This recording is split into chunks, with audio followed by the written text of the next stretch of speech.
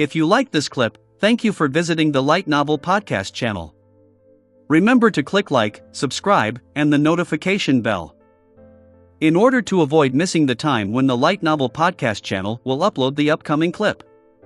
If you find this story amusing, leave a comment under the video saying so and help each other like it to get to 1,000 likes for me. Let's listen to the rest of this sentence.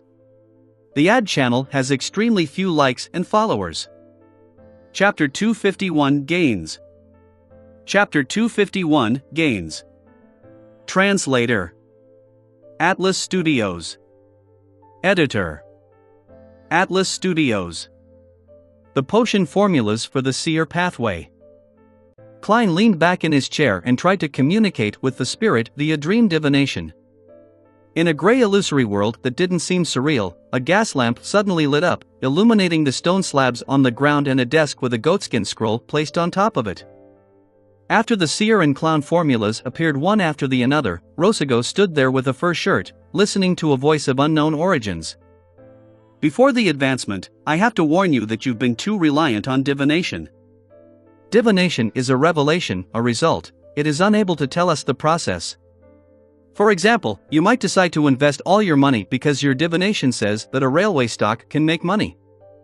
But in fact, what that revelation really means is that in the long run, in 30 years, the railway stock will make money, and before that, it will fall more than it rises. Fate isn't so easy to master, and there are many times when it's impossible to quantify it. Divination isn't all-powerful. In addition, divination can be interfered with and cause you to be misled. There are too many things in this world that cannot be understood. If you completely rely on divination, then you'll definitely die because of it. Divination is a revelation. It must be combined with one's own carefulness, caution, and self-control. Rosago was unable to divine the corresponding danger because the language of foulness was involved with the mysterious space above the gray fog, and that led to him dying at my hands. Otherwise, with his mystical abilities, it would have been difficult for Miss Bodyguard and I to escape today. This is also a reminder for me. Even if I had the gray fog to isolate all interferences, I cannot afford to be careless. No matter how certain my actions are, I need to leave some leeway. From these words, it seems like they aren't aware of the acting method. Otherwise, some of those words could be directly summed up as being respectful and fearful of fate. As his thoughts raced, Klein heard Rosago's reply as he unfurled the parchment. Sequence 7. Magician. Main ingredients: 1 true root of a mist trayant, all the spinal fluid of a dark-patterned black panther. Supplementary ingredients: 60 milliliters of purified water, 30 milliliters of mist trench juice, 3 grams of droplet gem powder, 4 drops of fantasy grass essential oil. Magician. This is also part of a circus. It can form the foundations of a circus with seers and clowns. Klein first lampooned before he recalled the suited clown that he had encountered before. From the looks of it, he was a magician. His abilities seemed to include firing air bullets, the ability to fire air bullets, flaming jumps, and drawing slips of paper as weapons. Not bad. Just being able to cast spells quickly can greatly increase my battle prowess. As these thoughts flashed through his mind, Klein saw the scene before him change. This time it was a splendid room, surrounded by golden statues and ornaments. It was the same voice from before, but it reminded Rosago of the same thing. According to my experience, after you consume the faceless potion, you have to remember this point: you can disguise yourself into anyone, but you are ultimately yourself. Faceless? Sequence 6 of the seer pathway is Faceless Man? This should be the Beyonder power that allowed Rosago to transform into Officer Faxine. From the looks of it, the fake detective's reel was also played by him. Creeping hunger allowed Kalangos to transform into a person with different looks. This matches this Beyonder power. From the looks of it, some faceless died at his hand. Such a power cannot augment a person in a straight-up battle. But it's more useful than 90% of all Beyonder powers in many occasions.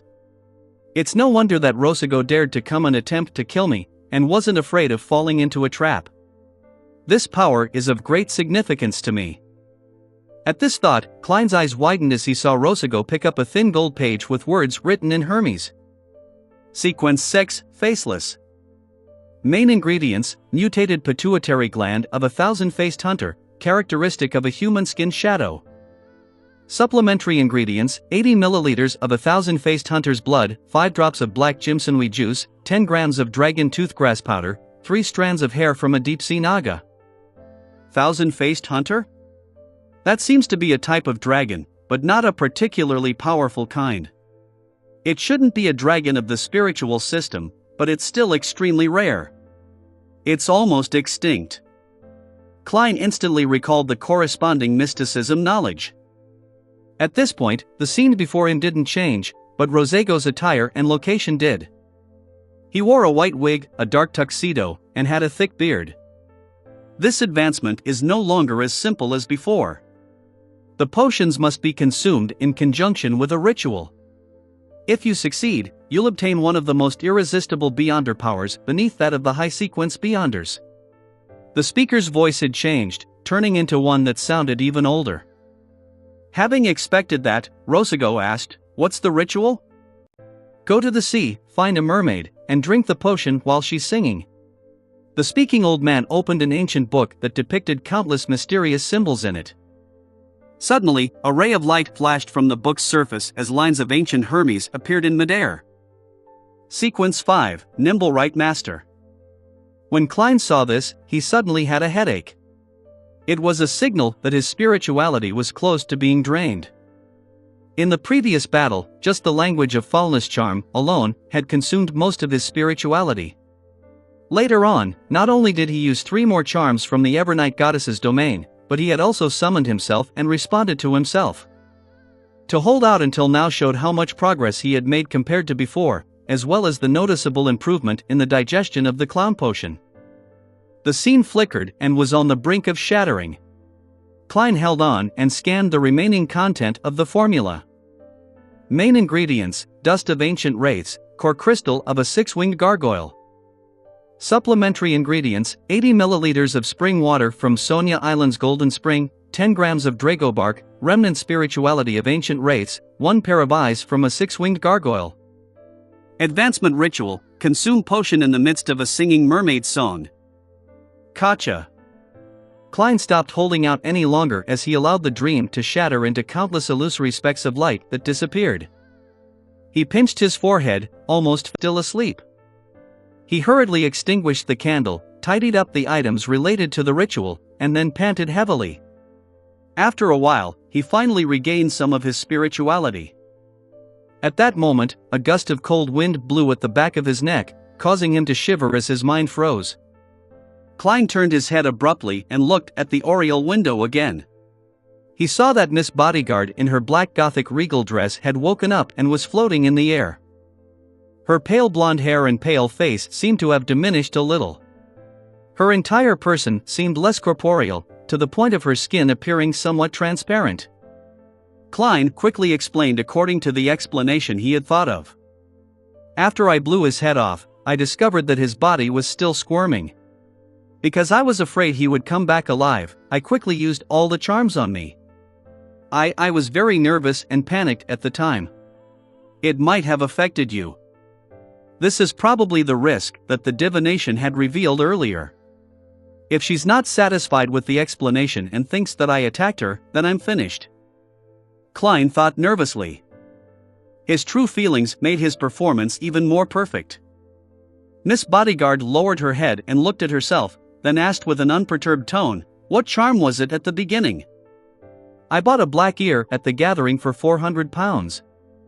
I was told that I could hear the voice of a great existence, and that if I was lucky enough, I would benefit greatly. If I was unlucky, I would die on the spot. Back then, I couldn't get a bodyguard, and since I was in such danger, I could only take the gamble." "The result was pretty good," Klein replied absolutely truthfully. "When I heard the voice of the great existence, that black ear shattered by itself and turned into such a charm." Miss Bodyguard's blue eyes swept over him slowly. The room was silent, as if it was frozen. Finally, the lady in the black regal dress nodded. "You'd better find a psychiatrist." Do you mean that I'd become a potential lunatic? Yes, she has guessed that it was a relic of a listener, and she understands that Rosego's spirituality must have been tainted by the true creator. She wouldn't suspect that I had deliberately made her sleep to take that opportunity to perform a mediumship. It would also explain why I had gotten rid of the effects of the ravings faster than she did. After all, I'm a potential lunatic created by the true creator. Klein smirked. Let's hurry up and clean up the scene. MI9 might come over to take a look. He pointed at Rosego's headless body. As he spoke, Klein put on a pair of gloves and squatted down to look for any relics. He quickly found more than 10 pounds in cash, some essential oils and herbal powder, 2 crudely cut paper figurines, and a strange piece of paper. This piece of paper was orange in color, and on it were symbols corresponding to the sun. The magic emblem formed a blank rectangle, and just by holding it in his hand, he found it very warm and sedate. What is this? Klein didn't hide his puzzlement. Without him realizing it, Miss Bodyguard was already floating behind him. She answered simply, a mystical object corresponding to a notary. Notary? Klein was surprised at first, but he soon remembered that Rosego was an intelligence officer in the Intis Republic. People there believed in the eternal blazing sun and the god of steam and machinery. Similarly, the eternal blazing sun was also the god of deeds. This is the sequence 6 or sequence 5 of the Bard pathway? If the notarization is valid, the Beyonder powers will be temporarily enhanced. If the notarization is fake, the Beyonder powers will be forcefully dispersed. Miss Bodyguard didn't explain any further and gave a rough description of its use. Klein was about to say something when he saw an eerie glow emitting out of Rosego's headless body and bloody brain mush. They attracted each other to form a blob that transformed into a black, pupil-less eye. Then, what is this? Klein asked again, feigning ignorance. Something worthless. Miss Bodyguard maintained her way of speaking. Worthless? Klein asked with a frown. He actually understood what Miss Bodyguard meant. Normally, if Rosego eventually lost control, he would leave behind a strange and terrifying sealed artifact. If he didn't, his Beyonder characteristic could be used as the main ingredient of a Nimblewright master. In short, it would be of great value. However, the problem was that he hadn't lost control but was also tainted by the true creator. Hence, it had become a potion's main ingredient that was branded by an evil god. Using it to concoct a Nimblewright master potion was equivalent to committing suicide by ingesting poison. Miss Bodyguard looked at the entirely black eye and said in a low and ethereal voice, "It has been contaminated by an evil god. It has no value anymore. If it really is of value, and one that's very valuable, I would even worry that you'd finish me off in passing." Klein pointed at Rosego's remains and said, "These are our common spoils of war.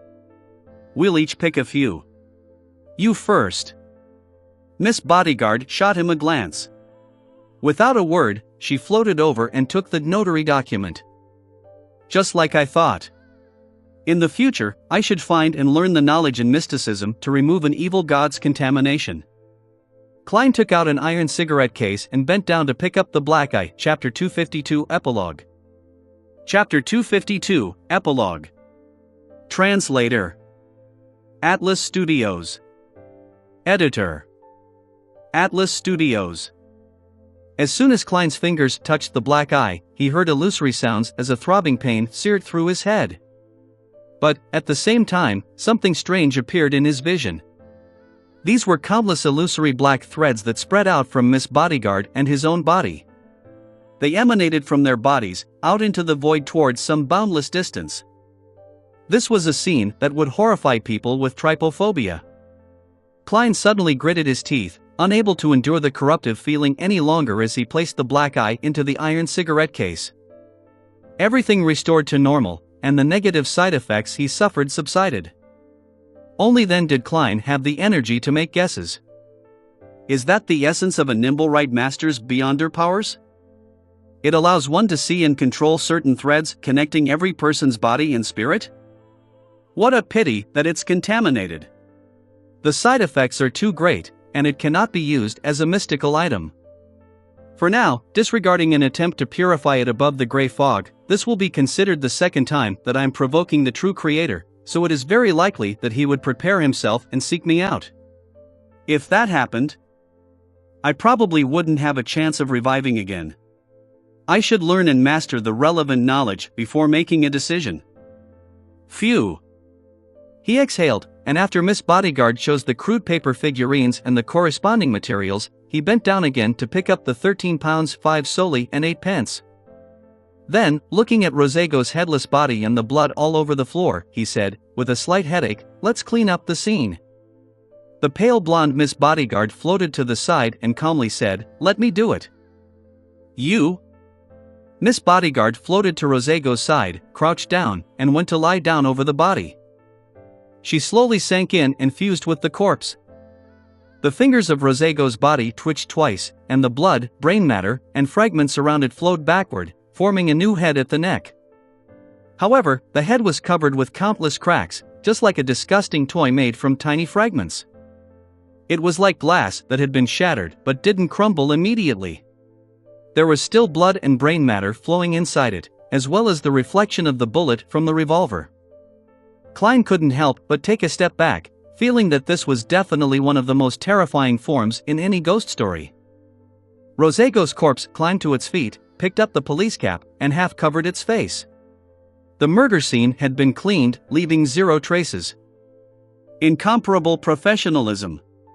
Klein marveled in his heart. He watched as Miss Bodyguard steered the corpse to lumber to the door. He subconsciously warned her, "Don't take a carriage or walk in brightly lit places. It would frighten the carriage driver and other passers-by." Miss Bodyguard didn't stop, completely ignoring his words. Suddenly, Klein thought of something. He realized what he had overlooked as he quickly added, "On the way back, go to the Rice police station, Sergeant Faxine's home, or search around Minsk Street for the clothes Rosego was originally wearing." Rosego came wearing a police uniform, and the powers of a faceless were obviously limited to himself, so where were his previous clothes? He couldn't have been wearing a police uniform all night. If MI9 and the police found Rosego's clothes nearby and realized that I'm not hurt, things would be a little tricky. Miss Bodyguard is an expert that's not considered a legal beyonder. For a normal detective to pay £1,000 to hire a bodyguard is enough to arouse suspicion. Klein kept thinking, trying to seal all the loopholes ahead of time. Just as he was about to use his divination ability to help Miss Bodyguard find Rosego's old clothes and return the missing uniform, Rosego's corpse paused and replied in a rusty voice, "I know." She seems very confident. "Oh right, Miss Bodyguard's state is between the physical body and the spirit body, and the principle behind divination is to travel the spirit world with an astral projection. Thus, she can rely on her instincts to divine." Having realized this, Klein didn't say another word. He handed the cartridge case to Rosego's corpse and watched it open the door, walk out, and close the door politely. The spoil of war that I chose is a beyonder characteristic contaminated by the true creator. I believe that no one would be able to divine it. Even if they did, they would feel the danger ahead of time and wouldn't dare to proceed with the divination. While thinking over the matter, Klein walked back to the sofa and sat down, feeling a lingering sense of fear. The battle had lasted no more than a minute, nor had it been fierce enough to destroy anything, but the ferocity and danger of it had been second only to what he had experienced when facing Megos and the baby in her womb. Even with the powerful Miss Bodyguard and the language of foulness, he had almost fallen under Rosego's control and killed without being able to put up a resistance. The ability of a nimble right master is very odd and very powerful. According to the law of Beyonder characteristics conservation, the Beyonder characteristic left behind by Rosego should include all of the main ingredients of the potion sequences 5, 6, 7, 8, and 9. If it wasn't contaminated by an evil god, if it was matched with the supplementary ingredients, an ordinary person could instantly become a sequence 5 Beyonder. Of course, this kind of advancement method, one depending entirely on luck, has long been abandoned by history. It's the most primitive and most dangerous method. Advancing step by step according to the sequence is the best way that has been verified by the lives of countless predecessors. If I can get rid of the corruption of the true creator in the future, then I can also use the Beyonder characteristic left behind by Rossigo when advancing from sequence 6 to sequence 5. The additional characteristics will only make me stronger, like the captain. As Klein recalled the past, he raised his hand to pinch his forehead. He turned to think about something more important. Rossigo's appearance meant that the struggle for the manuscript had ended. Could his lack of charms have to do with him finishing all his charms in the battle? To come at such a critical juncture, it's likely he had the intention of diverting attention. MI9 probably didn't expect him to seek revenge so boldly under such circumstances. They didn't send anyone to monitor me and could only passively wait for Rossigo to give them the signal. Rossigo was Bakerland's assistant, and his action should be directed only by Bakerland. After his death, as long as Bakerland is dead, there would be no more latent dangers left. I wonder if the assassination has begun or if it succeeded. Tonight, because of the battle over Helmasuin's manuscript, the powers defending Bakerland would be at its weakest. If it were me, I'd definitely not miss this opportunity. I'm sure Bakerland didn't think that someone would assassinate him. With nothing to do, Klein fished out a coin and, recited with a suppressed tone, "Bakerland is already dead." Ding! The penny tumbled in the air and fell down into the palm of Klein's hand, head facing up. It meant a positive result. Bakerland is dead? The assassination was a success? Klein was overjoyed, his tensed-up nerves immediately relaxed. Without Rossigo's interference, he believed that the result was correct. This matter has finally ended. Klein took a deep breath and slowly exhaled. He leaned back slowly on the sofa and looked out of the window at the faint crimson moon amid his fatigue and relief. Inside the Intis Republic's embassy, 2 military officials were squatting beside Bakerland's body, examining the cause of his death. Their partners and their superior had already gone out, chasing in a bid to capture the assassin. However, everyone knew that it was already too late. There was no hope left. There's severe lung damage, suspected to be the result of a disease. An extremely strong fatal blow, one much stronger than all the Sequence 5 Beyonder attacks I've ever seen, one of the military officials said in a low voice. Disease? On the floor and on the bed, there are obvious marks of flesh and blood magic on the ground and on the bed, but none on the wall. Besides, the commotion of the fight wasn't transmitted outside. Finally, with the lethal blow having the characteristics of corruption and obliteration, there are at least 4 unconnected Beyonder powers. Another military official stood up and began to describe the situation as if he was talking to himself. He suddenly stopped and looked at the other military official. They said in unison, "Shepard." After a few seconds of silence, the squatting military official frowned and said, "It might be a group with at least 4 different Beyonders." "Then, we'll wait to be judged. It's normal for us not to discover the infiltration of a single Rose Bishop, but how did the other 3 do it? It's impossible." The standing military official denied the guess as he hesitantly said, "However, I have heard of another sequence that can create similar effects. I think it's called Scribe. I don't know what pathway it is, nor do I know which organization it belongs." The squatting military official nodded and said, "A Shepard is the prime suspect. The Aurora Order are a bunch of lunatics. It's nothing odd for them to do anything. Let's begin investigating the identity of the woman that seduced the ambassador." Damn it! The Lone Kingdom definitely won't permit our investigations. Those Aurora Order bastards are lunatics who deserve to be F***ed by donkeys. The standing military official shook his head in frustration. They were bound to be punished for the ambassador's assassination. At 15 Minsk Street, Klein pretended as though nothing had happened. Putting up with his fatigue, he flipped through the papers. After about 20 minutes, he suddenly saw Miss Bodyguard, in her black regal dress and long, pale blonde hair, appear in the oriel window. "Is it done?" Klein subconsciously asked. Miss Bodyguard nodded slightly without a word. "Phew." Klein thought for a moment before saying, "Thank you for your protection. This matter ends here." I'll pay you the remaining £900 in 2 days. As you know, there's a withdrawal limit. Or should I hand it over to Merrick? The pale-faced lady opened and closed her mouth, her voice seemingly ethereal as it echoed in the air. Just give it to me. I promise to protect you for 3 days, not just once. Lady, you really abide by the contract. However, this would be very inconvenient for me. Are you going with me to catch the adulterers in bed tomorrow? 3 days. Today is Thursday, and the protection would be over by Sunday afternoon. Yes, thankfully, it wouldn't affect the tarot gathering. Klein rubbed his forehead and said, All right. How should I address you? You don't need to know. Miss Bodyguard lifted her gothic regal dress, bowed slightly, and disappeared from the oriel window. Chapter 253, Night Thoughts. Chapter 253, Night Thoughts. Translator. Atlas Studios. Editor. Atlas Studios. She really has quite the character. Klein smiled in response to Miss Bodyguard's reply, a very obvious smile.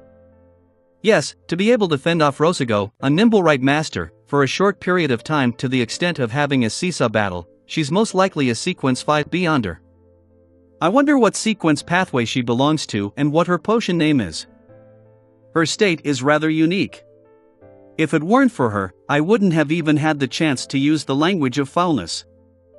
Klein picked up the newspaper beside him and pretended to read, but he was actually thinking. However, he quickly turned his attention back to the issue of whether there were still loopholes on the matter. For example, the contaminated Beyonder characteristic left behind by Rosago had an intense luster of spirituality.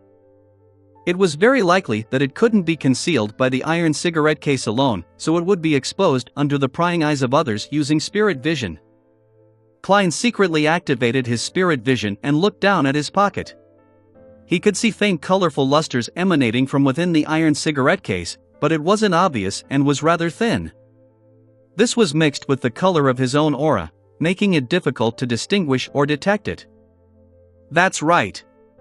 Only a high-sequence Beyonder can identify it through 2 levels of interference. No wonder all kinds of materials like herbal powders and the corresponding essential oil extracts are kept in metal bottles and not wooden vessels. It's because they contain spirituality, and those with better spirit vision can see through wood and see the color of the auras.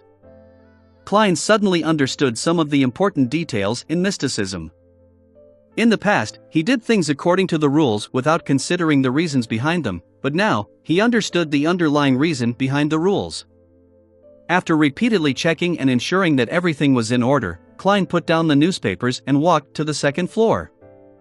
He had originally planned to take off his clothes and take a bath to completely relax himself, but when he thought of how Miss Bodyguard could appear out of nowhere in his house, he felt a little uneasy. Therefore, he only washed his face, brushed his teeth, and soaked his feet in hot water. Returning to his bedroom and taking off his coat, Klein hid his belongings before he collapsed onto the bed. As he was exhausted and had held on for quite a while, he ended up with tense nerves that prevented him from quickly falling asleep. Opening his eyes to look at the crimson moonlight on the ceiling, Klein didn't attempt to sleep with the help of cogitation. Instead, he aimlessly unfurled his thoughts, as if he were riding a horse without pulling at the reins. As his thoughts wandered, he quickly noticed a problem, having encountered too many coincidences in Tingen City and later learning how it was related to sealed artifact 0-08. My second case after arriving at Backland allowed me to get the next 3 potions formulas. Is that too much of a coincidence? Although this is in line with the revelation from my divination, Backland contains the opportunities for me to become powerful. Isn't it too fast and simple? Simple doesn't refer to the difficulty, but rather to the degree of twists and turns in the matter. This matter was very difficult and dangerous, but it wasn't complex and appeared simple. According to my expectations, I would have gathered information regarding the secret order through Miss Justice, Mr. Hanged Man, and Miss Zio and her companion, and then I would catch the tail of this ancient organization.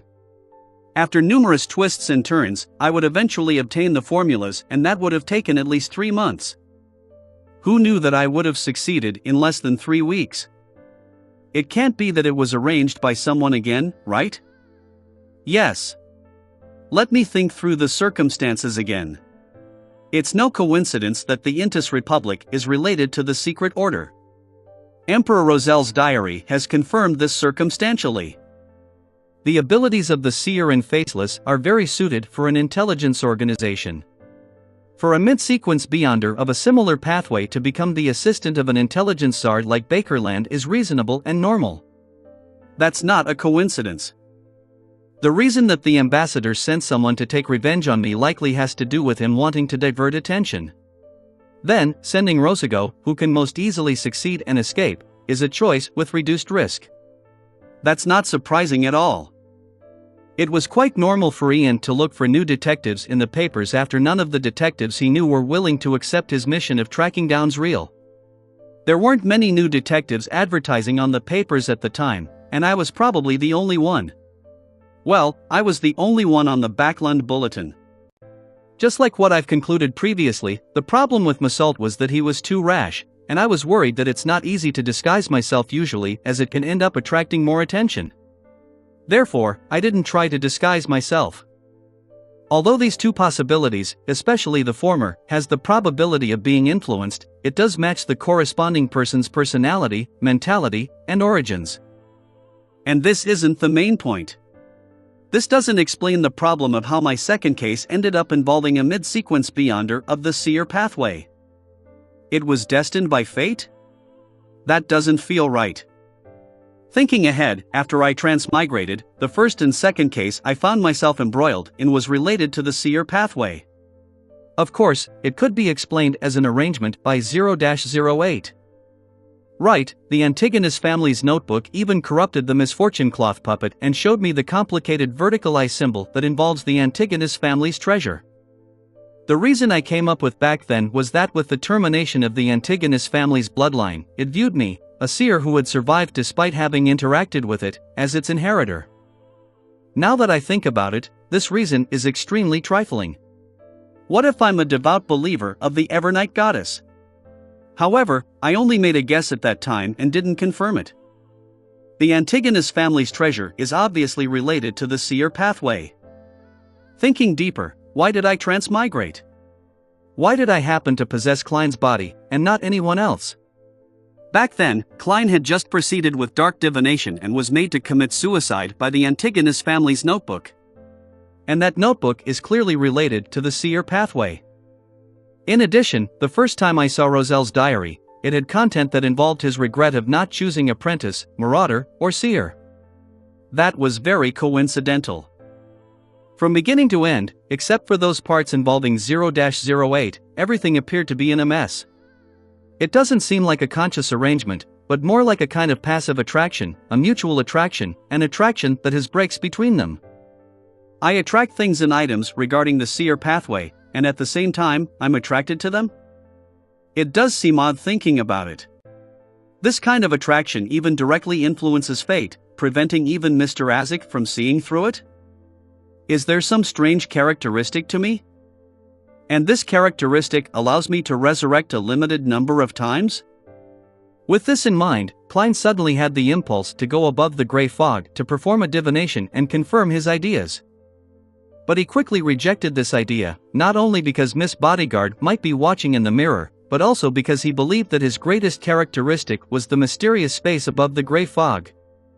Therefore, it was obviously impossible for him to have an answer if he were to use it to divine about it. At least for now, there aren't any obvious signs of manipulation. It would be acceptable if it's just pure attraction.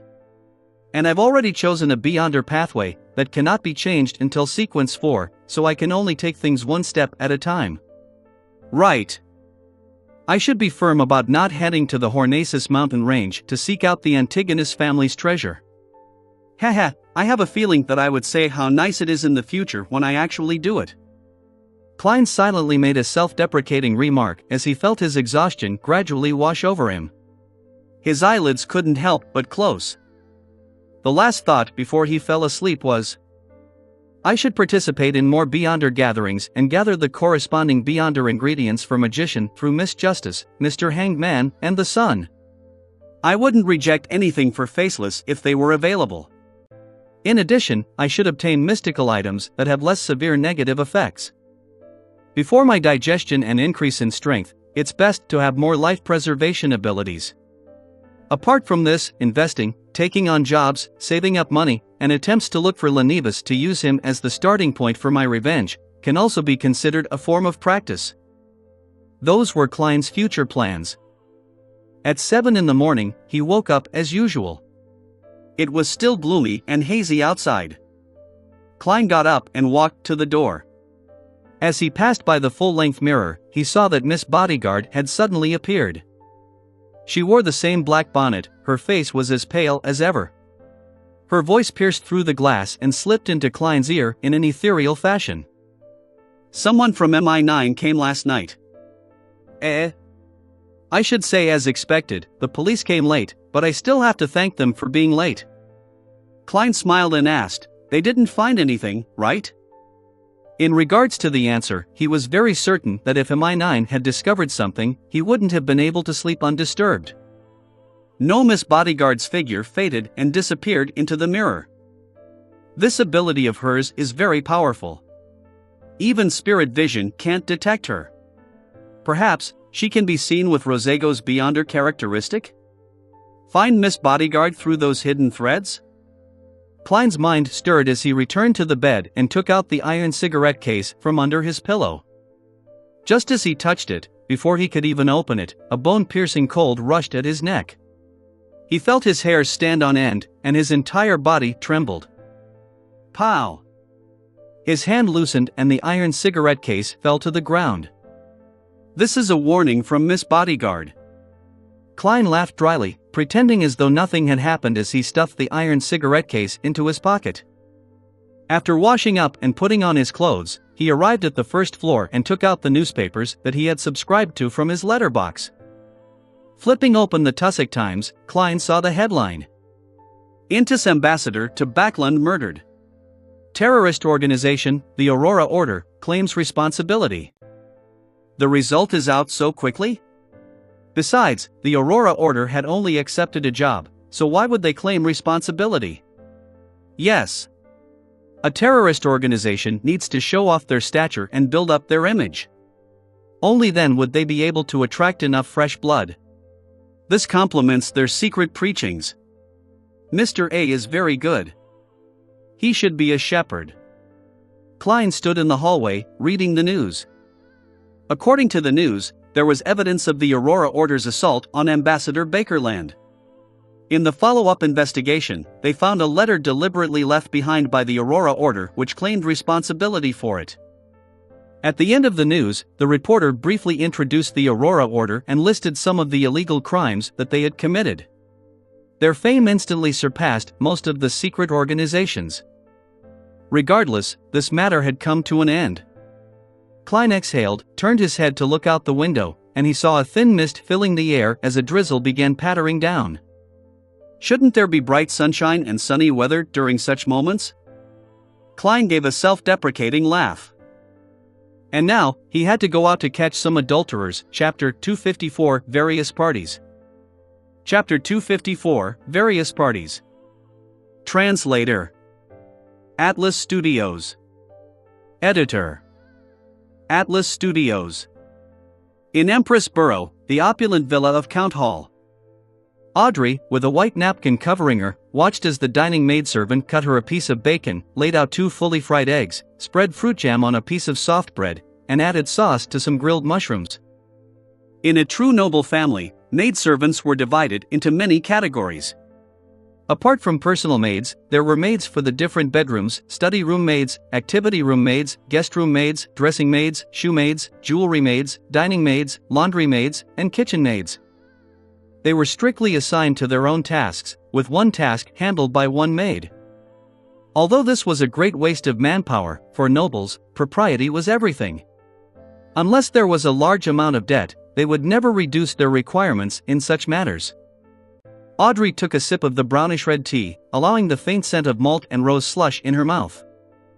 At this moment, she heard her father, a member of Parliament of the House of Lords, the powerful banker, Count Hall, mumbling as he held a newspaper in his hands. "The Aurora Order is really crazy." Aurora Order? Audrey blinked and asked curiously, what did they do? Oh, baby, you don't want to know. They assassinated the Intis ambassador, Bakerland. It does them no good. Count Hall shook his head as he flipped through the newspaper. Audrey's elder brother, the Count's eldest son, Hibbert Hall, swallowed the grilled mushrooms in his mouth and expressed his opinion.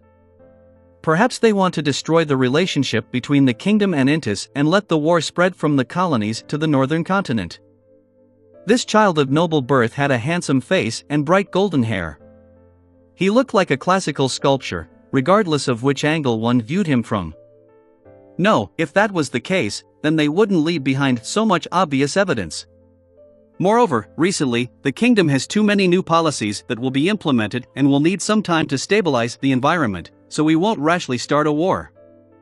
What happened last night was already reported in the newspaper this morning, and the details of the events and the murderer are enough to explain the thoughts of His Majesty and the ministers. Count Hall directed his son. Audrey listened to her father and brother discuss the matter in a daze before realizing what had happened. Bakerland has been assassinated? Mr. A succeeded? He really is from the Aurora Order? The reason why he intentionally exposed that it was the Aurora Order who did it was to prove that he was the one who completed the task and that he hadn't cheated me out of my money? This is too fast and efficient. I only paid the first sum yesterday afternoon, and I'm hearing the result this morning. A good result. Audrey was astonished and delighted. It was an uncontrollable joy, but also an instinctive fear. It was definitely something to be happy about since the mission entrusted by Mr. Fool's adorer had been accomplished so easily. However, the power and actions displayed by Mr. A and the Aurora Order who was backing him left Audrey subconsciously scared. Thankfully, I talked with Glank yesterday and reached a loan agreement. As a Viscount, he should have successfully raised the money without drawing attention to himself. I'll give Mr. A the remaining funds in the coming 2 days through Zio and Furs. I can't afford to show my face. I won't be attending Mr. A's gathering for the next month or two. It's good that I already have other circles. Audrey took a reserved bite of the soft bread which was slathered with jam. As breakfast drew to a close, small cakes of cream, cherries, and strawberries were served to her plate, and she suddenly felt a little smug as she calmed down. Mr. Hangman wanted to take part in the mission, but he might have only just now completed his initial assignment, but it's already over. Serves him right to be at sea. Audrey was in a good mood, and she was smiling as she savored the dessert. At Hillstonborough, Zio and Furs looked at the newspaper in front of them and made no further movements for a long time. This was done by Mr. A, wasn't it? Zio looked at her friend with a shocked and puzzled look. Furs turned the stone bracelet on her wrist and shook her head in a daze. Perhaps. I know about the Aurora Order, but I don't know if Mr. A is a member of the Aurora Order. He should be. After all, we only gave him £2,000 yesterday. I doubt anyone else would also want to assassinate Ambassador Bakerland, Zio said with uncertainty. Furs was silent for a few seconds before she suddenly sighed and said, whether it was Mr. A or not, we still have to give him the remaining £8,000. At the moment, no one can prove that he didn't do it. If we want to stay in this circle, we can't renege on the debt. Anyway, we're not the ones paying. And we'll still get £500 for the work. With that, Zio became happy. The thing is, I always have a feeling that finding Mr. A again would be dangerous, Furs pondered and said, I'll go by myself to make the last payment. It'll be better for the both of us. But, Zio was a little worried. If you follow me, it'll affect my escape, Furs shook the bracelet on her wrist and said in a disdainful tone. Alright then, Zio scratched her short, rough blonde hair as she helplessly replied. While the two of them were fretting about this, a new message from Mr. A came to them from a private communication channel. He told them not to look for him, but to deposit the rest of the money in separate anonymous accounts at different banks. Phew! Zio and Furs breathed a sigh of relief in unison. In a basement that was as wide as a temple, Mr. A, wearing a hooded black robe, was kneeling in the darkness, murmuring something reverently. In front of him was a 3-meter statue of a man hanging upside down with his legs chained up. This hanged man had a giant's unique single vertical eye, and his arms were stretched out horizontally, forming a cross. At this moment, a man with a black robe came in and humbly reported, "Mr. A, I've already sent the news." "Well done," Mr. A said, without turning his head. The man in the black robe asked curiously, "Why don't you let us investigate who commissioned this mission?" Mr. A lowered his head and said with an indifferent tone, "There's no need. You must remember that this is a critical moment. We will cause chaos throughout the continent, try our best to attract the attention of others, and use these to welcome the return of our Lord." Ha ha ha. Cough. Cough. Cough. Mr. A suddenly laughed before he started having a fit of coughing. It was so serious that he fell to the ground. Cough. Cough. He coughed out blood-colored fragments which continued squirming after falling to the ground as if they were alive. The man in the black robe immediately lowered his head, pretending as though he had seen nothing. After quite some time, Mr. A finally calmed down. He crawled forward, his mouth pressed against the ground as he licked all the blood-colored fragments that he had coughed out back into his mouth. 126 New Year's Street, Hillston Borough. The relaxed Klein didn't tail Daragu Gale this time. Instead, he chose his mistress, Erica Taylor. After all, adultery needed two to clap.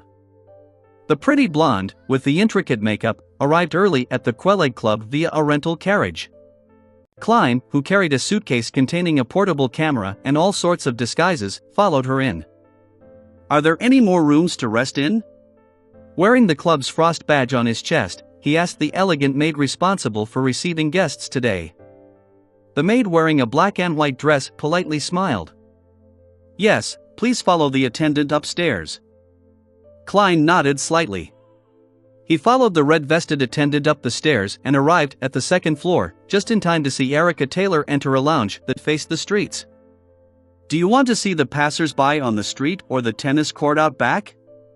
the red-vested attendant asked politely. "Let's do the street," Klein answered casually in a deliberate manner. Under the arrangements of the red-vested attendant, he and Erica Taylor's room was separated by 2 rooms, and he could also see the street outside the club. "How do I take a picture later? Should I find a chance to sneak in and hide in the room, or climb out of the window and travel across the pipes?" Neither of these methods can conceal that exaggerated flash, but the latter can be disguised as a Vogue shot from the outside. "That wouldn't bring suspicion to me and I wouldn't be kicked out. However, this will be easily noticed by Daragu and Erica. Use a charm to put them to sleep? No, it wouldn't be convincing enough, it has to be a picture of them doing the deed. There's only one chance, and I have to take it well enough. This isn't my field of expertise, as I'm not some artistic master. If it was old Neil, he would definitely attempt to conjure a new ritualistic magic to hide the camera flash. Of course, the goddess might not respond to his request." As Klein considered his next move, he saw the image of Miss Bodyguard appear in a silver mirror in the room. She was still wearing her black Gothic regal dress and her matching soft hat. Her hair was pale blonde in color with delicate features across her pale face. "Do you have any way of hiding the flash of the camera?" Klein asked casually. Before he could finish his sentence, he saw ripples on the surface of the silver mirror as a slightly transparent palm suddenly extended. Miss Bodyguard came out of the silver mirror like a ghost, walked in front of Klein, and said with a nod, "Yes." She lowered her body and leaned over, slowly fusing into the camera's lens. Klein's mouth slightly opened as he watched this horrifying scene, taking quite a while to recover from his shock. He picked up his portable camera and tried a test shot in his lounge. The effect was beyond his expectations. The flash was limited to the vicinity of the camera, and the resulting image was also quite good. Perhaps it should now be called a spectral camera, Klein lampooned. He took the camera, went to the window, and patiently waited. Not long after, he saw Daragu Gale arrive via carriage. In the other room, Erica Taylor saw her lover and hastily left the lounge to meet him on the first floor. Klein seized the opportunity to use a tarot card to open her room, carefully hiding in the cupboard where the extra sheets and quilts were kept. The darkness around him reminded him of the previous night, of that creepy and terrifying Numblewright master, Rosago. Last night was filled with danger, yet today, here I am catching adulterers in the act. Life sure is marvelous. While Klein was making fun of himself, he heard the door open. Chapter 255, Photography Expert. Chapter 255, Photography Expert.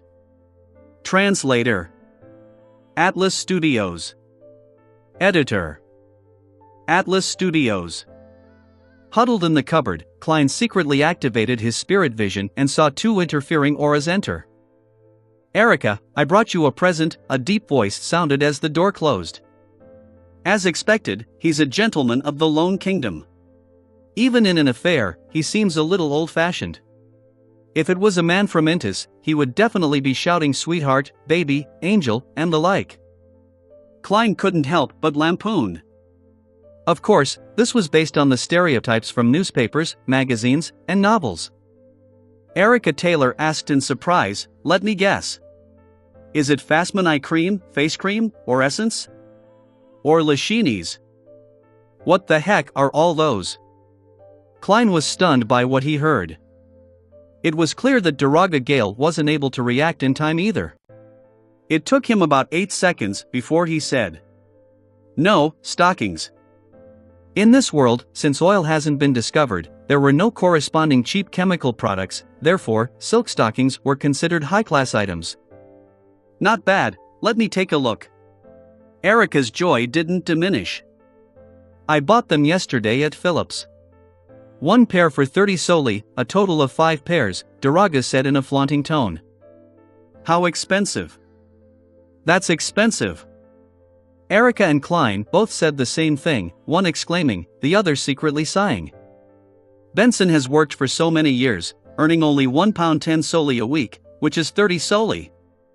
That's just equivalent to a pair of stockings, and with that salary, he was able to provide his brother and sister with an education, feed them fairly well, and even provided them with a place to sleep. An average worker with a bit of skill would only be paid around 20 soldi a week."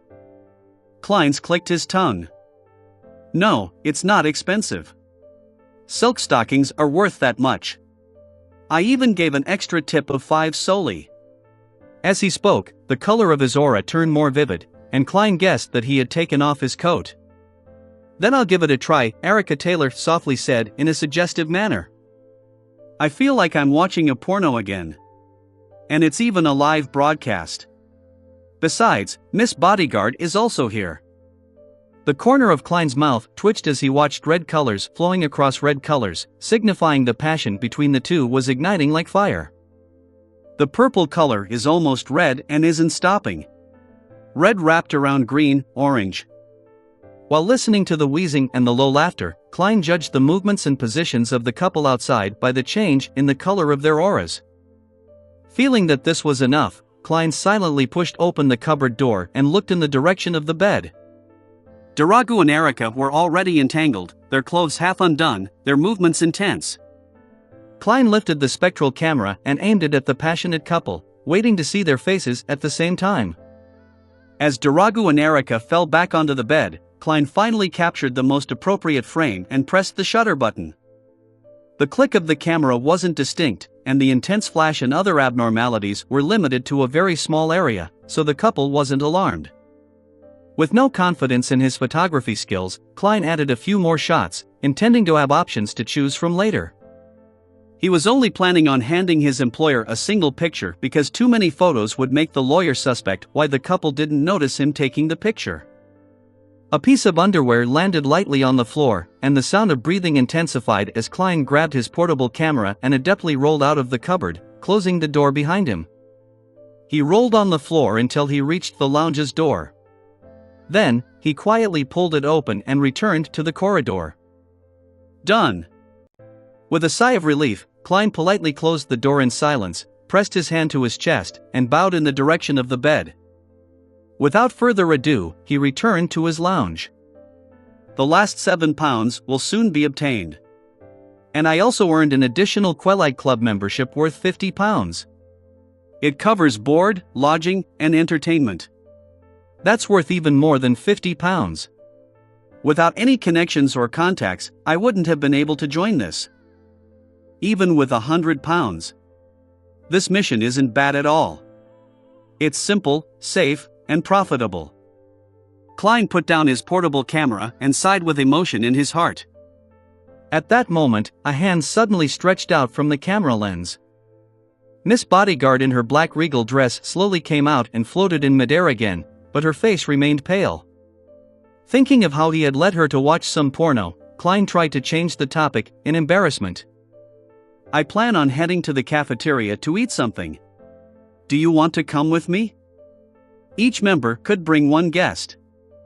As for how to explain the sudden appearance of the guest, Klein's plan was to go out for a while and then come back. Miss Bodyguard replied in a neutral tone, I can go without eating for 2 weeks. As she spoke, she turned her back to Klein and floated toward the mirror, disappearing in an instant. What exactly is her sequence? Klein thought curiously, putting the portable camera back in its case. After doing all of this, he went to the bathroom and relieved himself. After washing his hands and wiping his face, Klein looked into the mirror and examined his appearance. As he hadn't shaved this morning, he had quite a stubble. His hair was parted to the sides in a 3:7 ratio, and a pair of gold-rimmed glasses hung on his face. He looked refined and scholarly, with a tinge of maturity. There's a definite difference from the past. I can still be recognized if scrutinized. Once my beard grows to a certain extent, I wouldn't have to worry that much. I wouldn't need to be afraid of anything when I advance to sequence 6 faceless. Klein took out his golden pocket watch, opened it, and walked out of the bathroom. He took his suitcase and went to the cafeteria on the first floor. It was just after 9, so breakfast was still served. Klein chose a double-sided, half-cooked fried egg, a loaf of white bread, a cake of butter, a desi pie, a serving of bacon, and a cup of marquis black tea with a piece of lemon floating on its surface. While looking for a seat, he suddenly saw a familiar face. It was the surgeon who had recommended him to the club, Aaron Series. The tall, thin gentleman was sitting alone in the corner, having finished his breakfast and was sipping his coffee as he leafed through the newspaper. Good morning, Dr. Series. Klein walked over and greeted the slightly cold Aaron. The surgeon nudged the frame over his nose and said, Just call me Aaron, Detective Moriarty. According to the principle of reciprocity, you have to call me Sherlock. Klein sat down. Any news today? I came out in such a hurry that I haven't read the newspapers. The Intis ambassador was assassinated. A terrorist organization by the name of the Aurora Order declared responsibility for it. Sigh, this world is becoming more and more chaotic. Sooner or later, there will be an all-out war in the southern and northern continent, Aaron expressed his feelings. The war has never stopped, sir, it's just that we've been able to enjoy peace. Klein finished his fried egg and replied with a smile. What a pity that such an important case wouldn't seek the help of private detectives like us. Aaron flipped through the newspaper. This news doesn't have much to do with us. What's really important is that the House of Lords and the House of Commons will pass a motion either today or tomorrow after a long debate. First, it's the Civil Servant Unified Examination Bill, as well as the relevant guidance and actual plans.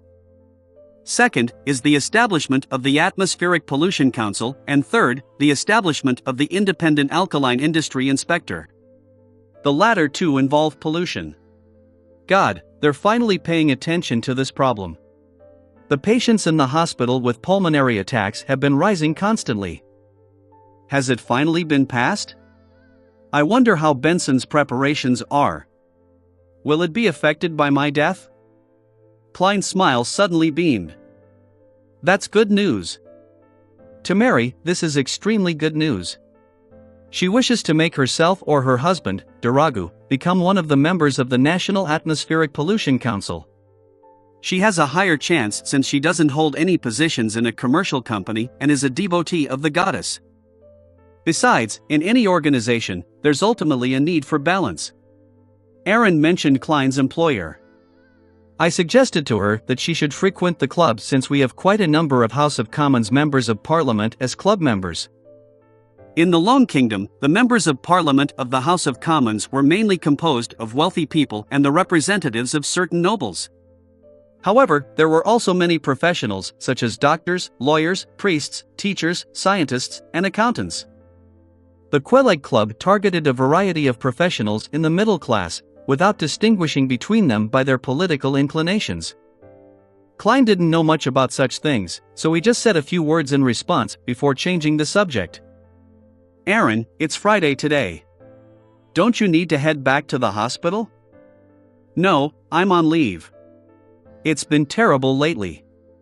Aaron suddenly frowned. What happened? Klein drank a mouthful of black tea.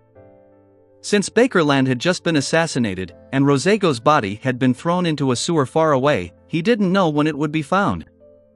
Klein was concerned about the aftereffects and the imperfection of his disguise, so he didn't plan on taking missions that were too difficult or easily exposed his identity. Therefore, he was interested in simple matters which held potential and handsome rewards.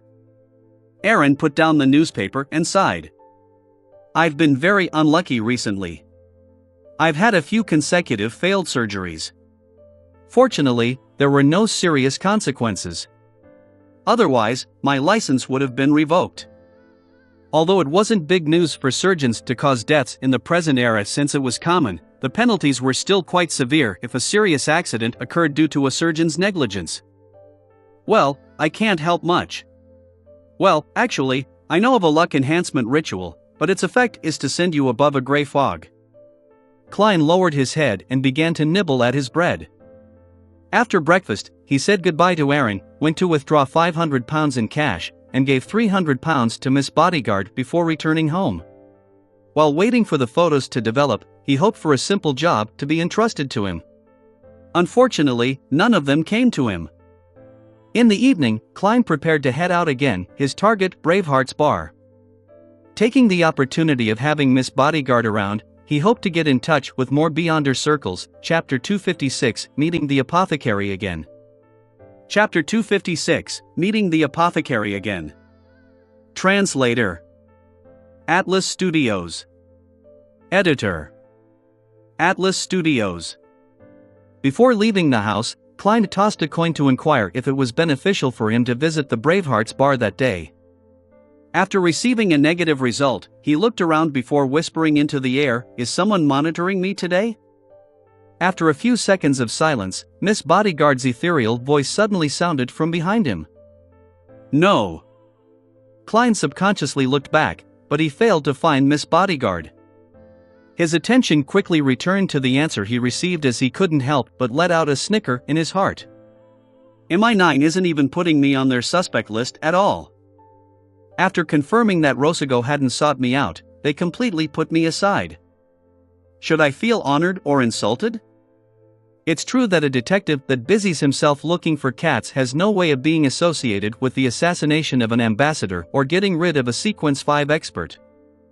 Furthermore, MI9 has been monitoring me for quite some time. My panic, my helplessness, and my struggle for self-preservation were laid out for them to see. It's obvious that I can't inflict any substantial harm to the ambassador. With that in mind, Klein put on his half-top hat, carried his black silver-inlaid cane, and walked out of 15 Minsk Street. He spent 2 solely for a rental carriage that brought him to Braveheart's bar on Iron Gate Street in the Backlund Bridge area. He entered like a regular, walked past the cheering drunkards around the boxing ring, and rapped the countertop when he came to the bar counter. "1 glass of Southville beer." The bartender looked up at him and mumbled, "Casper's is in cardroom 3. Klein smiled and pushed 5 one-penny copper coins to the man. Then, carrying the wooden cup and sipping a white, smooth, frothy Southville beer, he walked around 2 of the rowdiest, liveliest stages that stank the most and knocked on the door of cardroom 3. Casper's was playing Texas poker with unlimited stakes. Stacks of cash were piled high in front of him, as well as yellow coins that piled up in a dazzling heap. Noticing Klein's gaze, the black market arms dealer with the huge scar on his face twitched his big red nose and casually said, "I don't like using chips as they don't feel real to me. It's still the texture of cash and the weight of the coins that leaves me intoxicated. It the same as F*** king women." After finishing that sentence, Casper's frowned slightly. What are you doing here again? Klein didn't answer directly, but he gestured with his mouth to speak outside. Damn it! I was going to clean them up with this hand. Bullshit, I'm folding.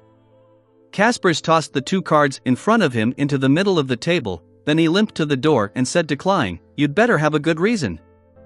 After leaving the card room and coming to the corner, Klein said in a suppressed voice, "I want to know when the most recent gathering will be, just like the last one."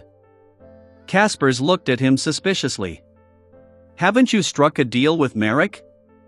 It's not about hiring bodyguards. Regarding that, haha, you know. I've become very interested in it." Klein was telling the truth. Kaspers hesitated and then said, "There will be a gathering tonight. The organizer is the same person as last time, but you'll have to wait for more than half an hour. I'll inform them first. You showed your reputation last time, so I don't think there'll be too much of a problem." "No problem, I'll pay you." Klein touched the bills in his pocket. "You just need to pay £1 this time." Kaspers acted like he was very generous. "It's worth it," Klein said as the corners of his lips curled up. After paying Kaspers, he found a seat and sat down, drinking the rich malt-scented Southville beer and enjoying the competition on the ring. "I can beat and take them down at the same time," Klein quickly came to this conclusion. After about 10 minutes, Kaspers returned to the bar, looked around, and said in a low voice, "They agreed. We'll head there after half an hour. Holy Lord of Storms, I hope you haven't forgotten that mask." Klein gave a positive answer. He slowed down his drinking as he began sipping, and he took half an hour to finish the 500 milliliters of Southville beer. It was the same path they took as the previous time, and it was the same house without any light.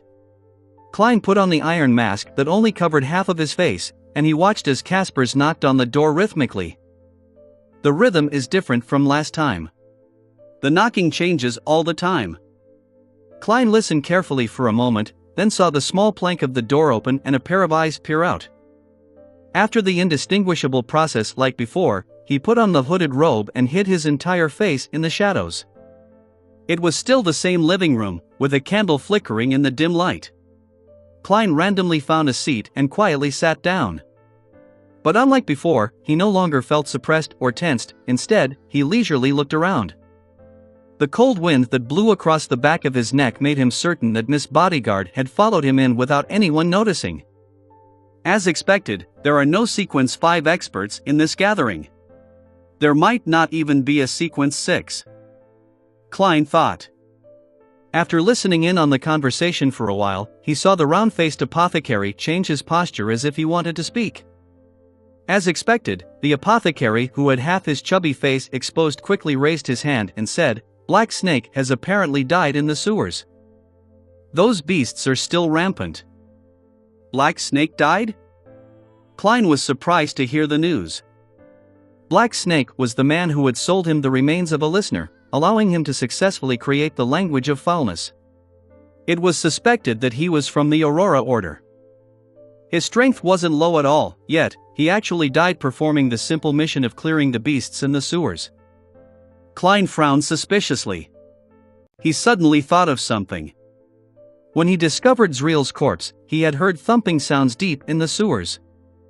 By the time he let Ian there, parts of Zreel's body had been eaten by strange beasts. That was at the bottom of Iron Carbon Street in the East Borough, quite far from the Backland Bridge area, and I wonder if there's a connection. Klein had no impulse to verify this. News of Black Snake's death quickly spread through the dark room, attracting the murmurs of many. A sense of fear spread through them, as though they had experienced it themselves. The apothecary clapped his hands and said, "So, what should I do?" The whispers suddenly disappeared, and a frozen silence filled the room. As the apothecary had advised him without being afraid of offending him, Klein thought for a moment and said, "If I were you, I would give up on the rest of the herbs and never go there again." "Why?" "They'll mature very soon, and those beasts that hide in the depths of the sewers usually won't come out," the apothecary asked hesitantly. Klein deliberately said in a hoarse voice, "Black Snake likely has an organization backing him. His death definitely would have caused an investigation." "I believe you don't want to interact with them, right?"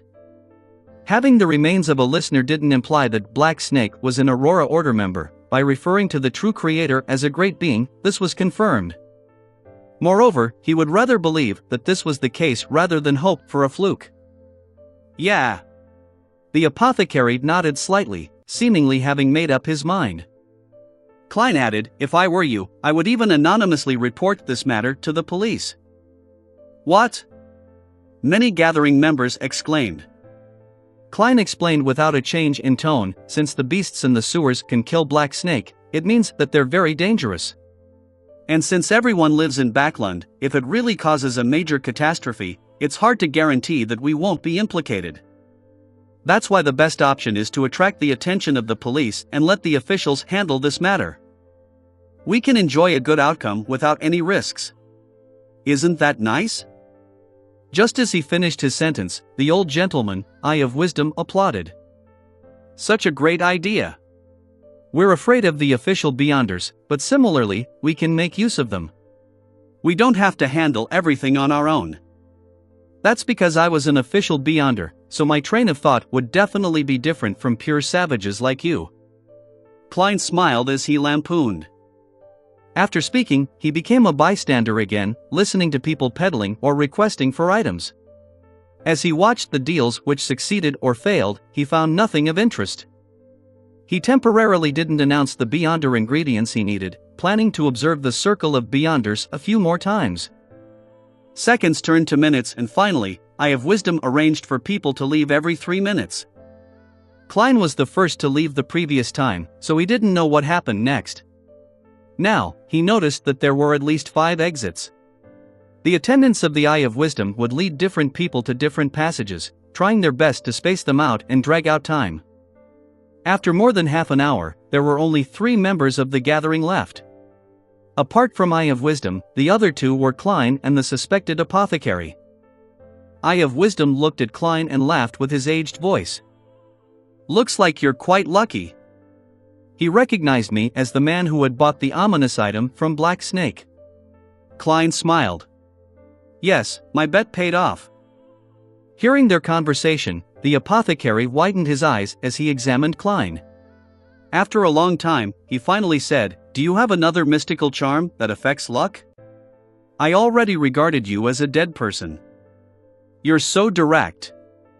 Klein tactfully answered, maybe I'm lucky enough myself. Actually, he did want such an item. Eye of Wisdom sighed and said, young lad, don't always bet on your luck, especially on matters such as this.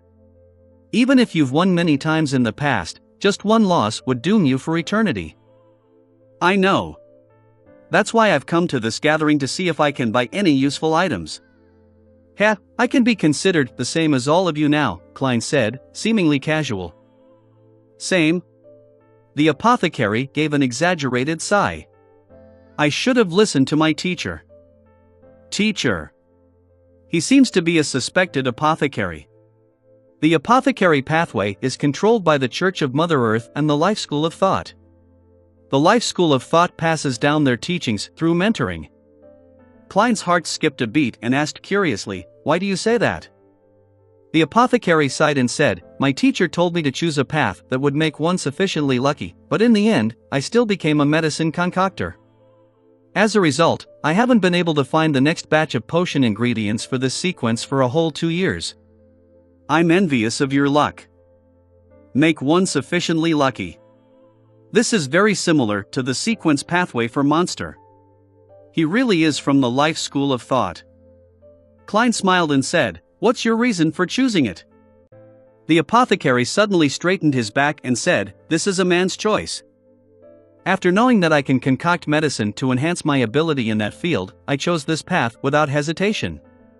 Chapter 257, 2-081. Chapter 257, 2-081. Translator. Atlas Studios. Editor. Atlas Studios. What a godlike reason. After hearing the apothecary's answer, Klein was unable to control the changes in his expression despite being a clown. Fortunately, he was wearing an iron mask over his face. The apothecary didn't notice the reactions Klein and Eye of Wisdom had, and he began to let his hair down. That's why I really like Backlund.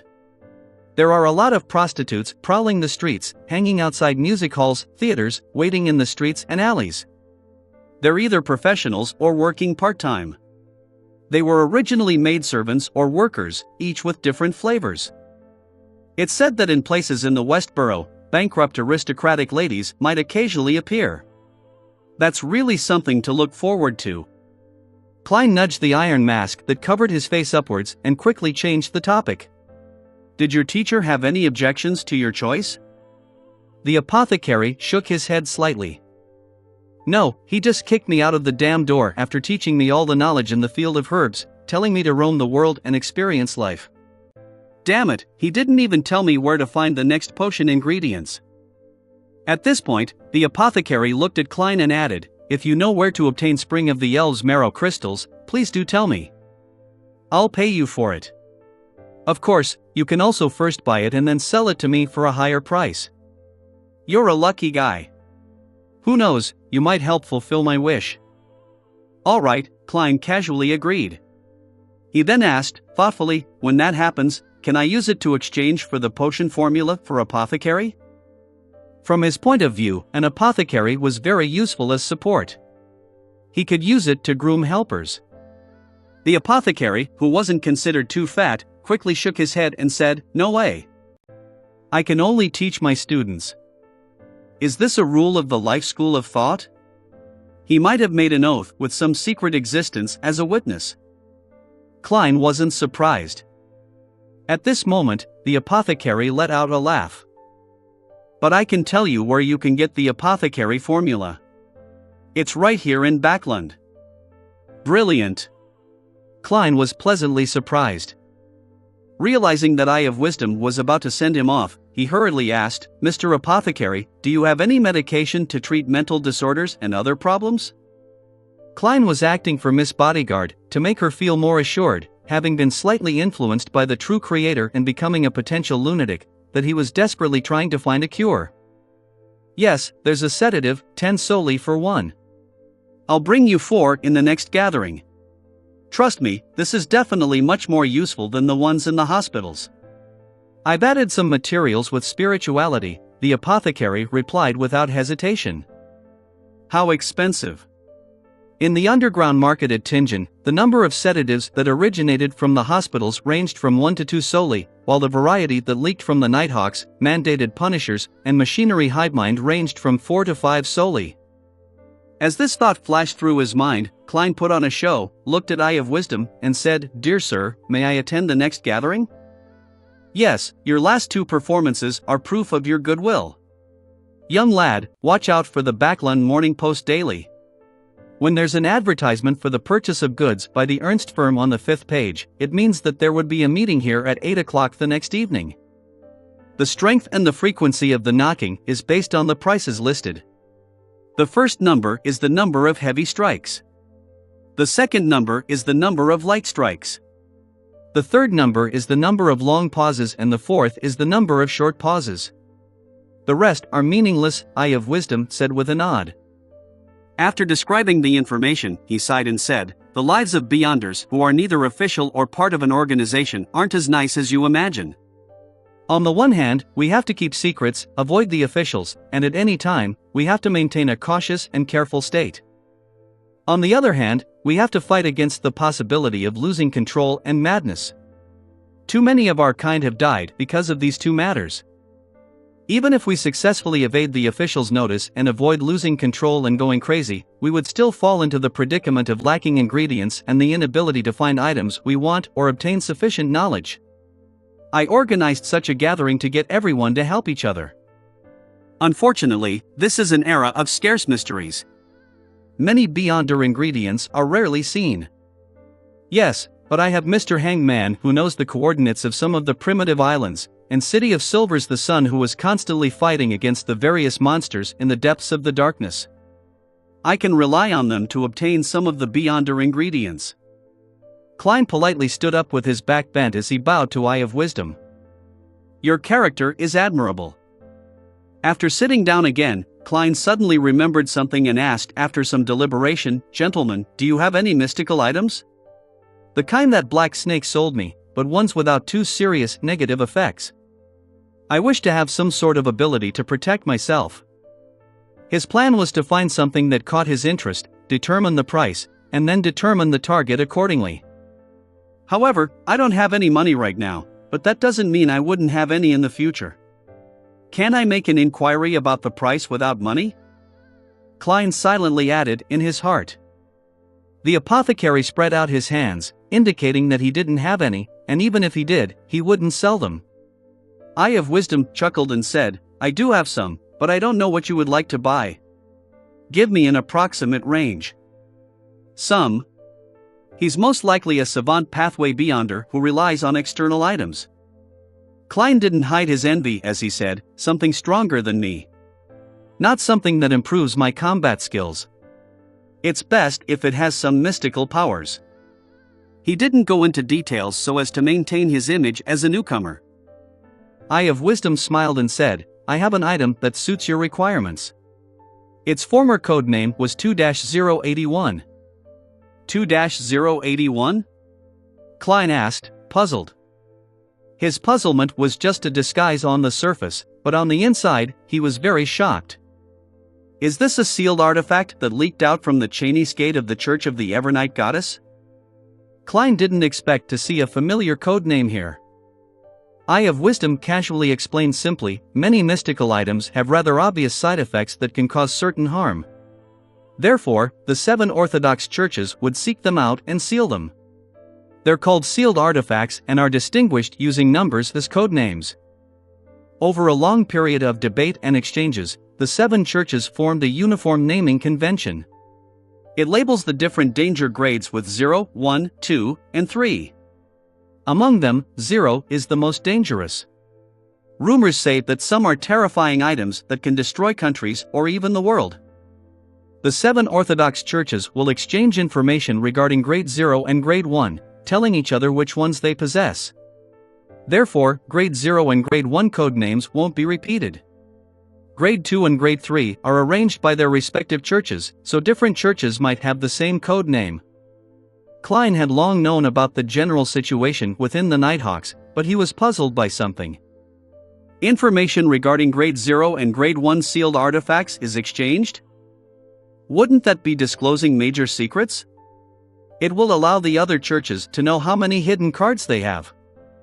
Of course, this could also be seen as a form of strategic deterrence, to avoid direct conflict between the 7 churches.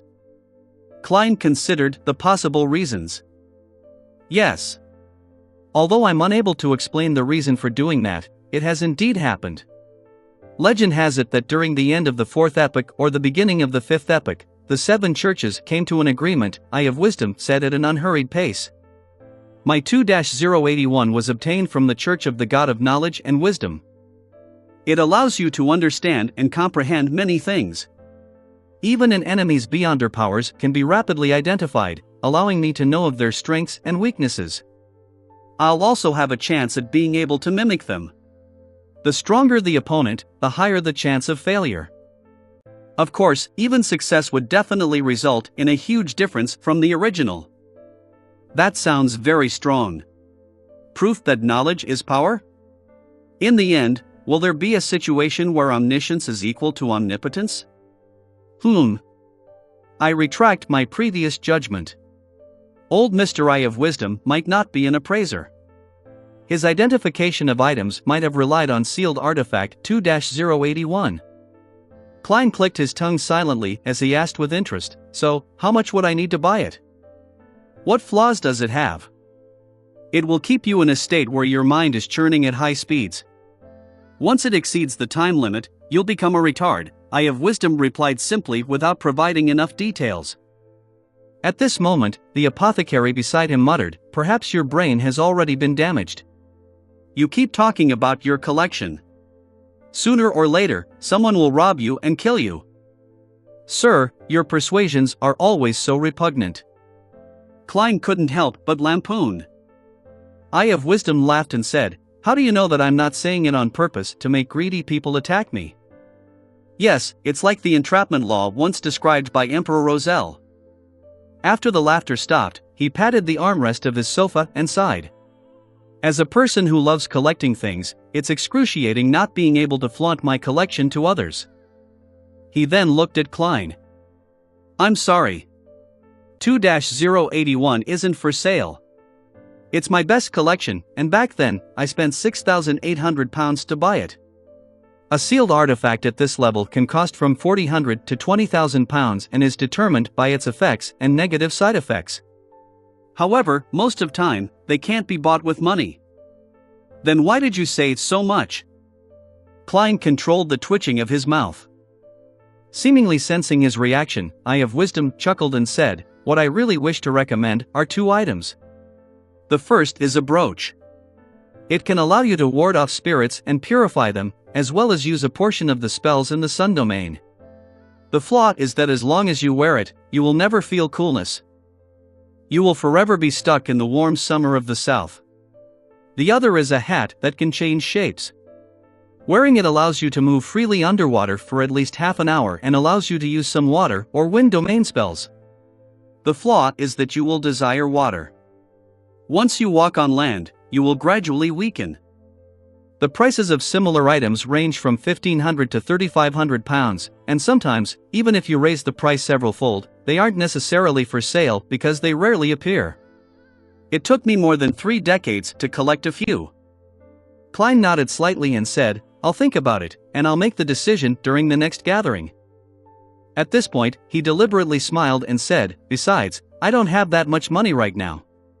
Chapter 258 Murder Case. Chapter 258 Murder Case.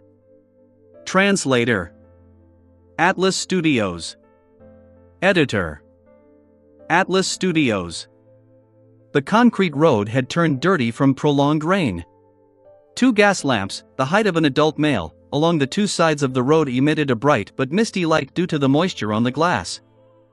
A rental carriage drove through the night as the surrounding pedestrians either wore hats or carried umbrellas. Klein leaned against the wall, idly admiring the evening streets of Backlund. At that moment, he suddenly felt the temperature inside the carriage drop significantly. A gloomy and cold wind was swirling about. Klein jerked his head around and saw that Miss Bodyguard, dressed in a black Gothic regal dress, was sitting across from him without him even realizing it. Her voice was ethereal and dreamy. That Eye of Wisdom sensed my presence. As expected. Klein nodded, unsurprised. He has several mystical items, perhaps he sensed you because of them. I even suspect that he has an organization behind him. Otherwise, it's quite impossible for Eye of Wisdom to collect several relatively powerful mystical items in 30 years with his power alone. Previously, Rear Admiral Hurricane Kilangos only had a single creeping hunger despite being one of the 7 great pirate admirals. Of course, it was possible that the latter had high standards and ordinary mystical items didn't catch his attention. After all, with creeping hunger, he could be more well-rounded and nearly be without any weaknesses. Yes, for Eye of Wisdom himself to be rich there has to be a rather good explanation as well. He's organized so many gatherings, and once he finds a suitable mystical item, he would spare no expense to get it. Having a few in his collection isn't that unbelievable. Sigh, it's like he has a gold mine at home, or he runs a bank. Klein lampooned silently. He didn't mention in detail that he had guessed that Eye of Wisdom was from the Church of the God of Steam and Machinery, or from the Church of the God of Knowledge and Wisdom, out of fear that he would expose to Miss Bodyguard that he wasn't someone who had just become a beyonder. The blonde Miss Bodyguard nodded slightly, as though agreeing with Klein's suspicions. Suddenly, she frowned and looked at the window opposite her. A rich smell of blood. There's a strong smell of blood. Klein turned his head in puzzlement and looked out the window. There was a secluded alley in the sparse drizzle. Near the mouth of the alley, a woman wearing a gorgeous dress was on the ground. At that moment, a pedestrian walked past and on careful inspection, let out a sudden scream. The scream startled the horse slightly as the carriage driver quickly tightened the reins, slowing down the carriage. Under the light of the gas lamp, Klein saw the pale face of the woman lying on the ground at the mouth of the alley. There was a deep gash in her stomach, and her internal organs seemed to have been hollowed out. The blood on the ground around her was flowing slowly, crimson and thick. This As a qualified former Nighthawk, he quickly thought of many similar cases. These were often related to devil worship. And when it came to devil worship, it was almost always tied to ancient organizations. It was the Blood Sanctify sect that first appeared in the Fourth Epoch. According to the records, this was a loose alliance formed due to the worship of devils. It consisted of several so-called devil clans such as the Noise, Anariel, and Beria clans. They weren't subordinate to each other. In their bid to proselytize faith in the devil, they committed many murders. Back in Tingen, the accountant for the Nighthawks, Mrs. Oriana, was one such victim who was thankfully saved. Of course, not all similar cases were committed by them. Many people felt that such acts were very cool and began to imitate them. It looks like it was done by the Blood Sanctify sect, Miss Bodyguard whispered as her figure rapidly turned translucent before vanishing. She didn't care if Klein understood her or comprehended the situation. At that moment, the carriage had already passed the scene of the crime. Klein also noticed that the patrolling police had arrived, so he held back his idea of getting off the carriage to observe and instead chose to act as an ordinary citizen who was passing by. Yes, Citizen Mr. Moriarty. The Blood Sanctify sect has the criminal pathway, which is also known as the Devil Pathway. It's said that after Sequence 7, the corresponding Beyonder would gradually turn demonic. However, they would only reveal those signs under certain circumstances. Sequence 9 criminals have strong bodies, keen instincts, and a variety of criminal abilities, but their conscience isn't gone yet. Sequence 8, known by its ancient name Cold-Blooded, has the modern name Unwinged Angel. It means that from that moment forth, they lose their conscience and revel in evil desires, with bodies that look even more inhuman. They would also obtain some of the magical powers of the devil. Sequence 7 serial killer grasps a good deal of knowledge and rituals regarding devil worship. They like to please the devil with special serial murders. I don't know the sequences after that. The information regarding the Blood Sanctify sect and the Devil Pathway flashed past Klein's mind. The rain outside seemed to become heavier as the rain on the windows converged and fell, and the whole world became quiet and unclear. What's the point of thinking so much? Such matters would definitely be taken over by a Beyonder squad. It might be the mandated Punishers or Nighthawks. There's no need for me to worry. Klein shook his head with a laugh as he muttered in his mind.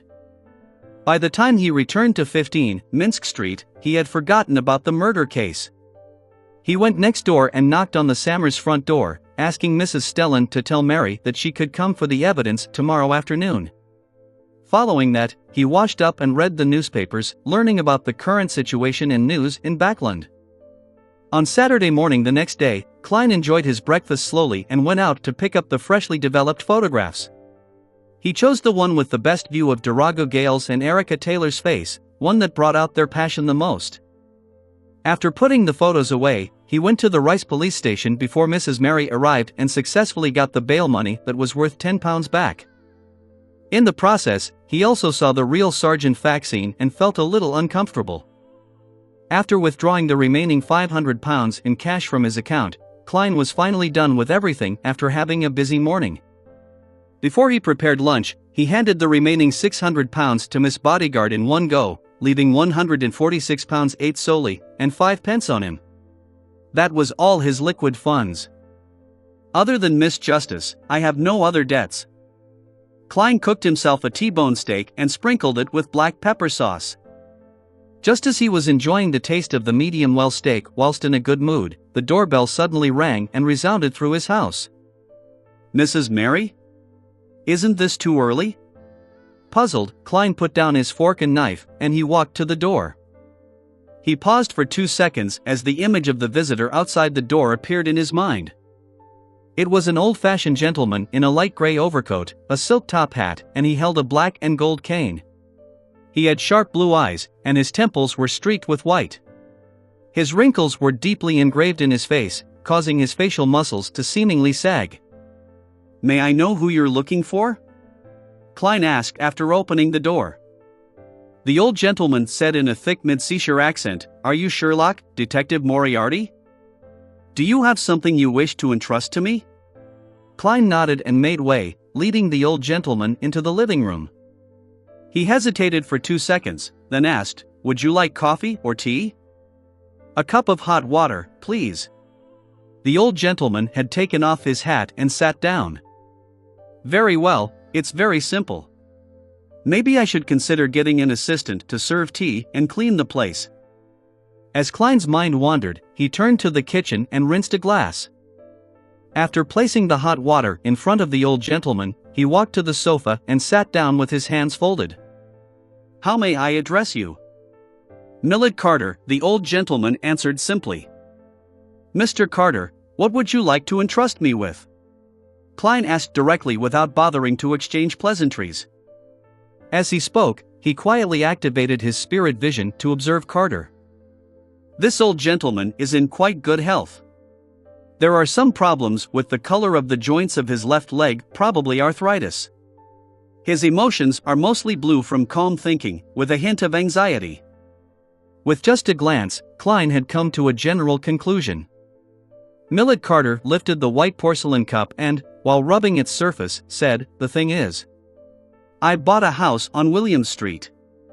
I come from Mid-Seashire and because of my business, I'll be living in Backlund permanently." William Street. Where's that? Having been in Backlund for less than a month, Klein, who had to consult the map or rely on his intuition, tried his best to appear staid and reliable. Millard Carter looked at him, and under his gaze, he continued, "Rumor has it that the house was originally owned by a bankrupt viscount. That was about 2 to 3 decades ago. After a few changes of hands, I finally bought it. I planned on doing some renovations that suited the modern style, but I discovered a hidden secret door in the basement which leads to a very large underground structure. Considering that it might not be safe inside, I temporarily stopped construction, and I prevented the workers and servants from rashly exploring it. I hope that you can help me confirm the situation inside the underground structure."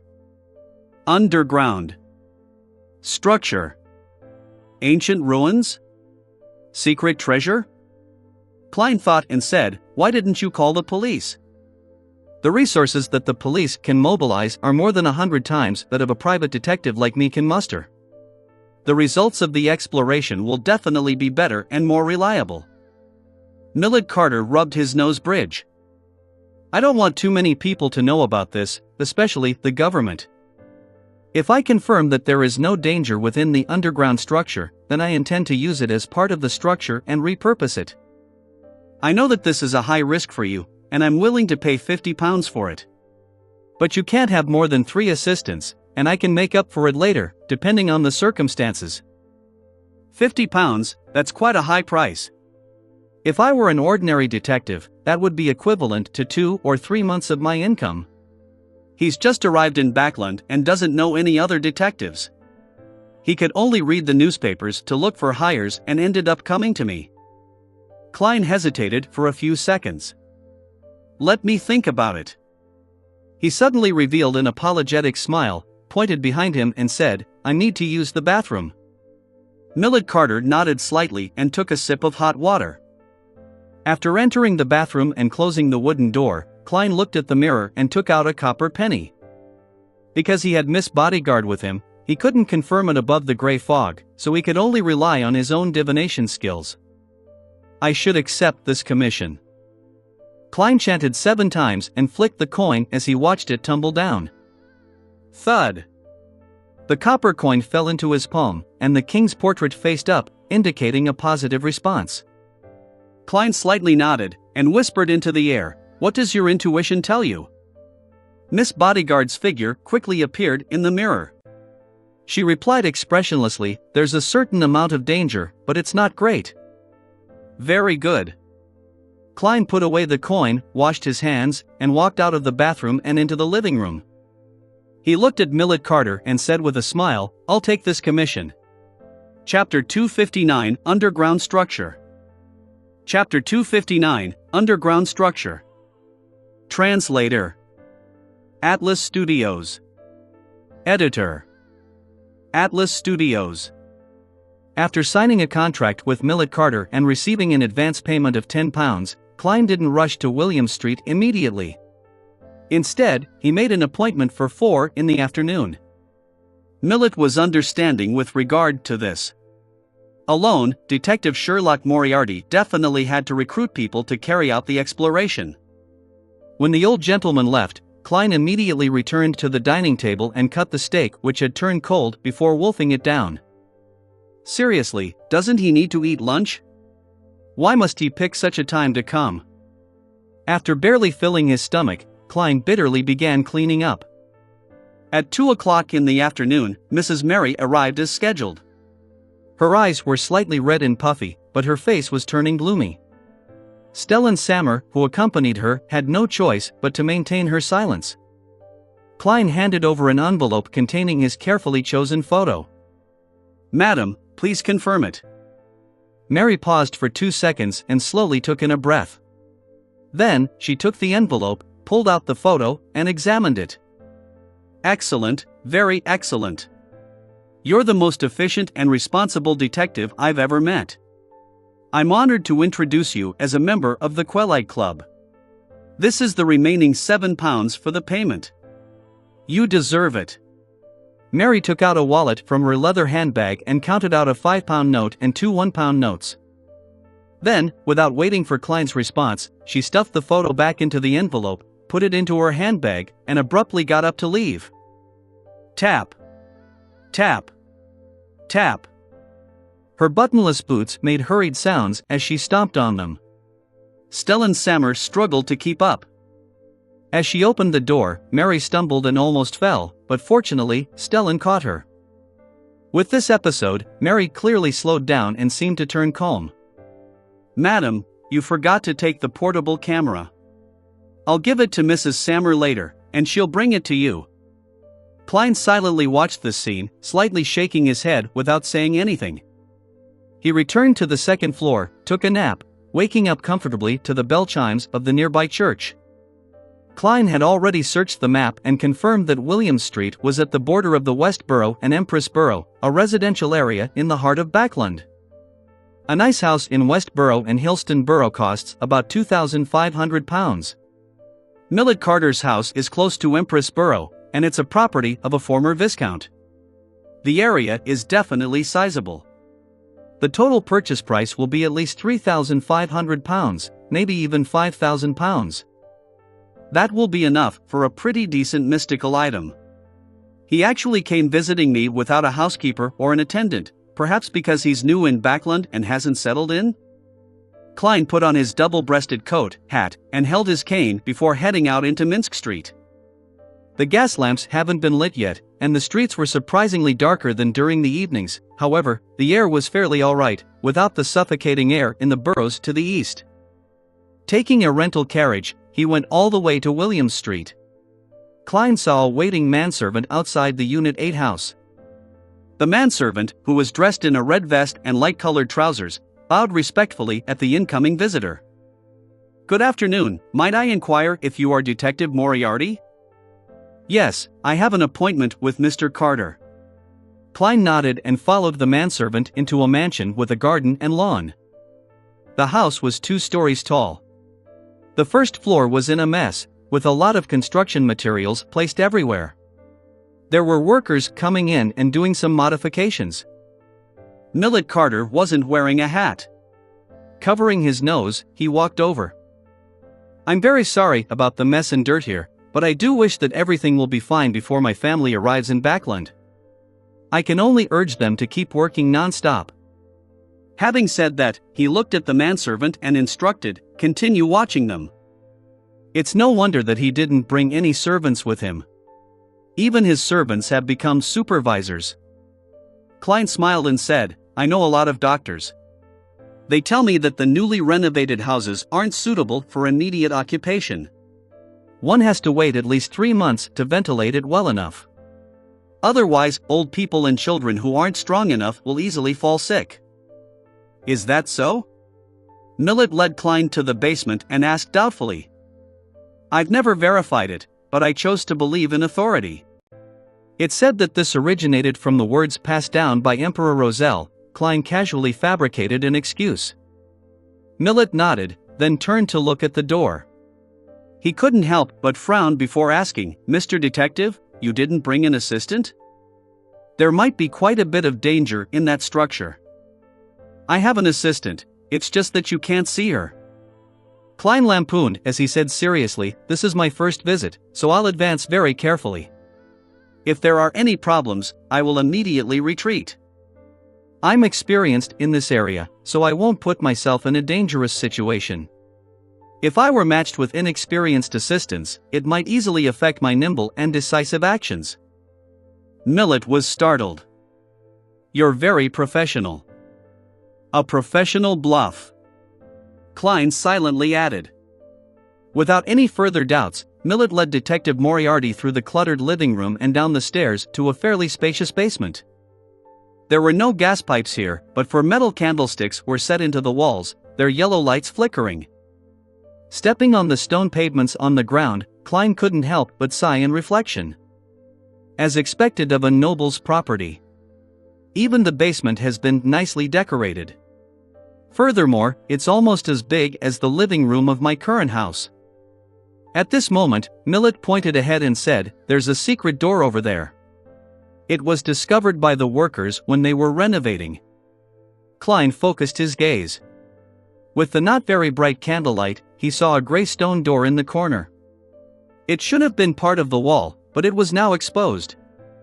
"Has this place been ventilated ahead of time?" Klein asked cautiously. Millet shook his head indiscernibly. "It's not particularly stuffy inside, but I didn't let the workers go too far." "All right." Klein checked his belongings, put on a black glove, and, under Millet's gaze, unhurriedly carried the lantern and approached the stone door. He pushed it open with his cane. Amidst the heavy creaking sounds, through the light outside, he saw a deep-colored passageway paved with stone. There were several wooden doors on both sides of the passageway and at the end. They had already begun to rot, but they were still barely usable. Not too ancient. However, the ostentatious style of the door and the depth and thickness of the stone slabs don't match. Did the Viscount's family change it before? Klein quietly activated his spirit vision, gripped his cane, and walked forward, step by step, with the lantern in hand. The light dispersed the darkness, and when he passed by the rooms on either side, he was able to see a somewhat empty scene through the open door, which was likely open due to the exploration from the workers Millet had hired. There was also a long bench and a table that shared the same aesthetic style as the door. There's no sign of spirits flashing. Klein did a brief inspection. Without stopping, he proceeded forward until he came to the end of the hall where a bifold black stone door was. Stretching out his gloved right hand, he half-clamped his cane and slowly pushed against the door. A jarring sound of friction began to reverberate through the air as the stone door slowly cracked open. Spirit light suddenly appeared in Klein's eyes, reflecting an intertwined aura of different colors. His heart tightened as he pushed the door open, before taking a few steps back. The crack in the stone door widened rapidly, and a slimy black creature fell from above. It was a snake with a triangular head and red floral patterns on its head. It straightened its upper body, shot out its tongue, and looked at Klein with cold brown eyes. One snake after another fell from above the door as they piled up at the entrance. Klein saw a large hall beyond them. In the middle of the hall, countless snakes of various colors slithered together, forming an exaggerated nest of snakes about 10 meters wide. The slimy, disgusting feeling assaulted his senses. Klein felt his scalp turn numb as he couldn't help but take 2 steps back. He even wanted to look away without daring to look straight ahead. Although he was a man, he was still afraid of snakes. Snakes were the animal that he was most afraid of. This stemmed from a psychological trauma in the past. When he was a child, despite being way past his bedtime, he liked to secretly open the door to his room and watch movies with his parents through a crack. Unfortunately, his parents once watched a snake disaster movie. One scene involved the demolition of a building. The result was the unearthing of a large nest of snakes, and the dense squirming remained deeply imprinted in his mind. Can the slumber charm affect so many snakes? Klein swallowed hard and said to the air, "Do you have any solutions?" Miss Bodyguard in her black Gothic dress quickly appeared by his side, her mouth tightly closed. She didn't say a thing. Klein looked at her and she looked back at Klein, but no one spoke. When a snake slowly slithered out, Klein finally coughed and repeated, "Do you have any solutions?" Miss Bodyguard didn't answer. Instead, she floated and suddenly, a cold wind blew in the passageway. Whoosh! The wind howled as it blew into the hall. The temperatures dropped rapidly as it approached the temperatures of the outside world. Whoosh! The densely packed snakes in the middle of the hall suddenly slithered in all directions, searching for a warmer, more suitable spot to survive.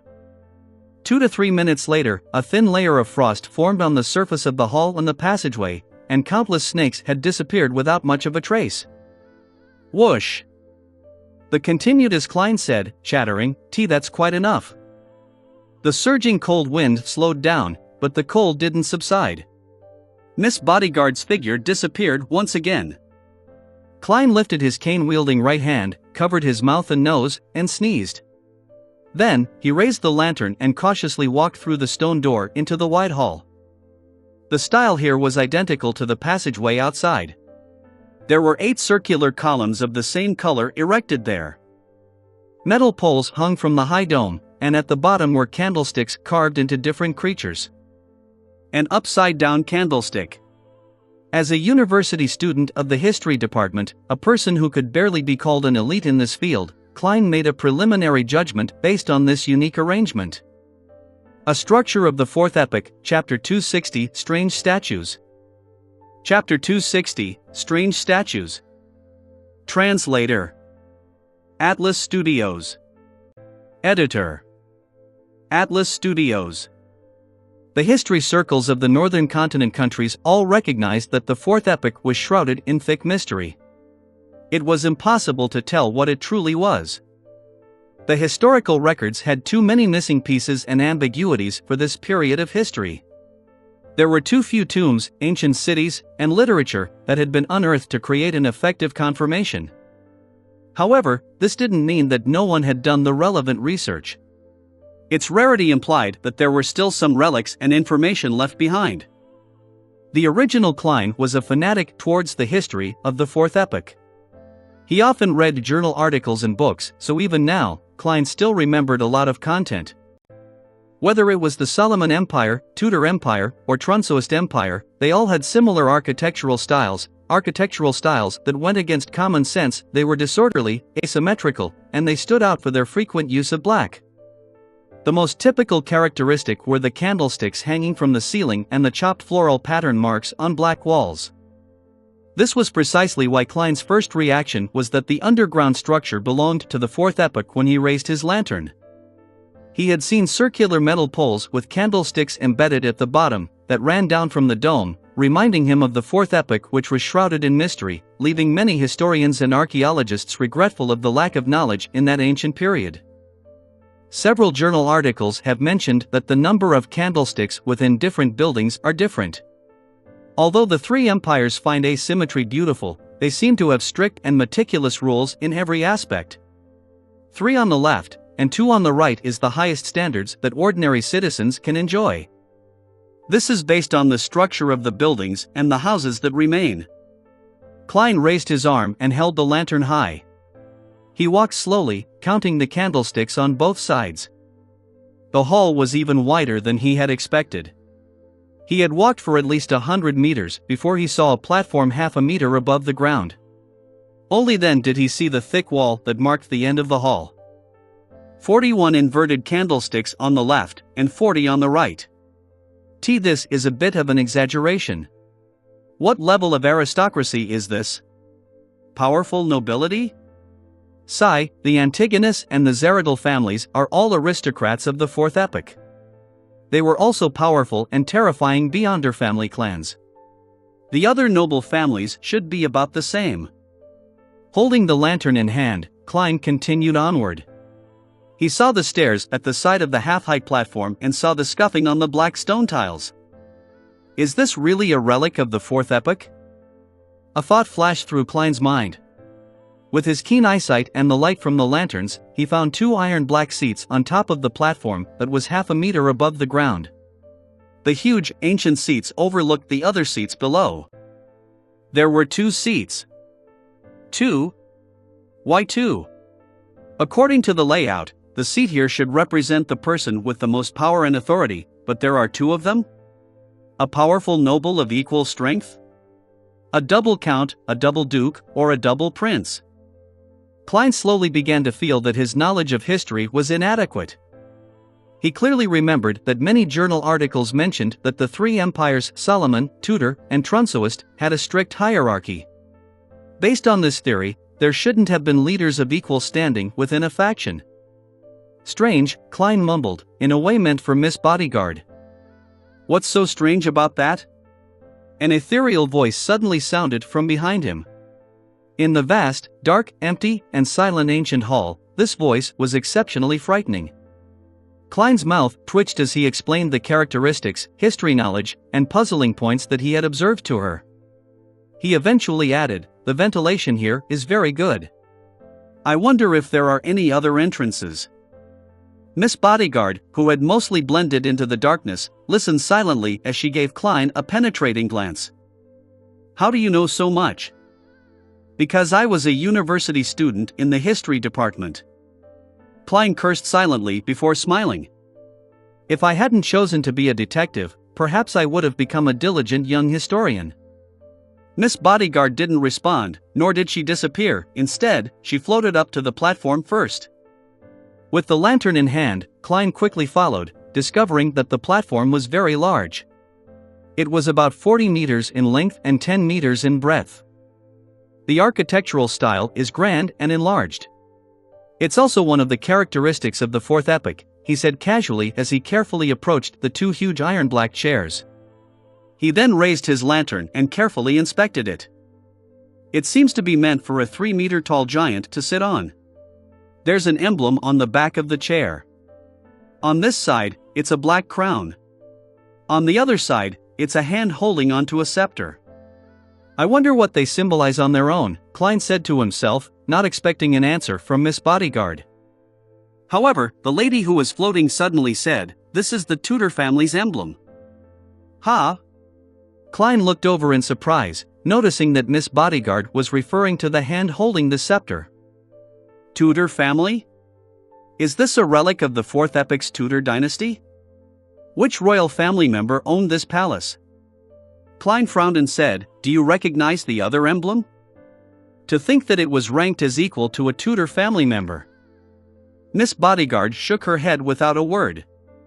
Seeing this, Klein had to give up the idea of studying it for the time being and said, after the Tudor and Trunsoist families established their respective empires, they both maintained the original style that originated from the Solomon Empire, such as inverted candlesticks, scuffed marks, and so on and so forth. This doesn't comply with common sense. If I were the emperor, even if I had to inherit many things, I would still make certain changes to mark my uniqueness. Does this mean that the 3 empires have hidden, unchanging connections? He guessed that Solomon, Tudor, and the Trunsoist families wielded the Dark Emperor, which was the lawyer pathway. Similar styles were needed for acting. Miss Bodyguard remained silent for a few seconds before saying a few words. "Only an emperor can be called an emperor." "Is this a confirmation of my idea?" Klein didn't ask any more questions. With the lantern in hand, he circled the 2 huge iron-black chairs, but he didn't discover anything else. "Let's take a look ahead," Klein suggested. Before he finished his sentence, Miss Bodyguard had already floated towards the end of the platform, but the surrounding gloominess and coldness remained unchanged. A few meters ahead, Klein saw, with the help of the lantern's glow, 7 large, heavy, black stone doors at the base of the hall. They were lined up, 2 on the left, 1 in the middle, 4 on the right, perfectly in line with the 4th epoch's pursuit of asymmetry. Klein passed the cane to his lantern hand, tossed a coin at random, and whispered, "I should begin from the left." Ding! The copper penny tumbled down and landed on his palm, portrait facing up. "Let's go to the left." Klein took the lead. Miss Bodyguard silently followed until they reached the door on the far left before saying ethereally, "It's the same on the right." In other words, it didn't matter whether I did the divination.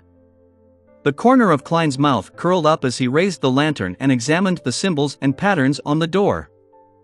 With a deep black background, it was a crimson half-moon that was surrounded by radiant points of light. This. Klein's pupils constricted suddenly. This is the dark sacred emblem. The symbol of the Evernight goddess. During the Fourth Epoch, the Church of the Evernight goddess had supported the Tudor dynasty? He thoughtfully placed his hand on the stone door. Screech. The black stone door slowly opened amidst rough and heavy grinding sounds. As the light from the lantern shone into the room, Klein began to see the interior, bit by bit. There was a few meters of open space at the entrance, also paved with dark stone tiles, and a platform nearly a meter high. Klein cautiously moved forward, holding up the lantern to illuminate the item on the platform. A few seconds later, a fiery radiance formed the outline of a huge statue. It was about 4 to 5 meters long and almost filled the entire room. It was an extremely beautiful lady with a hazy face. Her right hand supported her head as she laid down on the platform. She wore a layered black classical dress that wasn't overly complex. There was a circle of radiating rays at the bottom of her head. On this lady's dress, there were sparkling specks of radiance. They were pieces of bright and resplendent gems. At first glance, Klein felt as though he was seeing the night and the stars. This was outlined against a circular shape under the lady's head that resembled a full moon. This. Klein's thoughts seemed to freeze, but a guess immediately plowed its way from within. Evernight goddess? Miss Bodyguard's voice carried a rare hint of puzzlement. Be it the symbolism or the actual form, it seemed to be a sculpture of the goddess. Klein's guess finally took shape, echoing loudly in his mind. He remembered asking Captain Dunsmith about one of the differences between an evil god and a true god. The former was said to have an image that resembled that of an intelligent life form, but the latter only had sacred emblems formed by symbols. But today, at this very moment, in this ancient and bizarre underground structure, he saw a statue that looked like the Evernight goddess. What did this mean? Just thinking about it made Klein shudder. Could it be that the goddess was once an evil god? No. Maybe it's some other evil god that falls into the night domain. However, the dark sacred emblem by the door is no different from the one that is being used presently. Or perhaps, having the image of an intelligent being isn't a standard method to distinguish between true gods and evil gods? After all, the captain's level wasn't high enough, and his understanding of the situation wasn't necessarily accurate enough. It was also possible that the Tudors were deliberately blaspheming the goddess. Yes, it could also be a way of setting up some strange ritual. Many thoughts flashed through Klein's mind. It left him feeling puzzled, nervous, and tense.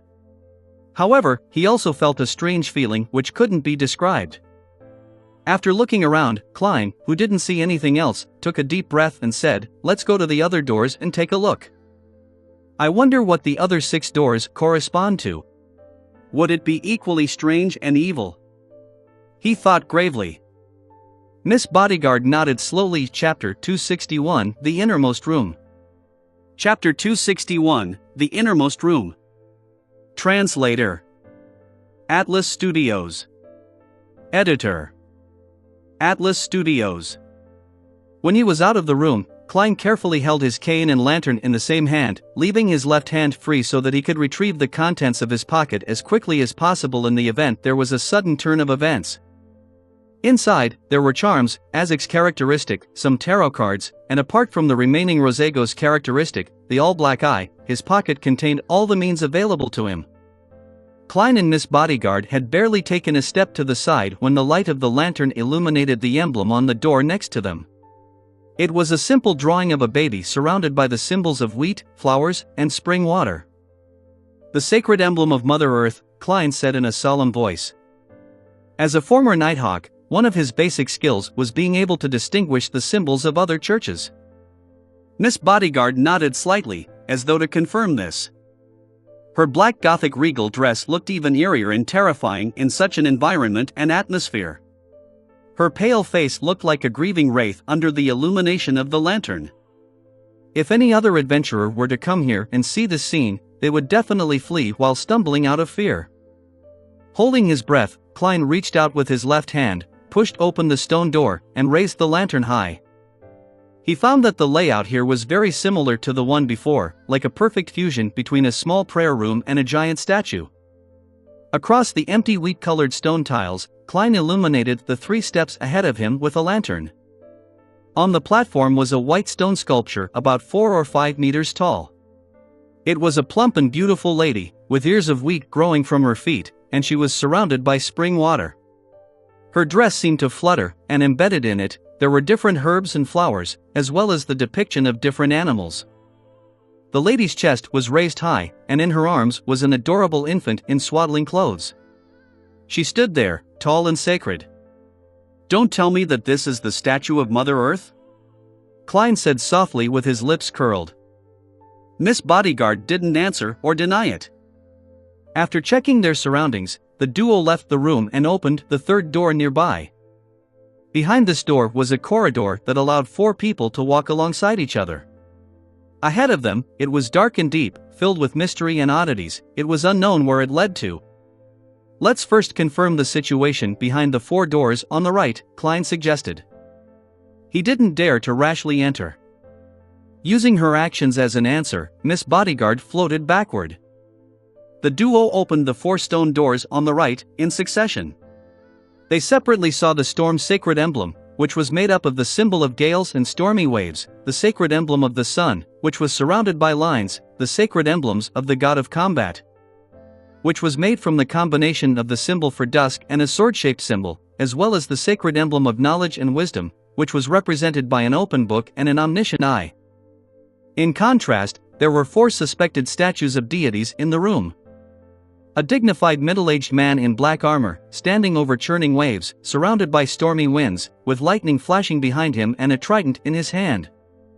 There was a young man in a pure white robe, holding a book of deeds in one hand and a golden sphere which resembled the sun in the other. He was handsome and spirited. There was a warrior sitting on a throne high above, holding a sword in front of him. His face was hidden behind his helmet's visor, his entire body covered with an indescribable sense of decay.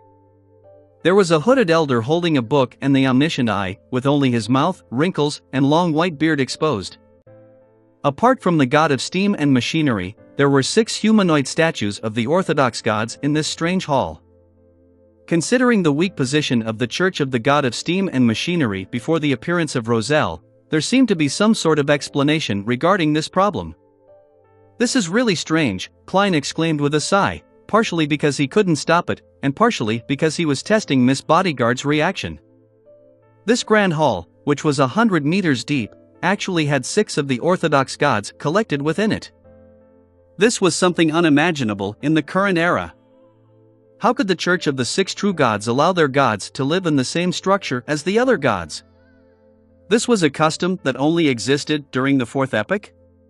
Also, what's with those humanoid statues?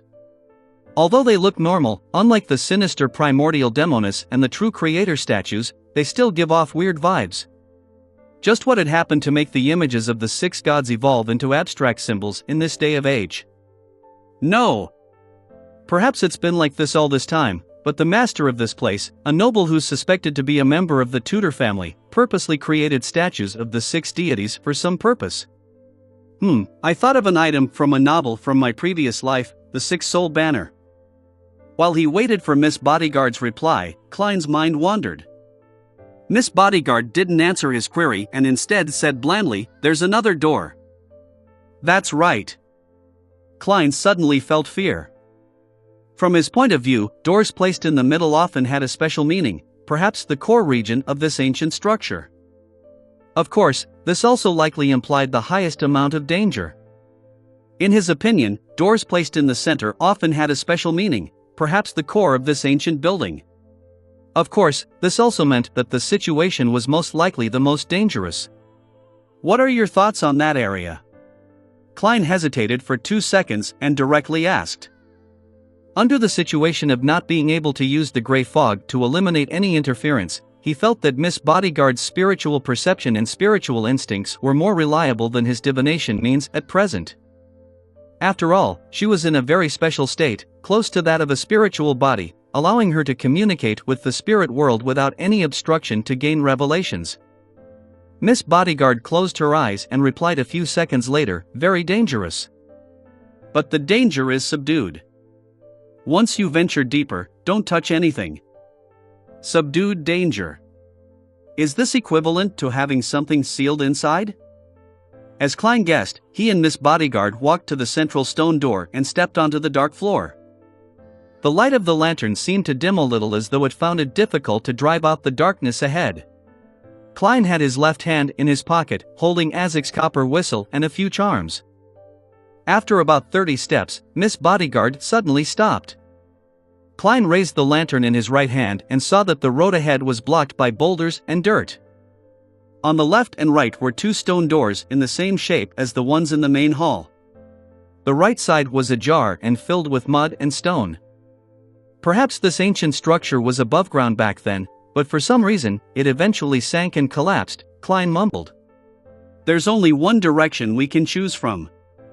Before he could finish his words, he saw Miss Bodyguard float ahead, stick to the huge rock, fuse into it, and disappear. Klein's mouth twitched, and he began to patiently wait. After a few minutes, Miss Bodyguard came out from the mud on the right, her body completely free of dust. "It's completely collapsed," she concluded flatly. For a moment Klein was speechless and could only smile. Following that, the two of them simultaneously looked to the left where the ajar stone door was. There was a tiny crack. Klein went closer and carefully looked through the 3-centimeter gap. His spirit vision, which had originally been blocked by the stone door, immediately discovered something. There were at least 4 bright and powerful spiritual lights inside, 2 that were close to dark gold in color, and 2 that were dark blue like the sea. After using his spirit vision, a narrow scene appeared in Klein's normal vision. The firelight that entered the room illuminated the black stone tiles. On top of the tiles were piles of bones covered with rotten clothing, and a few of them emitted dark gold and dark blue light. Condensed Beyonder characteristics? Mystical items? As these thoughts flashed through his mind, Klein swept his gaze to the ends of the room. Along the dark wall stood a bifold door. A bloody pair of bifold doors. There seemed to remnants of fresh blood on the door. They continued sliding down as they reflected the light. Klein had wanted to let Miss Bodyguard scout the way ahead when he suddenly felt a change in Azek's copper whistle that he was holding in his hand. The originally cold and mild whistle suddenly became bone-piercing. It was a profound feeling of death. This. Klein narrowed his eyes and instinctively took a step back. Then, he noticed that his right forearm was numb and itchy and that it was beginning to swell. A scene flashed through his mind as he immediately took out a tarot card with his left hand and slashed across his arm. What surged out from his wound wasn't blood, but tiny black squirming worms. Sizzle! When these worms fell to the ground, they eroded into smoke. They struggled and huddled, but in the end, they melted under the glow of the lanterns. After a few seconds, all the black worms in Klein's wound finally flowed out, leaving only crimson liquid. He wriggled his muscles to control the small wound and prevented the blood from flowing further. Miss Bodyguard watched this scene quietly, her pretty eyebrows creasing into a rarely seen frown. Klein was just about to speak when he discovered the coldness and deadliness of Azek's copper whistle hadn't abated. At the same time, his gaze landed on Miss Bodyguard's shadow. She never had a shadow to begin with. "Run!" Klein shouted and immediately ran towards the hall. Miss Bodyguard quickly floated up, and the two of them saw the lantern light in front of them gradually being swallowed up by a black shadow. Tap! Tap! Tap! Klein ran like a hurricane as fast as he could while the light around him faded away.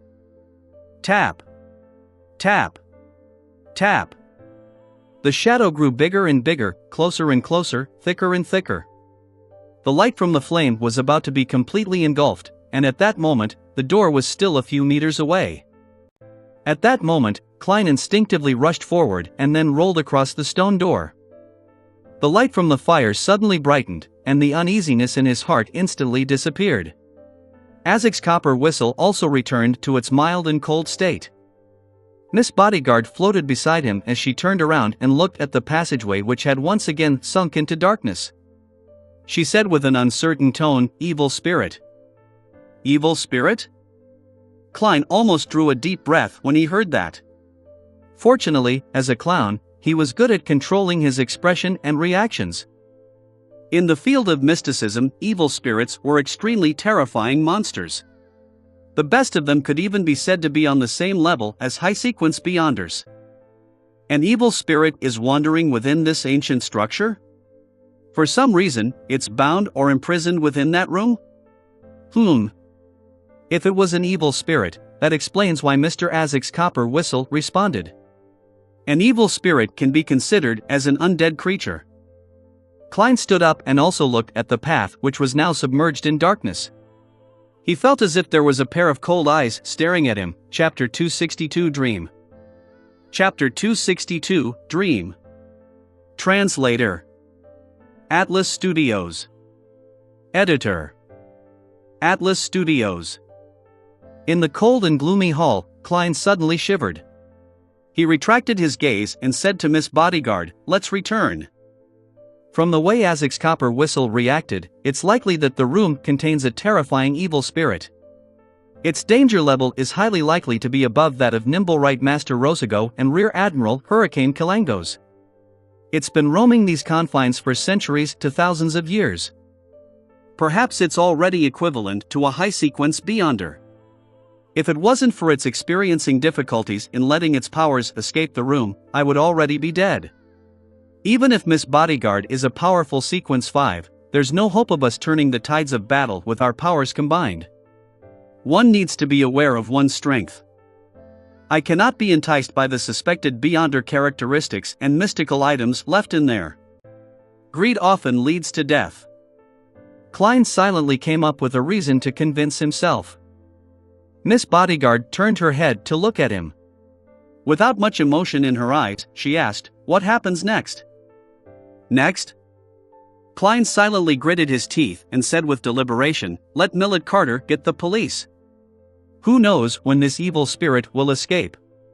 It's best to finish it as soon as possible." No, that won't work. Mr. Carter doesn't know enough. By informing the police this way, the police department won't pay enough attention to it. The first batch of people who come to explore this place will suffer heavy casualties, and they might even indirectly help the evil spirit escape from its restraints. Also, for me to see these statues, a detective like me might be silenced. Did you see the bones and spiritual light in the room? Miss Bodyguard once again cast her gaze towards the dark path behind the ajar stone door, and very slightly nodded her head. Klein thought quickly and said, "My guess is that these are the corpses of the explorers from before. They were killed by the evil spirit in that room, and one of the beyonders left behind some mystical items. This might have had something to do with the Viscount family that lived beyond this premises. I plan to inquire about their last names, go to the library, and look for information about their descendants. Perhaps I might gain some valuable clues. After coming to a preliminary confirmation of the situation, I'll make a choice based on the severity of the situation. I might get some explosives, destroy the door, or send an anonymous letter to the police detailing the existence of the evil spirit.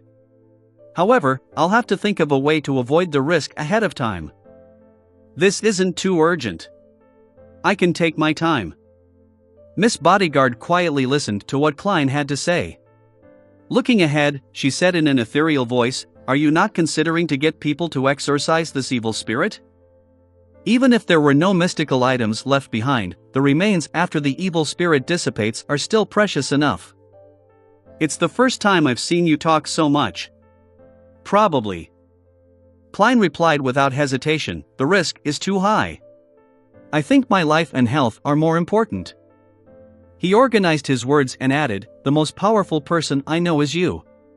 And from your performance just now, you don't seem to be a match for that evil spirit. I can't imagine any other way of finishing it, other than calling the police." Miss Bodyguard turned around, her pale face somewhat translucent.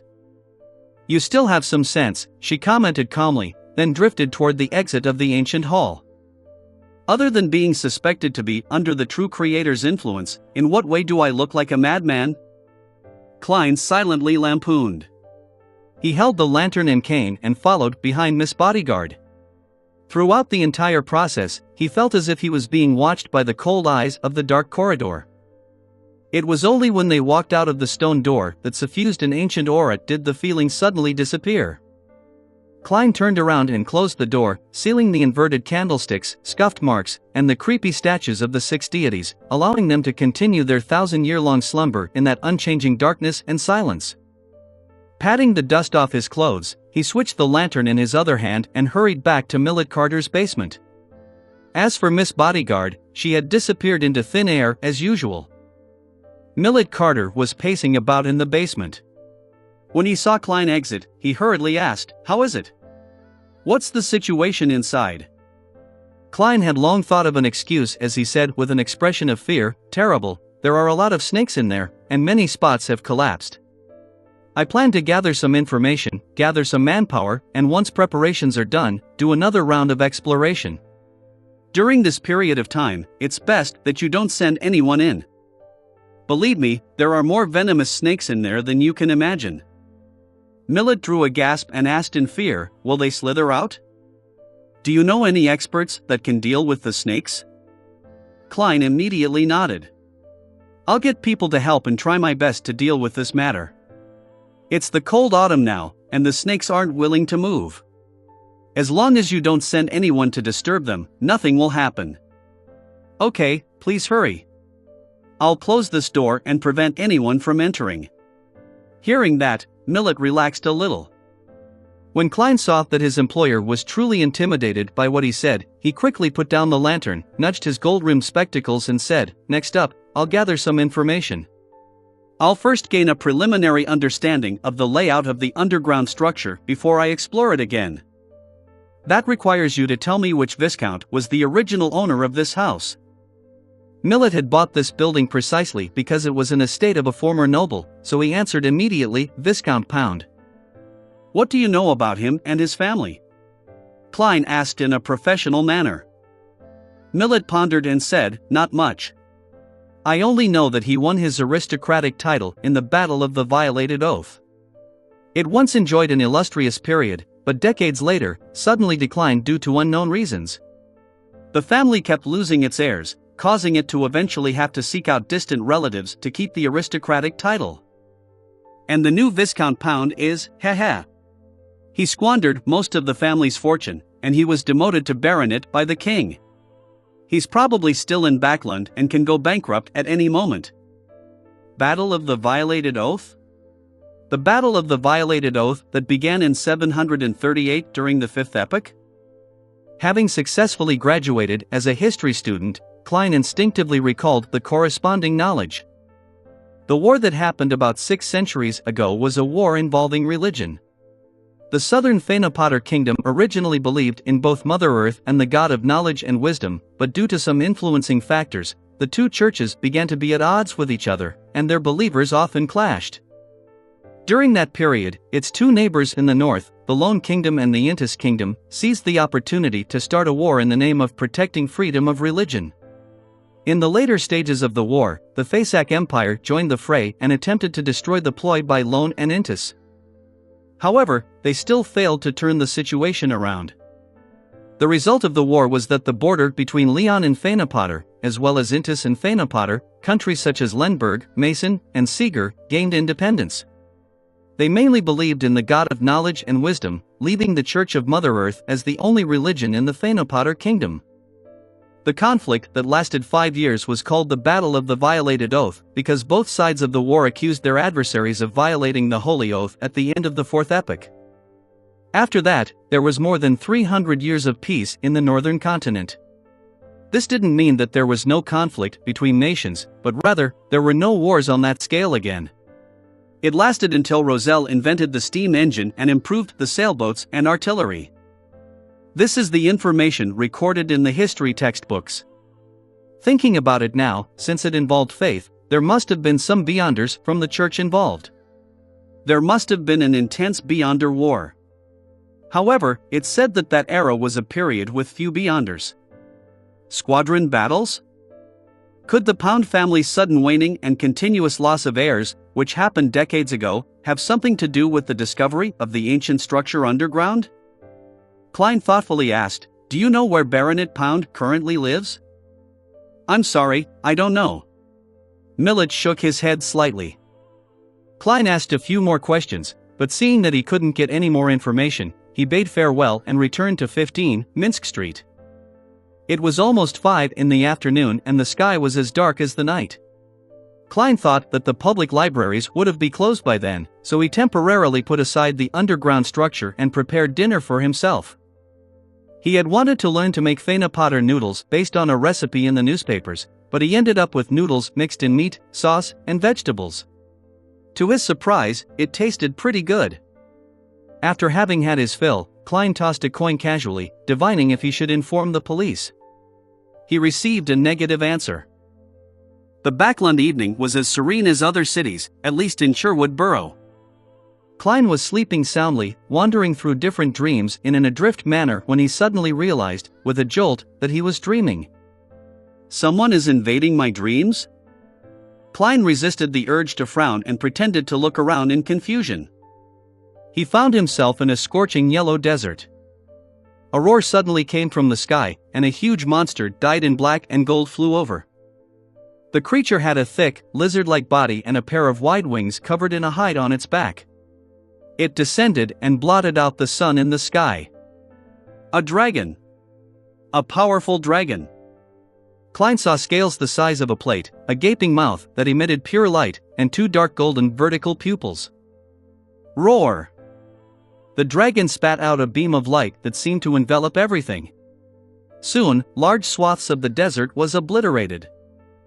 Amid the light, a figure jumped into the air. He was 3 or 4 meters tall, but he didn't have the unique vertical eye of the giants. He had a handsome, young face, and he wore black full-body armor which seemed to be spattered with blood. This giant knight swung his broadsword upwards and countless bluish-white flames, which appeared a little purple, condensed into long spears. They shot at the dragon. It was as if he had an entire army of illusory beyonders helping him in battle. In the midst of the meteor shower, the giant knight leaped onto the head of the dragon, and he swung his sword down. The afterimages he had created earlier instantly overlapped, and the sword rays turned into intersecting lightning. Pow! The ground shook wildly, and the dragon fell, splattering its dark gold blood. At that moment, the scene changed to a huge bloody door. It was the same bloody door that Klein had seen in the ancient structure that very afternoon. With a creak, the bloody door opened a crack, allowing him to catch a glimpse of a black high-backed chair. A man of normal height sat on the high-backed chair. He had his head lowered, silent and deathly still. As his vision got closer and closer, Klein saw the man's clothes clearly. He seemed to be the knight that had just killed the dragon, and he was still wearing the black armor that was stained with blood. The only difference was that he was no longer 3 or 4 meters tall. At this moment, the man suddenly raised his head. His handsome, young face had terrifying signs of decay, his eyes ice-cold and emotionless. Klein jumped in fright and awoke from his dream. Opening his eyes, he saw the crimson moonlight shining through the curtains. Chapter 263, Spiritual Perception and Attempt. Chapter 263, Spiritual Perception and Attempt. Translator. Atlas Studios. Editor. Atlas Studios. Under the dim crimson moonlight, Klein pulled back his blanket and got up. For a seer, putting weight on dreams was a basic requirement, and the dream he just had could never be dismissed as a simple nightmare. Dressed in relatively comfortable clothes, he came before the full-body mirror and said in a low voice, "I dreamed of the blood-stained door in that room." Miss Bodyguard's figure slowly outlined itself above the mirror. She replied expressionlessly, "The influence of the evil spirit's aura. It will gradually weaken until it disappears." "Is that so?" Klein nodded slightly and returned to the side of the bed. He picked up the gold pocket watch and popped it open. Seeing that it was still early, he lay back down to sleep. This time, he no longer encountered the same dream as before. Sunday morning the next day, in high spirits, Klein made himself a soft-boiled egg to go with buttered bread. In the Lone Kingdom, or rather in the countries of the northern continent, it was a must for gentlemen to read the newspapers at breakfast, and Klein was no exception. He opened up the newspapers he subscribed to: the Tussock Times, Backlund Morning Post, and Backlund Bulletin. The Civil Servant Unified Examination Bill has been officially passed by the House of Lords. The first examination will be held in early December, and the second examination will be held at the end of January next year. The final interview will be held 2 weeks after that. Within a week, the government will announce the positions and requirements involved in this exam and begin the registration process. Reporters surmise that most of it will be held in Backlund. Klein scanned the contents, picked up his cup, and sipped his side black tea. He couldn't help but think of Benson and thought to himself, the bill is passed at the end of September. The positions will be announced in the beginning of October, and registrations will be completed by early November. The examinations will start at the beginning of December. The timing is tight and very unreasonable. That implies how much of a rush the king and the prime minister is in to have this enacted. But that's advantageous for Benson.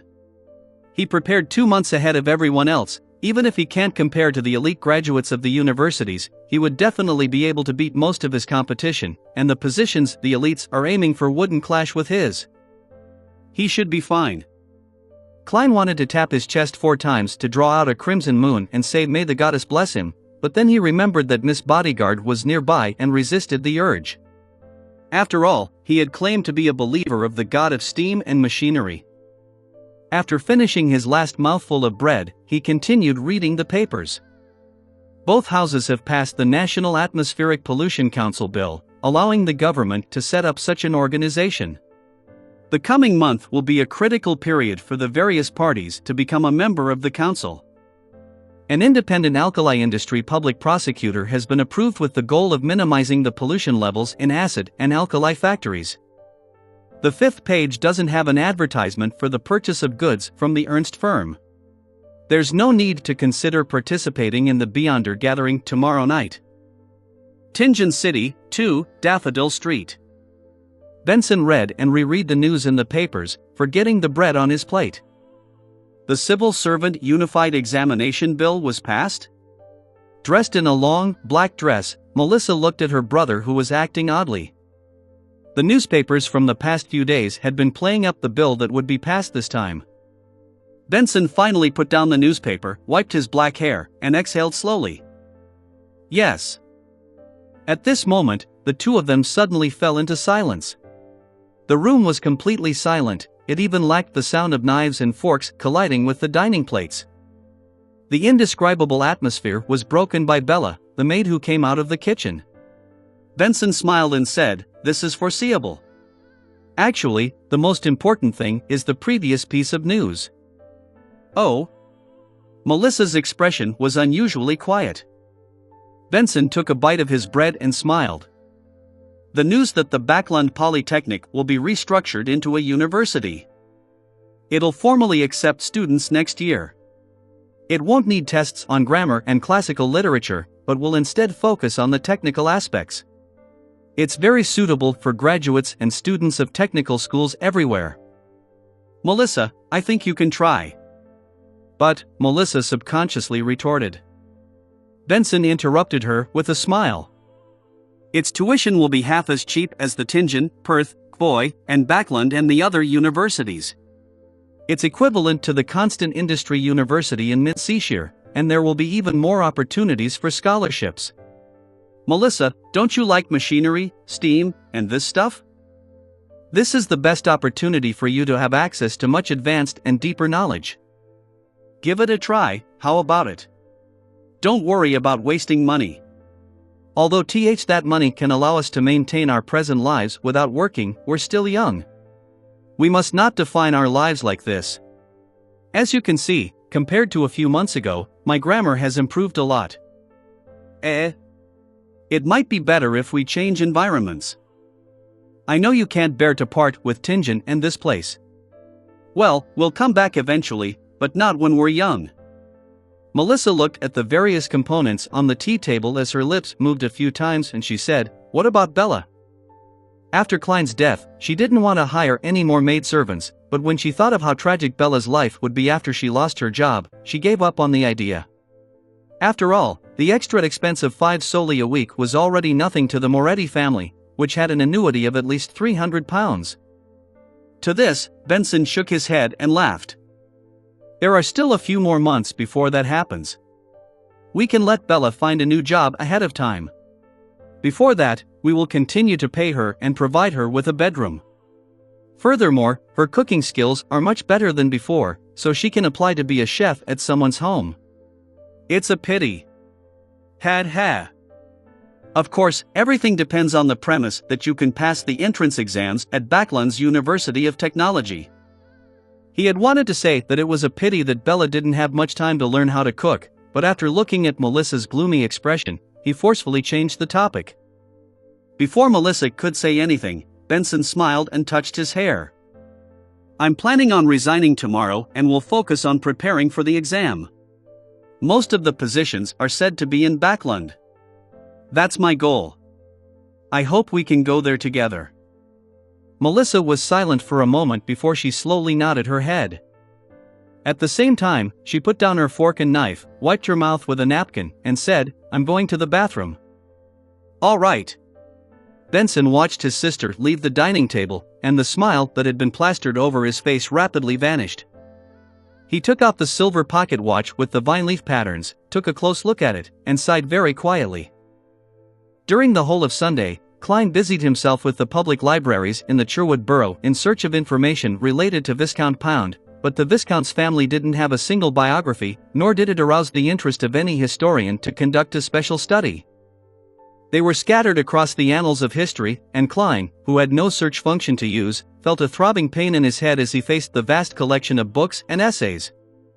He spent 6 hours browsing through a lot of information, but failed to find any useful information.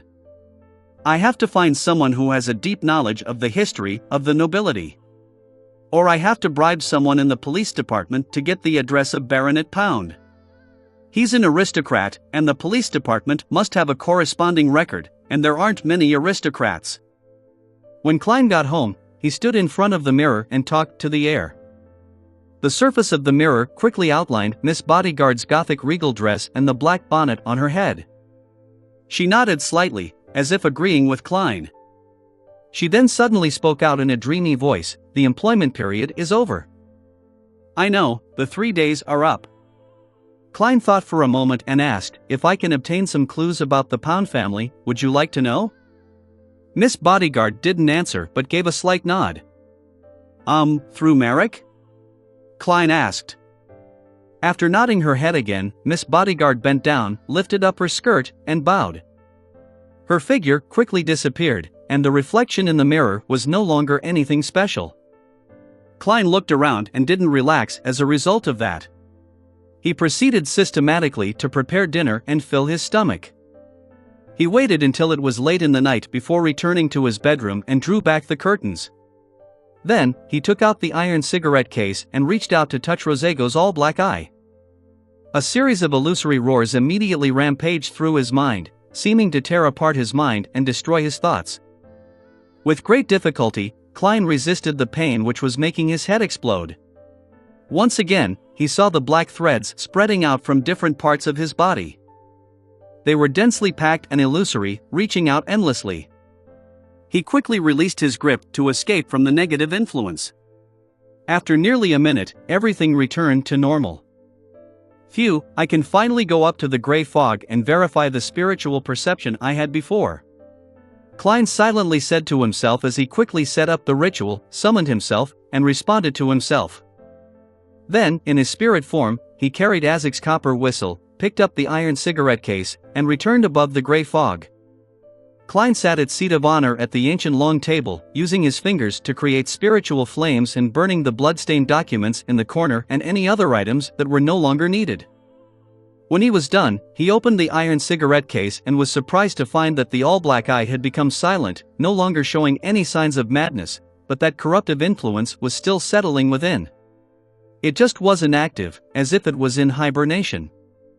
As expected, it's impossible to separate them directly, Klein muttered. Following that, on the other side of the ancient table, a man in a hooded robe appeared. Just like his previous attempt to create a clone, this man was stiff and lifeless. It was obvious that he wasn't someone real at a glance. There was no way he could deceive the members of the Tarot Club. However, Klein already had an idea regarding this. He extended his hand and held the all-black eye. There was silence in his ears, and there were no longer any terrifying howls. Using the amassed beyonder characteristic, he could see that there were also black threads floating out from the fake body opposite him. Soon after, Klein carefully let his spirituality spread out through the all-black eye, touching a few of the illusory threads. All of a sudden, he felt like he was holding onto something. With a thought from him, the fake person raised his hand. It worked! I can use the ability of the Nimble Right Master to create a fake Tarot Club member. However, this is draining on me. I'm unable to maintain a second one. The symbol on the back of the chair won't change accordingly, but it's not like Miss Justice and the rest can see it.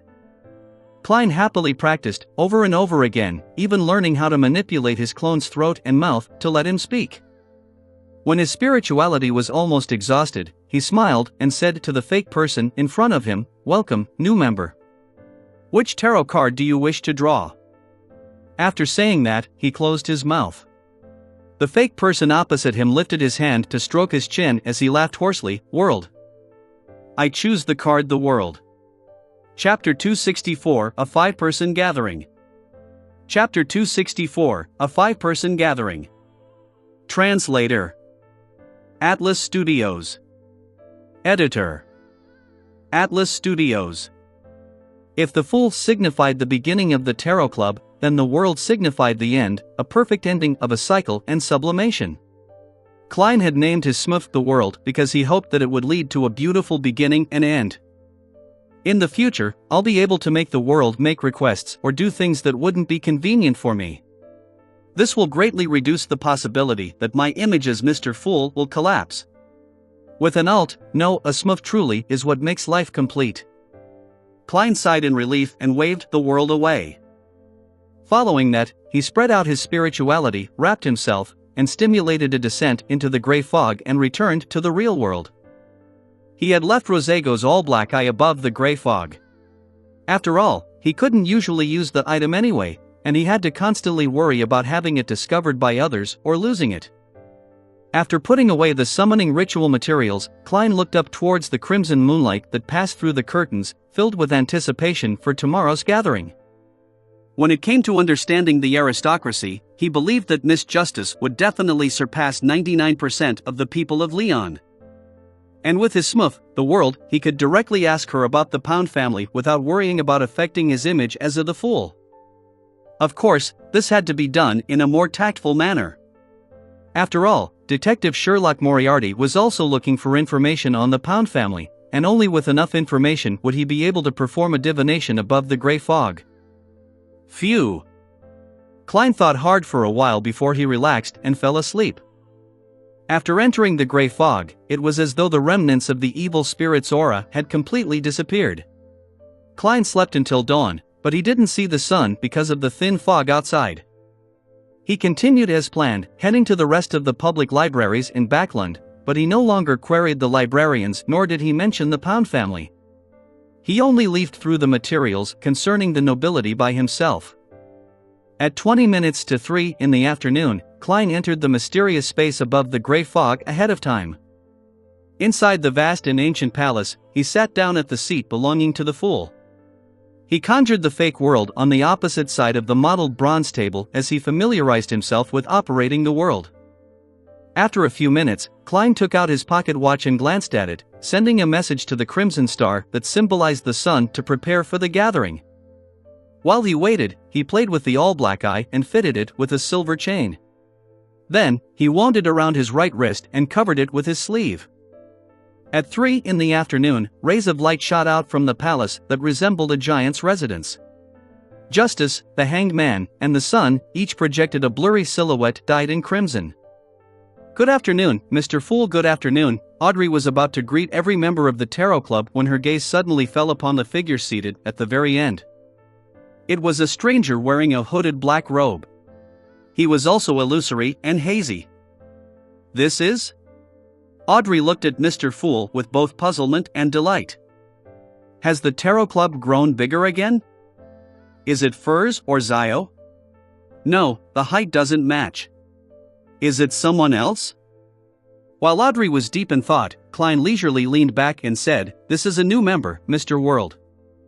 At the same time, through his gray fog-augmented spirit vision, he discovered that the surface color of the sun's astral projection had become a little purer, but it had yet to reach the standards of Sequence 8. His initial judgment was that the sun had completely digested the barred potion. "Hello," Audrey greeted politely, curiously scrutinizing the new member. She quickly read some of the corresponding details through the hazy fog. Mr. World is a person who is reserved. He seldom moves and always wears a straight face. I wonder where he's from. Lone? Intis? Or a place as mysterious as the City of Silver? Audrey nodded thoughtfully. After so many gatherings, she had deduced one thing from the fact that the sun couldn't engage in their conversations, that was, that he was most likely not speaking the Lone language and that the information that he heard was most likely translated by Mr. Fool. After the Hanged Man, Alger, and the Sun, Derek, greeted the World respectively, to which the newcomer gave a rather cold response, Klein looked at Justice and said, "The two candidates you have nominated are still under examination. I'll give you a simple task. You can entrust it to them in your name. This is part of the examination. It should be this strict." Not only was Audrey not disappointed, she even felt that it was only necessary. The members of the Tarot Club must be strictly selected, not just anyone can become one. She thought proudly before adding in a somewhat guilty tone. And for me to be pulled in by Mr. Fool at the very beginning shows that I was lucky, and luck is a unique quality as well. All right, please issue the mission, Audrey gave an affirmative answer. Klein stretched out his right hand and placed it on the table, showing a picture of Lenivus and his dressing. Investigate the man in the painting. He's in Backland. Klein had the portrait appear in front of Miss Justice. Audrey looked over and saw a young man with neatly combed black hair and round glasses. He had a full forehead. It was a colored oil painting, with taunting brown eyes that seemed abnormally protruded, and at the bottom were the words formerly known alias, Lenivus, and other information. It's a simple mission, which means that the target isn't strong. However, there must be something special about him that makes Mr. Fool aware of his existence. Although it's a simple mission, there might be a deeper purpose behind it. For someone as powerful as him, it shouldn't just be a test. Audrey momentarily allowed her to throng her mind. Only after a few seconds did she say, "I'll entrust it to them." The two ladies seemed to have many connections in Backland which would serve to help in finding Lenivus. After confirming the matters pertaining to his revenge, Klein fell silent, and he deliberately allowed his smuff to take center stage. The World surveyed the area and spoke with a hoarse voice. "Mr. Fool told me that I can issue missions and gather ingredients here, is that so?" "Yes," Audrey elegantly nodded and said. "However, you need to wait patiently. What's going to happen next is Mr. Fool's reading time. I completed my mission to assassinate Intis Ambassador Bakerland, but I didn't even mention it to occupy this period of time," she thought, raising her chin slightly. "Miss Justice, you really have a great sense of mastership. I'll have to pay the price of knowledge later so that the assassination of Bakerland can truly come to an end." Klein looked away, amused, and looked over at the Hanged Man. Alger Wilson didn't speak blindly because of the appearance of a new member. He remained silent and observed in secret. At this moment, when he saw Mr. Fool looking at him, he quickly and humbly bowed and said, "This time, there are still 6 pages. The final page will be given to you next time." "Sure." Klein nodded. The Hanged Man quickly focused his mind, recalled the contents, and expressed them with his mind. He quickly finished writing 6 pages of the diary and saw them suddenly vanish and appear in Klein's hands. Klein looked down and swept through the contents of the first page. February 9th. I have a third child. I named him Bornova. My eldest daughter, Bernadette, was lucky. Her mother and I were just low-sequence Beyonders back then. She is free to choose the path she wants to take. My eldest son, Seal, is the most unfortunate. He inherited a minute amount of Beyonder characteristics, but he has to follow my path. Perhaps he could make changes at sequence 4, but attaining high sequences are never easy. My second son, Bornova, was born between Bernadette and Seal. I have his characteristics equivalent to a sequence 5 Beyonder. This has reduced the burden on me, allowing me to digest my potion even faster, accelerating my advancement. And when he was just born, he was already showing various traits of an astromancer. Zaradil came to congratulate me in secret and praised Bornova as a lovely angel. I asked this master of divination what he would accomplish in the future. He only smiled and didn't answer me. When I asked him about Seal's future, he finally said that death is an inevitable ending, but that might be a good thing. Seriously, a seer's words are always so vague that it makes one want to pry their mouths open. When I finally asked about Bernadette's future, he suddenly became very serious. He said she would hate me, detest me, turn her back on me, and she would become an important figure in the mysterious world. Sometimes, you really shouldn't ask about the result of a divination. I find it hard to believe that my adorable and kind Bernadette, who cares for her brother, adores her father, and pampers her mother, would hate me and betray me. Why would that happen? What excessive act did I do? Maybe she'll have someone she loves, but I'm not satisfied with. Some punk that I'll end up killing? No, Zaradil isn't a soothsayer, and the divination he receives might be wrong. Forget it, Roselle. I think I smell the scent of some contrived family melodrama. After reading the first page of the diary, Klein couldn't help but lampoon silently. At the same time, he naturally recalled what Zaradil had told him about the future of Bernadette, an important figure in the mysterious world. Was this referring to the world of the Beyonders? What level would someone be deemed an important figure? Klein turned the pages thoughtfully. May 22nd. Florin of the Sauron family actually wants me to be his subordinate. Do I look like someone who would be a lackey? His attitude is simply unacceptable. I swear that I'll one day make him pay the price for his arrogance today. However, some of the things he mentioned are very interesting and worth pondering over. Chapter 265, Cards of Blasphemy. Chapter 265, Cards of Blasphemy. Translator: Atlas Studios. Editor: Atlas Studios. Florin said that the history of the Sauron family exceeds 2,000 years, making it longer than even the Church of the God of Craftsmanship's history. They witnessed all the cooperation and strife, light and darkness, in the Fourth Epoch, and they have survived until this very day. Other than the Augustus family of Lone, the Einhorn family of Faesac, and the Castilla family of Fenapotter, the other powerful families that have been deemed their equal, such as the Antigonus family and the Zaradil family, have been relegated as vestiges of history, or have turned to nothing but rats in the sewers, hiding from the public as shady existences. He said that making me his subordinate, a subordinate of the ancient and glorious Sauron family, is a gift to me. Back then, I wanted to F***K all 8 generations of his ancestors. However, for the Sauron family to have a history exceeding 2,000 years is indeed surprising. The Fourth Epoch is known as the Epoch of the Gods. Be it the 7 orthodox deities of the present times, or Death, Primordial Demonis, Dark Side of the Universe, and the True Creator, they all remained active in the real world. Legend had it that they frequently did miracles.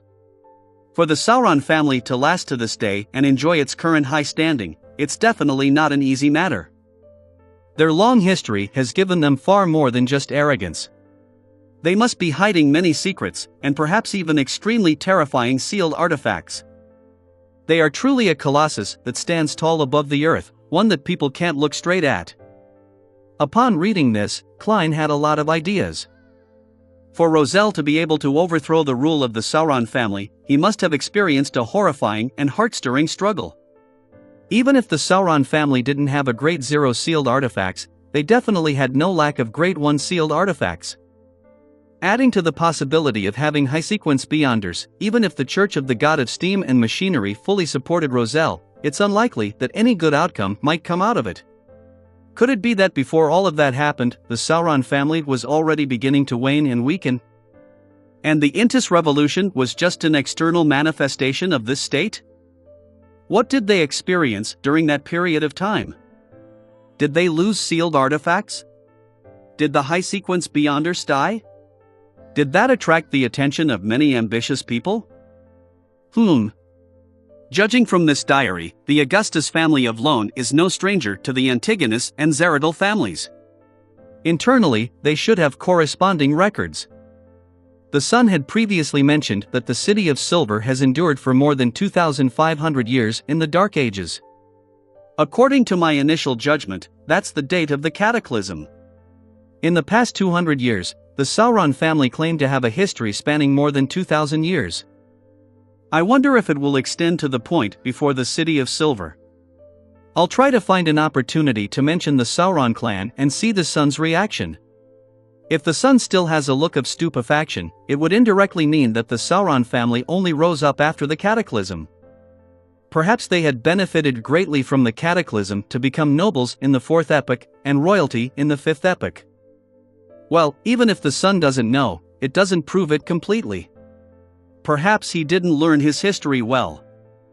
When Klein turned to the third page, he found that the content should have been written in the early days of Roselle's appointment as consul of the Intis Republic.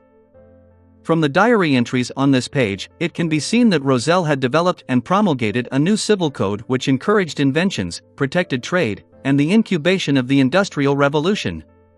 It wasn't him merely satisfying his own warped humor of acting as this world's Napoleon and his ambition to change the world. What he did allowed him to reconcile with the Church of the Eternal Blazing Sun. The Eternal Blazing Sun was also the god of deeds, the guardian of businesses. The closer to the times the civil code was and the more prosperous trade was made it more in line with the needs of the Church. Judging from this part of the diary, the relationship between Roselle and the Church of the Eternal Blazing Sun was gradually thawing and beginning to improve. When he brazenly claimed the title of emperor more than 10 years later and called himself Caesar, it's likely that he obtained the simultaneous endorsement of the two churches. Otherwise, it would have been too risky. Then, what resulted in his assassination? Klein cast his gaze at the fourth page in puzzlement. August 11th. That retard Florin is showing off again. He said that he's the most promising member of the Sauron family generation to become a high-sequence beyonder because he's very similar to his great-great-grandfather. Is there any necessary connection? I looked him up and down, left and right, but I couldn't find any sign of talent. Moreover, in the field of beyonders, is talent important? Well, figuring out the essence to acting can be a core element of talent, but that's not necessary. As long as one knows the acting method and not be stupid enough to misunderstand the meaning, or avoid doing things that easily result in a loss of control, then one has a chance to completely digest the potions. Which is to say, just a bit more time and effort needs to be spent. In one's lifetime, it's not impossible to become a high-sequence beyonder. The main obstacle to becoming a high-sequence beyonder is the difficulty of obtaining beyonder ingredients and the difficulty of corresponding rituals. Of course, I have to admit that those born as beyonders have more time to prepare. Was Florin's great-great-grandfather a high-sequence beyonder? Does looking like him imply talent? It can be seen that at the time of writing this diary entry, Roselle was still very young and that he wasn't aware of the two laws of beyonder characteristics: indestructibility and conservation. Klein nodded indiscernibly. With his current knowledge, he could probably understand the hidden meaning behind Florin Sauron's words. A high-sequence beyonder's beyonder characteristic remains contained a spirit mark. This was also one of the reasons why it was easy for people to lose control when concocting potions with this ingredient. And people who resembled the original owner could avoid this negative influence to the greatest extent. Their chances of success were higher than the average person, so they were considered gifted. How holy artifacts recognized their masters probably shared the same conditions. This achieves the same goal via different approaches as the acting method, but it can't be popularized. Once the advancement is successful, one would still have to do the acting method required of the potion to completely digest its characteristics. While in deep thought, Klein glanced at the 2 diary entries at the back of the page and discovered how much Emperor Roselle enjoyed the liberalness in Intis, but he was worried that his future wife would be equally liberal. With the paper making some noise, Klein placed the 5th page at the top. April 20th. I participated in that ancient organization's secret gathering once again. Those members still leave me shaking. It's hard to believe that they're actually all members of this organization. This time, I learned some of the ancient organization's philosophy. They believe that people will always lose some of their individuality bit by bit until they sleep. Hence, by trying hard to observe and remember oneself, one can use the various types of information to achieve the purification needed to face the final end of days. They've kept and passed down secrets for thousands or even tens of thousands of years. They believe that dusk is inevitable, and that doomsday cannot be avoided.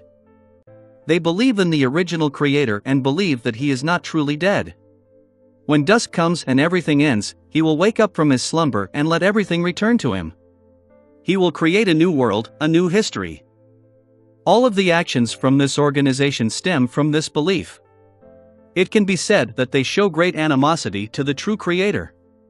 They aren't stingy with their descriptions to describe him as fallen and evil. They wield the 2nd blasphemy slate and the 22 paths of the divine, but they only allow members to choose a few of them, with the exception of those who were already beyonders when they joined. Are there any secrets to these pathways? I'll first jot it down and analyze it in the future. These pathways are Bard, Sailor, Reader, and Spectator. I have to change my habits of calling these sequence pathways in the future. Using those names in that ancient organization makes me appear quite uneducated. This is very similar to what I've analyzed from my hostile relations and from Mr. A's request, with it being very similar to how the Bard, Sailor, Reader, and Secret Suppliant pathways can be exchanged at Sequence 4. Is Manipulator a high sequence of the Spectator pathway? Why do many secret organizations declare that the apocalypse would definitely befall us one day? For example, the Demonist sect, this ancient organization, and they themselves do not rely on this to proselytize. Is it a requirement for brainwashing, or would there really be a so-called dusk? Klein thought of many things, but due to a lack of information, he was unable to come to a definite answer. At the same time, he couldn't help but silently lampoon. Roselle, can't you just write down the name of that organization? Resisting the changes in his expression and body movements, Klein turned to the last page, which had relatively little content, and read. January 1st. A beginning of a new year. I happened to finish my first card of blasphemy. I will hide the ultimate secret of the 22 paths of the divine in these different cards of blasphemy and scatter them across the world. If things fail, they'll be the best insurance that my children can fall back onto. I'll disrupt the order they wish to have and spread the profound mysteries of the divine. These cards of blasphemy will possess characteristics of being anti-divination and anti-prophecy. Apart from the ones I'm giving my children, the fated ones will receive it. I'm a person who makes sure to square accounts when it comes to grudges, and after I die, who cares if floods deluge the heavens? Oh, I didn't create that sentence. In short, the more chaotic the world is, the better it is. I have to consider how to name the cards of blasphemy that will form a set. The Paths of the Divine number 22. The Major Arcana Tarot cards also have 22 cards. They can match quite well, but there are a few that don't meet the requirements. I need to make some changes to match the original potion names. That ancient organization is my last and biggest insurance. I don't know if they'll support me, or the manner in which they'll support me in. I still remember the shock when I first saw the blasphemy slate. So it turns out that the Beyonder pathways are paths of the divine. It really is true that the blasphemy slate is blaspheming the deities. Above every pathway sequence 1, there is still a sequence 0. And there's a corresponding potion and ritual. Each pathway has a sequence 0. And sequence 0 is the sequence of a true God. For example, sequence 0, Sun. Chapter 266, The World's Commission. Chapter 266, The World's Commission. Translator. Atlas Studios. Editor. Atlas Studios. Sequence 0? There's still a Sequence 0 above Sequence 1? Sequence 0 is equivalent to a true God? There can only be one Sequence 0 per pathway? Is this the true meaning of the paths of the divine? As long as one consumes the corresponding potion, does a ritual, and grasps the acting method to digest the beyonder characteristic, an ordinary person can become a god one step at a time? This is truly blasphemous. Could the main ingredients of the final potion be the godhood, divine blood, and body of the eternal blazing sun? The information on the diary's last page was filled with so much information that Klein almost couldn't think. He almost made additional body movements. The 22 paths of the divine correspond to the 22 Sequence 0s. Sequence 0, sun does sound very powerful. Perhaps there's a Sequence 0, death? I wonder what the names corresponding to the goddess and the lord of the storms are. According to Emperor Rozel's description, some of these cards are identical to the major arcana tarot cards, but some of them are different. The cards of blasphemy he created were standardized with the names of the potions. These can no longer be called potions. Could the reason that the Emperor regretted not choosing the Seer, Apprentice, Marauder pathways be because their corresponding Sequence 0s have yet to appear? Then what was the reason for the sudden personification of the hidden sage who was symbolically a deity? What was Rozel plotting in the end? It feels like he became the enemy of everyone in the world, and that only seems possible if it was set into motion by that mysterious and ancient organization. The primordial Demonis is the name of Sequence 0 for the Demonis pathway? Klein gradually found his train of thought, and he restrained the turmoil that was going through his mind. He knew that he couldn't lose himself in this matter. He had to recover as quickly as possible, otherwise, Justice and the Hanged Man would discover something amiss and find it odd. Mr. Fool has been reading that page too long. I really want to obtain one of the cards of blasphemy that Emperor Rozel created. I want to know what else there is. Other than the godhood providing potion formulas and the corresponding rituals. Klein suppressed his shock and puzzlement and made Rozel's diary disappear from his hands. He rapped the corner of the bronze table and looked to the side. Miss Justice, well done. You finished Bakerland in less than a week. According to the agreement, what kind of payment do you want? Bakerland is dead? That fast? Alger had left the islands in the past few days and hadn't received the appropriate information. He was astonished for a moment, which made Audrey, who was secretly observing him, feel delighted. Even if Alger was in the capital of the Rorstad archipelago, the city of generosity, Byam, he might not have been informed in a timely fashion. After all, cable telegraph could only transmit limited information. Unless it was particularly urgent or important, there was always a delay of a few days. Sometimes, it would even take the colonists of the Rorstad archipelago a month or two to get an update on the latest situation in the northern continent. Restraining his thoughts, the Hanged Man looked at Mr. Fool in the thick fog and respectfully said with a hint of humility, "I'm very sorry. I just managed to contact someone and couldn't help. This is a commission, not a help request. Don't worry about it." Klein chuckled. He turned his gaze back to Miss Justice, waiting for her to say what she wanted in return. May the goddess bless me. Please don't let Miss Justice's request be too difficult. It's best if I can repay her with knowledge. I've learned quite a lot of amazing things from Rozel's diary.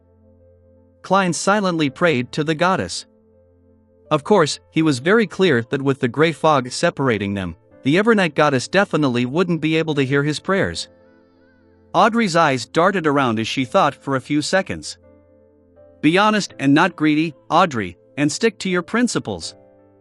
She gave a faint smile and said, No, I'm actually the one still owing you. No, I owe your adorer the bounty. Rear Admiral Kalangos's bounty was worth a total of £30,000. I should give your adorer £15,000. Killing Bakerland cost £10,000, so I still need to pay an additional £5,000. However, due to the matter with Bakerland, my finances are recently quite tight. I can only pay this bounty in a few months. Mr. Fool, is that all right? After she finished speaking, Audrey quietly exhaled. She felt that the little stone pressing against her heart was finally gone. Although discussing money and calculating the payment in front of Mr. Fool feels somewhat inappropriate, I can't hide the rewards I received from his adorer. Audrey sighed silently. As for the huge plantation worth more than £8,000, it was a private form of gratitude from Duke Negan and not a bounty. £5,000? I can get another £5,000? Kilangos's total bounty actually reached £30,000. Klein was startled. Immediately, he fell into an intense mental struggle. I'm supposed to pay this bounty to Mr. Isaac, but I won't be able to get in touch with him for a long time. Putting the money aside would be a waste. I might as well use this money to enhance myself. When the time comes, I'll repay him by providing help. Klein made up his mind 3 seconds later as he lightly nodded at Miss Justice. Sure. Upon hearing Mr. Fool's response, Audrey's graceful seating posture remained the same, but her heart was completely relaxed. At that moment, Klein leaned back in his chair and fell silent. Then, he manipulated his smurf secretly from a commandeering position. The world coughed and said, "Can I speak now?" Audrey looked at Mr. Fool and seeing that he didn't say a thing, she nodded slightly and said, "Sure." At the same time, she once again did a read on the new member, the world, and made a judgment. When I mentioned that the assassination of Ambassador Bakerland was a result of my commissioning, he didn't show any shock or surprise. He either doesn't know the importance of the matter, not understanding the importance of an ambassador, or he's someone who can keep his calm and is good at hiding his emotions and bodily movements. The way he mouths his words doesn't match what he says. It should have been translated by Mr. Fool as well, which makes it impossible for me to get his original vocal tics, or know what language he usually uses. Thoughts flashed through Audrey's mind before Mr. World's hoarse voice sounded. I wish to obtain the true root of a mistreant, at least 60 milliliters of its juice, as well as the spring of the elves' marrow crystals and the complete spinal fluid of a dark-patterned black panther. Which one of you can provide it, or provide any relevant clues? What do you wish to exchange them for? Klein added the Beyonder ingredient needed by the apothecary to his commission so that the Tarot Club members wouldn't be able to guess the main ingredients of the formula he wanted. Before Justice and the Hanged Man could react, the son who had been silent the entire time finally opened his mouth and said, "I know where mistreants are and I can help you obtain the materials. However, I must wait until I finish my advancement and have sufficient strength to join the corresponding patrol team." Recently, he had been accumulating merit points and rewards. He was working hard to obtain the main ingredients for the light supplement through the City of Silver's officials and private markets. He was still lacking quite a bit. As expected of the dangerous City of Silver with its numerous monsters. Klein silently commented in admiration, allowing the world to ask, "Then what do you wish to receive in exchange?" Without hesitation, Derek replied, "A weapon that suits me and can increase my combat strength." The reason why he didn't mention the corresponding ingredients for light supplement was because City of Silver had them all. They could be obtained through his own hard work. Upon hearing this request, Klein immediately thought of the inscribed steel sword that had appeared at the Beyonder gathering organized by the elderly gentleman, Eye of Wisdom. It was sharp enough, had the effect of exorcism and purification, and could be used for 3 years. It was valued at £500, perfectly matching the son's described requirements. Why didn't you say so earlier? It has already been bought by someone else. Klein silently stared at the members, while the world nodded and said, "I will find a weapon that meets your requirements as soon as possible." Is this transaction to be witnessed by Mr. Fool? Klein nodded slightly to express his agreement. At that moment, Audrey shot a glance at the son and warned him. Apart from the Miss Trent's juice, Mr. World's requested ingredients correspond to a sequence 7. The rough price is about £500 to £700. She felt that the son was too naive and was worried that he would be cheated by the unreadable Mr. World with cheap weapons. Although Mr. Fool is impartial and advocates fair equal exchange, it's not his place to stop it if both sides agree. After all, some items are of low value, but there are people who are in urgent need, so adding a premium to the price is very normal. Audrey thought to herself. A Sequence 7 formula is about £800, Alger added. He had an instinctive aversion towards new members. Klein translated with great difficulty, for he didn't know what the currency unit of the pound corresponded to in the City of Silver, and could only use a Series 9 potion formula as a unit. I understand. Derek slightly nodded, and then quietly added. Thank you. The world maintained his silent and staid temperament and didn't comment on what had just happened. He turned to Justice and the Hanged Man, waiting for their response. Audrey thought for a few seconds and said, potion formula for psychiatrist and their corresponding beyonder ingredients. That's Sequence 7 of the Spectator Pathway. You can gather the information first, and there's no rush to purchase them. Once I have clues regarding the dark-patterned Black Panther and Spring of the Elves marrow crystals, we can proceed. If you are willing to exchange it for gold pounds, you can buy it at any time. Although I'm out of money recently, I can still raise quite a bit if it's urgent. Audrey comforted herself. Alger said in a deep voice, potion formula of the Sailor Pathways Sequence 6 Windblessed. This will be more expensive than the beyonder ingredients that you want combined.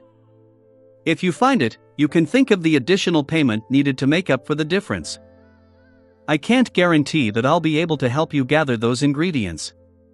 Even if it's just one of them, you don't need to expend any resources ahead of time. Mr. Hangman should have a close relationship with the Church of the Lord of Storms. He should be able to get the Windblessed formula normally, right? Is he trying to hide the fact that he's digesting the Seafarer potion quickly? Klein was startled. All right, the world answered in a low voice and then said, I have another request. Chapter 267, Singing to the Same Tune. Chapter 267, Singing to the Same Tune. Translator. Atlas Studios. Editor. Atlas Studios.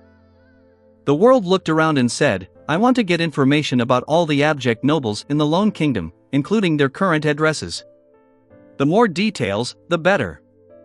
He didn't directly mention Baronet Pound since Detective Sherlock Moriarty was currently handling an investigation regarding an underground structure that involved the Pound family.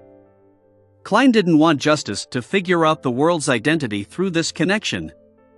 I can't ignore any details, he emphasized to himself. Audrey stared blankly upon hearing that. She once again examined the member at the end of the long bronze table and probed, What do you want to do? The world laughed with a hoarse voice. That's not something you need to worry about. I'm only searching for some things. I won't do them any harm. I can swear on this point and allow Mr. Fool to bear witness. Mr. World is really good at controlling his body language. Is his sequence the nemesis of a spectator or telepathist?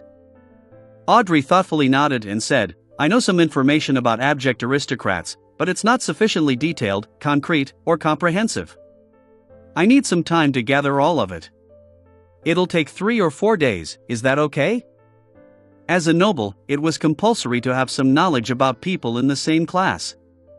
Audrey would always hear interesting stories when she attended various balls, banquets, and saloons, but they would all be fragmented and could hardly be considered a comprehensive body of knowledge.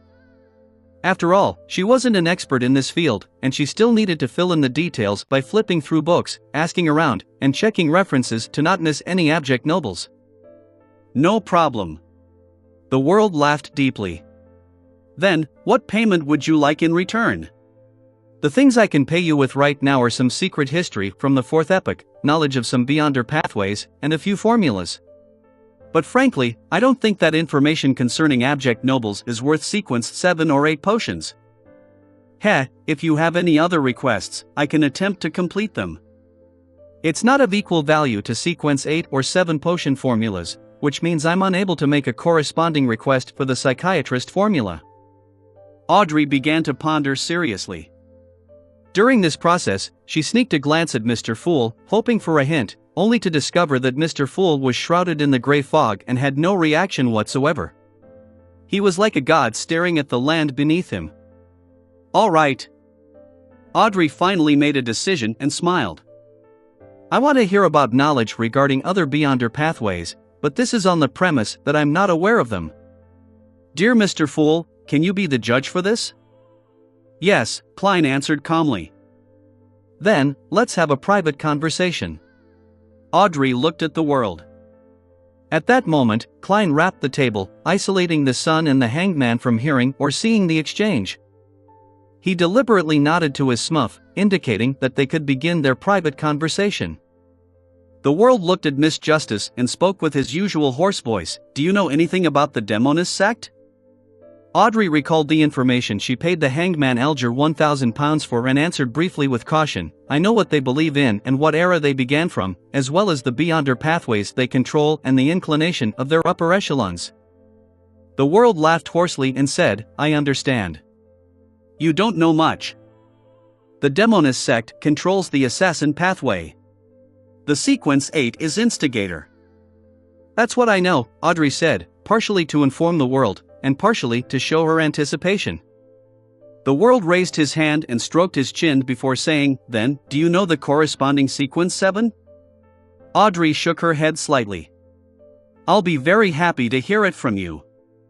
"The assassin pathway sequence 7 is called Witch," the world said simply. "Witch?" Audrey jumped in fright at this word. She naturally made the corresponding connections in her mind. "Then, if a man consumes this potion, how is he supposed to act? Wearing beautiful dresses and putting on exquisite makeup, imitating a lady's every move?" She was a little disgusted, yet strangely amused as the thought came to her. "No, Miss Justice. When a man consumes this potion, he will no longer be considered a male. He will become a true lady." Klein resisted the urge to chortle as he controlled the world's response. "Goddess, the witch potion can change a person's sex." Audrey blurted out. This is really unbelievable." Mr. Fool didn't deny it, which means it's true. This is simply a miracle. This is the mysterious Beyonder world. This is a world filled with all sorts of inexplicable things. This is the world I long for. Why am I feeling a little excited? After calming down a little, Audrey quickly and guiltily glanced at Mr. Fool and made a tiny confession that she had actually chanted the name of the Evernight goddess in front of him. The world said in a low, hoarse voice, "Yes, but it can only make men become women. Women will accordingly have their charms enhanced. Whether it's their appearance or skin condition, they will become significantly improved, on the basis of their original looks. This is the reason why the upper echelons of the Demonist sect are all women." "Then, what flaws does it have?" Audrey suddenly felt her interest was aroused. The world answered in an unhurried manner. "The requirement for their acting is to become evildoers who bring about calamity, disease, and pain." Audrey exhaled slightly and felt a little disappointed. Her mind whirled quickly, and she immediately had a new question. If an animal consumes the witch formula without dying or losing control, would the enhancement of its charms be more suited to human tastes, or focused on charms for its own species? For example, a female cat which makes all male cats become fanatical towards it? The world was momentarily unsure how to respond. After a few seconds, he said, "I've never studied such matters." Before Audrey could ask further, he added, "The corresponding sequence 6 for the witch pathway is pleasure, or the demoness of pleasure. The requirement for acting is to bring pleasure to both men and women, mainly in that aspect, as well as controlling or influencing them. The demonesses of this sequence are very good at using special spider silk."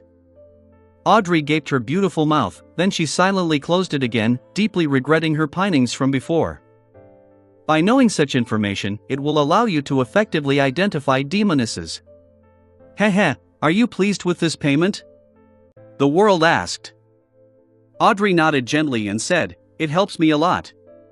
The deal is completed. I will help you gather information on the abject nobles as soon as possible. Shall I give it to you the next time we meet?" The world thought for a moment and asked, can it be faster? Then, I'll offer the information I gathered to Mr. Fool and request that he bestow them to you. Mr. Fool, is that okay? Audrey turned her head and asked. In the thick gray fog, Klein nodded his head in agreement.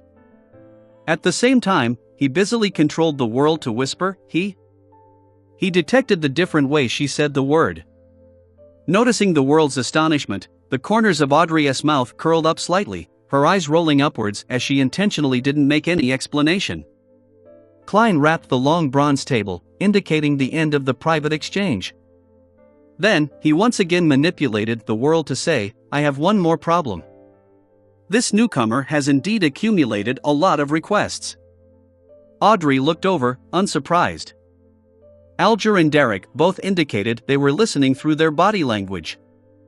The world said hoarsely, I want to know if there are any more high-sequence Beyonders in the Sauron family in Intis.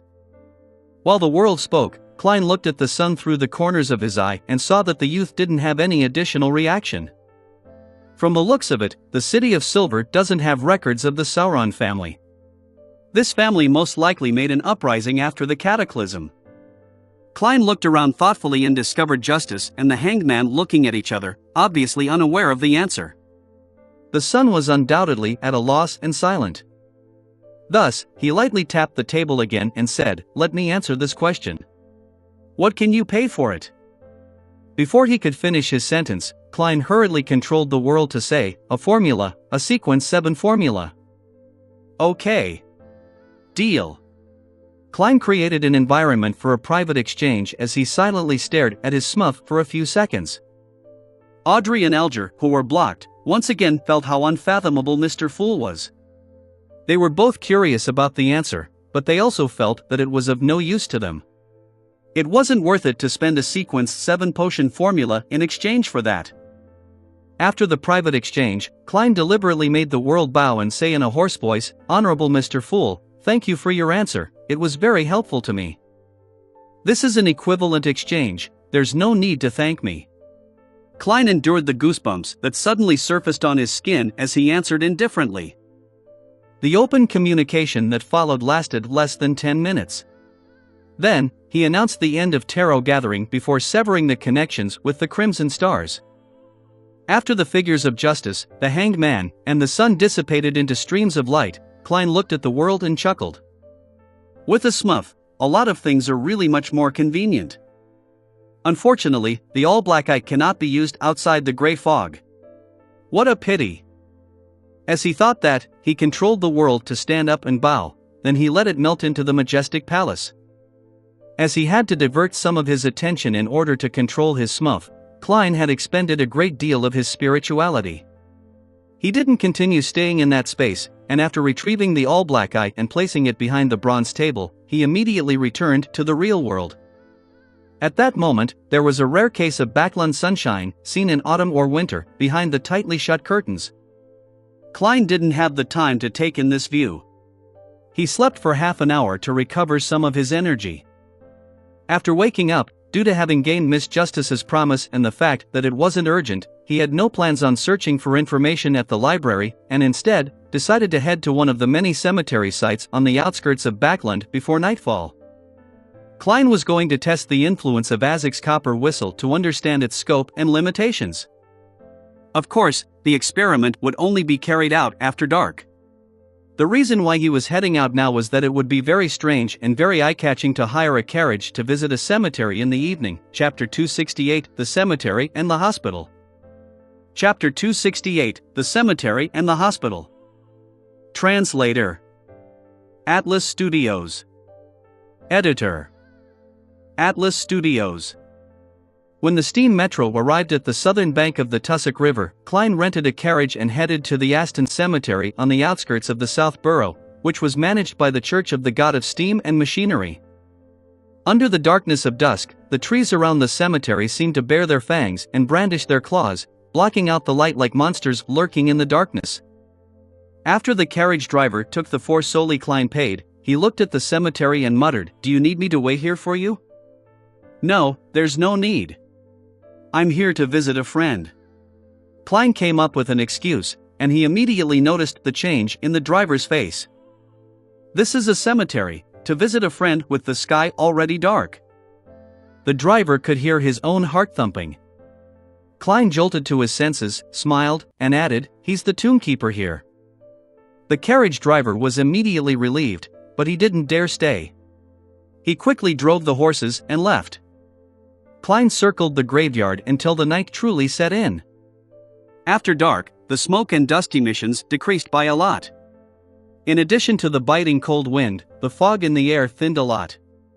Although few stars could be seen, the crimson moon made a furtive appearance, covering the ground with a veil-like glow. Klein tapped his chest 4 times clockwise, drawing out the crimson moon. Then, he put on his gloves, pushed himself over the iron fence, and entered the cemetery. He looked around with a high degree of caution, randomly found a secluded corner, took out Azek's copper whistle, and held it in his hand. Not far in front of him was a tombstone. The photograph on it was dirty, and the epitaph appeared extremely blurry in the moonlight. Klein carefully read it for a few seconds before figuring out what they were. "Friend, if you are passing by, help me up." "Thanks. A very humorous gentleman. I choose you."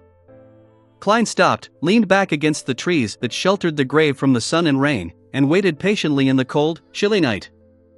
He threw Azek's copper whistle up before catching it firmly, repeating it several times to pass the time until 20 minutes later. No signs of the dead coming back to life. Klein clicked his pocket watch shut, surveyed his surroundings, and confirmed the results. "I'll come back here in 2 days to see if there are any additional changes. If there are none, it means that Mr. Azek's copper whistle won't be able to affect corpses that have been laid to rest through a priest's ritual." Klein silently muttered to himself, and he put the ancient and exquisite copper whistle back into his pocket. There were 3 kinds of burials in the Lone Kingdom. The first type had coffins and corpses, suitable for the middle and upper classes living in abundance. The second type was the ones without corpses, so a cremation was held. The remaining ashes were placed in urns. This was the choice of the lower middle class and technical workers who could pay for the cremation but found coffins to be too wasteful. But there were also times when religious and governmental factors had an impact, such as the believers of the eternal blazing sun.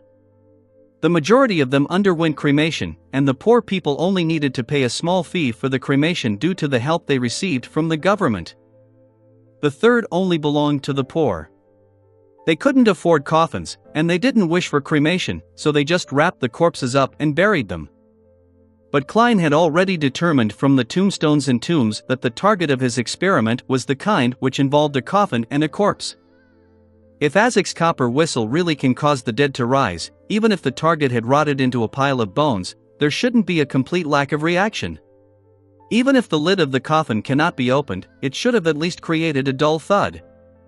As he walked towards the fence, Klein suddenly thought of a non-rigorous part of the experiment. "Yes, I need to categorize them. The corpses here have been buried for quite a while. I should find a target that was recently buried. Only by doing so will I be able to arrive at the most accurate conclusion." After that, Klein basically played a game of cat and mouse with the cemetery guardians before finding a grave that had completed a burial ceremony during the day. This time, he waited for half an hour, but he still didn't find anything abnormal. "Phew, I can basically determine that Mr. Azek's copper whistle can't affect a corpse that has undergone a ritual that puts the soul to rest. That's quite weak. No, that's not right. This copper whistle isn't meant to cause the dead to come alive. It's used to summon messengers, so affecting a corpse is a negative effect." Klein tightened his double-breasted coat and walked toward the iron fence. He planned on heading home to have a change of clothes before trying out his second experiment. The target of the second experiment group were the recently deceased corpses that haven't been laid to rest via a ritual. Such targets often existed in a hospital's morgue. Climbing over the fence, Klein made his way back to the South Burrow on foot in the dreary, dark night. The surroundings were deathly still and quiet. Only the evergreen, dust-covered trees lightly swayed. It reminded him of the night he had been resurrected from the dead. Back then, he too had to walk from the cemetery to the city. Sigh. Klein sighed and suddenly began to run, as if trying to get rid of the melancholy that filled him. More than half an hour later, he rented a carriage in Southborough and headed for the nearest steam metro station. There was still about an hour before the metro stopped running, and this could save him quite a bit of money. In the wee hours of the morning, Klein changed into a grayish-blue worker's uniform and wore a cap as he made his way to St. Eston's Hospital in the Backland Bridge area. This was a charity hospital belonging to the Church of the God of Steam and Machinery. Many of the poor died here due to illness, and since there was nowhere for them to place their bodies, they had to be kept in the hospital morgue. There, the corpses awaited cremation from the government or be donated to the medical schools.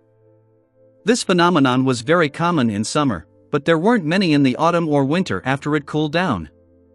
However, in an era without air conditioning or equipment to keep the temperature cool, a hospital's morgue couldn't keep the corpses for too long. Donated bodies would be quickly embalmed and bodies to be buried the next day would be cleaned up. Of course, these were the rules enforced in summer.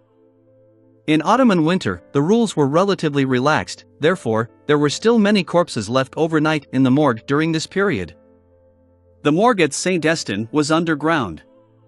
It was relatively cool, even during the summer, and was biting cold during autumn and winter. Based on what he had learned as a nighthawk, Klein relied on a clown's agility and balance to sneak into the basement while avoiding the doctors and nurses that were on duty. Before he even got close to the morgue, he felt a chill down his spine. After quickly moving past the janitor's room, Klein took out a piece of wire and lightly unlocked the door to the morgue. This was one of the methods of infiltration and tracking. He slowly and silently pushed open the door to the morgue with his black-gloved right hand. At the same time, he cloaked Isaac's copper whistle in his spirituality to determine if such a method could eliminate the negative effects. The temperature in the morgue seemed to be lower than the corridor. Most of the corpses were bagged up and placed in different iron cabinets. Only a few were placed on the long table in the central open space, as if they were awaiting examination. As a Sequence 8 clown, Klein was no longer afraid of such scenes. He just instinctively felt uncomfortable. Carefully, he closed the door and walked around the long tables. After about 10 minutes, Klein let out a breath of cold air and confirmed that none of the corpses had come to life. It's about time. He took out his gold pocket watch and opened it. When he was ready, Klein withdrew his spirituality and stopped enveloping Isaac's copper whistle. He wasn't sure if it was a psychological effect, but he had a baffling feeling that the surroundings had become even more silent. As a seer, he fully believed in his instincts. He stopped pacing back and forth and retreated towards the door. Time ticked by, and Klein determined that it took about 2 minutes. At that moment, a corpse on a long table suddenly sat up. Bang! Bang! Bang! The surrounding iron cabinets emitted a series of banging noises, as though all hell was about to break loose. Bang! Bang! Bang! Upon hearing such a commotion and seeing the corpses sit up, Klein suddenly said in a low voice, "Crimson." Immediately following that, he injected his spirituality into a requiem charm and threw it out. Icy blue flames burned quietly, and serene and gentle blackness spread out. The corpses lay down once again, and the banging sounds coming from the cabinets came to an abrupt halt. Klein, who had experienced a similar situation, didn't relax and used another requiem charm. As there were many corpses around him, he used a third charm to be safe, using up everything that he had. Not bad. Indeed, it only affects corpses that haven't been put to rest via a ritual. This includes corpses that haven't been dead for too long and zombies. Using my spirituality to shield the whistle can prevent such effects. Klein thought with a smile. Seeing that none of the corpses were making any abnormal reactions, he prepared to open the door and leave. At that moment, he suddenly heard footsteps coming from the outside and saw a faint light seeping in. The elderly janitor had been attracted by the banging sound in the morgue. He was approaching with a lantern in hand. Klein looked around, placing his hand on the door, he nimbly jumped up, stopping at the spot between the door and the ceiling. His fingers dug into the bumps and cracks as he maintained perfect balance. Creak! The elderly janitor opened the door with his key and entered the morgue. He took a few steps forward, held up his lantern, and examined the iron cabinets and long tables, as well as the corpses. Behind him, Klein nimbly jumped down and landed silently. Seizing the opportunity, Klein quickly escaped from the morgue. He used the janitor's room to hide for a few seconds before carefully returning to the upper floor. After the elderly janitor surveyed the surroundings and didn't find anything out of the ordinary, he mumbled a sentence, in fear of the corpses, and quickly left. He locked the door and didn't stay any longer. Returning to the guardroom, he wrapped a thin blanket around himself and took several minutes to calm his racing heart before mumbling to himself in a low voice, "Those old guys always tell me about the weird things that happen in the morgue, hoping to scare me. Those weird sounds just now should count as well. It doesn't matter. Those corpses didn't come back to life either. Pooey, there are no such things as zombies and wraiths." At the same time, Klein was walking comfortably along the quiet, dark streets, happy to be free of a latent threat. He looked at the elegant gas lamps that lined the sides of the street and looked forward to the future beyonder gatherings. As long as he obtained a weapon with a special effect, he would be able to obtain one of the main ingredients of a magician. Although I don't have much money right now, I still have a lot of assets that I can use to exchange. For example, the telepathist potion formula, or the formulas for Bard and Light Suppliant.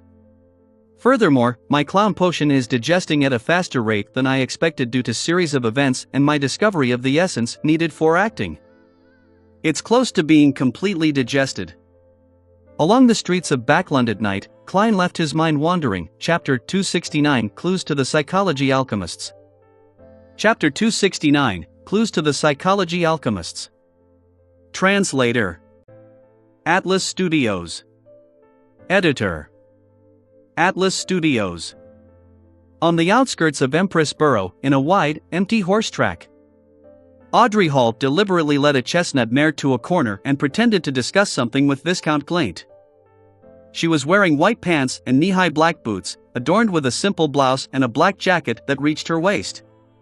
In addition, she donned a helmet of the same color.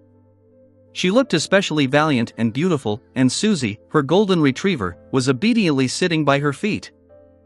What seemed like a tiny leather satchel hung from her back. Disguised as Viscount Glaint's servant, Zio glanced enviously at Audrey's long, straight legs, and unconsciously tiptoed. Just horse riding is so blasé. Only when it is combined with hunting does it become imbued with life. Of course, I mean the equestrian skills for men. No matter what a beautiful lady does, it would still be a sight to behold. Glaint sized up Audrey and said half-jokingly. Audrey replied with a slight smile, "The next hunt is still months away." Every year, from June to the New Year, the aristocrats of the Lone Kingdom would come to Backlund to attend various banquets, dances, and salons, as per tradition. This was a very important event for them, and many things would be decided within a few months. After the New Year, the nobles would return to their fiefdom, their castles, country estates, and large plantations, and spend their leisure time there. In such times, the most popular sport was hunting. The nobles would invite guests of similar status to enjoy the pleasure of horse riding and chasing prey. As long as their financial situation allowed it, they weren't stingy with buying hounds. The most famous of the hounds was the foxhound. I already miss that life. Backlund is a place where people feel constrained, and its air is indescribably terrible. Of course, I still enjoy its extravagance. Viscount Glaint wore his gloves and stepped back to make it easier for Audrey to talk to Zio and Furs. "Honorable Miss Audrey, why have you called us here this time?" Zio initiated the question as she retracted her gaze. Audrey took a large portion of most of her recent income. She was honest and generous, a rarely encountered good employer. "I seem to smell the ink of money again. Hopefully, the mission wouldn't be too difficult. Miss Audrey is perfect in every way, except for one thing. Every mission is unexpected and very dangerous." Zio thought, feeling both anticipation and apprehension. She couldn't help but glance sideways at Furs. She noticed that her companion, disguised as a maid, was looking right at her. The expressions reflected in their eyes looked very similar. Audrey held her gloves, smiled reservedly and elegantly before saying, "It's a simple request this time. As she spoke, she motioned with her eyes for Zio and Furs to open the leather satchel on Susie. Zio, who had always been known for her proactiveness, immediately took 2 steps forward and bent down to reach out with her hand. During this short period of time, she had originally wanted to pat Susie's head to show that she meant no harm. But just as she extended her right palm, Susie had already turned her head, turning her body half around, placing the small leather satchel in front of her. I'm usually popular with animals. For example, mosquitoes. Zio kept her expression unchanged as she unzipped the satchel and took out a stack of papers from Susie's leather pouch. She stood up and took a look at the stack of papers. She saw that it depicted a young man with ordinary looks, but his neatly combed hair, round glasses, and mocking brown eyes all looked very familiar to her. I must have seen him somewhere. Zio looked down and saw the corresponding description. Formerly used name, Lenivus, wanted swindler. I know where I've seen him before. Zio was suddenly enlightened and almost made an inelegant gesture of slapping her forehead. Before she met Audrey, one of the main sources of her income was flipping through newspapers, researching wanted posters, and using her connections in many gangs in East Borough to seek out criminals who were worth fat bounties.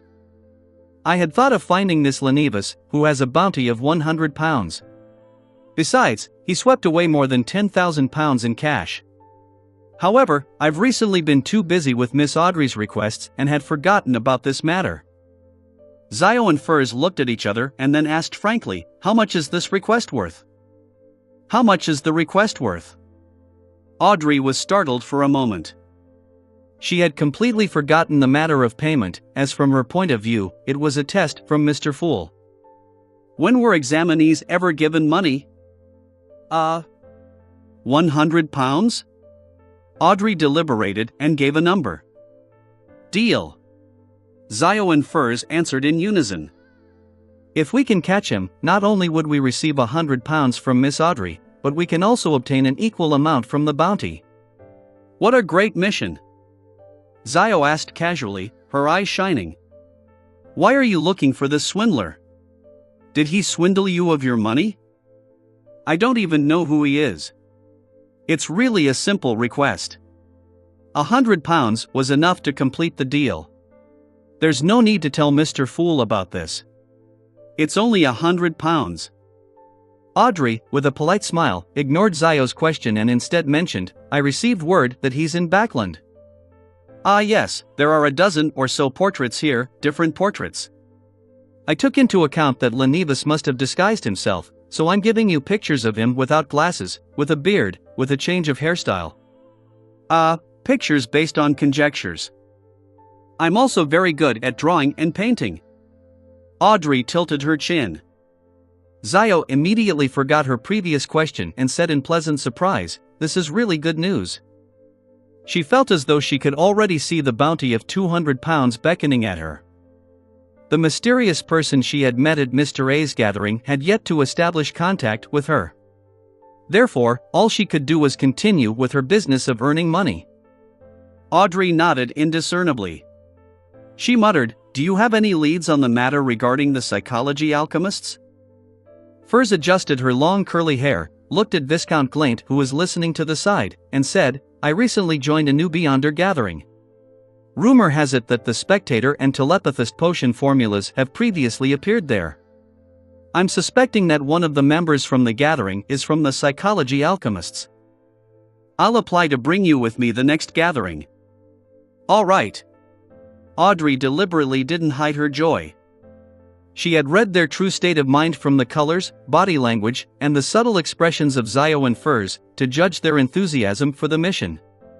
They didn't lie regarding the psychology alchemists either. Viscount Glaint mumbled, Audrey's matters seems to be on the brink of success. Where's my formula, Audrey? There are really no clues as of yet.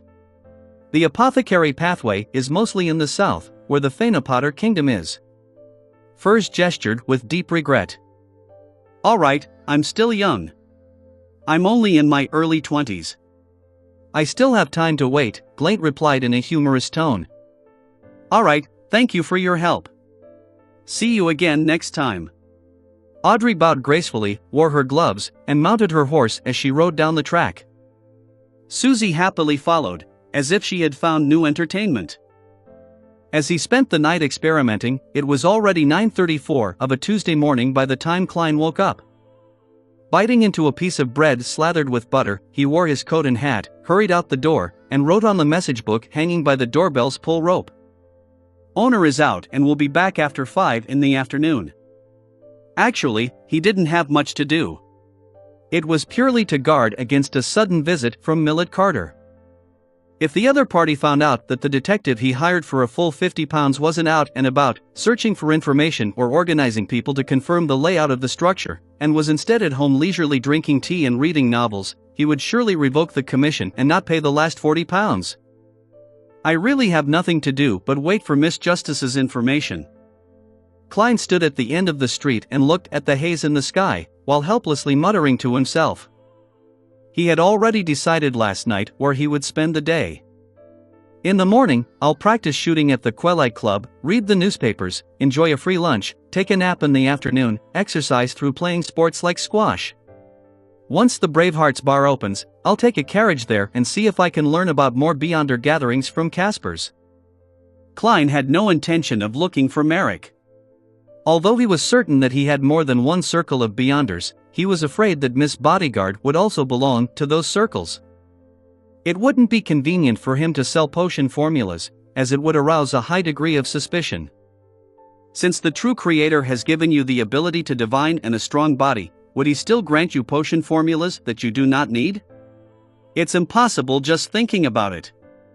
Klein filled in the details with his imagination as he boarded the public carriage that headed for Hillston Borough.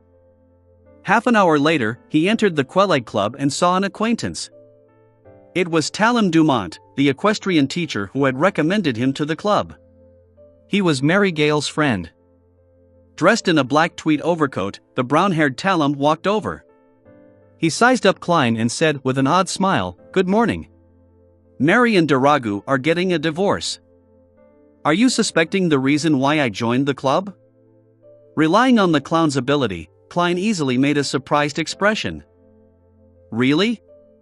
That is really surprising." Talon gave him a deeply suspicious look and suddenly laughed. "I have a friend who's been troubled about something recently. I want to know how good your marksmanship and fighting skills are." "A commission?" He only asked about my marksmanship and fighting skills, not reasoning. "This is a request involving violence."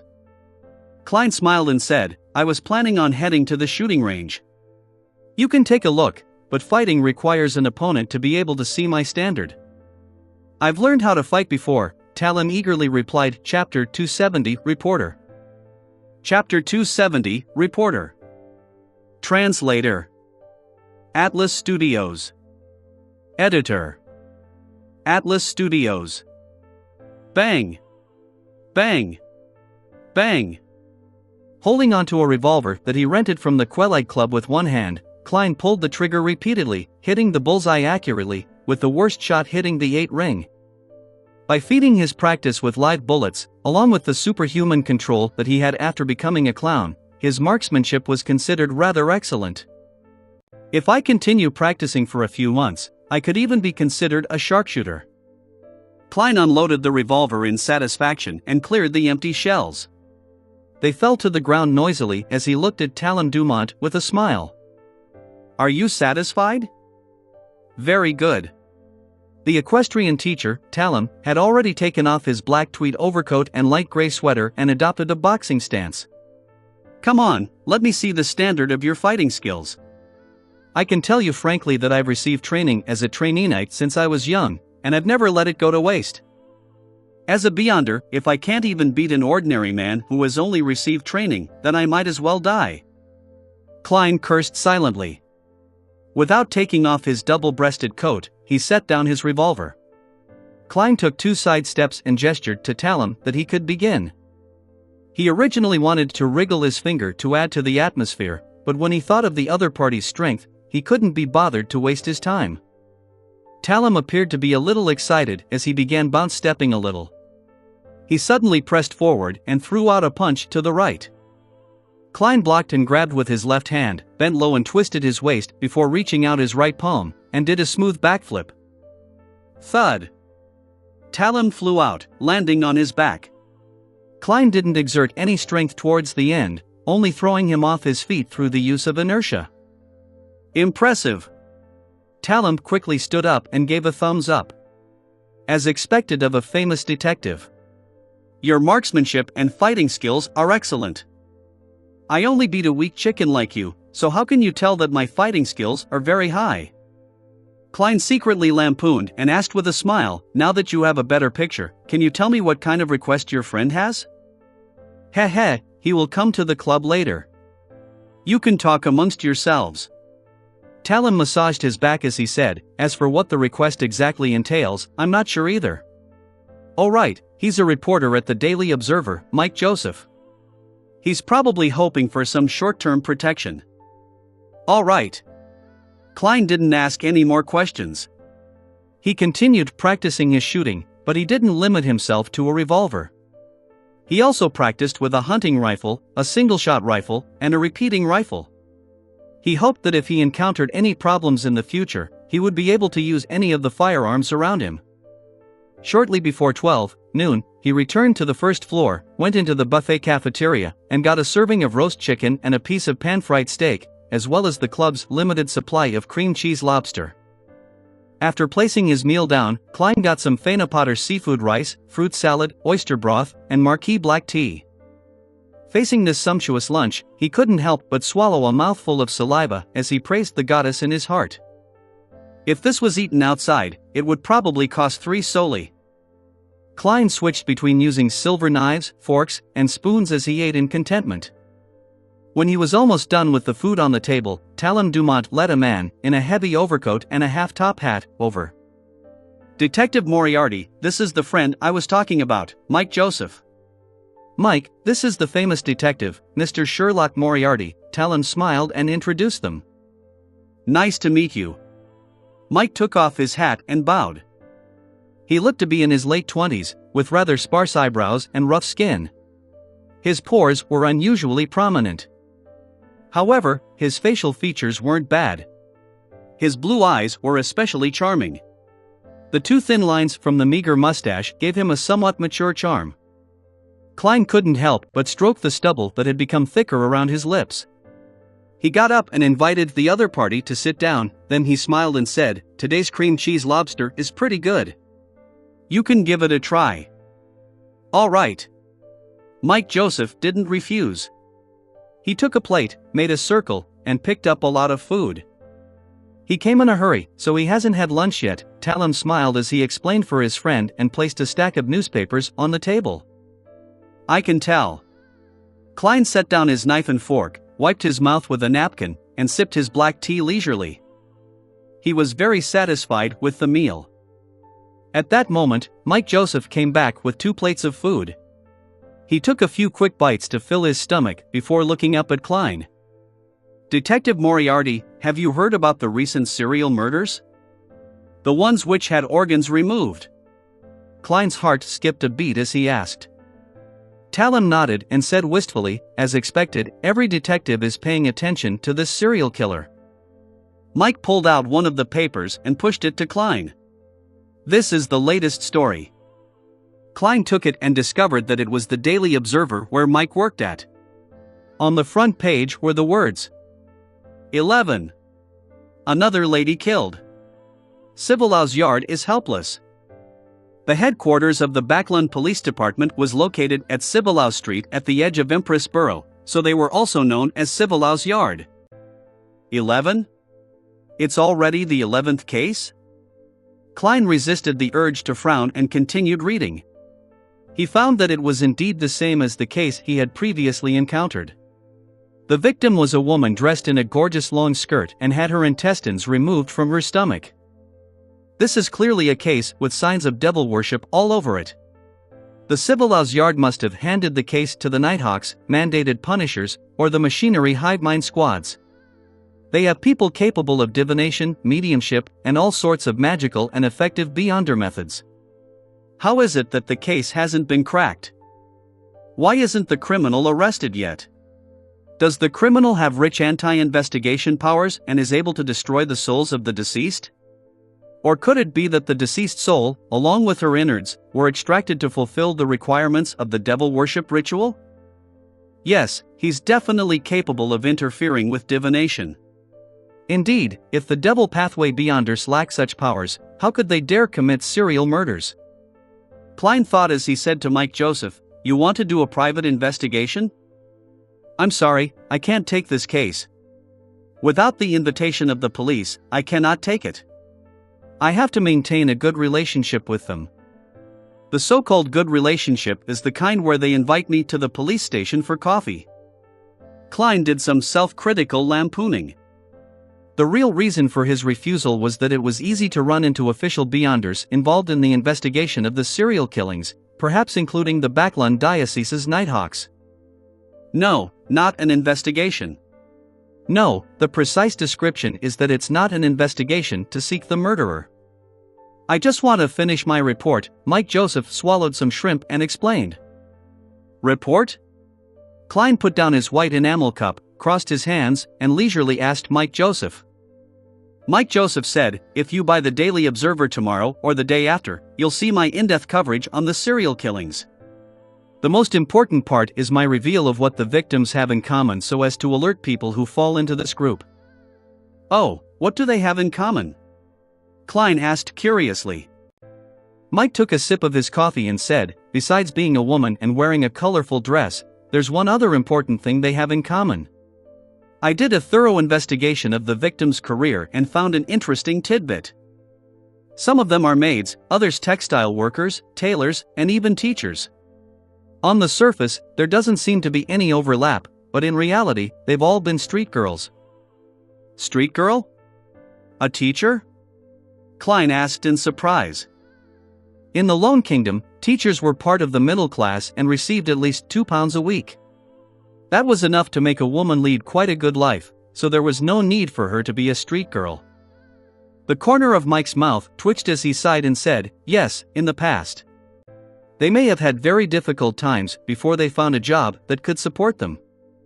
I've done a survey before. In Backlund, 1 in 6 women. 1. Aged 15 to 55 is or has been a street girl. Heh, this is our country. Foreigners who come here are surprised that a very conservative country, a bustling metropolis, would actually be filled with street girls. This number is a little exaggerated. If it were true, it could only be said that reality can be more exaggerated than fiction. This damned world." Klein was speechless. After some thought, he said deliberately, "One question, how does the murderer know that the victim had been a street girl? They don't have labels on them, and even you needed a thorough investigation to discover this." As expected of a great detective, this might be the clue, Mike Joseph answered without feeling surprised.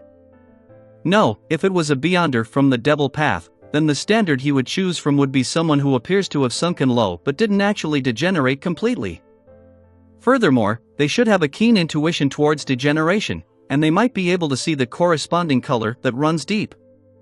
With the colorful dress as a trigger, the target will basically be locked onto.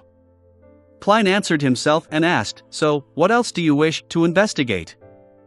Mike nodded and said, "From these 11 cases, 10 of the ladies were once street girls, except one. She's still a prostitute at present. Yes, she's the youngest, 16-year-old Sibber. This makes it very, very odd.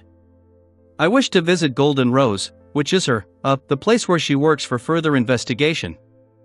I want to see if I can discover anything.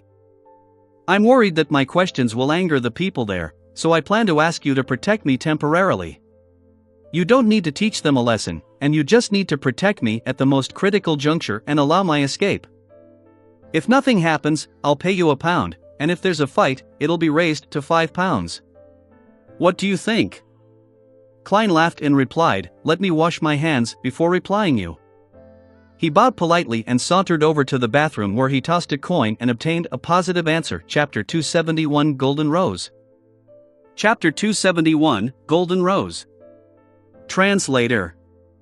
Atlas Studios. Editor. Atlas Studios. 19, Hope Street, Sherwood Borough.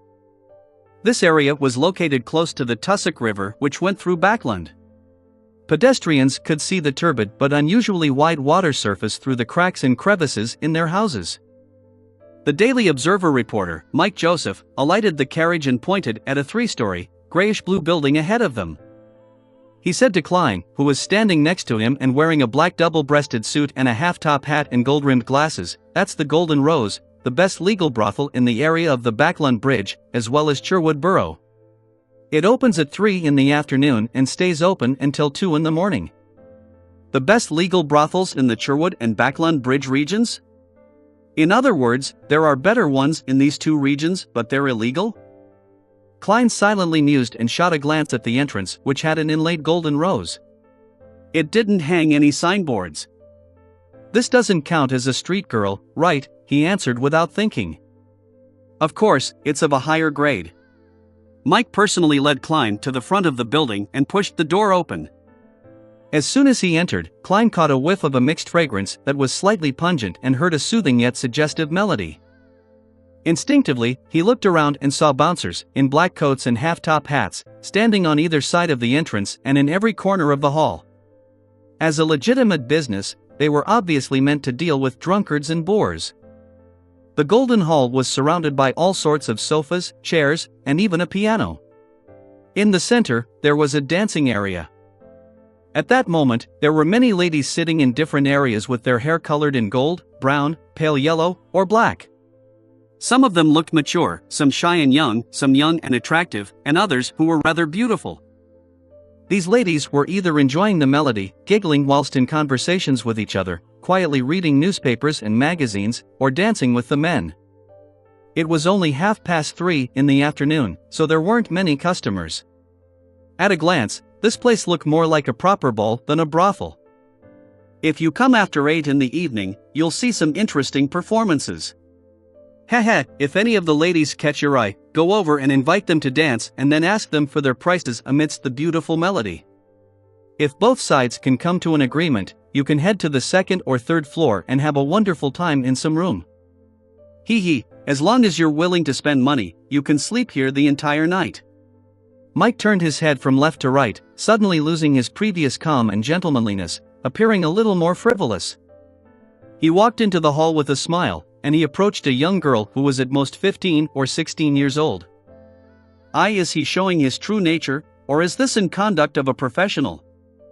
Klein watched, a little flabbergasted as he subconsciously followed behind Mike Joseph. The victim, Sibber, was only 16 years old. In theory, a girl of similar age is more likely to be a friend and would know more. At that moment, Mike lowered his voice and explained. He then raised his thin eyebrows and asked in a normal voice, "Which lady caught your fancy?" "I'm just your bodyguard," Klein responded with very normal logic. Mike slightly nodded and suddenly laughed. "I'm not used to being watched when I do that sort of thing. I'll be standing watch outside." Klein understood what Mike meant and took a serious, professional stance. Without another word, Mike walked up to the young girl, bent down, and extended his hand, inviting her to dance. Being a prostitute at this age, Backland sure is so bedazzling and dirty. To think that there would be a middle-aged gentleman of seemingly good bearing patronizing this place. Even the sides of his hair are white. Klein lowered his hands and stood very straight, watching Mike and the young girl engage in a slow dance. After a few minutes, Mike walked back and said to Klein with slight annoyance, "It's too expensive."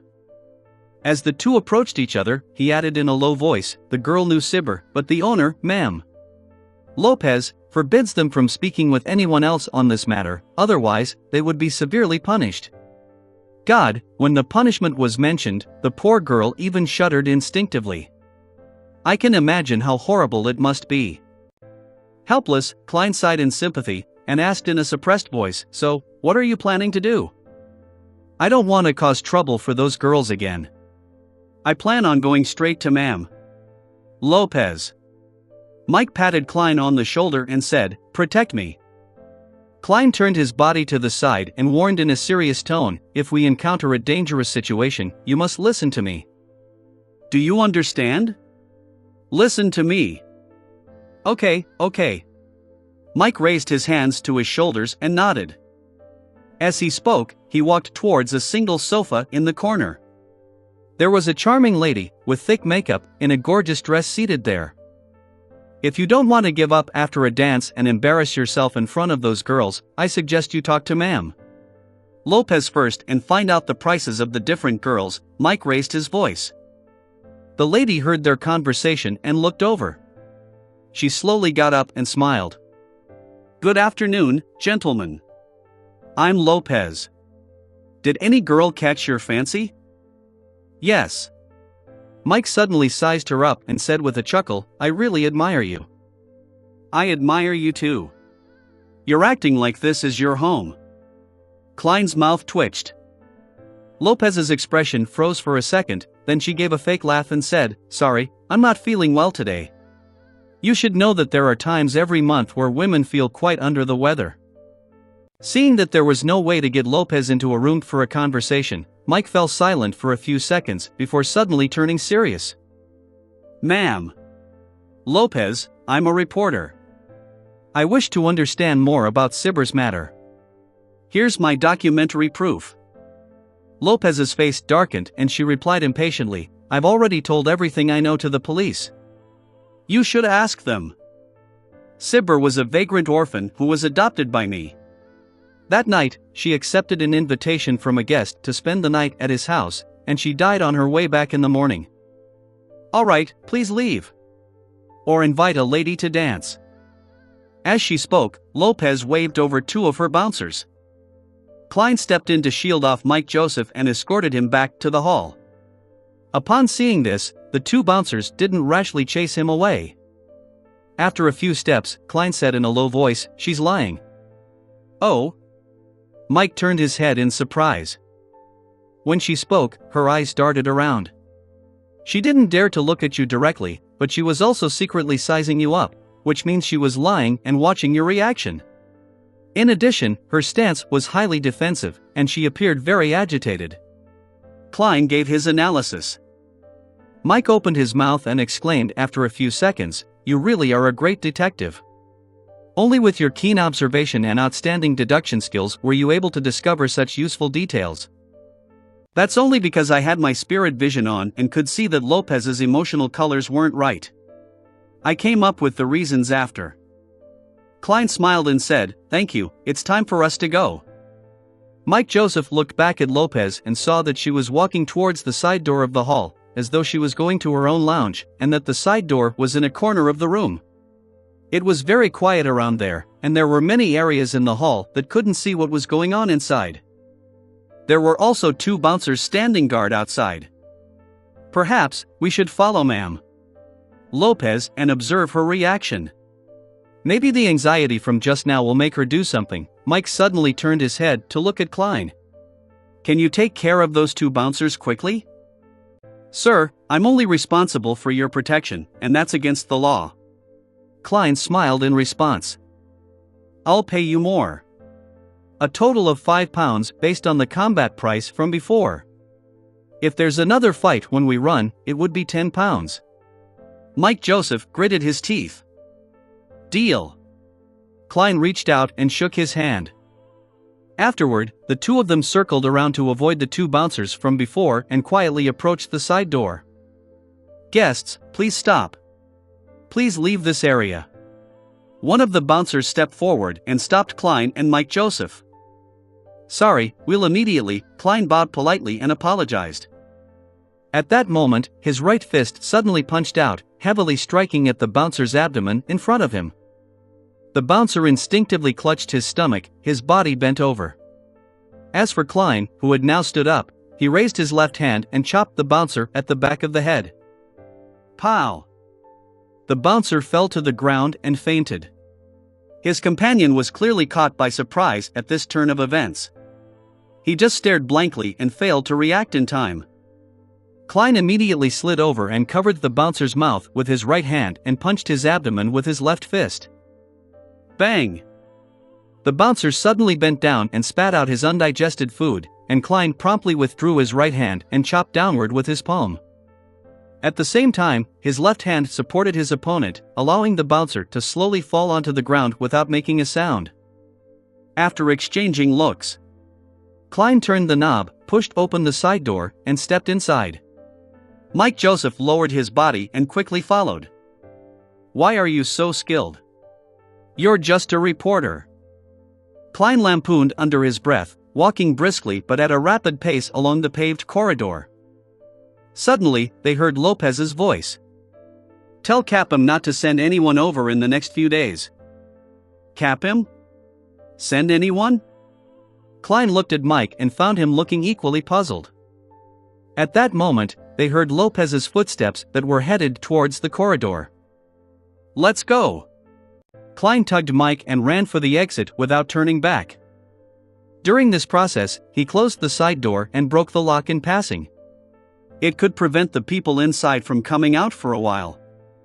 Then, as if nothing had happened, they hurriedly walked through the hall and approached the exit while hearing faint, angry voices. After reaching the streets, Mike heaved a sigh of relief and said in amazement and sincerity, "I've experienced many similar scenarios, but not once was it as simple and relaxed as it was today. Thank you. I need to return to find out who Capim is." As he spoke, he took out his wallet, fished out a £5 note, and muttered, "But frankly, your price is really expensive. It's worth more than half a week's salary." "But you can claim for reimbursement, right?" Klein answered with a grin. Following that, he asked in concern, "Aren't you afraid that Lopez will find your newspaper firm and get the police to arrest you?" "That's a fake ID card." Mike Joseph shrugged with a gesture of familiarity. Klein could only admire him. After watching Mike board a carriage and leave, he walked diagonally across the street, waited for a public carriage and kept an eye out for anyone chasing after him. At that moment, a rental carriage slowly approached and stopped in front of him. A middle-aged man in a black coat stepped out the carriage and nodded at Klein. He had blue eyes, a thin face, and gray temples. It was the same old gentleman that Klein had seen in the Golden Rose. "He's not a customer of the Golden Rose. He's just like us." Klein suddenly came to this realization. "Hello, I'm Detective Isengard Stanton. I'm assisting the police in this case. Can we have a chat?" The middle-aged man pointed at the carriage tracks. Chapter 272, Observing Each Other. Chapter 272, Observing Each Other. Translator. Atlas Studios. Editor. Atlas Studios. Detective? A colleague. However, the fact that he's able to assist the police in dealing with such a serious case shows that he truly is a well-known detective, at least within Civilized Yard. Isn't the serial killer involved in devil worship supposed to be handed over to the Nighthawks, mandated punishers, or the machinery hive mind? All the police department needs to do is send a few assistants, so why would they need to seek the help of a private detective? Yes, the 11 serial murders must have caused a sensation. Civilized Yard is under a lot of pressure, and they aren't willing to just wait in misery? Many thoughts flashed through Klein's mind, but on the surface, he revealed a smile. All right. He boarded Isengard Stanton's rented carriage and saw a young man with brown hair inside. "This is my assistant, Isengard," who had a thin and angular face, introduced. "Please, have a seat." He didn't close the carriage's door, nor did he let the carriage driver drive the horse forward to show that he meant no harm. Klein deliberately sat down uneasily and asked worriedly, "What would you like to talk about, Mr. Stanton?" Isengard took out a dark pipe and said, "I want to know what you've learned from following Ma'am Lopez. Did you hear or discover anything?" I'm also a detective, and you should know that we have confidentiality agreements in this business," Klein deliberately replied, as though he was in a dilemma. "I'm asking you on behalf of Civilized Yard. This has nothing to do with a confidentiality agreement." Isengard rubbed the pipe with his thumb. "A pound, how about 2 pounds? Having learned a lesson from the previous incident with Massault, together with the fact that there was no need to keep it a secret, Klein replied without hesitation, "Sure." "All right." Isengard smiled and took out 2 one-pound notes from his pocket. Klein acted as though he was recalling something before frankly saying, "We only heard one sentence." "Ma'am Lopez attempted to order her subordinates to tell Capim that he's not to send anyone over in the next few days. Capim? Isengard nodded, seemingly enlightened. Got it. You know Capim? Klein didn't hide his surprise. Isengard handed the notes over and said with a faint smile, he's one of the most controversial magnates in Sherwood Borough. In Backland, innocent girls often go missing along deserted streets, and after a long time, they might be chanced upon in all sorts of legal or illegal brothels. A lot of rumors point to Capim as the criminal honcho filled with blood and filth on his hands, but due to a lack of evidence, he remains free to this date. Furthermore, he knows a lot of important people. If that's true, then this fellow should die 1,000 times over. Klein nodded, sighed, and said, This is Lone, this is Backland, Mr. Stanton, I shall bid you farewell. Thank you for your cooperation. Isengard got up midway as a polite gesture to send him off. By the way, your fighting skills are excellent. Maybe we'll have a chance to work together in the future. How should I address you? Sherlock Moriarty, Klein answered briefly and got off the carriage. Only when he boarded a newly arrived tracked carriage did Isengard Stanton instruct his assistant to close the door and order the carriage driver to head towards Hillston Borough. Turning his head to the side, he looked out of the window. The gray-haired elderly gentleman had put away his dark pipe, pulled out a brass ornament from his pocket, slowly stroking it in his hand. The brass ornament was a pocket-sized open book with a vertical eye in the center. The appearance and get-up of Mr. Moriarty from just now were a bit out of place. He wore very cultured gold-rimmed glasses, but he had deliberately grown a beard around his mouth, making him look crude and barbaric. This is not quite in line with the norm. In this day and age, people who wear gold-rimmed glasses tend to care a lot about their image, the image of having knowledge and bearing. Maybe he's trying to hide something. Of course, it's also possible that he's a gentleman with an unusual aesthetic sense. Isengard seemed to be talking to himself, but he also seemed to be teaching his assistant. At that moment, Klein, who was sitting on the carriage, mumbled to himself silently as he leaned against the wall. That Detective Isengard Stanton is problematic. Ever since I activated my spirit vision, he had a blue color of rational thought and indifference and maintained a purple color of spirituality dominance. There weren't many other colors of emotion appearing. For normal people, unless they're wholeheartedly focused on studying a difficult problem, it's very difficult to maintain similar states for extended periods of time. Other emotions will inevitably appear, the difference being the issue of how long they can remain in that state. Yes. Either Detective Isengard Stanton is one such genius at observation and reasoning with extraordinary talent, or he's a beyonder? The tracked public carriage had 2 floors as it ferried more than 40 passengers towards the Backland Bridge area. Klein gradually reined in his thoughts and cast his gaze out the window and admired the 2 to 3 story buildings on the other side of the road. Occasionally he could see brown houses 5 or 6 stories high, a sign of Backland's latest trend and of the kingdom's most advanced construction technology. After a transfer, Klein arrived at Iron Gate Street and got off the carriage opposite the Bravehearts Bar. As it wasn't the peak period at the bar yet, the moment he entered, he saw Caspers drinking at the bar.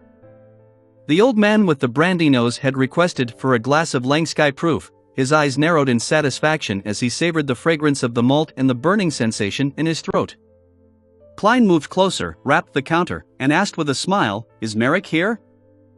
At the same time, he had one hand in his pocket as he gripped Azek's copper whistle, using his spirituality to shield its negative effects. Before he finished his sentence, he felt gazes sweep past him. It was evident that they were observing him. By the time he finished asking his question, the gazes moved away from him and focused on Caspers. The old man with the huge scar on his face opened his eyes, and when he saw that it was Klein, he said in a bad mood, "He didn't come. He didn't come yesterday either. He didn't come." Klein let out a breath of relief, no longer using his spirituality to rap Azek's copper whistle. "When I mentioned Merrick, someone looked at me. When they heard that I was asking him for his whereabouts, the gaze shifted again. Someone is also looking for Merrick." Klein resisted the urge to turn around and observe as he analyzed the abnormality. Combined with an original doubt of his, he felt that the question now had a general answer to it. I was puzzled last week. Why would a Sequence 5 Miss Bodyguard accept a 3-day protection mission for £1,000? This isn't to say that the price is too low, but rather that someone of that level already counts as a powerful person. In the Church of the Goddess, she's qualified to be a Nighthawk deacon or a diocese bishop. If she can gain the favor of a holy artifact, she can even compete for the position of an archbishop or a high-ranking deacon. Among the various secret organizations and intelligence agencies, Sequence 5 also implies that the person would be the person in charge of a burrow, or at least the number 2 or 3. Even if it were a Beyonder who isn't a part of any organization, a person with such strength would be able to establish a small organization of their own. No matter which point of view it was from, Miss Bodyguard could enjoy tributes from her subordinates, so there was no need for her to personally take the job. At the time, I thought that I had most likely hired a Sequence 6 security guard who would be able to last a little longer against the expert sent by Bakerland, creating a chance for me, but who knew that Miss Bodyguard would be so terrifyingly strong? Judging from today's events, Miss Bodyguard and Merrick are probably similar to me. Their identities are sensitive, and they have to hide away. Yes, their situation might be even worse, and they have to constantly worry about being hunted down. TCH, to be able to hunt Miss Bodyguard, even if that organization doesn't have any high Sequence Beyonders, they must have some holy artifacts or multiple Sequence 5 members. Of course, this is just my hunch. Perhaps it has to do with the exposure of Merrick as a Beyonder and he's now targeted by the Machinery Hive Mind Squad. After some thought, Klein said with regret, "Is that so? I was planning on playing cards with him." Upon hearing something that didn't match Klein's usual manner of speech, Kaspers was alarmed. He didn't look around either, but chortled and said, "I'll be having a card game tonight." "Texas, do you want to join in?" "No, I just want to play till dinner." "Sigh, I think I'll just head home." Klein sighed and left the Bravehearts bar without even ordering anything to drink. He had intended to ask Kaspers about other Beyonder gatherings, but in that situation, he carefully abandoned the idea. In fact, he could have gone to a card room or some relatively sealed area to talk with Kaspers, but just to be safe, he decided to wait until next time. Klein was in no hurry to return home. Instead, he went to the one-bedroom apartment he rented in East Borough and started divining above the gray fog to confirm that no one was following him. After easing his mind, he reached Minsk Street before it was completely dark and found all sorts of subscribed newspapers crammed into his mailbox. "I was in a hurry to leave today, so I didn't even have time to read it. At the Quelaite Club, I had a good meal after shooting practice and took a nap, before being forced to play a few tennis matches with Talon. My skills aren't good enough, but my physical fitness can make up for that." He mumbled silently as he opened the door and went inside before twisting the gas lock. He brought the newspapers into the living room and sat on the sofa. He lit the wall lamp and started reading. Klein first read through the Backland Morning Post and immediately flipped to the 5th page and saw an advertisement. It was an advertisement for the Ernst firm's purchase of goods. The prices were 7 pence per litre of flour, 1 solely of butter, 6 pence per pound of lard, 1 solely, 3 pence per pound of cream, 8 solely per pound of Marquis black tea. In other words, there would be a Beyonder gathering in the same place at 8 in the evening tomorrow. The code to the door is to knock 7 times heavily, 1 time lightly, 6 long intervals, and 1 short interval in that order. The remaining 3 and 8 are meaningless. Klein interpreted the content, leaned back against the sofa, and began to look forward to the gathering tomorrow evening. He wanted to sell some formulas to see if he could buy the corresponding ingredients or items. Chapter 273, Handing Out a Formula. Chapter 273, Handing Out a Formula. Translator. Atlas Studios. Editor. Atlas Studios. Wednesday night, 5 minutes to 8. In an alley behind Braveheart's bar. Klein circled around for a while based on his memories before finally finding the house with the dark candlelights. He was disguised today in a grayish-blue worker's uniform, cap, and a beard so that no one would connect him to the guy who had tried his luck by buying Black Snake's item. "It would be best if I have wisdom and the apothecary don't recognize me." Otherwise, a newbie who had relied on luck to become a Beyonder and was able to come up with several potions after a week would definitely be suspicious. Klein put his hands in his pockets and felt for Azek's copper whistle, the ordinary tarot cards, and the charms he had replenished. His uniform was specially modified by a tailor. There were many small pockets with metal bottles filled with herbs powder and extract essence. After taking a deep breath and slowly exhaling, Klein took out the metal mask that could only cover half his face and finished the first step to his disguise. Following that, he used the clown's ability to control his facial expression and his physical tics, as well as his gait while numbing his facial nerves. He wanted to be vastly different from his previous self. However, I'm not sure what Eye of Wisdom relies on to recognize people. This is all I can do. Sigh, if only I was already a faceless. But if that's the case, I wouldn't need to join such low-level Beyonder gatherings. Klein stood outside the door in silence for a few seconds. He then raised his right hand and knocked on the door, 7 hard knocks and 1 light one, with 6 long pauses and 1 short pause in between. Almost without waiting, the small wooden board on the door was silently pulled open, and an eye appeared behind it. It examined the visitor from head to toe. 2 or 3 seconds later, the door creaked open and Eye of Wisdom's attendant handed a hooded black robe to Klein. Klein maintained his emotionless state as he quickly put on the robe and pulled down his hood, letting the shadows cover his face. On the way to the living room, he deliberately took steps he wasn't used to and tried his hardest to eliminate the awkwardness. There was only 1 candle in the dark and silent room and quite a number of members at the gathering. Klein didn't choose a corner like the previous time. Instead, he sat on a high stool right in the center.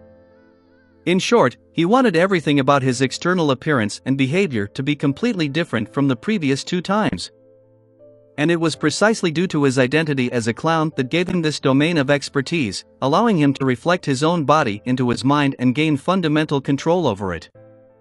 The living room was so silent that it appeared frozen. Time passed by, and finally, Eye of Wisdom looked at the clock on the wall and said in his ancient voice, "It's time. Let's begin. We don't need to wait for our late friends." Just as he finished his sentence, Klein immediately said with a hoarse voice, "I want to sell potion formulas. They are Sequence 9 Bard and Sequence 8 Light Suppliant from the Church of the Eternal Blazing Sun. The former is £220 and the latter is £450. This was the most suitable plan that he could come up with after much consideration. The Spectator and the Telepathist potions were related to the Psychology Alchemists, a secret organization that was still active in Backland in the Lone Kingdom.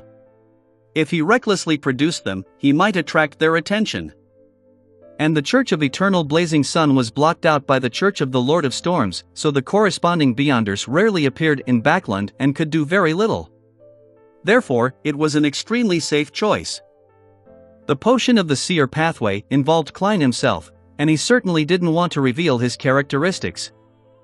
After having experienced so many battles and watched so many battles with Beyonders, he gradually came to understand something. It was that below the high sequences, Beyonders of different pathways had their own characteristics which didn't overlap. That was to say, each of them had their own strengths and weaknesses, and their strengths and weaknesses were all very obvious. The strengths were indeed strong, and the weaknesses were indeed weak. For example, the Spectator pathway lacked the ability to fight in actual combat, but if they were ignored and were unconsciously misled, then no matter how strong an opponent's combat skills were, it was possible for them to die without knowing why. A clear example would be Hurricane Rear Admiral Kalangos, who clearly possessed the mystical item Creeping Hunger and had an overall combat strength of a Sequence 5, but he still died in a rather inexplicable manner. Most of this was thanks to Azek, but one couldn't dismiss the role of the Spectator. Due to the fact that the majority of the Beyonder jobs below the high sequence had distinct characteristics and obvious weaknesses with weak bodies, if one could conceal one's strengths and understand the situation of their enemies beforehand, it wasn't impossible for them to defeat someone stronger. In extreme cases, there was still a very small chance of a Sequence 9 killing a Sequence 5. Of course, this was a perfect hypothesis, but in reality, it was almost impossible. Sequence 5 was already considered strong, and the corresponding Beyonder powers could be considered miraculous. Strengths could effectively cover up weaknesses, But before reaching sequence 6, it was very difficult to cause any effect on them. On the other hand, many of the Beyonders below high sequences were very afraid of being attacked by a group, even if their opponents were all below their own sequence. This was because once one became flustered, their attempts to avoid a fault would lead to failure of another. Their weaknesses could lead to fatal outcomes. These problems were why Shepherds were ranked first below high sequences. They were so all-round that if they combined and matched their Beyonder powers well enough, they would almost have zero shortcomings. After I advance to the sequence 7, I'll have all sorts of magical Beyonder powers. Then, even if I encounter a sequence 6, I'll be able to contend against them for a while, and I might even be able to win. If I encounter a sequence 5, there might still be a chance of escaping. As his thoughts raced, Klein looked around, waiting for someone to speak. If Bard and Light Suppliant can't be sold, then I can only go for second best and consider selling Spectator and Telepathist. In consideration of Beyonder characteristics, indestructibility, and conservation. The formula of my own pathway definitely shouldn't be sold. The witch pathway wouldn't as well, for it would lead to many tragic cases. Whether it's instigator or witch, they're the type that necessitates committing evil deeds. Klein was a little nervous, but his face remained expressionless as he waited. Actually, I can consider buying it. At that moment, the chubby apothecary laughed. I can also accept another apprentice and give him these two formulas, making him specialize in praying for light to shine on my herbs. Perfect. How extravagant. His words broke the momentary silence in the room. A man in the corner, who had his hood pulled very low, spoke in a deliberately sharp voice. Perhaps I can give it to my child. At least it's stronger than my sequence. Sequence 9, 200 pounds, sequence 8, 400 pounds, if you agree, we have a deal. To be able to take out 600 pounds at one go means he's quite rich. That's enough to buy a house in Tingen City. Klein pretended to think, looked at the other members at the gathering, and observed their reactions. Noticing that no one had the urge to raise the price, and that the other party's bid had reached his bottom line, Klein thought for a while and said, I'll tag on an additional request. You cannot sell these two formulas in this gathering, but you are free to do as you wish elsewhere. The man said sharply, all right, Mr. Eye of Wisdom will bear witness. Klein didn't know how to prove that the formula was real, but he didn't want to ask as it would expose the fact that he hadn't participated in many gatherings. Therefore, he silently pulled up his robe and took out the two potion formulas he had written long ago and handed it to an attendant beside him. The attendant didn't walk to the corner.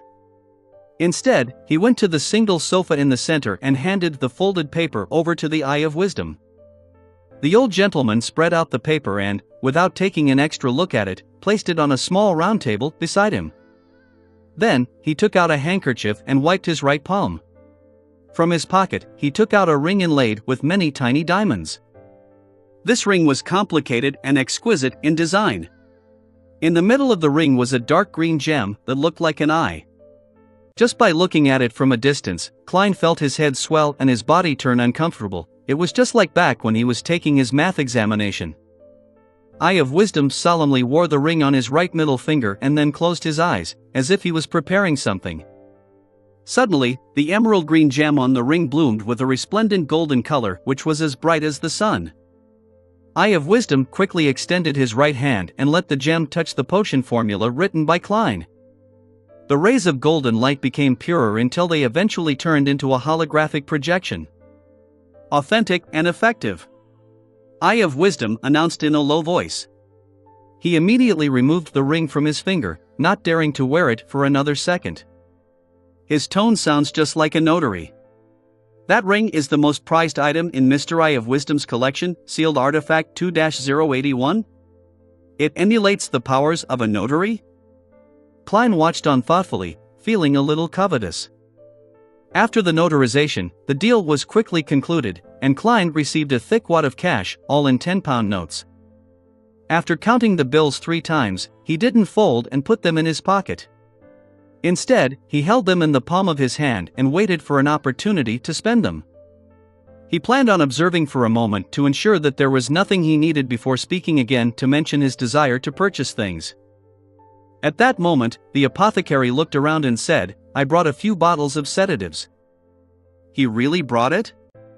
I've already forgotten all about it. In order to be different from his past self, Klein could only pretend that he wasn't around. After shouting a few times and seeing that there was no response, the apothecary muttered, "That guy didn't come this time? Maybe he's dead somewhere. Thank you for your blessings.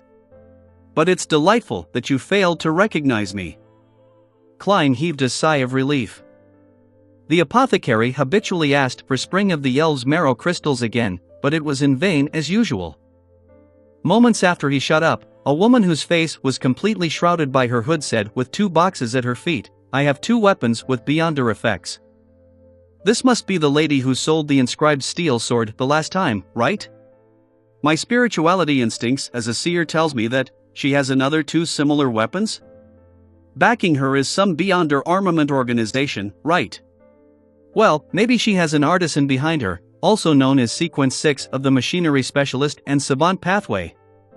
Klein looked over with anticipation. He had agreed to give the son a Beyonder weapon worth 500 to 700 pounds, which could effectively his combat ability. He didn't promise the specific type and characteristics, so long as it was similar and could be used, he could buy it. In any case, the son wasn't picky about it. Chapter 274, Beyonder Weapon. Chapter 274, Beyonder Weapon. Translator: Atlas Studios. Editor: Atlas Studios. The woman with the hooded face looked around her and said, "The 2 weapons this time are easy to carry around. One of them is the Whip of Slowness. It's a replica of a particular mystical item. It can constantly create formless restraints, influencing your opponent bit by bit, slowing down his actions gradually. The longer you last in battle, the more effective it would be. It can still be used for 2 years.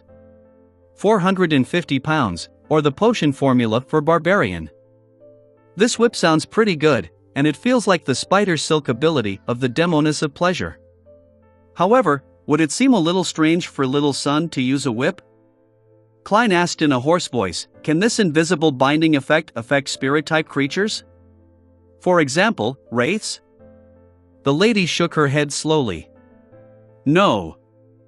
Without waiting for any further questions, she continued introducing, "The second weapon is called the Axe of Hurricane. It can raise the user's agility and running speed. There's also a 15% chance of inflicting a numbing effect to the enemy and a 5% chance of producing a bolt of lightning. If used in a thunderstorm, the chance of the lightning bolt will be raised to 50%. This has all been verified through experimentation and concluded through copious amounts of data. This weapon's effects can last for no more than a year. 520 pounds, or the potion formula to Barbarian. This is much stronger than the Whip of Slowness. If it wasn't for the fact that it only has the Beyonder effects for a year, it probably wouldn't be this price. Right, according to the description of Little Sun and the scene I vaguely saw, in the air above the City of Silver and the surrounding area, there are always flashes of lightning. The highest frequency is during daytime and the lowest frequency is during nighttime. This is very similar to a so-called thunderstorm environment. If it's really effective, then this Axe of Hurricane would be a truly mystical item in the hands of Little Sunday. Each strike has a 50% chance of blasting out lightning. It would be absolutely formidable. Even if that doesn't work, looking at the most basic Beyonder effects of the Axe of Hurricane, it's still quite a good weapon, and it meets the needs of Little Sun. As for the problem that it can only be used for a year, it's not a big problem to solve. In 1 year, with Little Sun's digestion rate and City of Silver's Beyonder resources, as long as he has the potion formulas, he would at least be Sequence 6 by then. At that point in time, he'll definitely need to replace his weapon. As his mind whirled, Klein basically determined that he was buying the Axe of Hurricane. At that moment, the apothecary muttered, "Is an axe easy to carry around? I feel like I've heard a joke, and I think it might be more appropriate to make a wrench. Say, can't you sell stuff like revolvers with Beyonder effects? I will try my best to collect similar items." The woman emphasized the word collect. "Alright, friends who are willing to buy one of these weapons, please make a bid. Before Klein could even speak, he heard a male voice from the long sofa. Axe of Hurricane, 520 pounds. The woman waited a few seconds before asking again, is there anyone else who wants to bid? 530 pounds. Klein added 10 pounds. The man immediately replied, 550 pounds. This little son, if he raises it to more than 600 pounds, I won't be buying it. I'll get you a new whip. With a definite strategy in mind, Klein called out very calmly, 560 pounds. He tried to make it appear that no matter what offer was made, he could add on an additional 10 pounds. And the 600 pounds he had just earned was just enough to put invisible pressure on the other party. Upon hearing the latest price, the man fell silent and shrugged. All right then, it's yours. Phew. Klein secretly heaved a sigh of relief. Is there anyone else who wants to bid for the Axe of Hurricane? The woman asked again, but the room was silent. Sold. The lady didn't hesitate any longer and handed the box next to her right foot to the attendant. The attendant had the eye of wisdom appraise it before bringing it to Klein. Money was handed over in exchange for the item. Putting away the remaining 4 10-pound notes, Klein opened the box and saw an axe that could be attached to one's back or tucked in one's belt. Its entire body was iron black in color, thick and sturdy, with a sharp edge. In his spirit vision, it was clear that the creator had used a large number of spiritual materials. There were also many symbols and magic runes on the surface of the axe. They were embedded inside, turning into lightning and hurricane patterns. When Klein reached out to touch it, he felt a faint pricking pain. He nodded and placed the box on his lap. It can be exchanged for the true root and juice of a mist treant. My magician potion is only missing the spinal fluid of a dark-patterned black panther. I've made a good deal of money in my past few commissions, and together with my original savings and what I just have left, I have 209 pounds 5 solis and 5 pennies on me. The Beyonder ingredients corresponding to sequence 7 are valued at 500 to 700 pounds. Heh, I still had to sell formulas or knowledge. Yes, I'll take the time to check on Leopard this week and confirm the progress of his bicycle. Klein stopped bidding and quietly watched from the sidelines.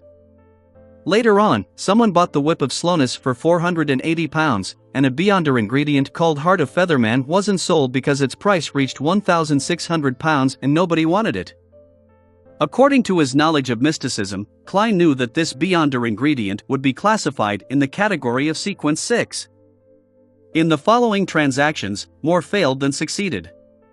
After all, most of the Beyonders who came to the gathering had a specific purpose, and they wouldn't casually waste money and resources. They weren't like Klein, who bought any weapon as long as the Beyonder effects were good enough. I want to sell a formula potion. Sequence 9, Corpse Collector. 230 pounds. Towards the end, a man sitting quietly in a corner said with a deep voice, Corpse Collector? I remember that this potion formula can only be found in the Church of the Evernight Goddess, Church of the God of Combat, and the Numinous Episcopate. Has an undercover Nighthawk sneaked in, or is he a member of the Numinous Episcopate who's trying to revive death? Of course, it isn't that strange for low-sequence formulas to be found in the wild. This isn't a huge secret. I remember old Neil mentioning that the formula for Corpse Collector involved a desiccated black-spotted frog. Klein controlled himself and didn't smile. He thoughtfully looked ahead and discovered that the potion formula of Corpse Collector was quickly sold. The potion formula for sequence 9 is very easy to sell. Before, there was just a single sequence 8 Folk of Rage formula that failed to close several times, while my light suppliant formula matched with sequence 9 Bard was sold relatively easily. Yes, most Beyonders would collect sequence 9 formulas if they have the money to spare.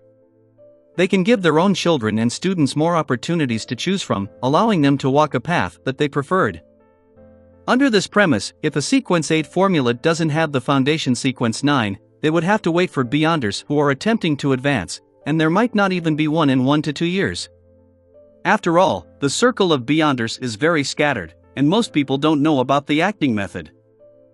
Yes, they also don't know the law of Beyonder characteristics conservation and indestructibility. Klein silently thought and didn't speak. After another 15 minutes, seeing that the gathering was about to end, he asked probingly, "Who has the complete spinal fluid of a dark-patterned black panther?" Silence. No one spoke in the living room. Klein thought for a moment, then added, "I will provide payment that no Beyonder would refuse. For example, the law of Beyonder characteristics conservation and indestructibility. Unfortunately, I've already sworn to the goddess that I wouldn't impart the acting method to anyone else. I've already died once. I wonder if that oath is invalid." Klein forcefully retracted his scattered thoughts, but he still didn't hear anyone speak. "Okay, next." He deliberately made a shrug that he wouldn't normally do. The apothecary cleared his throat and said, "I've brought quite a few of my own medicine. Take a look at what you want. It's not expensive at all. It's just a few pounds or even a few solely." When the lady selling Beyonder weapons heard this, she asked curiously, "I want to know if the dangerous beast in the sewers has been eliminated?" The apothecary snorted immediately. "You asked the right person." After saying that, he spread out his hands. "I don't know either. After I got someone to make a police report, I haven't been to the sewers ever since." "Bro, you're asking for a beating. It must have been hard for you to grow up so healthily. From the looks of it, it was very wise of you to choose the apothecary job." Klein couldn't help but lampoon in Chinese. The woman took a deep breath and slowly exhaled without saying a word. When all the strange medicine the apothecary had brought were sold, Eye of Wisdom announced that the gathering was over. He delegated Klein to be fifth to leave, through a secret passage in the basement. "From the looks of it, Eye of Wisdom didn't recognize me either." With some relief, Klein took off his hooded robe and tossed it to the attendant. Then, he walked out of the passage and skillfully circled around it. After confirming that no one was following him, he took off his iron mask, left the secluded street, took the box containing the axe of Hurricane, and headed straight to East Borough. There were no gas lamps on Black Palm Street in East Borough, and after dark, it was like an abyss.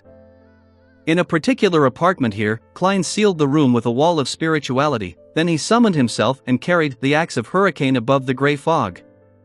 "If it had been a little heavier, I wouldn't have been able to carry it with me even if I had Mr. Azek's copper whistle to reinforce my spirit. Then, I would have to switch to a sacrificial ritual."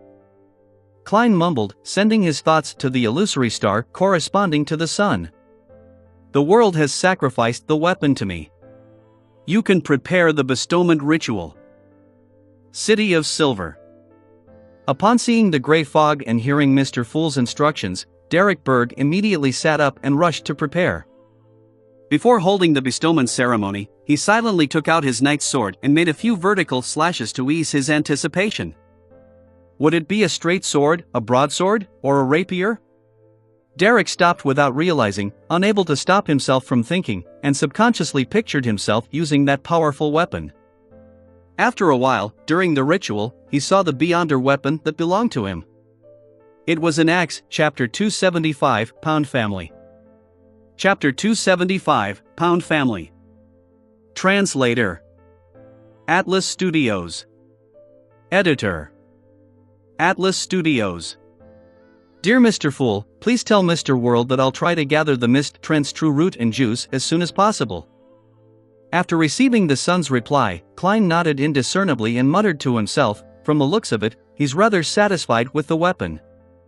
Even without the additional effects from the environment, the axe of Hurricane is still quite a formidable weapon. He had passed the information regarding the Beyonder weapon's characteristics and limitations to the son. He didn't describe it directly in order to avoid sounding naggy. He needed to maintain his image. After doing all of this, Klein didn't stay any longer and immediately returned to the real world, changed his clothes, and left Black Palm Street. East Borough, Dharavi Street, in a cramped but lively pub. Zio Dericha covered her nose and mouth as she squeezed in.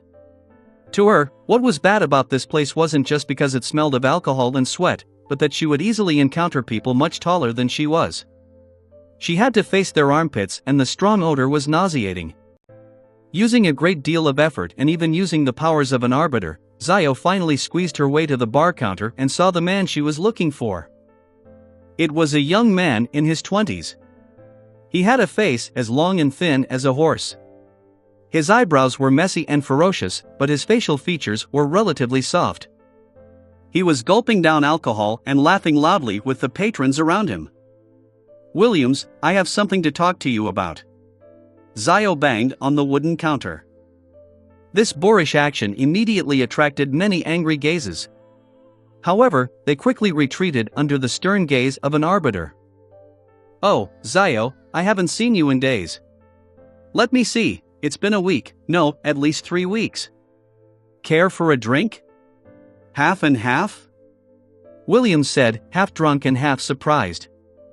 Half and half was one of the most popular alcoholic beverages in East Borough, made from malt beer and fortified grape wine, and because it has precisely made up of 2 constituents of equal proportion, it was known as half and half.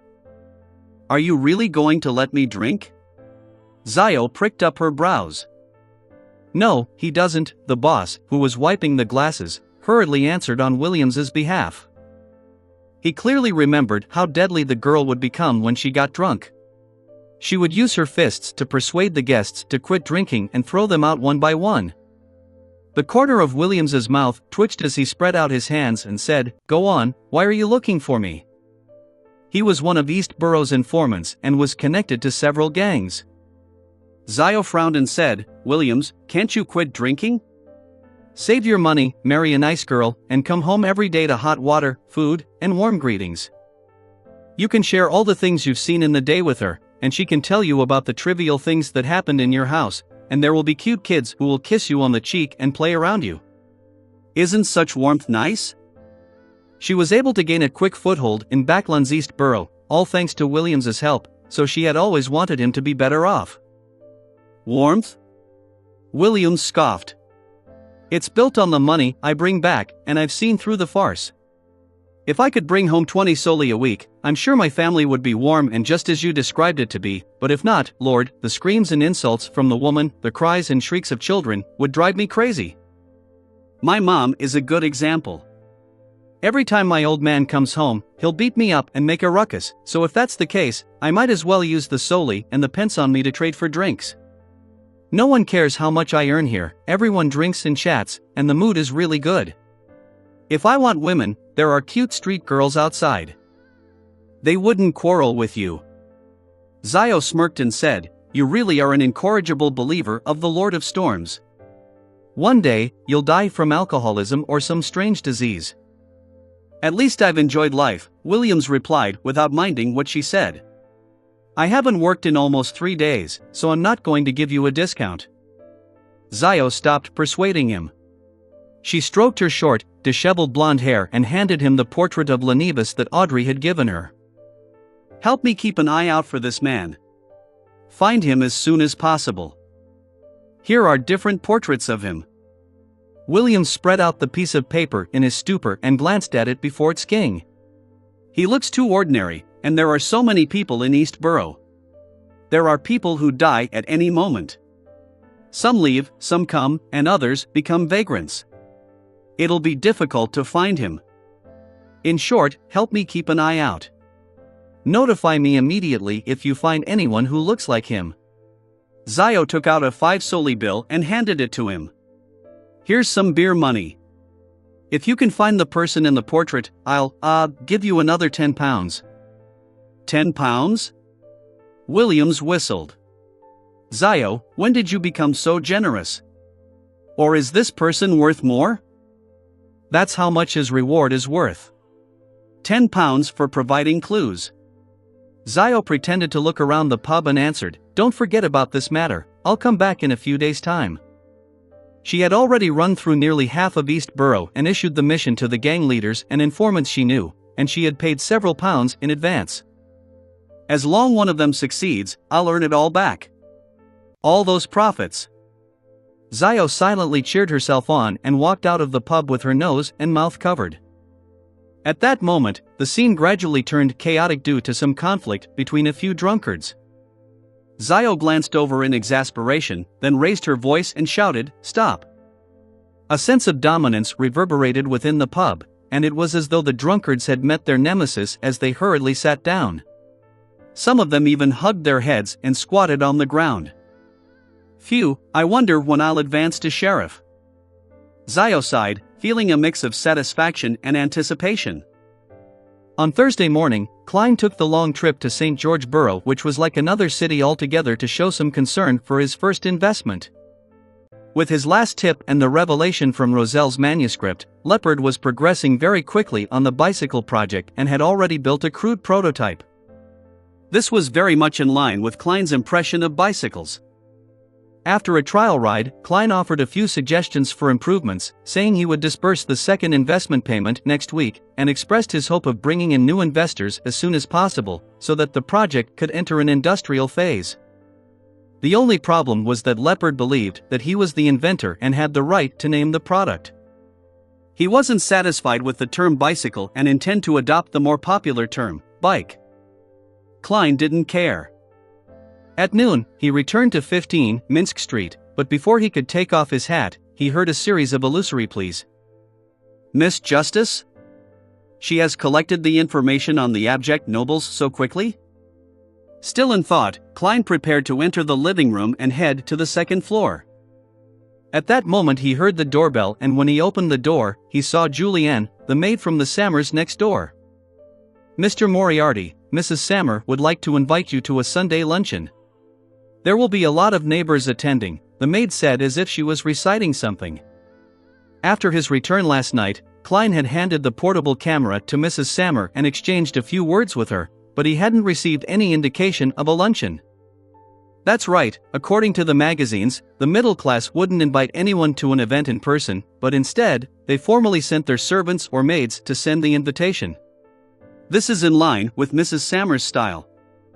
Klein was puzzled at first before he immediately came to a realization, so he promised to punctually attend on Sunday. Who wouldn't want to have a free lunch?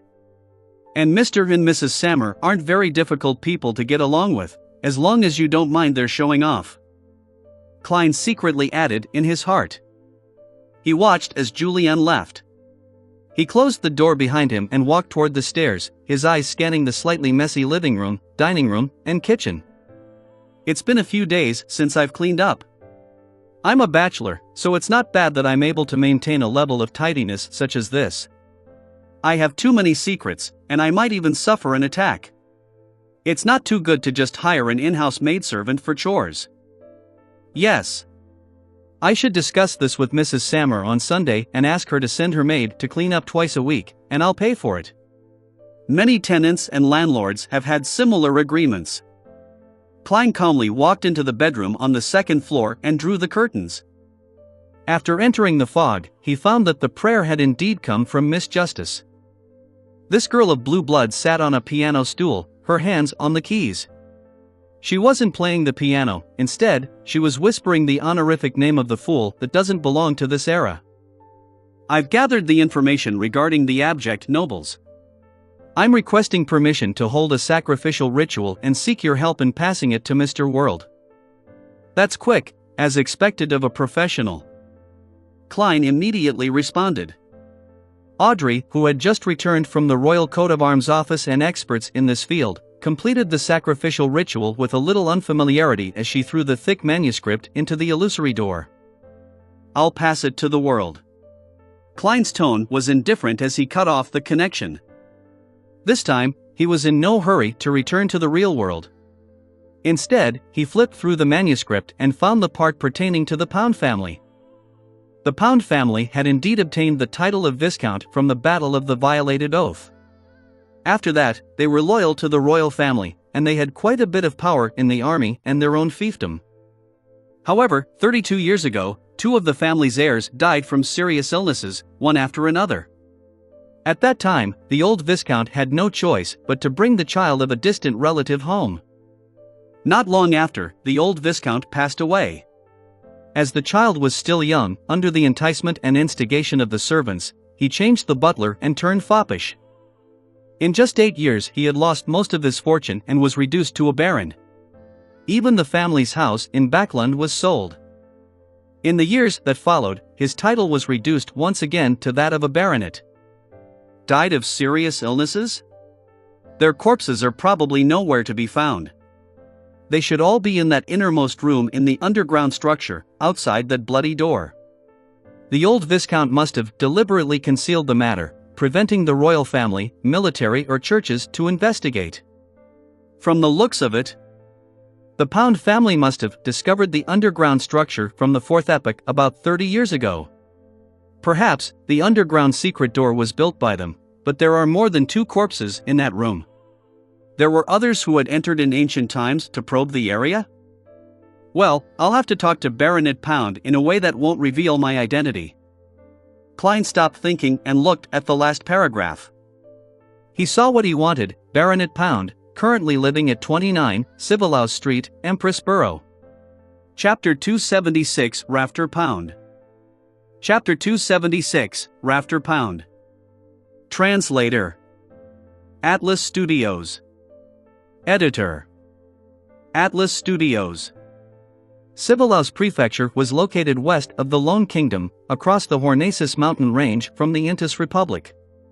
And in Backland, there was a street named after it, on the edge of Empress Borough, where the headquarters of the capital's police department was located.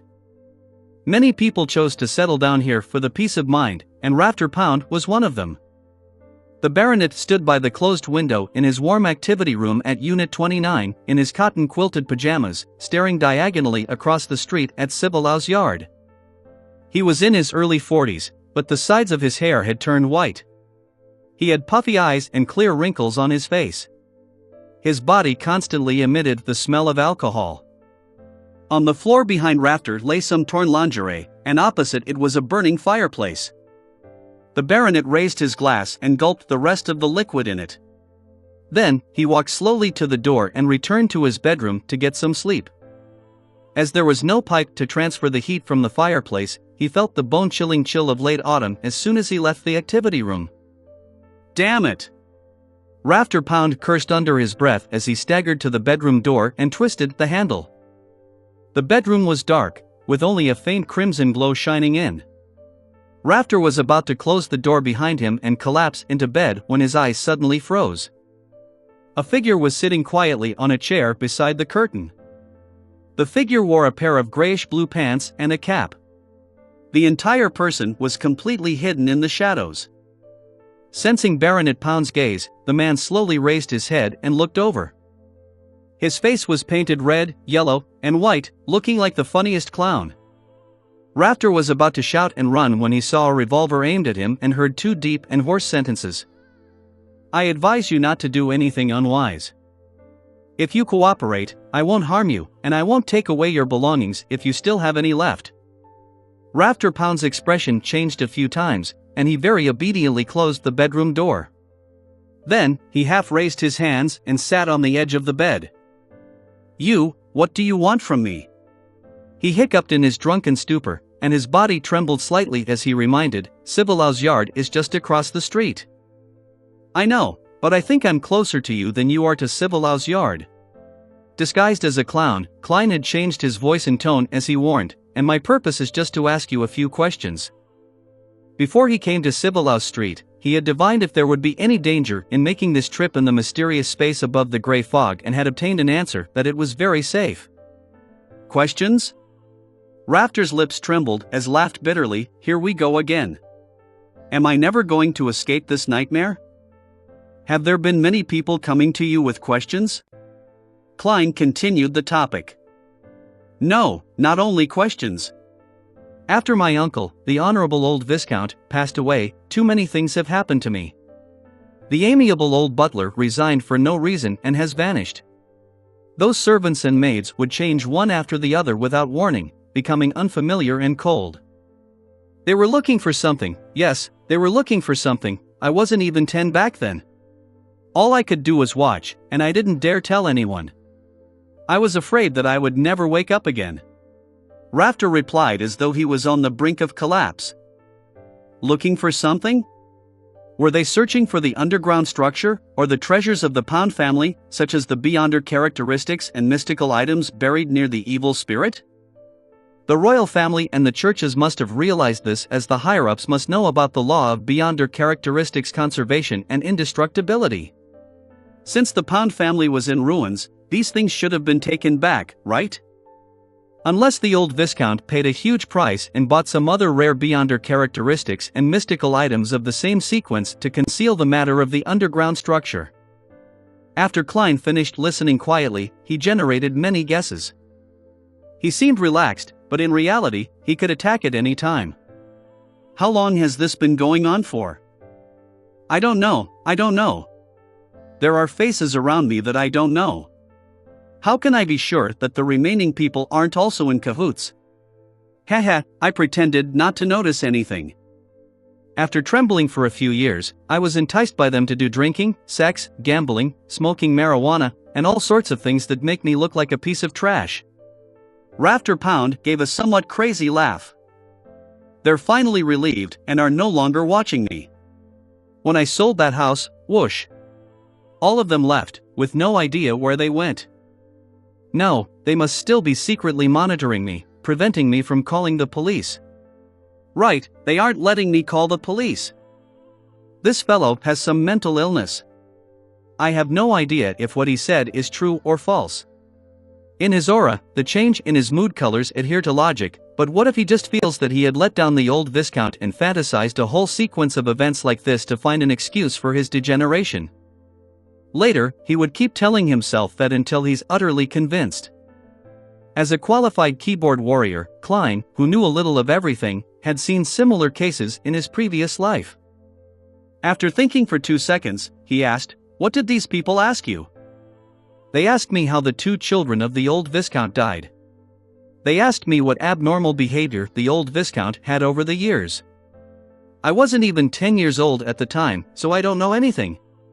Rafter waved his arms and growled under his breath. "Calm down, please calm down." Klein lowered his left hand and attempted to confirm if Baronet Pound knew of the underground structure via multiple angles. Time flew by as the question and answer session ensued.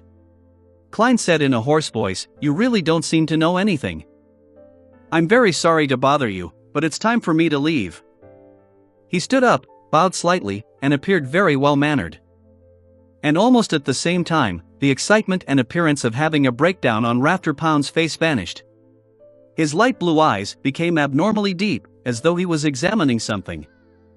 When he saw the intruder about to stand up straight, he immediately reverted back to his previous performance: grief, anger, madness, bitterness, and neuroticism.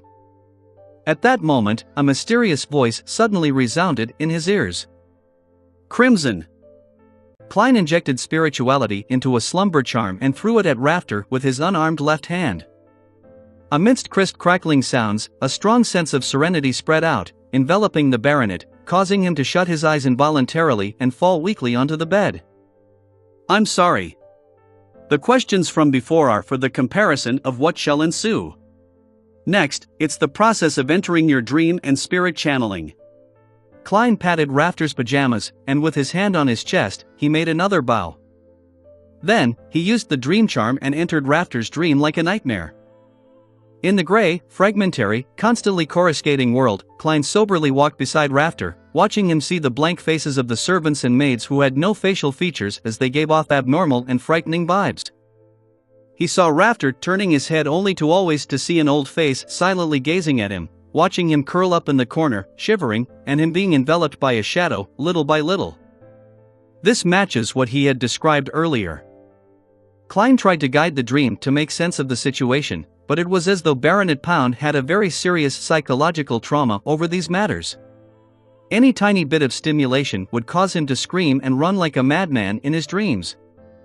This made it impossible for Klein to get any more information.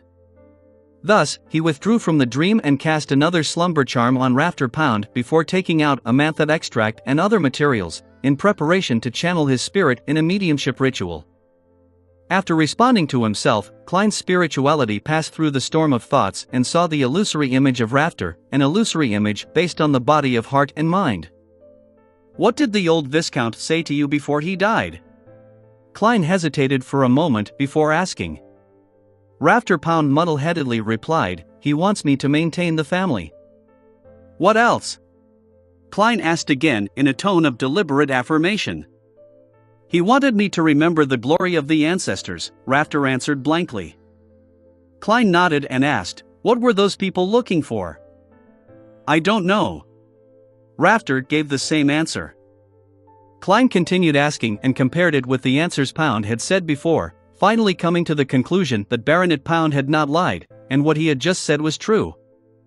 At this point, he didn't stay any longer. He passed through the storm of thoughts and allowed his extended spirituality to return to his body. Next, Klein methodically tidied up the scene and tossed Azek's copper whistle a few times, using its nature to interfere with any possible divination investigations. "Thank you for your cooperation, Mr. Baronet." After doing all of this, Klein bowed once again. Then he turned, opened the window, jumped into the street, and disappeared into the night. After a while, Rafter Pound suddenly opened his eyes. Around those light blue eyes, there was a circle of ruptured capillaries. He flipped himself up suddenly and stared at the open oriel window. After making a long detour to East Borough, Klein washed his disguise and changed into normal clothes.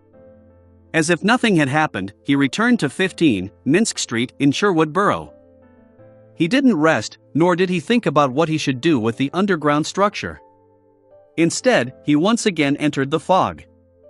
At the very end of the ancient long table, Klein slowly opened his palm, revealing several strands of brown hair. They were Rafter Pound's hair he had gathered when Rafter was sleeping. There's still the final step. Confirming with divination above the gray fog. Klein silently muttered to himself, then he conjured a pen and paper. He wrote down the content that he had already thought about beforehand. Rafter Pound's future. I want to see what will happen to you in the future so as to confirm the past. Klein leaned back in his chair and began to recite the divination statement. As the ancient structure involved the 6 Orthodox gods, he was afraid that there would be problems if he divined something directly, so he changed his way of thinking and helped Rafter Pound ask about the future. Chapter 277, Finalizing a Plan. Chapter 277, Finalizing a Plan. Translator. Atlas Studios. Editor. Atlas Studios. Rafter Pound's future. Klein held onto the baronet's hair, closed his eyes, and entered a deep slumber with the help of cogitation. In the gray gloomy world, he saw a narrow, irregular cave. Rafter Pound, with his puffy eye bags and gray hair at his temples, was propping himself up on his elbows, crawling forward like a reptile to leave the hole. Then, with a flash, he retrieved a black iron emblem of unknown origins and wore it on his chest. The emblem had a scepter carved on it, as well as a hand that was holding onto the scepter tightly. Tudor. Klein jerked out of the dream and sat up. According to Miss Bodyguard's introduction, the black iron emblem was engraved with the imperial coat of arms of the 4th Epoch's Tudor Empire royal household. It was identical to the one he had seen in the ancient structure. Rafter Pound is definitely not as simple as he seems to be. Klein rubbed his forehead and muttered to himself. As a seer, he had his own interpretation of the revelation he had received from the dream. On the one hand, he knew that it was something Rafter Pound would do in the future, and on the other hand, he believed that it meant that Rafter Pound had a deep connection with the Tudor family. Through the 3 tests of direct questioning, dream probing, and spirit channeling, Rafter Pound didn't expose any problems, nor did he make me notice that anything was amiss. If I didn't have a 4th test, I probably would have been deceived by him. Yes. Maybe he really doesn't know anything at present and that it was a true act. In the future, he might even chance upon an opportunity to form a connection with the Tudor family. But it's more likely that he has already learned a lot from the old Viscount. Without confidence, he intentionally turned decadent and acted crazy and ignorant. For him to be able to hide from my dream and spirit channeling, it should be a result of some beyonder powers. He probably wasn't acting at that time and was really in a muddled state. Otherwise, he would have exposed himself in front of a person like me who was very experienced in such matters. What beyonder powers could it be? What sequence number is he? Or is he the kind that is born with certain Beyonder powers? Klein proceeded this line of thought and soon realized he had reached a dead end. He quickly pulled himself out of this dead end and changed his angle of thinking. Rafter Pound has a deep connection with the Tudor family. Can I make a bold hypothesis that he's actually a descendant of the Tudor family? If the blood relationship between him and the old Viscount is real, then things are going to be interesting. The entire Pound family is a branch of the Tudor family that changed its surname to escape pursuit. They contributed tremendously and were conferred aristocratic titles, and they returned to the center of power, one step at a time. Meanwhile, they were secretly searching for the secret remains left behind by the Tudor Empire in Backland.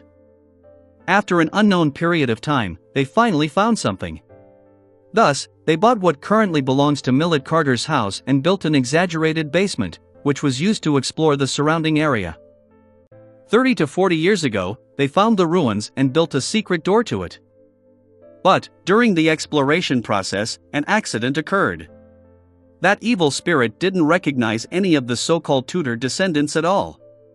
The two heirs of the old Viscount died in that room in the deepest corner, one after the other. Even their Beyonder characteristics and mystical items couldn't be retrieved. Although the old Viscount spent a great price to buy similar Beyonder characteristics, making it seem like the two heirs had died relatively normal deaths, the consecutive deaths made the royal household and the churches suspicious. Therefore, after the old Viscount passed away, Rafter Pound deliberately exaggerated and distorted the secret investigations of the past, to frighten himself into having mental problems. He began to engage in debauchery so as to avoid the attention of others. This can explain what previously puzzled me. How can a Viscount family be placed under the control of some mysterious person without any action from the royal household and the churches? Even if controlling him was necessary, they would do it in a milder and undetectable manner. For example, using a faceless of my sequence 6 pathway. A child can even sense something abnormal, much less the powerful Beyonders of the royal household and the 3 churches. The reason why they were unaware can only be explained by the fact that they were the ones who had sent those people. Yes. Back then, I surmised that the Tudor family and the Trunsoist family grasped the Dark Emperor pathway, so due to the need to act, they would establish dynasties to maintain the style and uniqueness of the Solomon Empire. On this point, Miss Bodyguard has indirectly proven it. The Dark Emperor pathway's sequence 9 is Lawyer, a Beyonder job that is extremely good at using order. Yes. Rafter Pound was able to deceive my dream and spirit channeling abilities because of this. Perhaps he's gone one step further? He cooperated with me sufficiently, so in his muddled state in the dream, he was still able to subconsciously use the loophole of order and affect the development in the direction he wishes to have. Upon careful consideration, during the process of spirit channeling, Rafter Pound didn't seem to really lie. However, his truth was only a partial truth. Maintain the family and remember the glory can be referring to the Pound family and also the Tudor family. Klein's train of thought became clearer bit by bit, and he had an overall assessment of the situation. From Rafter Pound's current attitude, the evil spirit shouldn't be able to escape without any external help, otherwise, the baronet would have long thought of a way to save himself. It doesn't matter if the evil spirit would come looking for him, as long as it escapes the seal and creates a disaster, the secret of the underground ruins would be exposed to the royal household and the churches. When that happens, Rafter will definitely be implicated. The room opposite had collapsed, but it didn't affect the power that restricted the evil spirit. This means that as long as the innermost room isn't directly destroyed, the evil spirit wouldn't be able to escape. The plan is clear then. I would buy some explosives from Casper's and collapse the entrance so that no one can get in, leaving the evil spirit buried underground forever. When I'm powerful enough, I can consider finishing it and help the citizens of Backland get rid of this latent danger and harvest some valuable items in the process. However, how should I collapse it safely? I don't know anything. Maybe Casper's knows a demolition expert? After all, he is a black market weapons merchant. Klein quickly finalized the plan and decided on finding Casper's tomorrow evening. He would try to settle the matter of the underground ruins within the week. As for the true relationship between the Pound family and the Tudor family, and for Rafter's abnormality, he didn't want to probe too deeply into it. "It's none of my business." Klein grumbled and quickly plummeted down past the gray fog and returned to the real world. On Friday morning, Klein went out early as usual and pretended to be very busy. The truth was, he had once again gone to the Quelaag Club to practice his shooting and read the newspapers. He enjoyed himself quite a bit. At tea time, he was about to leave after staying there the entire day, but he was surprised to see Mary Gale, his former employer, and Talem Dumont, the equestrian teacher, enter the club at the same time. They were accompanied by a number of gentlemen in double-breasted frock coats and beautiful ladies in fine makeup. Among them was the Daily Observer reporter, Mike Joseph. "Oh, Detective Moriarty, what a coincidence." Mike, with his charming eyes but rather rough skin, took the initiative to greet him. Klein smiled and replied, "Mr. Reporter, are you done with your investigative news?" "It's done, thanks to your help. Let me do the introductions. This is the famous detective, Mr. Sherlock Moriarty, a good friend of Talem's." Mike waved his arm and said. After both sides greeted each other, Mike continued, "I've roughly figured out who Capim is. I'll tell you in detail when I have the time. In short, I have every reason to believe that Sibber's death was caused by a copycat killer and not by the serial killer. Ha, you will see the news of my investigations on the papers tomorrow." "It's just as I thought." Klein smiled in response. At that moment, Mike seemed to remember something and turned his head to Mary Gale and said, "I'll make an appointment with you for an interview regarding the air pollution situation in Backland and its solution. However, you have to communicate with my editor-in-chief in advance to finalize the page and time." Mary's eyes lit up. "All right. Thank you very much. Mike, why didn't I think of such a good idea? This is for the promotion of the National Atmospheric Pollution Council? This reporter, Mike, has quite a lot of experience after all. Although the Daily Observer isn't one of the best newspapers, its circulation is considerable. Did Mary suddenly come here today because the other members of the House of Commons who are members of this club were coming? This type of private club is indeed suitable for politics and business." Klein seemed to gain an understanding and bade farewell ahead of time. Before becoming a faceless, he didn't want to get involved in high-level affairs such as this. Evening, in an apartment in East Borough. After a busy day, Williams entered the small room he rented, intending to change his coat, get some money, go to the pub for a drink, and settle his dinner there. In the gloomy darkness, he suddenly stopped putting on his coat. He saw a shadow standing by the window, its face completely obscured by the shadow of the hood. "Who told you to look for Lenivas?" the dark figure asked in a low, slow voice. Williams quickly put on his coat, gulped his saliva, and said, "I have a friend, a bounty hunter." Bounty hunters referred to adventurers who used various bounty rewards as their main source of income. There were a lot of them in East Borough and in Backland. Why did he suddenly start looking for Lenivas? This is a bounty that was offered a long time ago. The black figure was extremely tall. Step by step, he approached Williams. "I don't know. Maybe she just wanted to attempt another bounty." Williams took a very tiny step back. The dark figure pressed hoarsely, "Who is she?" Williams immediately entered a dilemma, but after a few seconds, he replied with a trembling voice, Zio Dericha. "I don't know where she lives." "Very good, very honest." The black figure reached out and patted Williams's body. Without further ado, he walked towards the door. Williams secretly heaved a sigh of relief, believing that his rich experience in the underworld had helped him. Don't try to be brave when you shouldn't. At that moment, he saw the shadow snap his fingers. Pa! Williams's thoughts froze, and his body suddenly split into pieces, scattering in all directions, splattering the ground and walls with flesh and blood.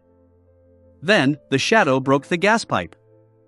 Amidst the sound of gas spewing out from the pipes, he picked up the candle from Williams's desk and struck it against the wick. The black shadow left immediately. A few minutes later, the candle suddenly lit up by itself. Boom! The explosion wiped out everything. Chapter 278, free? Chapter 278, free? Translator. Atlas Studios. Editor. Atlas Studios. After dinner, in the billiard room of the Bravehearts bar. Dressed in a simple black coat and a dark cap, Klein held a glass of Southville beer, closed the door behind him, and walked over to Caspers, who was bent over the table, trying to hit the ball. Before he could muster a smile and say hello, Caspers stopped what he was doing, straightened up, and glanced at him.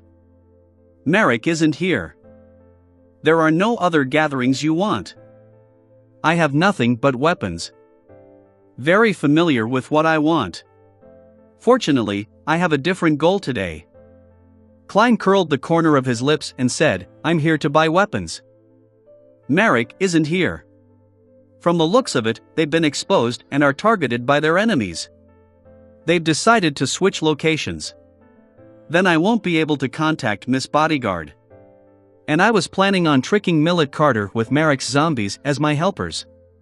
They'll keep a secret, they're obedient, and they're unafraid of death. Well, the premise of their obedience is when the influence of Azek's copper whistle is shielded. As he spoke, a series of thoughts flashed through Klein's mind. Caspers was slightly surprised. With a look of suspicion, he leaned against his cue stick and rubbed his brandy nose and said, What kind of weapon are you looking to buy? Have you finished the previous bullets? That's quite a lot of practice. No, I practiced with bullets I bought at the Quelite Club. Klein smiled. I want to buy explosives, the kind that is widely used in mines. What do you want to do? Caspers blurted out as his expression turned solemn and stern. I'm warning you, don't try to do anything condemnable. I won't allow my customers to challenge Cibelau's yard. Of course, you don't have to buy weapons from me. To be able to become a black market weapon merchant and live to this day, from a certain point of view, he must abide strictly by the rules. At the very least, he wouldn't sell to those crazy fellows. Klein habitually gave his evaluation from a Nighthawk's point of view and smiled. You seem to have misunderstood something. I'm not going to blast open the door of a bank vault or try to create any sensational news. I'm helping someone with the demolition of a building, making it easier for subsequent renovations. Then why didn't he find a proper construction company? Caspers didn't let down his guard. Ha, that's a secret chamber. He doesn't want others to know about it. Klein switched to asking, Do you know any reliable explosives experts? I'm not very good at this sort of thing, and I'm afraid the whole house will collapse. When Caspers saw that Klein was making considerations to ensure that the house remained in good condition, the doubt in his mind was immediately dispelled quite significantly. Just as he was deliberating for an answer, an illusory voice suddenly rang out in the room. A familiar feeling came over Klein. He quickly turned around and found Miss Bodyguard sitting on a chair in the corner without him realizing it. She was still wearing her black Gothic regal dress and matching soft hat. Her face was as pale as ever, and her blonde hair and delicate features accentuated each other. Good evening, madam. Klein slightly bent his back and bowed. Good evening, ma'am. Sharon. Caspers did the same. So her name is Sharon. Klein thoughtfully waited for her to speak. The lady named Sharon looked at Caspers and said, Marek won't be coming back here again. If you need him for anything, leave a message according to the third method. Yes, ma'am. Sharon. Caspers, who had clearly seen a lot of things in his life, seemed to have an instinctive fear of Miss Bodyguard. Upon hearing this, Klein interrupted, If I wanted to get Marek's help, how should I get in touch with him? Through Caspers, Sharon answered simply. All right. Klein spread out his hands and said, Oh yeah, what did you mean when you said there's no need for a demolition expert? Sharon's blue eyes didn't waver in the slightest. I am one. You are one? You're a demolition expert? Wait a minute, aren't you a Beyonder with special abilities, probably at Sequence 5? Why are you being a part-time demolition expert? Klein froze as he felt at a loss for words. In the end, he chose to believe Miss Bodyguard as he said in deliberation, I'm going to visit. Before he could finish, he looked at Casper's. It was indicative that the ensuing topic wasn't suitable for this ordinary person. Fundamentally, due to his body, a black market weapons dealer is indeed considered an ordinary person. Klein silently added. Sharon looked at Casper's and said, "Prepare the explosives. £2. He'll pay." "Yes, ma'am." Sharon. Casper's glanced at Klein and limped out of the billiard room, not forgetting to close the door behind him. Seeing Miss Bodyguard looking at him silently, Klein felt like he was being watched by a ghost. He quickly organized his words and said, "I found Baronet Pound's address and visited him in the middle of the night." After recounting everything that Rafter Pound had told him, Klein began to deduce the process from the story. "I think he lied in many areas, and it's impossible for a Viscount family to be so easily manipulated. If a child can notice something abnormal, how can the royal household and the churches not sense anything?" After Rafter Pound degenerated, he had many chances to interact with outsiders and other aristocratic members. As long as he showed a little courage, he would be able to easily resolve the problem. Therefore, I think he must have been hiding something that has a high chance of being related to the underground structure. From the state of his mind, it seems that the evil spirit won't be able to escape for a long period of time, so I plan to get some explosives and destroy the entrance to prevent others from getting in. I'm afraid that I might accidentally release the evil spirit." "Yes." Miss Bodyguard Sharon didn't confirm Klein's guess, but she didn't reject it either. At that moment, Klein hesitated and asked, "I don't know much about demolition, so I'm preparing to draw a layout and hire a demolition expert to give me the positions to lay the explosives and their corresponding weights. If I ask you for help again, how much would I have to pay? If it's too expensive, it'd better for me to look for an ordinary demolition expert.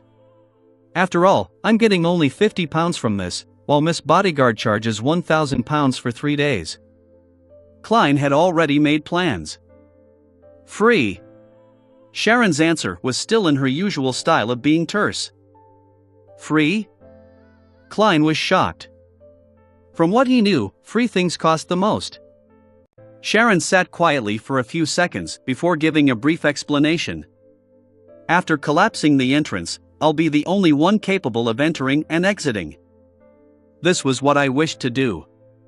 In other words, after you're confident enough, you plan on getting rid of the evil spirit and harvest the items within? In fact, destroying the entrance is to help you eliminate any interferences or the greed of others. After all, other beyonders of other sequences are unable to pass through the boulders and dirt like a spirit. Yes, apart from the apprentice pathway, but they don't know about that underground structure." Klein nodded in enlightenment. "Deal." After saying that, he hurriedly added, "Can you borrow a few more subordinates from Merrick, subordinates with a tight lip? They'll be helpers to show to Millet Carter." "All right." Sharon didn't refuse. Klein deliberately didn't mention making any payment for that as he smiled. "Then, let's schedule it for 10 in the morning tomorrow. We have to explore the surrounding terrain in advance. We can't let the explosion cause any obvious damage." Sharon nodded slightly as her figure faded away into nothingness. Saturday morning, Xiodericha once again rode in a public carriage to the East Borough to confirm any results that her commissions might have. While waiting for the transfer, she suddenly had the urge to buy a newspaper to read. She took out a penny and bought a copy of the Backlund Bulletin from a paperboy next to her. She quickly read through it. Suddenly, her eyes froze because of the news article on the 3rd page. At 7:10 last night, there was a serious explosion in the apartment building at 1 de Ravi Street in East Borough. It's suspected to be a result of a gas leak. The explosion happened at unit #03-06. The tenant died on the spot, to the point of not leaving a complete corpse. At press time, this explosion resulted in 3 deaths and 16 injured. 1 de Ravi Street. Apartment #03-06. Isn't this the place Williams rents? He's dead? He died from a gas leak explosion? No. Absolutely impossible. He would never be so extravagant and use gas, even if there was an installation there. Did he end up like this because he had just accepted my commission? But Lenivas is a wanted criminal. If he discovers that someone was looking for him, all he should need to do is move. There's no need to kill people to keep it a secret. Doing so would instead expose problems. The way this was done is too weird and radical, it's like it was done by a lunatic. He's clearly just a swindler. Poor Williams. I will definitely avenge you. I'll definitely find out the truth. Zio looked sadly and gravely at the public carriage parked in front of her and didn't choose to board it. She knew that it would be very dangerous to head to Eastborough now. She intended to go back at once and tell Furs to get her to move to a spare rental house. Then, she would head to Eastborough in a disguise and ask someone familiar to gain a preliminary understanding of the reason and find traces of the killer's tracks. Sigh, it's true that none of Miss Audrey's commissions are without danger. I thought that as long as I didn't stop someone who was already a wanted swindler and didn't stop him from escaping, he wouldn't retaliate in such a vicious manner. I was careless. I was the one who caused Williams's death. Well, that didn't exclude the possibility that he was also gathering information on other matters, thereby bringing about disaster. Zio closed her eyes and crossed the street to the waiting area on the other side. At 10:14, after confirming the surface conditions of the fourth epic structure, Klein and Miss Bodyguard, Sharon, arrived outside the building at 8 William Street. Sharon had already vanished, and Millet Carter saw Detective Sherlock Moriarty in his grayish-blue worker's uniform and cap and his 3 taciturn assistants. It's convenient to explore like this, Klein explained. Millet Carter's eyes swept across the 3 assistants who were obviously good at fighting and nodded in satisfaction. Your preparations were quicker than I expected. Is one of them a snake-repelling expert? Yes, they're very good at repelling snakes. Klein didn't hesitate to give an affirmative answer. How could a zombie be afraid of being bitten by snakes? Chapter 279 Extreme Joy Begets Sorrow. Chapter 279 Extreme Joy Begets Sorrow. Translator. Atlas Studios. Editor. Atlas Studios. In the dark underground structure, Klein walked around the hall with a raised lantern in his hand. He thoroughly checked to see if there were any other entrances. Of course, he didn't dare enter the tunnel that led to the innermost room, and the newly gathered snakes were, once again, blown away by a biting cold wind. After receiving confirmation, he took the initiative to retreat to the side of the gate, where he watched, along with the 3 zombies, as Sharon placed explosives at different locations. She looks very professional. Klein sighed softly. And without a doubt, the 3 zombies didn't respond to his musings. However, there was a reason for this. He kept using his spirituality to wrap Azek's copper whistle so as to shield against its negative effects, otherwise, he would have encountered their abnormally passionate response. He had no intention of bringing this ancient and exquisite copper whistle with him originally, but considering that he had to guard against the evil spirit's manipulations, he could only sacrifice some of his spirituality. Miss Bodyguard, no, Miss Sharon said that she's a demolition expert, and from the looks of it, she really isn't bragging. Was she in this line of work in the past? Or does one of her sequences in her Beyonder pathway make her skilled in this domain? According to the information I read back in the Nighthawks, a few candidates like Sequence 9 Criminal, Prisoner, Warrior, and Hunter, Sequence 8 Sheriff, and Sequence 7 Weapon Master and Knowledge Keeper. The latter has a nickname, Detective. It's part of the Church of the God of Knowledge and Wisdom. As for the rest, I'm completely clueless. I wonder which pathway Miss Sharon is. Nothing seems to match, and she even showed her ability to command the zombies. While Klein's thoughts wandered and made all sorts of associations, Sharon finished setting up the explosives and, in passing, lit the fuse. In passing? Lighting the fuse? Hey! Why didn't you give any warning? Only then did Klein jolt back to his senses and was startled.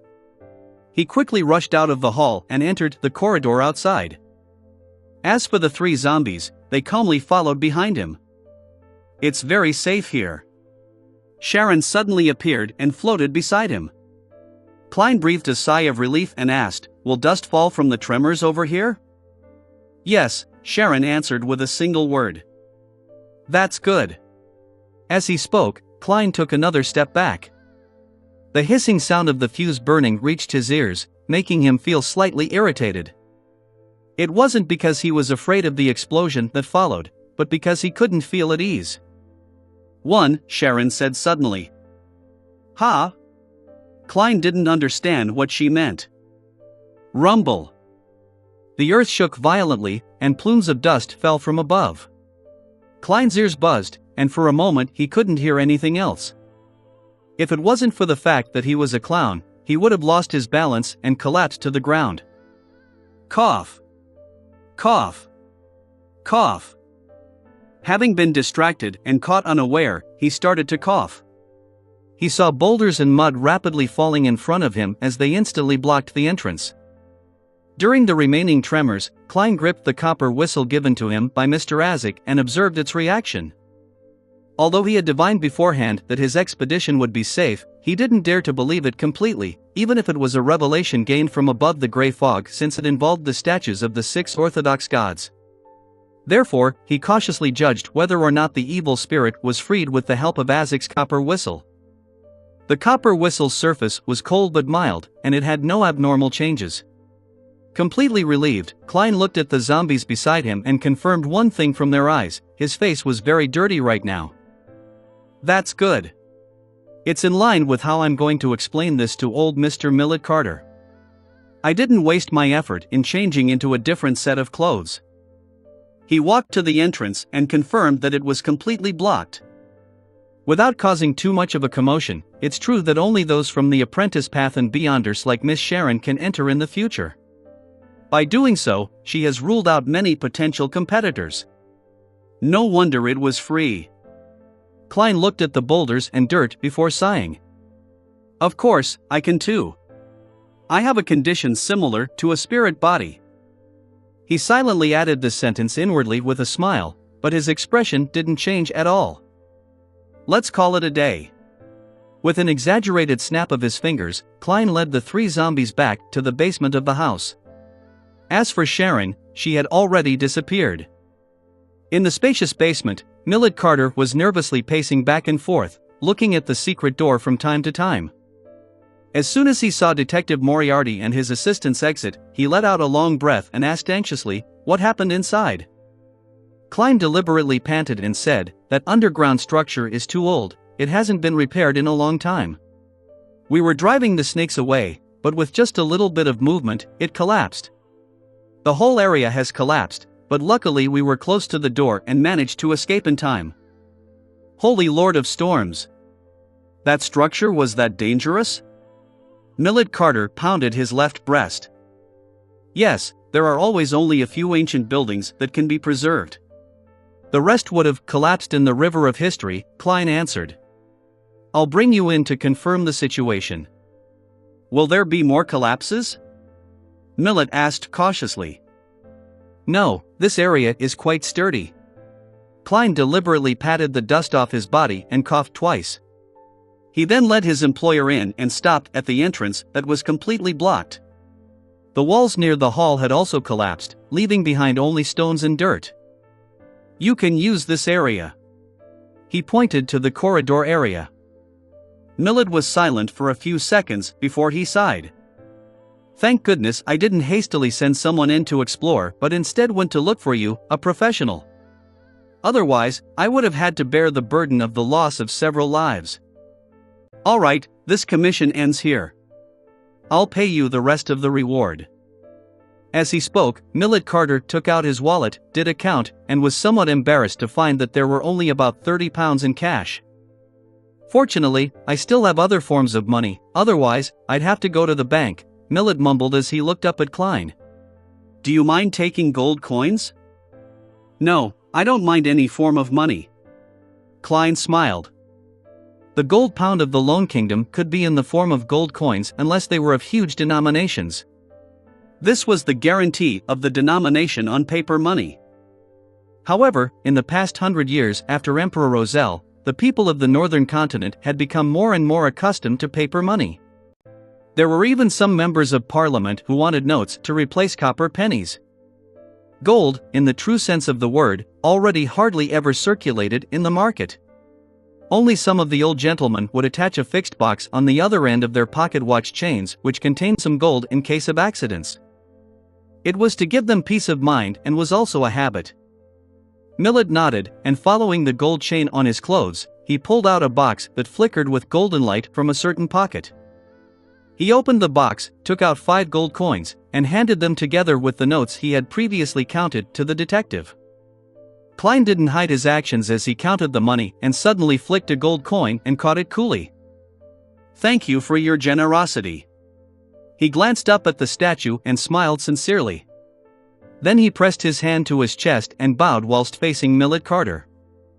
Yes, if it were any other detective, even if they demolished the entrance and the passageway, they would definitely have nightmares upon returning. They would hear things at home, and their minds will turn weak. They would feel like they're being watched all the time and experience other problems. That's the corruption of the evil spirit's aura. It will take a very long time before the effects disappear, but we're different. Miss Sharon is like a ghost to begin with. As for me, I'll be completely fine once I go above the gray fog. As for the 3 zombies, they aren't even afraid of death, so what's there to be afraid of? Klein lampooned while in a good mood as he bade Millet Cullen farewell and left his house. Arriving on the street, without even informing him, the 3 zombies walked in another direction. Miss Sharon is gone. She really didn't collect any money for the zombies. Klein smiled as he raised his arm and waved at the departing backs of the 3 zombies. Then, he went home and changed into his normal clothes and headed for the Queleg Club to practice shooting. After also settling his dinner there as a reward for the successful completion of his mission, Klein returned to Minsk Street in a public carriage. The dark, gloomy environment was illuminated by gas lamps, and with his cane, he strolled leisurely along the street. Suddenly, he had a premonition which wasn't too good or bad. What's going on? When Klein looked up, he saw 2 police constables with a dog on a leash, apparently investigating the streets. Investigation? An investigation with a police dog? Is this a result of the serial killings? The scene of the murder had the smell of cloves and gooseberries, so they included a police dog? Klein couldn't help but silently lampoon. The history of dogs dated back as far as the Roselle period, but the numbers had always been small. Considering that he had many things on him, and considering his earlier premonition, Klein decided to take a detour. But at that moment, the 2 policemen saw him and signaled for him to stop. The corner of Klein's mouth twitched as he waited in place with a smile on his face. Routine investigation. As they approached, one of the officers showed his identification documents. All right, before Klein could finish his sentence, the police dog suddenly growled at him and barked endlessly. Is it because of the smell of gunpowder on me? The smell of gunpowder from my afternoon practice? Klein instantly realized what was happening. He looked at the faces of the 2 officers who were now on alert. With a thought, he smiled and said, "It's this, I picked up a revolver along the way, along with an armpit holster and bullets. I was planning on handing them over to the police." Slowly, he took out his revolver, raised his hands to his shoulders, and added with a serious smile, "Officers, I really am not bearing a gun illegally." As one constable remained on high alert, the other constable received the revolver and said seriously, "You have to come back to the police station with us." "All right," Klein returned with a radiant smile. "But I have a request. Please inform my lawyer, Mr. Jurgen Cooper. I will only accept a body search with him around." Chapter 280, The First Step. Chapter 280, The First Step. Translator. Atlas Studios. Editor. Atlas Studios. In a corner of East Borough. A drunken Zeon faced the wall, pulled off his pants, and began watering the moss in comfort. When he was done, someone suddenly patted his shoulder. Zeon couldn't help but shiver a few times. He picked up his pants and turned to see a short boy in a canvas jacket and cap. The boy raised his head, revealing a mild and delicate face despite looking dirty. "Zio, why are you dressed like that?" Xian blurted out in surprise. Zio put her index finger to her lips to indicate the need for silence. Then, she suppressed her voice and said, "I'll ask and you answer." "Keep your voice down." Astonished by her awe-inspiring presence, Xian could only nod. "Which of the guys that Williams knew have died within the past 2 days?" Zio asked in a low voice. Xian used his alcohol-paralyzed brain to carefully think for a while and said, "Gavin. Gavin was found to have drowned in the Tussock River this morning. He probably fell into the river last night. The poor sod doesn't know how to swim and likes to enjoy the wind by the river when he's drunk." Zio's gaze suddenly became sharp.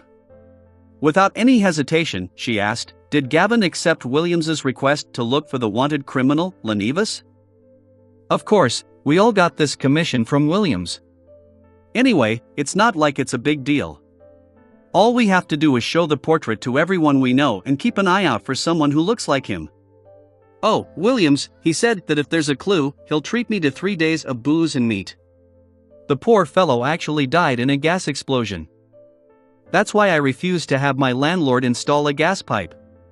That was months ago. I can only afford a cheap motel now," Jean droned on. "What region is Gavin in charge of? Did he mention anything to you?" Zio looked sideways, pursed her lips, and stared straight at Xian. "He usually goes to the dock area near the East Balam dock. He even met me yesterday evening and said that he went to the Workers' Alliance Tavern there to spread the news of his search for Lenivas, and he also showed the portrait of Lenivas to everyone present." Jean hiccuped.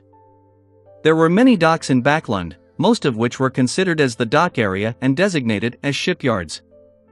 "And after that? Did Gavin say what he was going to do?"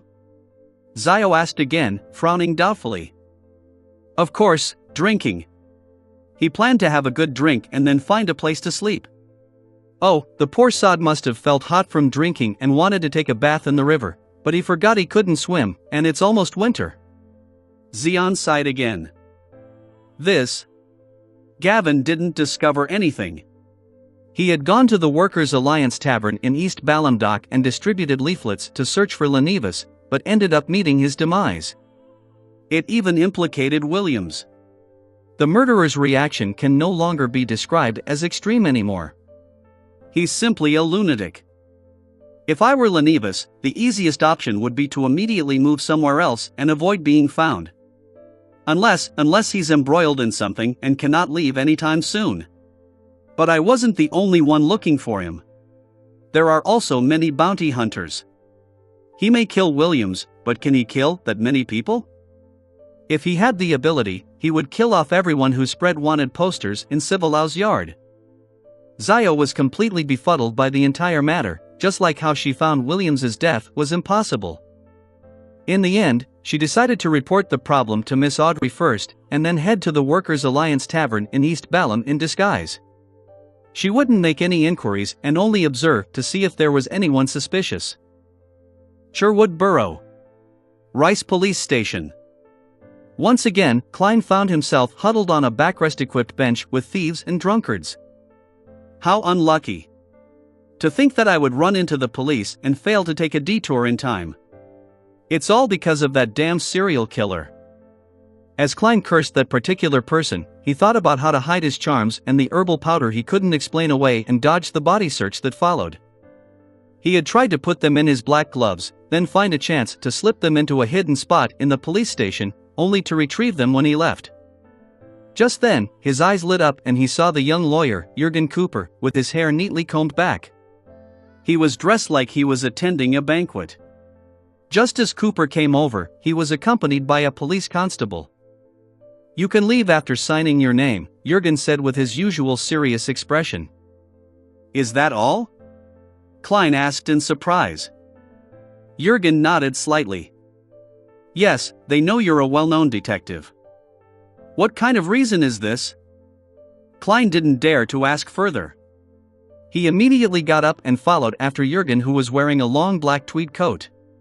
He signed his name at a leisurely pace before leaving. The weather was different from the last time he was let out from the police station by Jurgen. There was no rain and only thick clouds obscuring the crimson moon and stars. The streets were illuminated by gas lamps that lined both sides of the streets. "Thank you so much. I've troubled you once again." Klein briskly walked forward and came to Jurgen's side. Jurgen turned his head to look at him and said to him without a smile, "There's no need to thank me. This is my job. £2. Klein sized him up seriously and revealed a smile. "Okay." His wallet was bulging recently, and he produced 2 £1 notes at once. Without a trace of politeness, Jurgen received the payment and said, "If you're willing to enter into a formal partnership, then every time you come to the police station, I'll only charge you £1. Of course, not for the cases that are serious. You have to understand that a large portion of the fees I charge will go to the office. It's as if I would frequently be invited to the police station for some coffee in the future. Pooey, they don't even give coffee. Theirs isn't even a cup of water." Before Klein could answer, he heard Jurgen add, "For a private detective, getting in and out of the police station is something that happens every once in a while. It's an occupational hazard." "Well, I know very well that every private detective has a problem with the illegal bearing of arms and the illegal trespassing in other people's homes. Your response this time was very good. The police couldn't find enough evidence to prove that you were bearing a gun illegally, and the explanation for the gunpowder reaction on your body was quite sufficient. The name Quelag Club was enough to convince them, otherwise, you most likely would have had to go to the magistrate's court. So, you're not a suspect, but a good citizen. A good citizen who picked up a gun and handed it in, so there was no need for a body search." "All right. But I lost a revolver and the corresponding bullets. That's several pounds, and there's also the lawyer's fee." Klein squeezed out a smile. "I understand. Lawyer Jurgen, let's establish a formal partnership." The corner of Jurgen's mouth twitched. With an extremely professional smile, he extended his hand and said, "I hope for a pleasant partnership. I sincerely hope that I don't have to see you too often at the police station." "That's not something that's up to me to decide." Klein gave a self-deprecating laugh. Back at 15 Minsk Street, Klein eased himself with a hot bath. But at that moment, he once again heard illusory prayers coming from a woman. "Miss Justice? Is there a clue regarding Lenivas?" Klein suddenly jumped out of the bathtub, quickly dried his body, put on his clothes, and went above the gray fog. Staring at the constantly expanding and shrinking crimson star, he extended his spirituality and chose to listen. "The fool that doesn't belong to this era. Honorable Mr. Fool, there's been a problem with the investigation of Lenivas." Justice, who was wearing a white gown for an unknown reason, recounted the explosion that happened on Darabi Street in East Borough, as well as Gavin's drowning. As a telepathist, who had already gained some mastery, she didn't add her own guesses, lest it affect the judgment of Mr. Fool. After listening carefully, Klein frowned, feeling that the killer's reaction was unimaginably extreme. Unlike Rear Admiral Hurricane Kilangos, Lenivas, as a swindler, would immediately move if he discovered anything was amiss. That should be his professional instinct. There's no reason to follow the clues in reverse and kill those who are seeking him. According to this standard, 80% of East Borough's bounty hunters would die. This would cause a sensation and cause the case to be taken over by the Nighthawks, mandated punishers, or machinery hivemind. Has the benefits Lenivas gained from the ritual of praying to the true creator to send his son down left him mad? This is very consistent with the style of the true creator. However, the problem lies with the fact that it would be difficult for a lunatic to hide himself. Apart from the potential. Klein fell into deep thought and was in no hurry to respond to Miss Justice. He had read the newspapers and known about the explosion, so he used dream divination to recall the details. Then he wrote a new divination statement. Clues to the explosion in Darabi Street. As he recited it silently, he leaned back in his chair and entered a dream. He saw a 3-story, grayish-blue apartment. On the 3rd floor of the apartment, a room had lost its windows and half the wall had been destroyed. It was filled with signs of an explosion. The scene quickly shattered. Klein woke up from his reverie as he tapped the edge of the table and thought to himself, "The clues are at the scene of the crime?" This revelation can also mean that the murderer is still watching the crime scene and wants to finish off the person who comes to investigate the matter. Yes. This will give him a chance to find the person who recently issued the bounty for Lenivas. I'll visit the crime scene in disguise and see if I can find the killer. Even if he isn't Lenivas, he must surely be connected to Lenivas. But he must have hidden himself very well. How can I find him without attracting his attention? A thought flashed as Klein's eyes was cast onto the all-black eye on the long bronze table. This was a Beyonder characteristic left behind by the nimble Rite Master Rossigo. In the real world, I can't use this item to manipulate those strange threads because of the residual mental corruption from the true creator. There will be irreversible harm after interacting with it for a certain amount of time. However, if it was used temporarily, I can use the threads to find a hidden person. That's something acceptable. It's just like how I used it to determine if Miss Bodyguard had left previously. Klein narrowed his eyes, removed his spirit pendulum, and divined if his trip would be dangerous. The answer was positive, but the amplitude and frequency of the spinning weren't excessive. That's acceptable. Klein was silent for a few seconds before returning to the real world. Then, by summoning himself, he placed the all-black eye into an iron cigarette case and brought it back to his bedroom. After changing his clothes, sticking his beard on, and getting ready, Klein came before the mirror and examined himself. The faint scholarly vibe that he had was completely concealed by the beard on his face, and his brown eyes seemed to be like an ancient pool which hid and sealed something within. Compared to when he was in Tingen City, Klein almost didn't recognize himself.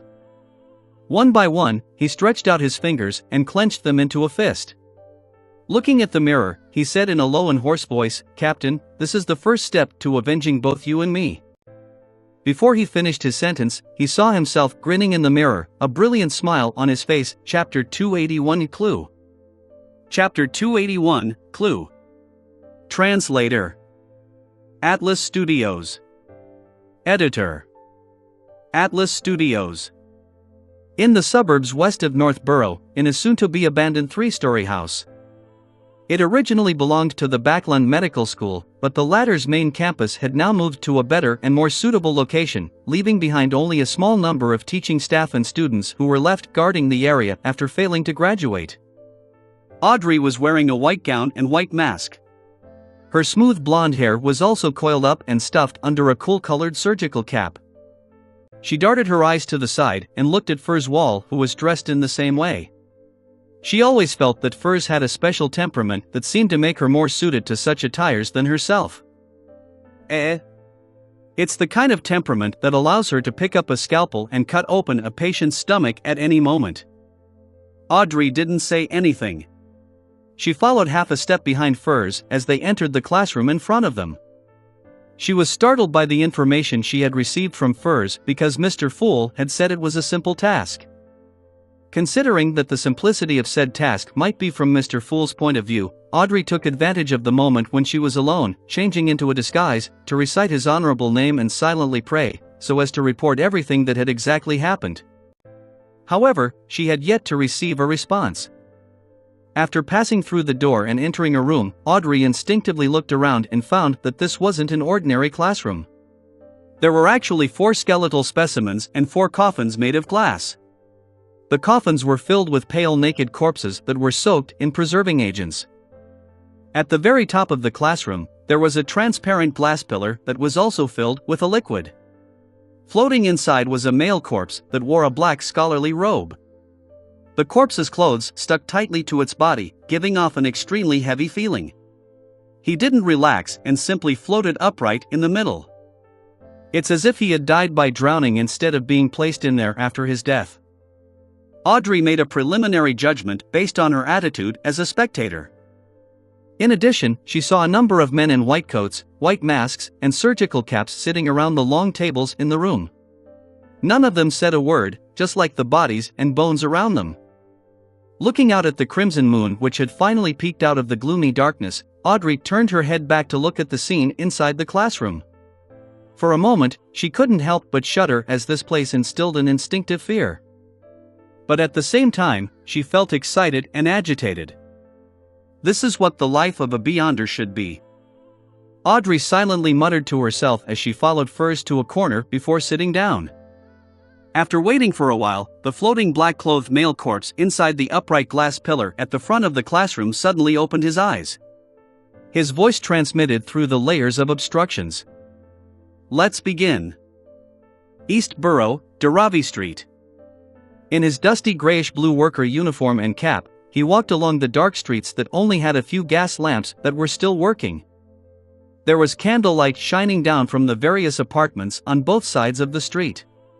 This was combined with the crimson moonlight that passed through the clouds with great difficulty, and they barely outlined the silhouettes of the pedestrians. Klein encountered people with old, tattered clothes, their faces numb with despair. They were the homeless who had been chased away by the police. They had no place to sleep, so they wandered aimlessly through the streets. Occasionally, they would find some inconspicuous corner or park bench to rest at for a while, but they were soon chased away again.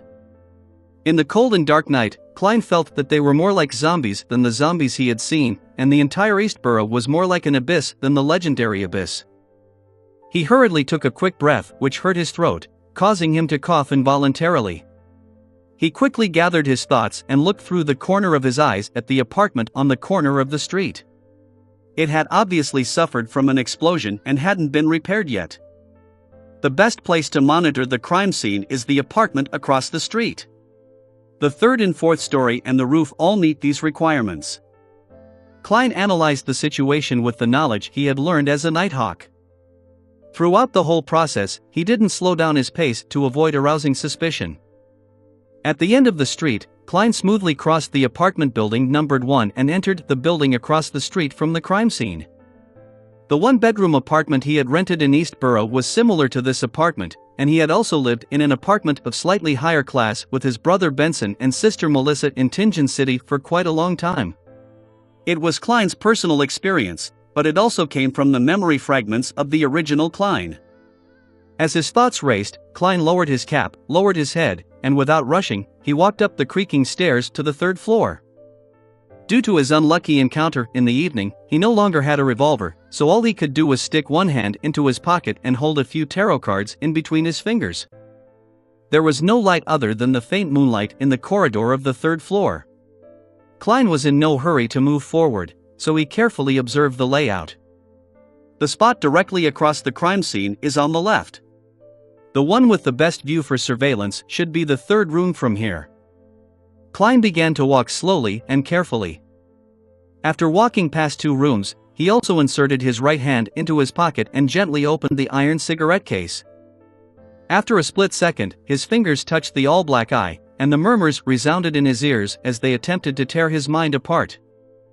At the same time, with the help of this corrupted item, Klein saw many strange black lines.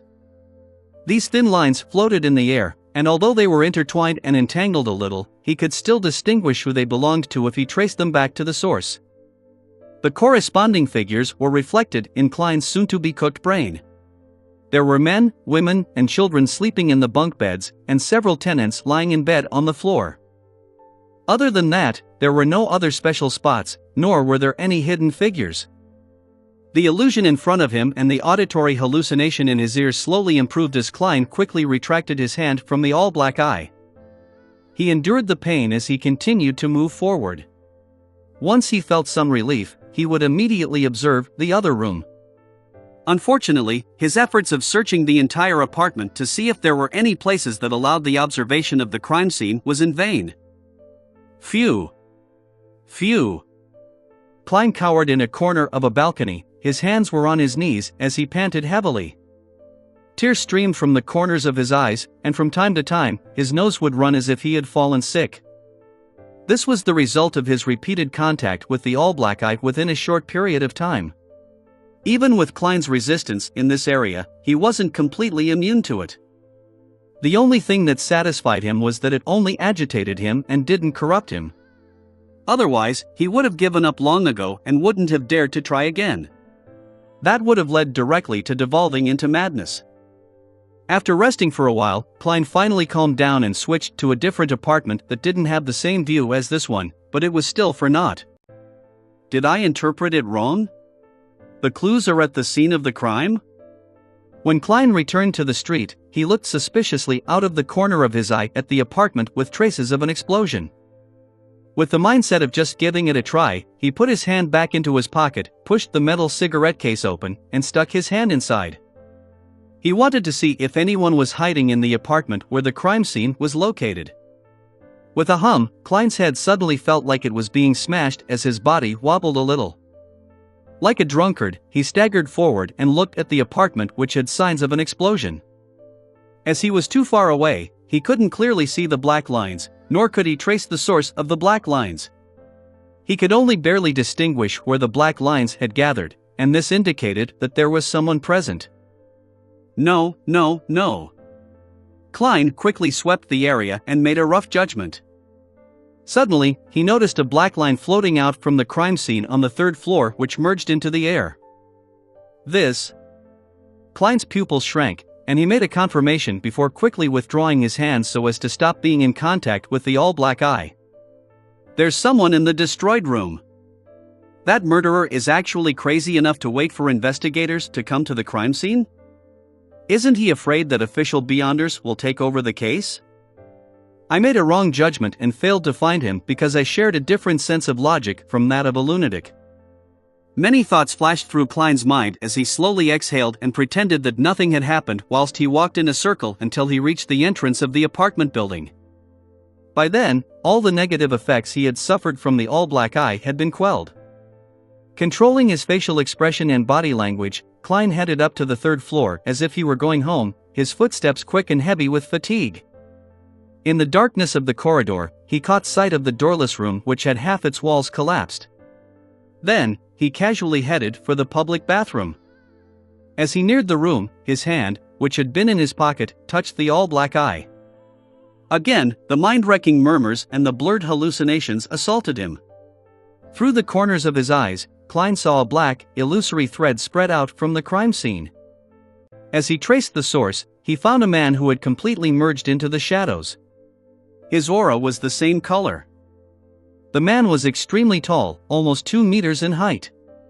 The corners of his mouth drooped slightly, making him appear rather eccentric. His cold eyes were like those of a wild beast's, possessing a ferocity that couldn't be hidden. It's not Lenivas. Klein withdrew his fingers, relaxed his body, and avoided the likelihood of staring. He entered the public bathroom at the end of the corridor without stopping. Nor did he alarm the man. The public bathroom and the crime scene weren't on the same side. He wiped off his cold sweat, and after quelling the negative effects, he directly jumped out the window, climbing down skillfully before leaving with brisk steps. He didn't stay a moment longer. He knew that in a few minutes the man would be alerted to the absence of someone who had gone to the bathroom, so he had to get as far away from the street as possible. It wasn't that Klein didn't want to walk back the way he came from, but if he didn't know which room he could go to, it would similarly expose him. The clown quickly ran and circled around a huge area before entering that one-bedroom apartment he had rented in East Borough. He then went above the gray fog to confirm that there was no danger of him being caught. That fellow must have had some sort of deep connection with Lenivas. After a moment's thought, Klein conjured a portrait of the man from earlier, sending his thoughts to the crimson star that represented Miss Justice. Soon after, he said solemnly in a tone of authority, "This is a clue. Chapter 282, This is East Borough. Chapter 282, This is East Borough. Translator. Atlas Studios. Editor. Atlas Studios." Inside the soon-to-be-abandoned medical school building, Audrey suddenly felt adrift as she took a detour to leave the gathering which had just ended. She saw the familiar thick gray fog and the blurry figure situated in the center high above. "This is a clue." Accompanying Mr. Fool's solemn voice were scenes that looked like a film reel, a colored one at that.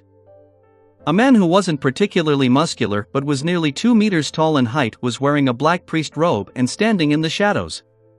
His light yellow hair was slightly curled, and his dark brown eyes were cold with malice. The corners of his mouth drooped slightly, making him look like a ferocious wolf. A clue? A clue to the bombing on East Borough's Dharavi Street and Gavin's drowning? Is this the murderer? Audrey stared blankly for a moment before immediately coming to an understanding. Mr. Fool already has a clue. He's really impressive. No, he's omnipotent. After sighing to herself, she turned to look at Furs. As soon as Furs removed her mask and surgical cap and got into the carriage, she noticed Miss Audrey's slightly strange gaze. She immediately asked in puzzlement, "Is there something on my face?" "Nope." Audrey looked away and sat down before removing her disguise. Furs recalled the gathering and asked curiously, "Miss Audrey, why didn't you announce that you were purchasing the Spectator formula? You could have established contact with the psychology alchemists that way." She remembered that the generous Miss Audrey had remained silent most of the time and only sold some spirituality-infused materials and responded to buying other varieties accordingly. Audrey smiled faintly and said, "This is my first gathering in this circle. I think it's more important to observe and wait. I'm looking forward to the potion formula and even more so, the mystical items, but I told myself that there's no rush. It would be a better strategy to familiarize myself before taking action. This is also a professional habit of the Spectator pathway. Moreover, there were no beyonder ingredients like dark-patterned Black Panther spinal fluid or Spring of the Elves marrow crystals which Mr. World wishes to obtain." Audrey silently added. Looking at the girl who wasn't 18 yet, Furs suddenly felt that she was more mature than ever before. She suddenly laughed at herself and said, "If I had been like you back then, I wouldn't have wasted such a precious opportunity." Audrey gave a reserved smile as a response before saying, "I'll ask some special friends in the morning if they have any leads on the Dharavi Street bombing. Wait for the information at the same place with Zio." "All right." Furs nodded without any doubts. Instead of returning to Minsk Street, Klein slept in the one-bedroom apartment in East Borough's Black Palm Street. He was afraid that the suspected murderer in the black priest robe had accomplices who could be searching the streets for him. Although the probability of meeting him wasn't high, and he had disguised himself ahead of time so that it was unlikely he could be recognized, his divination indicated that there was a possibility. To be cautious, Klein made do and decided to spend the night at East Borough. At dawn, he changed into another dark blue worker's uniform, put on a light brown cap, and left the room. He went down the stairs and into the street. At that moment, the white fog with a yellowish tint shrouded the surroundings. There were blurry figures of people passing by, and the cold morning air was soaking into their clothes. Klein lowered his head and hurried along, just like the people around him who had gotten up early for work. While walking, he saw a man in his 40s or 50s ahead of him. He wore a thick jacket and had gray hair around his temples. He was pacing in place and fumbling for a cigarette while shivering. Finally, he took out a box of empty matches in his clothes' inner pocket. Just as he opened the matchbox, his right hand quivered, and the crumpled cigarette fell to the ground and rolled in front of Klein. Klein stopped, picked it up, and handed it to him. Thank you. I can't live without this old friend." "There's only a few left," the man thanked him sincerely and accepted the cigarette. His face was pale, and he appeared to not have shaved for quite a while. Exhaustion was expressed without reserve from the corner of his eyes as he lamented, "I haven't slept for another night, I don't know how long I can last. I hope the Lord will bless me so that I can enter the workhouse today." "He's a homeless person who has been chased away." Klein casually asked, "Why doesn't the king and ministers allow all of you to sleep in the park?" "Who knows? But to sleep in this kind of weather outside, it's very likely that you'll never wake up again. It's still better in the day, since you can find a warmer place. Sigh, but this will make us lack the time or strength to look for jobs." The man lit a cigarette and sucked at it delightfully, as though he had some of his strength restored, and he walked beside Klein. It was uncertain if his destination was at the end of the fog or somewhere deep into the fog. Klein had no intention of exchanging pleasantries and was about to speed away from him when he saw the man, who had spoken clearly, bend down and pick up a dark object from the ground. It looked like an apple core that had been nibbled clean. The man swallowed his saliva before stuffing the dirt-covered fruit core into his mouth. He chewed it until it was mashed up before swallowing it down with great familiarity. Nothing was left. Looking at Klein's surprised eyes, he wiped his mouth, shrugged his shoulders, and smiled bitterly. I haven't eaten in almost 3 days. This sentence struck Klein's heart, causing him to feel indescribably moved. He silently sighed and said with a smile, Sorry, I didn't introduce myself just now. I'm a reporter, and I'm currently writing about homeless people. Can I interview you? Let's go to the cafe up front. The man froze for a moment before he smiled and said, No problem, it's much warmer inside than on the streets. If you can stay a little bit longer after the interview and let me sleep inside for half an hour. No, 15 minutes. That would be even better. Klein turned Agape momentarily at a loss for words. He just silently led his interviewee into the budget cafe at the end of the street. The tables and chairs in the coffee shop were quite greasy. Due to the walls and windows inside, there were quite a few guests. The average temperature was indeed much higher than the streets. The man scratched his throat, concealing his Adam's apple that was squirming from the fragrance. Klein motioned for him to sit down and went to order 2 large cups of tea, a plate of lamb stewed with young peas, 2 loaves of bread, 2 pieces of toast, a serving of low-quality butter, and a serving of artificial cream for a total of 17.5 pence. Have some food to eat. We'll have the interview after you eat your fill. Once the food was ready, Klein carried them back to their table. This is for me, the man asked with anticipation and surprise. Except for a piece of toast and a cup of tea, the rest is yours. Klein smiled in response. The man wiped his eyes and said with a slightly choked voice, Why, you truly are a kind-hearted person. After starving for so long, make sure not to eat too quickly, Klein warned. I know, I had an old buddy who died just like that. The middle-aged man worked hard at eating at a slower pace, occasionally lifting his cup of tea and gulping it down. Klein easily finished the toast and watched quietly, waiting for the man to finish his meal. Phew, I haven't eaten until I was this full in 3 months, no, half a year. In the workhouse, the food they give is just enough. After a while, the man put down his spoon, leaving empty plates in front of him. Pretending to be a journalist, Klein asked casually, How did you become a vagabond? It was bad luck. I was originally a worker leading quite a good life. I had a wife, 2 cute children, a boy and a girl, but a few years ago, an infectious disease took them away, and I also stayed in the hospital for a long period of time, losing my job, my wealth, and my family in the process. From then on, I often couldn't find a job, and I didn't have any money to rent a house or buy food. All I could do was wander on the different streets and in certain parks. This made me very weak, making it harder for me to find a job. The man spoke with a hint of nostalgia and sadness in his numbness. He took a sip of his tea, sighed, and spoke again. I can only wait for an opportunity to enter the workhouse, but as you know, every workhouse only takes in a limited number of people. With good luck, and if I queue up in time, I can spend a few days in peace, recover my strength a little, and then find a temporary job. Yeah, temporary. Soon, I'll be jobless again and the previous process will be repeated. I have no idea how much longer I can last like that. I should have been a good worker. Klein thought for a moment and asked, How many cigarettes do you have left?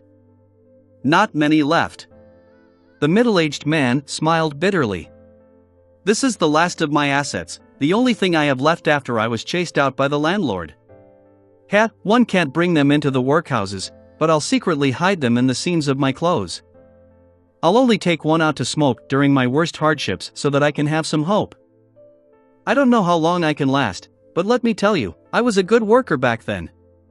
Klein wasn't a professional journalist and was momentarily at a loss on what to ask.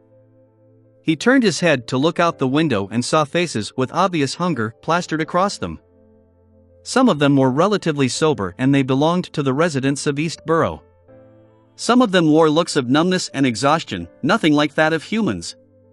They were vagabonds.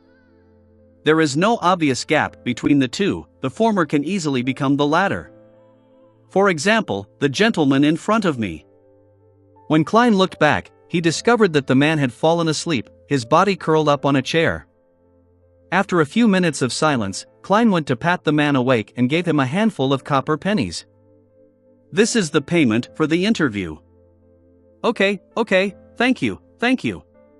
The man didn't realize what was happening, and when Klein reached the door, he raised his voice and said, "I'll go to a budget motel and get a bath, get a good night's sleep, and then get a job." At noon, Klein attended a party at the Sammers. There were 10 guests. There was apple juice with steak, roast chicken, fried fish, sausage, cream soup, lots of delicacies, 2 bottles of champagne, and a bottle of red wine. On his way back from the bathroom, he met Mrs. Stellan Sammer. He thanked her sincerely. It was a sumptuous lunch. "Truly delightful. Thank you for your hospitality. It cost a total of £4.08. The most expensive were the 3 bottles of wine, but they were all part of Luke's collection. He has a liquor cabinet." The pretty Mrs. Stellan smiled in response. Without waiting for Klein to speak, she said, "You earn £10 from Mary's matter alone, and if you can keep up the good fortune, you'll soon be able to have a banquet like this.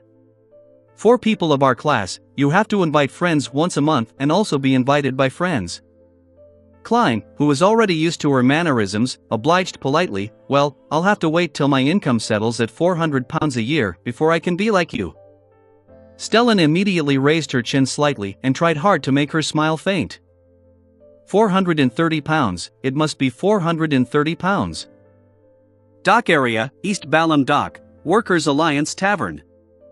Zio wore boots that gave her height a huge boost and stuck on a thick beard, making herself look like a short man. She tried to recall the portrait from Miss Audrey, trying to engrave in her mind the image of the man who might have been the murderer.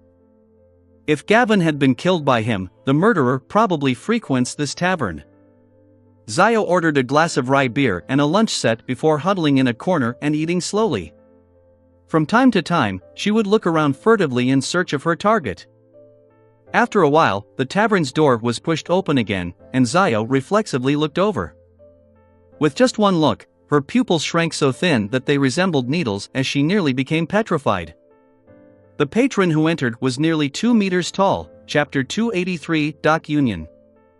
Chapter 283, Dock Union. Translator. Atlas Studios. Editor. Atlas Studios.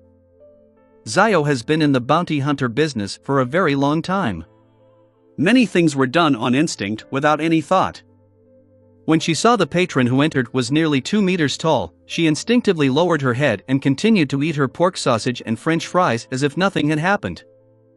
Although the food entered her mouth, Zio didn't taste it at all. She endured dozens of painful seconds before she slowly raised her head and pretended to look around casually. Soon, she saw that the patron who had just entered was sitting in front of the bar counter, waiting for his booze and lunch. Soft, curly pale yellow hair, dark brown beast-like eyes, a slightly drooping mouth, an aura of solitude and malevolence. Little by little, the details came into Zio's eyes, overlapping with the image in her head. It's him. It's the suspected murderer. The man who killed Williams. Zio lowered her head again and slowly stuffed the rest of the food into her mouth. After a few minutes, she set the tray down on the bar, along with the glass, and left the Workers' Alliance Tavern without looking back. Due to her high boots, they effectively masked the most obvious features of her boots. Outside, Zio slowed her pace and found a secluded spot to observe the people entering and exiting the tavern. After waiting for a while, she finally found an acquaintance, a technician named Burton, who lived in East Borough and worked at the East Balham Dock. The young man liked to treat himself to a cup of shoddy rye beer at noon or in the afternoon, and his salary only allowed him to afford such a beer, and he couldn't drink it every day. Zio nimbly darted over and patted Burton on the shoulder. She lowered her voice and said, "It's me, Zio." "Zio?" Burton looked up and down at the short man and nearly failed to recognize him as the famous arbiter Zio Dericha of the streets of East Borough. "I have something to ask you." Zio pointed to a nearby corner. Burton followed in puzzlement, only to come to a realization when he arrived in a secluded corner. "Are you doing a bounty mission?" He had heard that Zio was also a bounty hunter. "Yes." Zio nodded perfunctorily, fished out 5 pennies, and tossed them around. Do you know the tall man at the tavern? You mean the one that's this tall, has pale yellow hair, and wears a fierce look? Burton gestured. Yes. Zio took out the folded portrait and unfolded it. You have to be sure. That's him. He's been coming to this tavern often for the past 2 to 3 months. I've never seen him before that. He's very fierce, completely unreasonable, and he's good at fighting. It's best that you don't provoke him. Burton glanced at the portrait carefully and gave some sincere advice. Yeah, when I saw that person just now, it was just like my encounter with a ferocious beast when I was young. I felt that I was in danger and wasn't a match for him, so I had to immediately avoid him. Zio secretly exhaled and asked, Do you know anyone he's in close contact with? No idea. He's not very sociable and he seldom speaks. We don't even know what his name is. We have given him a nickname, Giant. Burton curled his lips and shook his head.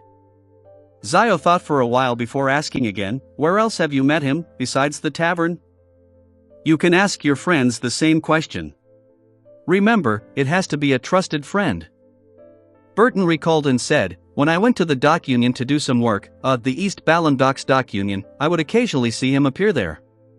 Zio, why aren't you a member of the union? You're so just, and those guys not only charge us 1.5 solely a week. But when the other docks go on strike, they'll pay us half our salary just because we have to support our families. Lord, let's just forget about it. In order to live a good life, we must help each other. However, once they organize a strike, they'll come to an agreement with the lawyers sent by those rich people. Our situation doesn't improve at all. Stop.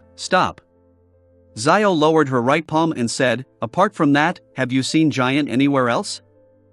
No, my friends probably haven't either. After all, we often discuss him in private, Burton answered in a firm tone.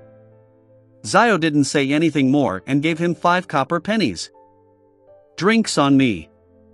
Don't tell anyone about what I just asked. It'll be very dangerous. Before she finished her sentence, she had already turned around the corner and headed towards the dock union located at East Balham Dock. About 10 minutes later, Zio saw the 2-story yellow building. She wore her canvas coat inverted and exposed the patches beneath, instantly transforming herself from a short worker to a vagabond. Zio looked at the homeless people huddled around the corner, pinched her nose, and went over to sit down beside them.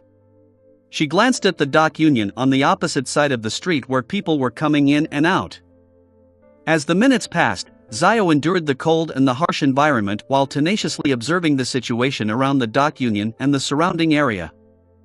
She clearly remembered Williams's insistence on drinking, and she also remembered how she felt when she saw the newspaper that fateful day. These feelings made her even more patient than usual. At that moment, about 8 people came out of the dock union, and they headed for the cafe across the street to have lunch in groups. Zio narrowed her eyes and carefully scanned every passerby to confirm their appearance. There's no one suspicious. Zio was about to look away and wait for the next batch of people when the door to the coffee shop creaked and was pulled open as the heat from within rushed out. A man couldn't help but take off his gold-rimmed glasses and wipe away the fog with his sleeves. Zio gave him a casual glance, and her gaze suddenly froze. Those eyes. That mouth. It always had that taunting smile. Lenivas? Zio jerked her head back, not daring to look again. The man from before had bronze skin and short hair, and his face was craggy. He was very different from the portraits, except that his eyes and mouth gave her a familiar feeling. It was the feeling of taunting everyone. Is it Lenivas? Can it be Lenivas? Zio bowed her head and stared at the flagstones on the street. At the Sammers. After a sumptuous lunch, the hosts and guests gathered in the activity room to chat, and they agreed to play Texas together. Interesting rumors and humorous stories echoed intermittently as Klein maintained his smile, interjecting from time to time. He also saw the Sammer family's 2 children entering and exiting energetically. And next to him, Jurgen Cooper wore his usual serious expression, occasionally providing legal advice for the discussion. Klein smiled, turned his body slightly, and asked in a low voice, "Are you bored?" "No, their topics are very interesting." Jürgen nodded seriously. Klein was stunned and blurted a question, "Then why don't you laugh?" Jürgen frowned slightly and looked at him in puzzlement. "Why are you smiling?" Klein's mouth twitched, not knowing how to respond. He was about to make a joke about how much Jürgen was like his cat Brody, forever so serious, when suddenly he heard a series of ethereal pleas. Female. Miss Justice has found useful information, so quickly, based on the clue I gave her? Klein stood up and slightly bowed. I need to use the bathroom. In the bathroom, Klein locked the door, took 4 steps counterclockwise, and went above the gray fog. His judgment was very accurate, as the plea came from Miss Justice. Klein suddenly felt nervous as he emanated his spirituality in anticipation and seriousness to listen to her words. After the usual honorable name, Justice recounted truthfully, they discovered the clue you provided at the Workers' Alliance Tavern in the Pier District's East Balham dock. The person's nickname is Giant. After tailing the Giant and figuring his in and outs, they discovered a person suspected to be Lenivus at the East Balham Docks Dock Union. Temporarily, they don't dare to approach Lenivus because Giant is very powerful and dangerous. They can only continue waiting for an opportunity. In the meantime, they've also asked if they could notify the police and collect the bounty after confirming that it's Lenivus. Lenivus has a very powerful and dangerous helper. Does he have any other helpers? Is there a faction backing him? Why did he kill so many people? What was he planning to do by being in the dock union? A series of questions flashed through Klein's mind, making him feel that things were much more complicated than he had expected. As for the last request, his answer was undoubtedly yes. He would even suggest to the other party that they should inform the Church of the Evernight Goddess directly because there was a possibility of the police leaking the information. Getting the Nighthawks of the Church of the Goddess to kill Lenivus is also a form of revenge. Klein silently murmured to himself. He had a strong urge to immediately confirm that the man was Lenivus, lest things changed because he waited too long. He took a deep breath, suppressed his emotions, and undid the spirit pendulum around his wrist on his sleeve. There is danger going to the dock union for confirmation. Closing his eyes and chanting 7 times, Klein opened his eyes and looked at the topaz pendant. He discovered that it was motionless, completely still. The divination failed? Klein immediately frowned. He changed the sentence he used, changed the divination method, but they all resulted in a failure. After some careful thought, he thought of 3 reasons. First, there wasn't enough information to make a divination. Second, Lenivus wasn't at the dock union, making it difficult for the divination to succeed. And, third, Lenivus was just like Ince Zangwill, who had items that could shield against divination. An item to shield against divination. A benefit he obtained from that god spawn ritual? A little godhood of the true creator? Klein thought for a few seconds, then decided that no matter what, he had to make a trip to the dock union. There were certain things that needed to be done even though danger was a certainty. If the 2 ladies were able to observe secretly without being seen, so can I. I only need to meet with Lenivus once and I can confirm it with divination. Of course, I can't be rash. I have to prepare in advance. For example, I have to send the all-black eye above the gray fog and not carry it with me.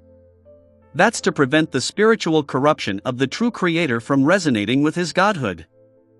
Another example, I should elevate my height so that the giant wouldn't be able to recognize me as the passerby from last night from my figure. For example, I should find a suitable and sufficient reason to not arouse suspicion.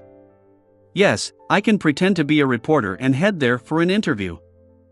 I'll visit Mike Joseph later and borrow his false reporter identification.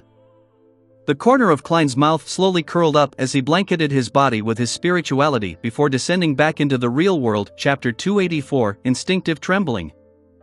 Chapter 284, Instinctive Trembling. Translator. Atlas Studios. Editor. Atlas Studios. 3 in the afternoon at the Dock Union in East Balham Dock. Klein wore a thick sweater, a tan jacket, and a simple cap that brought him closer to the usual investigative reporters in style rather than the ones who attended banquets and interviewed people of status from time to time. Such a costume had cost him an extra £1.10 solely. At that moment, he was wearing gold-rimmed glasses, and his hair was neatly combed back, gleaming with the luster of hair oil. His face no longer had a messy beard, so he could only plaster a deep black stubble around his lips. His height was at least 5 centimeters taller than before. He was trying his best to look different from the worker from last night, making it impossible for anyone who wasn't particularly familiar with him to make any associations. In the pockets of his clothes and trousers, there was no all-black eye, no charms or herbal essential oils. There was only a deck of tarot cards, a stack of notes, a fountain pen, a wallet, some change, a bunch of keys, and false reporter identification documents. He didn't know the Lenivas' current condition, nor did he know where the powerful beyonder lingering around him came from. Hence, out of precaution, he didn't bring any suspicious items.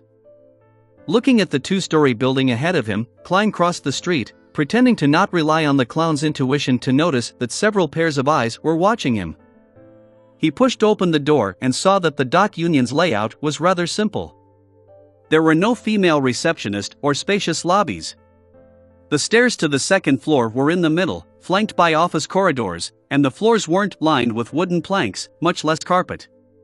They were paved purely out of cement. Klein turned his head to look at the man guarding by the door as he went over and said, "I'm a reporter from the Backlund Daily Tribune.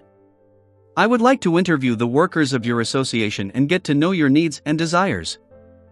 The man was wearing a very patched jacket which even had dirty cotton lining exposed and a linen shirt underneath. After hearing the word reporter, he suddenly became vigilant and replied loudly, "No. We haven't organized a strike lately, no. I think you've misunderstood me. I'm someone who sympathizes with you. I'm planning on doing a special report on what the union does to help the workers and the actual difficulties they encountered. Trust me." With the help of his clown beyonder powers, Klein made his eyes look abnormally sincere. "Is that so? Go to Mr. Rand, our committee member in charge of publicity.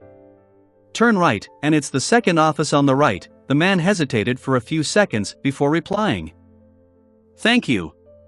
Klein bowed with feigned relief, and he felt the gaze observing him from a dark corner of the room vanish. He turned to his right and, with his back perspiring in cold sweat, knocked on the office door. The door creaked open. A middle-aged man with sparse hair looked at him and asked, "May I know who you are?" "Mr. Rand? I'm reporter Statham from the Backlund Daily Tribune. This is my reporter identification documents. I'd like to make a report with unions as the theme to help you acquire more attention." Klein almost believed he was a journalist. "That's me."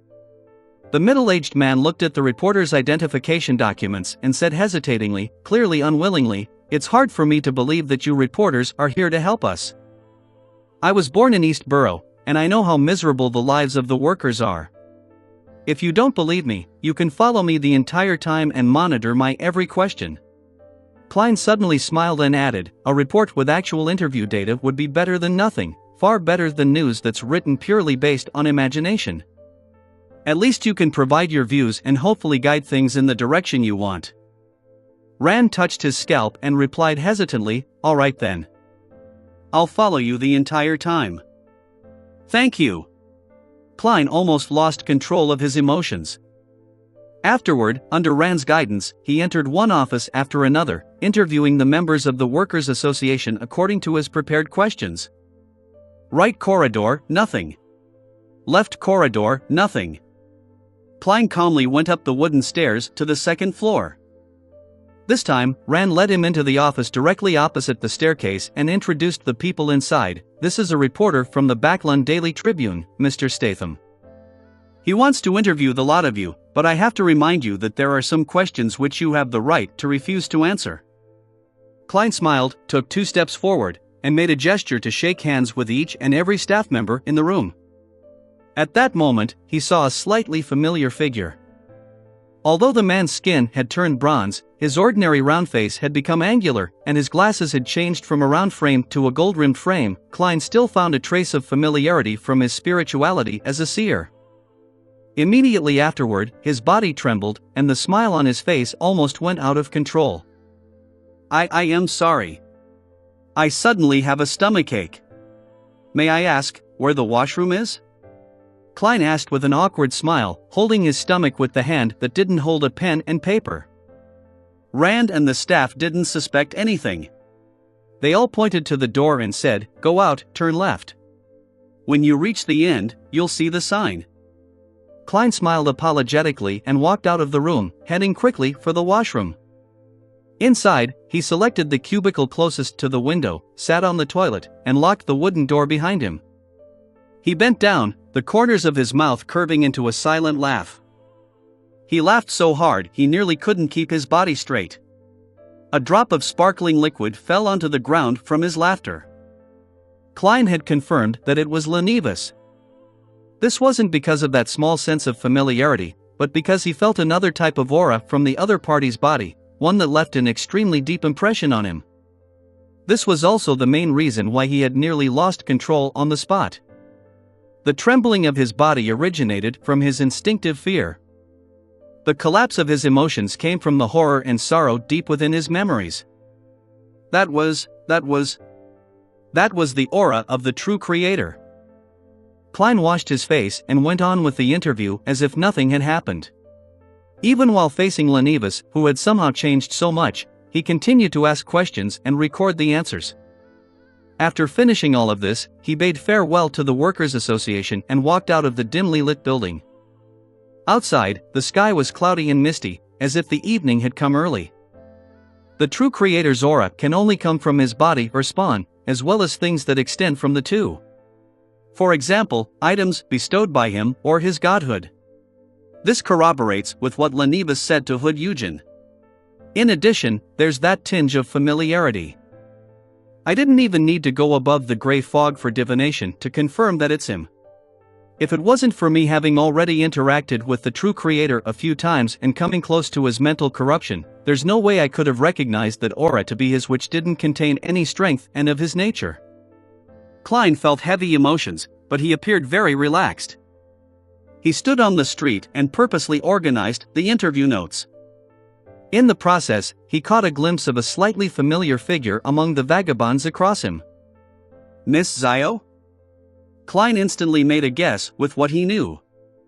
He didn't stop, and he put away the notes before walking towards the tracked public carriage station. At this moment, a horse carriage suddenly stopped in front of him. "We meet again." Sitting in the carriage was a thin, elegant, middle-aged gentleman with white hair at his temples. He was the great detective who was helping the police investigation, Isengard Stanton. As for Klein, he didn't look any different than usual. He was just a little taller and had changed into a new set of clothes. "What a coincidence, I was just thinking about the last time I interviewed you," Klein answered deliberately. Isengard suddenly understood and changed the subject with a smile. "I'm here to investigate a case. The death of Sibber has been eliminated and I'm in charge of it. Her death is very close to East Balam Dock." "So it's indeed a copycat crime?" Klein feigned ignorance. After exchanging a few pleasantries, he got into the tracked public carriage. Instead of going straight home, he made a transfer and headed to the Quelite Club in Hillston. In the club's lounge, he quickly went above the gray fog to confirm that no one was following him. Only at this step did Klein completely relax and feel some lingering fear. The aura of the true creator lingered in his mind like a nightmare, leaving the clothes on his back moist after they repeatedly dried. To be sure, Klein conjured a yellowish-brown goatskin parchment and a dark red fountain pen before writing a divination statement he had already long thought of. The source of the inexplicable familiarity earlier. Putting down his fountain pen and leaning back into his chair, he began to mumble as he entered the dream. In that gray and illusory world, he saw a figure. This figure had ordinary facial features. He wore round glasses, and he had a condescending and taunting smile from beginning to end. He was none other than Lenivas. "I've finally found you. Klein no longer used his clown ability to control his facial expressions as he muttered to himself through clenched teeth. Then, he sat up straight and prepared to answer Miss Justice's prayer. Klein controlled his emotions and said in a deep but cold voice, "There's no need for confirmation. That is Lenivas. You can inform the Church of the Evernight Goddess and tell them that Lenivas has the godhood of the fallen creator." Audrey, who was watching her father train the hunting hounds with Susie, froze when she heard Mr. Fool's response. Fallen creator. Isn't that the true creator? That swindler actually has the godhood of the true creator? Such a simple mission actually involves the godhood of the true creator. As expected, I knew Mr. Fool had other deeper motives. He was targeting the true creator. As expected of Mr. Fool. Many thoughts flashed through Audrey's mind. Chapter 285, Midnight Bell Tower. Chapter 285, Midnight Bell Tower. Translator. Atlas Studios. Editor. Atlas Studios. Audrey, who had set up an urgent communication method with Zio and Furs, quickly passed on Mr. Fool's message to the two ladies through the huge golden retriever, Susie, claiming that the information she had received came via other sources. In the corner of an old church, as Zio was thinking about how to confirm Lenivas's identity, or how she should create chaos and avenge Williams, she unfolded the ball of paper. There's no need to confirm. He's Lenivas? Zio's eyes widened as she quickly skimmed through the rest of the paper's content. The piece of paper clearly wrote, "The only choice is to notify the Church of the Evernight Goddess. Alert them that Lenivas has the godhood of the true creator on him." Godhood? The true creator's godhood? Zio blurted out as she looked at the golden retriever in front of her in shock, only to realize that she was equally dumbfounded. What? Furs was listening when she suddenly felt something was amiss. She hurriedly reached out for the piece of paper and scanned it. After a moment, she curled her lips and said at a loss, This must be a joke, right? How did we get involved in a matter that's tied to an evil god's godhood? This was meant to involve the capture of a cunning swindler worth only 200 pounds. In response to Furs's question, Susie could only express the notion that she was only a dog and that she didn't know what was happening either with her innocent eyes. Not expecting a dog to answer her questions, she turned her head to Zio and said, "I'm afraid Miss Audrey isn't as naive and innocent as we thought. She has many secrets. This might be a power struggle between a cult, the nobles, and the church. However, it's evident that she didn't know about the matter of godhood prior to this. She's also being used by someone. That person could be her father, Count Hall. What's fortunate is that this matter ends here. You don't need to take the risk anymore. After you get someone to make the report, you just need to wait to collect the bounty in peace." Zio was startled and said, "That's true. Hopefully, those Nighthawks are able to avenge Williams. They're so strong, so they'll definitely be able to do it." Definitely. Before she finished speaking, she suddenly turned her head to the side and spoke as if she was talking to herself, "I'm still too weak." Too weak? Zio jerked her hand up, covering her mouth and nose. "I'm still too weak. If not for that, I would have chosen to take revenge myself, but right now I can only take a step back. Not to mention there's Giant and those hidden helpers around Lenivas. With just his godhood, he isn't someone I can deal with. With the reaction speed of the Nighthawks, they'll likely take action tonight once they receive the report. The Backlund Diocese is second only to the church's headquarters. They have many sealed artifacts and many powerful beyonders. There's no need to wait for any additional helpers." After completing his task of informing Audrey, Klein returned to the real world. He stuck on a beard, changed his hairstyle, and stared into the mirror for several minutes. He felt anticipation and excitement, as well as depression and a sense of powerlessness. Before the evening arrived, he left the Quelite Club and returned to Minsk Street. On his way, he went to the grocery market and found a stall that was bustling with its great business. He bought several masks, including a clown's. He had decided to watch the hunt for Lenivas tonight. He wanted to see the other party pay the price for his madness with his own eyes. Of course, with his strength, he could only watch from a distance and not even have the right to approach them. By 11 o'clock, when many people were in their dreams, Klein changed into his grayish-blue worker's uniform and disguised himself as he had the night before. Then, he put on his cap, walked a few streets away, and took a rental carriage to the Backland Bridge area.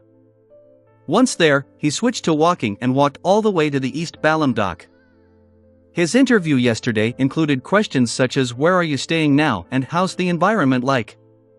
Therefore, he knew very well that Lenivas would be staying in the dormitory provided by the dock union at night. However, Klein didn't go near it. Instead, he carefully went around it. His target was the clock tower of the East Balham dock. In Backland, in addition to the large church with its tall, iconic clock tower, many government buildings were also equipped with one. However, they weren't necessarily tall, grand, and not ornate. It was mostly built for pragmatic reasons, such as this one in the East Balham dock. Compared to the surrounding buildings that reached a maximum of 3 stories, it was like a giant that stood high in the night sky as it overlooked the entire area. Klein easily entered the interior of the clock tower and went up the endless flight of spiral stairs as he moved quickly in the darkness. Finally, he arrived at his destination. He arrived at the top of the gigantic wall clock. It was surrounded by a dark yellow fence, and at the top of his head was a steeple that could be reached by stretching his hand. Taking a few steps forward, Klein hid in the shadows, got a sense of his bearings, and looked towards the dock union's dormitory. It was a 2-story, brick-red building, and the occasional pedestrian resembled a black dot in Klein's eyes. He stared for a few seconds, then took a step back and sank into the darkness. At the same time, he took out his newly bought mask and wore it. It was a clown with the corner of its mouth sharply raised and a painted red nose. A happy clown. Wearing a clown mask, Klein stood in the rich darkness, patiently waiting for the predetermined show. He waited for 2 hours. When the hands of the large wall clock passed 1 o'clock, he suddenly saw something flying from the distance. It was a huge airship covered in dark black paint. If it weren't for the faint moonlight, it would have been indistinguishable from the night sky. Unlike what was described in the newspapers and magazines, depicting them as machines that emitted exaggerated mechanical noises, its oars rotated quietly, as silent as a vulture who had found its prey but hadn't found a chance. The solid, light alloy supported the cotton frame, and below it hung the compartment for guns, projectile launchers, and cannons. At a glance, it appeared to be a powerful deterrent. It's silent. Is this a temporary result caused by Beyonder means? Klein, wearing his clown mask, looked at the slowly descending airship and made a guess. At this moment, he was most puzzled over the dispatch of an airship for a small-scale Beyonder battle in a densely populated area of the city. Aren't they afraid of dealing collateral damage to the surrounding citizens? Aren't they afraid of causing panic? Very soon, the airship hovered about 10 meters in the air. This way, Klein was even less worried about being discovered. His position was much higher than them. Observing the situation below, he suddenly had a hunch. It was likely that the airship wouldn't engage in combat, but rather provide air surveillance of the area to give the personnel involved in the operation a better view and prevent the target from escaping if any accidents occurred. Right at this moment, 3 figures dressed in black robes suddenly appeared in front of the 2-story brick-red building.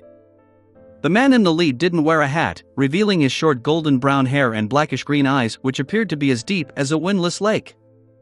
The collars of his shirt and windbreaker were propped up high, and his palms were covered with a layer of gloves that were as red as blood. A silver-white metal suitcase was wound around his left hand via a chain of the same color. This was one of the 9 high-ranking deacons of the Church of the Evernight Goddess, Krestet Sezimir. He was also one of the 3 powerhouses of the Red Gloves, and he happened to be in Backland. After looking straight ahead, Sezimir turned his head to the left and said to his subordinate, "Use sealed artifact 1-63. Yes, Your Grace." The Nighthawk crouched down and helped Sezimir untie the chain around the silver suitcase. Throughout the entire process, Krestet Sezimir's muscles were very tense, as though he was fighting something. The Nighthawk on the left took a deep breath and pressed down suddenly, causing the illusionary ripples on the surface of the silver box to crack. The surrounding halo suddenly disappeared as if it was completely sucked into the case. A bone sword, that was less than a meter long, emitted glossy, pure white light as it slowly floated up. Its blade had an ancient silver-coated mirror attached to it. The scenes reflected in the mirror were layered and superimposed without end. The Nighthawk on the left took the mirror and pointed it at the brick-red building. The building was clearly reflected in it, and nothing seemed to change. However, Sezimir slowly exhaled, stretched out his left hand to grasp the short bone sword. The surrounding halo was somewhat restored. "Let's go in." He started walking towards the entrance of the brick building.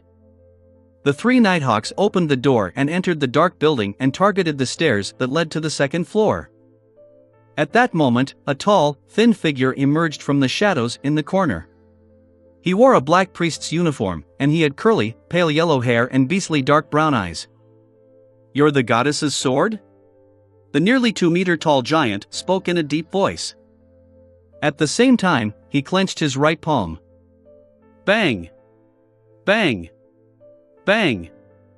The Union members in this small brick-red building exploded one after another in their dreams, without even having the chance to scream. Their bodies split into pieces, turning into thick, sticky flesh. Half of their bodies rushed towards the giant to weave into cloaks that could reduce magical damage. The other half condensed into furry giant rugs that blanketed the three Nighthawks. Crestet Sezimir only watched silently without doing anything. Silently, the flesh and blood dissipated and collapsed before falling down like rain, but the raindrops didn't stain the floor red. In each of the rooms, figures emerged once more, still sleeping soundly. This is the world within a mirror world that only targets Beyonders. The flesh bombs you planted in the bodies of the ordinary people are only illusions in here. Sezimir raised the holy artifact bone sword in his right hand, causing the light around him to disappear. Humph! The giant suddenly grabbed his left shoulder with his right hand and tore off his arm. He then threw the blood arm forward. Boom! His arm exploded like a bomb, turning into a rain of blood that rained down on the three Nighthawks. At the same time, the flesh on his left shoulder began to squirm madly as he slowly grew a new arm which was still bloody without any skin. Smack! Smack! Smack! Sizzle! The blood-colored raindrops accurately avoided Sezimir and the others before falling to the ground and quickly corroding into deep, dark traces. But no matter how hard they tried, they always missed the three Nighthawks by a hair's breadth, as if they were fated to do so. My enemies aren't always lucky enough. The corners of Sezimir's mouth curled up, and with a slip of his foot, he instantly appeared in front of Giant. Giant's eyes narrowed as his body suddenly melted like a candle, turning into sticky flesh and blood that quickly seeped into the floor. Sezimir immediately kneeled and plunged the holy artifact bone sword into the ground. No! In the rich darkness, a roar filled with pain and horror instantly sounded, and it was immediately swallowed up by tranquility and serenity. Sezimir stood up and drew out the bone sword. A drop of dark red blood was slowly dripping down its tip, and on the floor, flesh and blood were seeping out, congealing into a face of despair. It was precisely the giant who had a slightly drooping mouth. Pat! Pat! Pat! 3 shadows appeared around Sezimir in succession. However, they all mysteriously collapsed to the ground, having been forcefully taken down by many invisible entities. Bang! Bang! Bang! Another Nighthawk fired, and the silver surface of the bullet seemed to bear the Evernight sacred emblem. The 3 attackers hiding in the shadows suddenly revealed themselves, twitching as they lost their breath. Rose Bishop, Shadow Ascetic. People from the Aurora Order. Sezimir frowned and said in a low voice, without turning to his companions, "There's something wrong about this. It's very strange.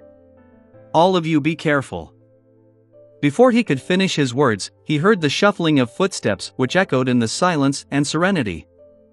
Immediately, he saw Lenivus with his chiseled face dressed in a linen shirt walking down the dark staircase. He appeared calm and placid without any signs of fear. "I'm very curious. To the Aurora Order, you should be a blasphemer. Why would they send people to protect you? Casimir didn't seem to notice the abnormality as he asked casually. Lenivus showed his trademark taunting smile and said, "That's simple. Because I'm no longer just Lenivus." He paused for a moment, and his gaze suddenly turned cold. "Now, I'm even more of the true creator." He yanked open his linen shirt, revealing the dark red flesh of his skinless chest and abdomen. The flesh and blood were conjoined together, forming the figure of a hanged man. All of a sudden, the void around them shattered like glass, and all the scenes around them crumbled. This was the aura of a deity. Chapter 286, A Taunting Smile. Chapter 286, A Taunting Smile. Translator: Atlas Studios. Editor: Atlas Studios. In the clock tower of East Balam Dock, Klein hid in the darkness while donning a clown mask as he quietly stared at the dormitory of the dock union. An airship floated above. He couldn't see the details of the battle, and he had no way of knowing the developments of the operation in the red brick building. All he could do was endure and determine the situation by observing the changes in the surroundings and the occasional black dot that passed by. Just then, he saw all the gas lamps in the area extinguish. All of them had been extinguished. It was pitch black there. Right on the heels of that, a feeling that left an extremely deep impression on him exploded from the small red brick building. Even from a long distance away, Klein couldn't help but tremble all over, his legs went soft, and he bent his waist. It was the feeling of being looked down upon, a feeling that repressed one's spirit. It was a feeling that was impossible to resist or face. No, don't look directly at God. In his adrift thoughts, Klein seemed to recall the time when he was in the hall of the Blackthorn Security Company. It was like when he was about to activate his spirit vision to probe the mental state of Megos and the baby in her womb. That feeling was exactly the same as it was now. No, it's even more extreme and terrifying right now. How could this be? Wasn't Lenivus just bestowed with a little bit of the true creator's godhood? At most, he would be given one or two other corresponding items. Why does it feel like an evil god is about to descend? Before Klein could shake off the trembling of his body and the numbing of his thoughts, he suddenly felt a deep, serene, and profound darkness engulfing the feeling that couldn't be looked at, probed, or resisted. The two sensations were obliterated at the same time, causing the gas lamps in the surrounding area to light up once again. The airship, which couldn't stop itself from plummeting, floated back up again. Everything seemed to return to its original state, without the slightest change. But Klein didn't believe that everything was over. He stood up with all his might, knowing that something important had happened in the red brick building. The feeling that exceeds a beyonder, at a fundamental level, is no longer there, nor is there the feeling of the descent of an evil god. This means that the true creator or Lenivus's plot has failed. However, the Nighthawks must have suffered some sort of serious blow as well. They might not even have much strength left. At that moment, Klein's heart stirred. He quickly took out the spirit pendulum inside his left sleeve, holding it with one hand as he said in a low voice, "Lenivus is no longer dangerous at the moment." After quickly repeating it 7 times, he opened his eyes and saw that the topaz pendant was rotating counterclockwise. However, its frequency wasn't fast, and its amplitude wasn't large. This showed that Lenivus was still a dangerous man, but to a lesser degree. What caught Klein's attention was something else. The divination hadn't failed again. This meant that Lenivus had been separated from the godhood bestowed upon him by the true creator. A cold wind blew, seeping deep into Klein's bones, causing him to shiver. He felt as if an electric current had instantly drilled into his brain from the soles of his feet. Maybe I can do something. He suddenly had this thought and no longer hesitated. He took 4 steps counterclockwise in the dark clock tower and went above the gray fog. Without wasting any time, he sat down and conjured a piece of yellowish-brown goatskin parchment and wrote a divination statement. Lenivus's escape route. Klein leaned back, quickly chanted the statement, and entered a deep dream. In that illusory, separated, misty world, he saw the slush-filled sewers with their dark, dirty tunnels and rusty metal pipes. It was cramped and sealed. It's the sewers. Klein immediately woke up, enveloped his body with spirituality, and descended into the gray fog. As soon as he returned to the real world, he took a few steps back and came to the side of the clock tower that faced away from the airship. Klein didn't walk down the spiral stairs but instead somersaulted over the dark yellow fence. With the help of the platform, the bulging spots, and the decorations on the surface of the building, he jumped down level by level. His body was so balanced it was as though he was walking on the ground. In a very short period of time, his feet stepped on the thick flagstones on the street. Inside the small red brick building, two Nighthawks wearing red gloves had collapsed by the door unconscious.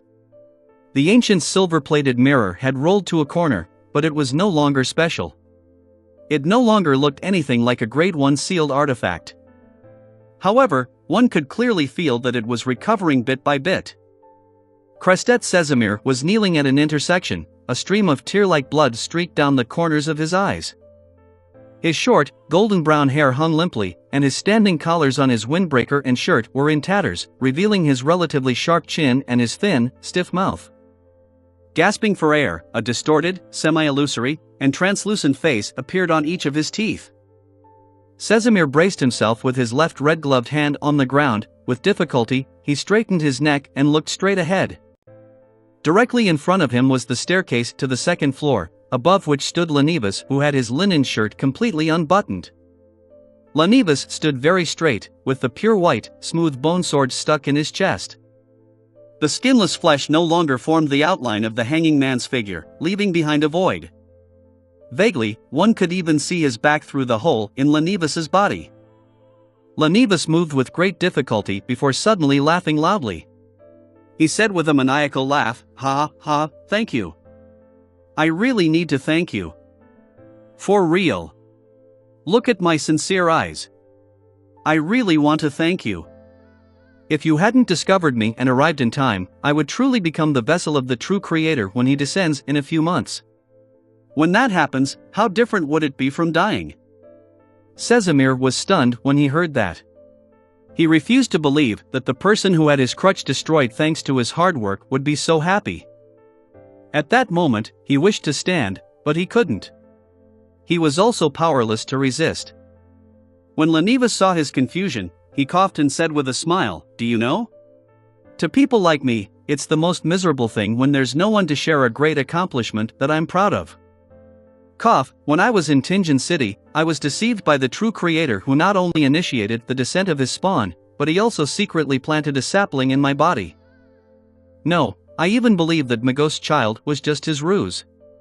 He didn't even get the members of the Aurora Order to protect her to divert attention.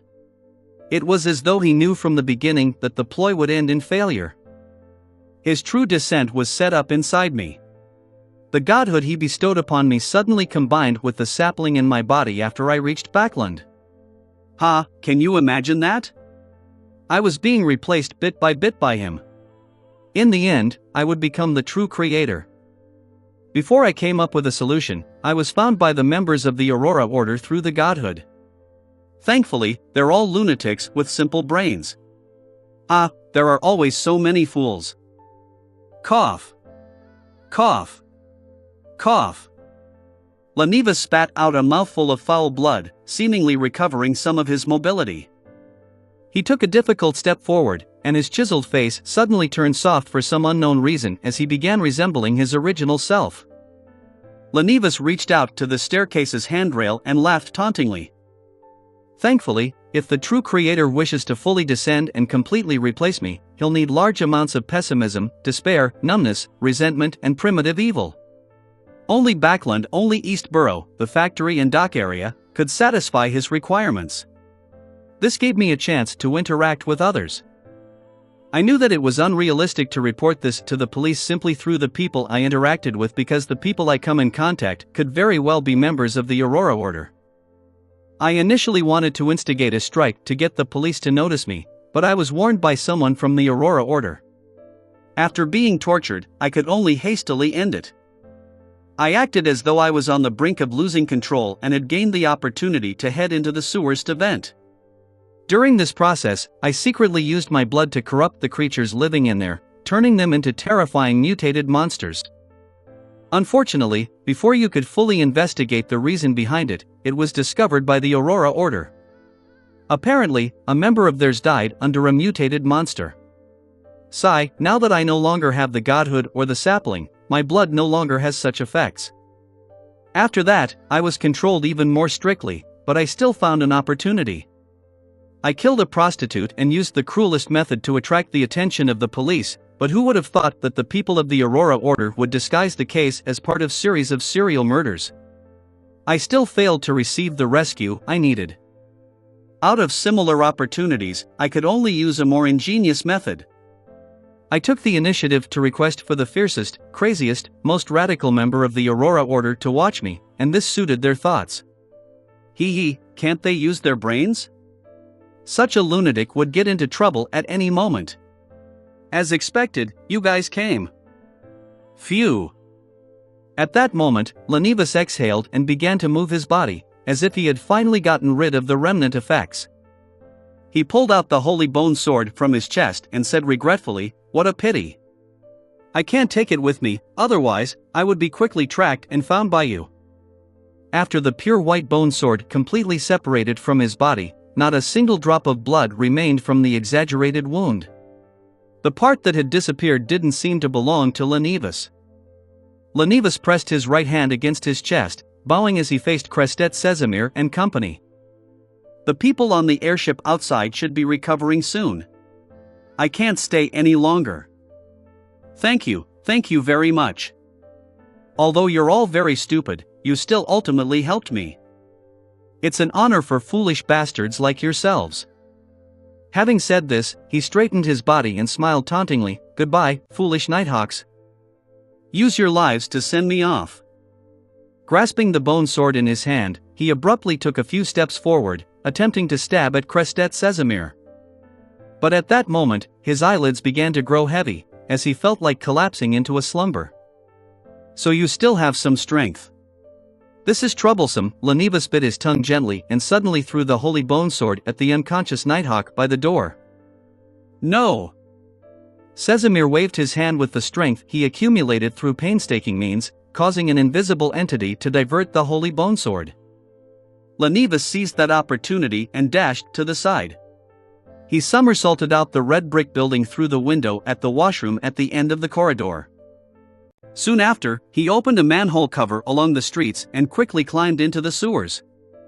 Lenivus seemed to be very familiar with this place. Even though it was dark, he could still run, jump, and turn, quickly fleeing deep into the maze of sewers. Suddenly, he instinctively stopped and leaned back. Oof! A card had stabbed deep into his right chest and blood began dripping profusely from its edge. Lenivus looked up, and with his ability to see in the dark, he saw his attacker. It was a medium-sized man in a worker's uniform, wearing a mask with a raised mouth and red nose. It was a Happy Clown. Chapter 287 Death Battle. Chapter 287 Death Battle. Translator: Atlas Studios. Editor: Atlas Studios. The moment their eyes met, Lenivus suddenly ducked and rolled forward. Clang! A tarot card, with an angel and trumpet, shot out sharply like a dagger, embedding itself into the wall of the sewer, and its position was at the same height as Lenivus's neck just moments before. Clang! Clang! Clang! Lenivus either rolled, jumped to his side, or threw himself forward, nimbly avoiding the three cards that came in succession with abnormal agility. Their collision with the walls, slabs, and concrete echoed like metal striking a wall. Meanwhile, out of the corner of his eye, he saw that the man in the clown mask was following him closely, not much slower than he was. In his hand was a thick stack of cards as he launched them with great familiarity and skill. On the surface of an approaching card was a sun with 5 facial features. With his left hand, Lenivus propped himself up against the wall and leaped into the air, drastically changing his course. At that moment, he heard a swishing sound before suddenly feeling a sharp pain in his ankle. He launched 2 cards? One arrived slightly late and was aimed in the direction I was escaping in? Can he foresee my movements? The moment he landed on the ground, Lenivus endured the pain and rolled once again. Clang! Another tarot card embedded itself into his original position, resonating constantly in response to the impact. It was only then that Lenivus noticed a card deeply embedded in his right ankle. The card depicting stars, water containers, and holy water stained in red. So. Lenivus didn't even have the luxury of time to think or treat his injuries. One after another, the cards turned into seemingly sharp flying daggers, shooting at different parts of his body. Very soon, the injuries on his right leg and chest, and the remnant effects from the hole in his chest, as well as the prior demigod-level clash, caused the Sequence 9 Marauder to turn sluggish. This was in contrast to the nimbleness and speed that Marauders were known for. Pow! He sent a card flying, but a deep laceration tore through his wrist, one that kept bleeding profusely. The Nighthawks and the military will be coming soon. I can't delay any longer. At this moment, Lenivus's mind was very clear. Suddenly, he stopped in his tracks and stopped dodging, allowing a card depicting the devil to strike him squarely in the neck. In almost an instant, the cards sticking out from his body were sent flying. The hideous wounds on his neck, right chest, wrist, and ankle were all squirming madly, sprouting one meat tendril after another in disgusting shapes. On his skin, numerous small goosebumps appeared. These goosebumps had a metallic tint to them, as if they had turned into a set of armor. Clang! A tarot card was shot over, but it was deflected by the fine goosebumps. With bloodshot eyes, Lenivus stared at the clown who had put away his cards after coming to a halt. He said, half laughing and half mocking, "No matter what, after being tormented by a deity, one will always get something in return." Before he could finish his words, he had already jumped over the polluted waters in the canal with his left foot, throwing himself at the enemy opposite him. As if expecting this, Klein stepped to the side, pulled his left hand out of his pocket, clenched it into a fist, and threw it at Lenivus's temple. Bam! Lenivus swung his elbow sideways and raised his forearm, accurately hitting his opponent's fist. The explosive force surged like a torrential tide, causing Klein's body to move from the impact as he staggered a little. Pa! Pa! Pa! Crisp explosive blasts sounded in Klein's ear. Punches, each heavier and faster than the last, constantly reflected into his eyes. The flurry of attacks made him seem to forget to maintain his balance. He staggered and fell to the side, then, with the support of his left elbow, he rolled in a different direction. Smack! Smack! Smack! Bang! Bang! Bang! Lenivus's punches and kicks came quickly and furiously, almost hitting Klein quite a few times, but thanks to his exaggerated balance and movements that defied common sense, he managed to dodge successfully. At times, he would be on the wall and at other times, on the ground. It was as though he was performing an acrobatic act.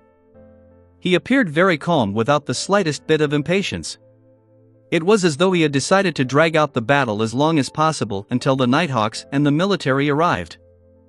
And once there were any signs of Lenivus's attempting to escape, he was hell-bent on pestering him and not give him an opportunity to do so. Pa! Lenivus's punch forced Klein to use the rebound from the wall to fly back into the air, and as for himself, he didn't hesitate to turn around and flee towards another tunnel. The moment Klein's toes touched the ground, his body shot out like a cannonball as he pounced straight for Lenivus's back. At that moment, an image appeared in his mind. It seems as if Lenivus has no bones. I should force him to twist his upper body and land a punch on his body. This was a clown's intuition. Without any doubts or hesitation, Klein took the initiative to reduce his subsequent strength. With a smacking sound, he still threw himself forward, but it was much weaker than he expected. Gotcha! With a jarring noise, Lenivus twisted his upper body suddenly while his legs remained immobile. His face faced backward as his toes pointed forward. In such a terrifying scene, Lenivus threw a punch towards Klein's head. The force of the punch was so strong that even the air produced an explosive boom. Boom! His fist hit nothing but air, and his fist was still 20 or 30 centimeters from Klein's face. The winds that stirred from the punch blew through Klein's hair, but he didn't take the opportunity to attack the enemy. Instead, he croaked a single word in ancient Hermes, crimson. A charm? Lenivus scrunched his face as he immediately jumped to the side in a bid to dodge the impending attack. However, Klein had yet to throw out the charm. Instead, he clenched his left fist tightly and followed in the direction of Lenivus. He similarly threw himself to the side and rolled on the ground as well, causing the distance between them to only widen slightly. It was a bluff? Just as this thought flashed through his mind, the highly raised corners of the clown's mouth were clearly reflected in his eyes. There was also a dark red flame which had unknowingly ignited in the clown's left fist. This. Lenivus's gaze immediately froze. A light crackling sound entered his ears, and a calm, tranquil feeling emanated instantly, enveloping him and Klein. What is he trying to do? He wants both of us to be affected at the same time, to allow for the Nighthawks and military to rush here in time. Lenivus's eyelids drooped heavily, and the fatigue and weakness he had been suppressing began to rear their heads uncontrollably. He did his best not to fall asleep, hoping to rely on the uniqueness of his body to endure through the most intense period of the charm's slumbering effects. As for Klein, he didn't choose to resist at all and quickly entered a deep slumber. However, whenever he fell asleep unnaturally, he would instinctively wake up. This was the unique thing about him when fighting mediumship and dream invasions. This was the reason why he had been lucky enough to escape from the hands of Madame Sharon back in Tingen. In the fight just now, after throwing his cards proved ineffective, he immediately took out the slumber charm and gripped it tightly in his palm, waiting for the opportunity to affect himself and his enemy. In just a split second, he forcibly broke free from the abnormal state of mind in his dream. The figure of the staggering Lenivus was clearly reflected in his eyes. Phew! Klein suddenly became very calm, as though what was before him was nothing but a target. He took a deep breath, turned his waist, and pulled back his shoulder before thrusting his fist forward with all his strength. Bam! Gotcha! His fist landed ruthlessly at Lenivus's throat, breaking his bones and splattering his flesh. Lenivus took 2 steps back and leaned against the wall. That intense pain finally allowed him to extricate himself from the slumbering effects, but the fine iron-colored goosebumps on his body were all gone. After Klein's punch landed, he reached into his pocket with his left hand and pulled out 2 cards. So. The 2 cards each stabbed into an eye as scarlet liquid gushed out. Lenivus surprisingly endured the pain without letting out a tragic cry. Instead, he abruptly threw himself forward in a bid to make his last stand. Klein didn't take advantage of the situation to attack. Having long expected this, he turned his body to the side and took a step back. Right on the heels of that, while seizing the moment when Lenivus fell forward, he took 2 steps and arrived behind him. He reached out with his arms and grabbed his enemy's neck. Gotcha! Klein's arms exerted force, and he suddenly turned around, twisting Lenivus's neck. After doing all of this, he took 2 steps back and looked at his enemy. With the card embedded in him, Lenivus looked ahead weakly as he slumped to the ground. At the same time, he was very confused and asked in a staccato manner, "Why do you want to kill me?" With his clown mask on, Klein stared at his archenemy and replied indifferently, "No reason." No, with his eyes wide open, Lenivus collapsed to the ground in the sewers, unable to accept his fate. Finally, his breathing came to a stop. At that moment, Klein, who seemed to be extremely calm, suddenly stepped forward, tightened his right leg, and, with all his strength, kicked him in the head. Bam! His neck, which was already badly mutilated, could no longer bear the pressure and was sent flying like a rubber ball. It slammed heavily into the wall, creating a red and white patch. Upon seeing this scene, Klein suddenly crouched down. Ha ha ha, ha ha ha. Ha ha ha ha ha ha. He laughed crazily with a suppressed voice. The clown mask looked so very happy. The corners of those raised lips, the bright red nose, and that white face wore a very happy expression. Ha ha, ha ha. Ha ha, Klein laughed so much that he went out of breath. His laughter was more jarring than crying. After a few seconds, he finally calmed down. He slowly straightened his body and winked with his left eye at the darkest part of the sewer. Then, he smirked and muttered to himself, "Captain. Look, we've saved Lone once again." Droplets of liquid quietly slid down and landed on his collar. At that moment, he felt that his clown potion had been digested completely. Chapter 288, a scene filled with symbolism. Chapter 288, a scene filled with symbolism. Translator: Atlas Studios. Editor: Atlas Studios. In the dark sewer, Klein wiped his neck and turned his attention back to Lenivus's cracked head and decapitated body before turning to the 2 tarot cards that were stuck in Lenivus's eyes. He originally wanted to retrieve all the projectiles that he had thrown and wipe the scene of any clues. However, he realized a very real and extremely serious problem. He didn't have the vision to see in complete darkness. He had relied on his spirit vision to rush through the pitch-black sewers and engage in the intense battle with Lenivus. He could see the colors of Lenivus's aura, the spirituality radiance of all sorts of critters, and could faintly use the light's illumination to distinguish the path. Unfortunately, the tarot cards he was currently using weren't the same as the ones that had originated from the Nighthawks. It didn't have any spirituality or silver engravings, and it was completely ordinary with no special characteristics. In such an environment, Klein could use his own aura's color and spirituality radiance to create a tiny radius around him where he could distinguish things. However, he couldn't see the cards stuck in the walls and ground, as well as the cards that had scattered everywhere.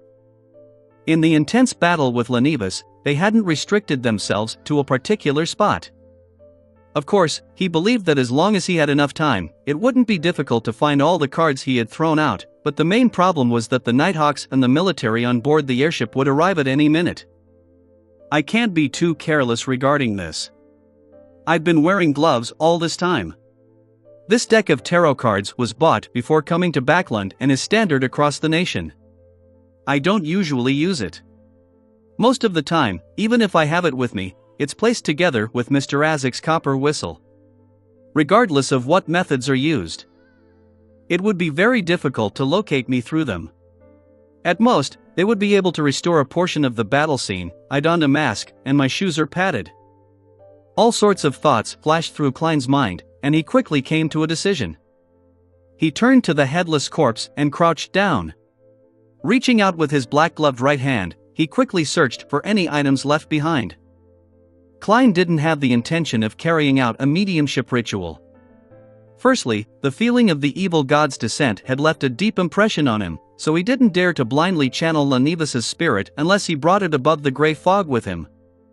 Secondly, with the situation of the Nighthawks and military arriving at any time, he didn't feel that he had enough time to set up the ritual of summoning himself, responding to himself, and then going up above the gray fog and channeling the spirit. "I should give up when it's necessary," Klein silently muttered to himself, and he withdrew his hand from Lenivus's body. This crazy swindler seemed to be in a hurry when escaping. He didn't bring any cash, materials, or charms. He only had an eye-sized badge on him which coruscated a faint spirituality radiance. Klein wasn't afraid that this item could be used to locate him, as he planned on throwing it above the gray fog later to study it slowly. Therefore, he stood up and put the badge in his pocket. He stole a glance at Lenivus's corpse, and without waiting for the Beyonder characteristic to appear, he used his left black-gloved hand to remove the remaining tarot cards. Then he stretched out his left arm and placed his palm directly above the Lenivus's corpse. All of a sudden, Klein released his grip, allowing the tarot cards to fall, like leaves cascading over the headless corpse. Some of them faced up with pictures and numbers printed on them, whilst others had dark red patterns on their backs. After doing all of this, Klein took out Azek's copper whistle and tossed it a few times. Then, without looking back, he ran deep into the sewers. After almost 2 minutes, figures finally arrived at this place. Some of them were wearing thick black windbreakers, while others were wearing well-tailored military uniforms. The leader of the group was Krestet Sezimir, who was carrying a pure white bone sword. His red gloves were smeared with dust, and his determined face showed obvious signs of fatigue and frailty. They stopped a few meters away from the body, and through the means of their night vision, they could see Lenivus's corpse and his head against the wall. There were two tarot cards stuck in his head. One was the Emperor and the other was Wheel of Fortune. The headless body was covered with even more cards, each separately depicting the Chariot, the Hermit, Death, and more cards of different suits comprising of chalice, scepters, etc. On the walls and on the ground around him, there were also tarot cards such as the Devil, the Sun, and Judgment. It all looked like the scene of some bizarre ritual, and Lenivus was the sacrificial offering that was destined to be sacrificed. Krestet Casimir drew a silent gasp as he knitted his brows tightly. The Beyonders around him fell into a momentary daze at the sight of this frightening and mysterious scene in the darkness. Far away from the scene of Lenivus's death, Klein quickly found an exit and left. He took off his clown mask and, in the shadows of the gas lamps, walked quickly towards East Borough. Before that, he had already dealt with the stains on the soles of his shoes. It was only when he reached Black Palm Street in the East Borough did he breathe a slight sigh of relief. Then, he quickly held the ritual of summoning himself inside his rented one-bedroom apartment and responded to himself. In his spiritual body state, Klein moved all the clothes he had worn tonight, as well as the remaining charms, herbs, and essential oils, as well as the badge he had obtained from Lenivus to the space above the gray fog. Then, he used a spiritual flame to burn the corresponding clues. Phew! He exhaled and finally had time to take a look at what the badge he had taken from Lenivus looked like. This badge was only the size of an eyeball.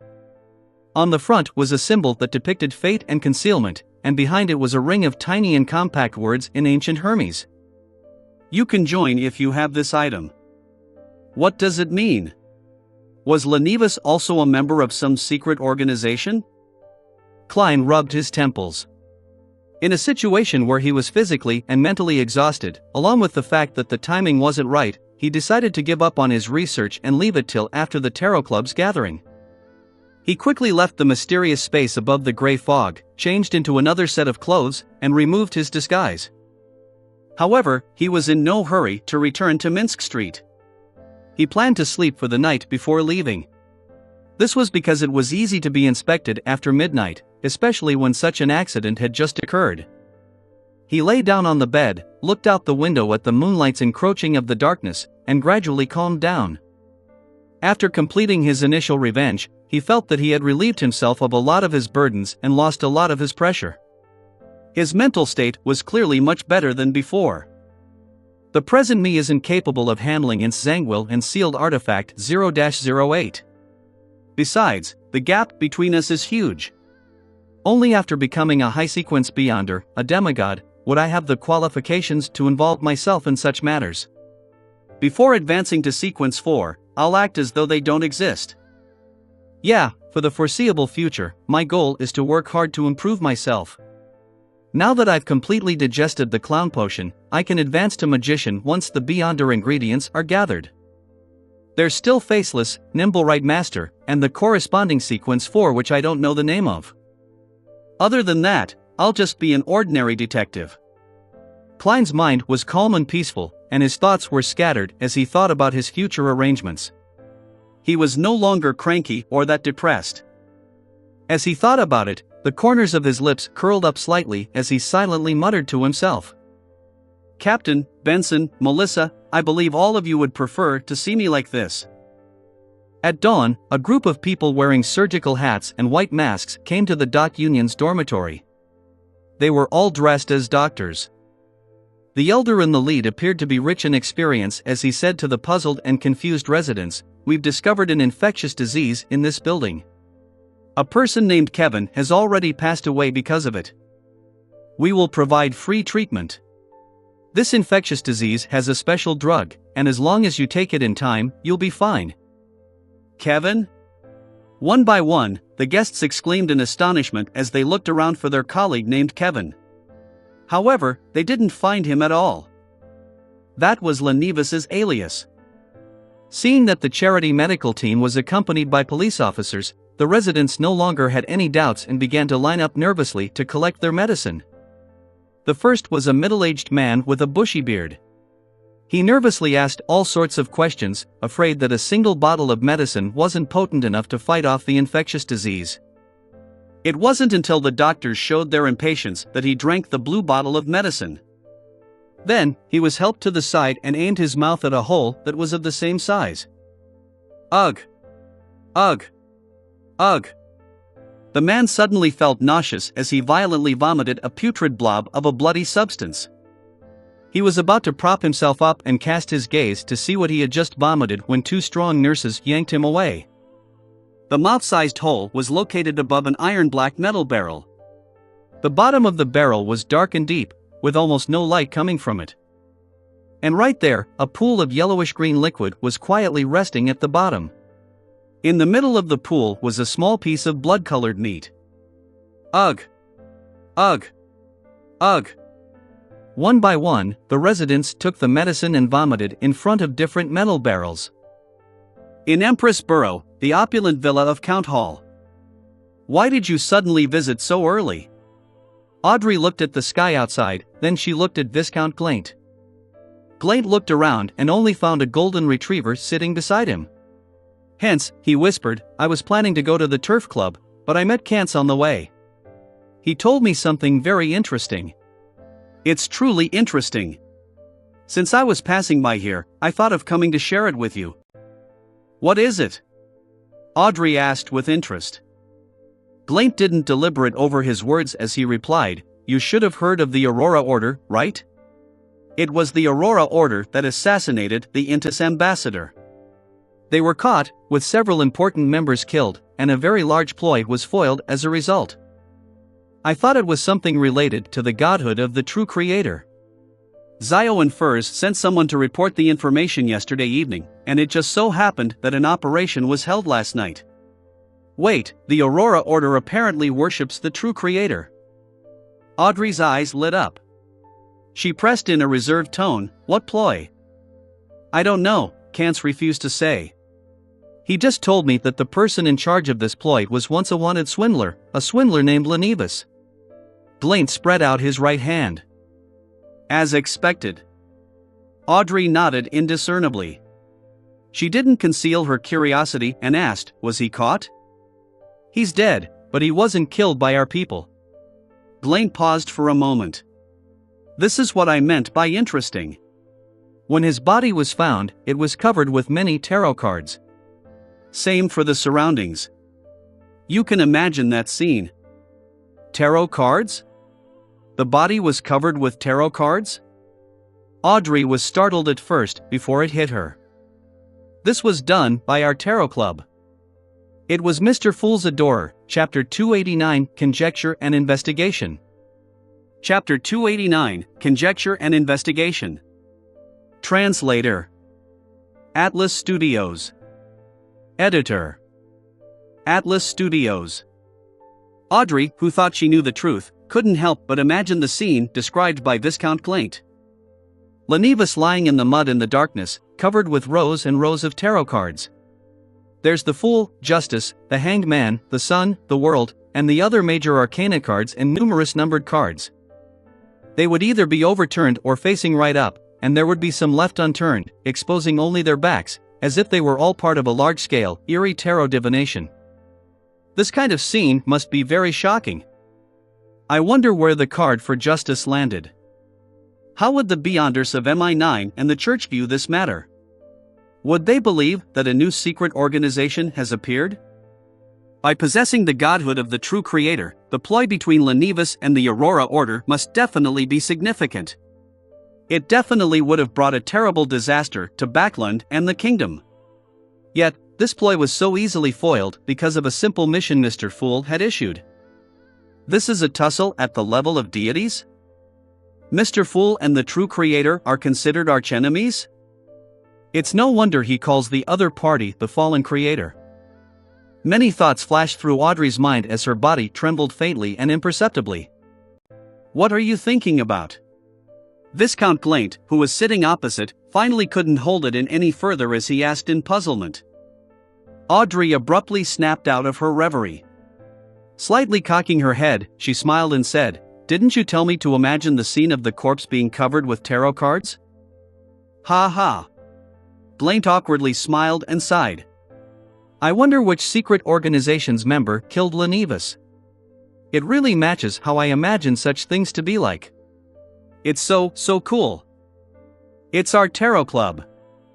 Audrey answered silently as she smiled. Perhaps there's no organization, but the independent act of a powerful beyonder? Regardless, I like this style. Urge Zio and Furs and ask them when they can find my apothecary formula, Blaine said in excitement. Audrey widened her eyes slightly. Looking around her, she lowered her voice and said, "Hush, keep it down. How can you talk about potions here?" Blaine gave an indifferent smile. Don't worry. It's nothing.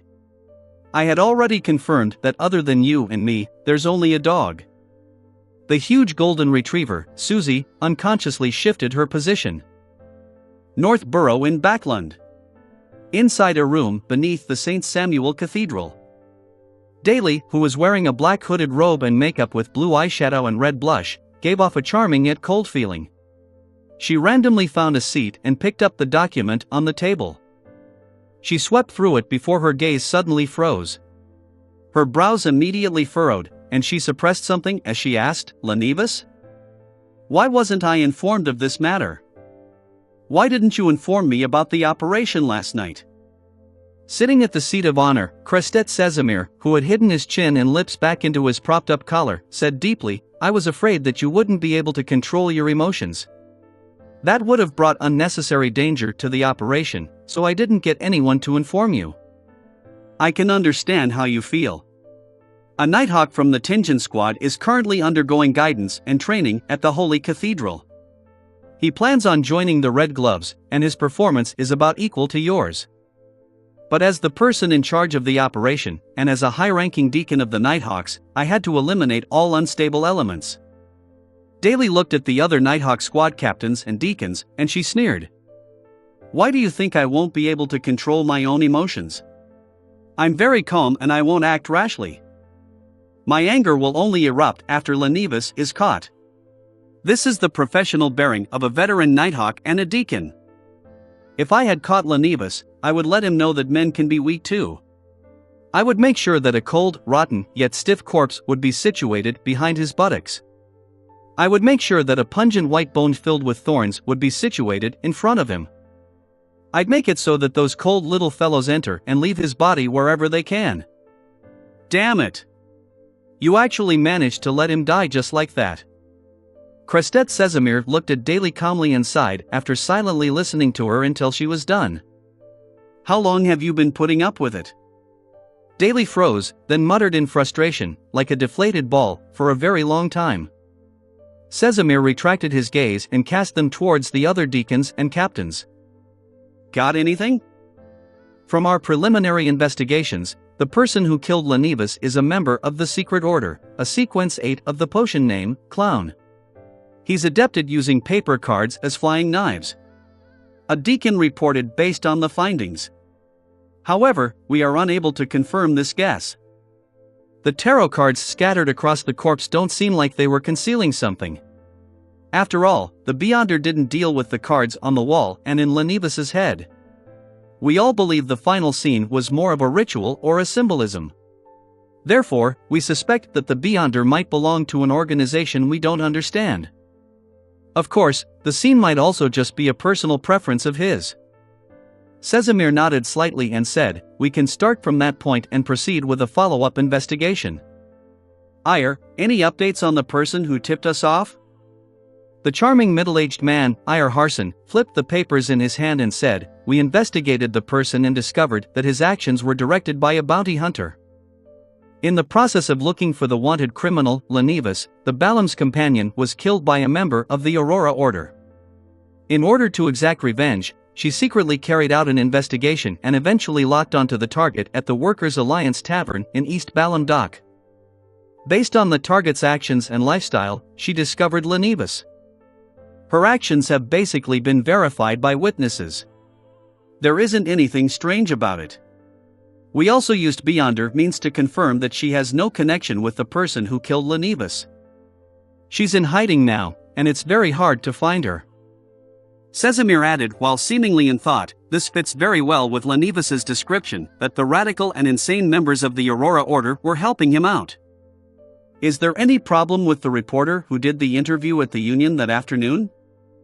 Another captain of the Nighthawks reported he was a fake reporter, and according to news from the police department, he's actually a private detective who had previously helped Mike Joseph of the Daily Observer. Joseph was investigating the murder of Cibber.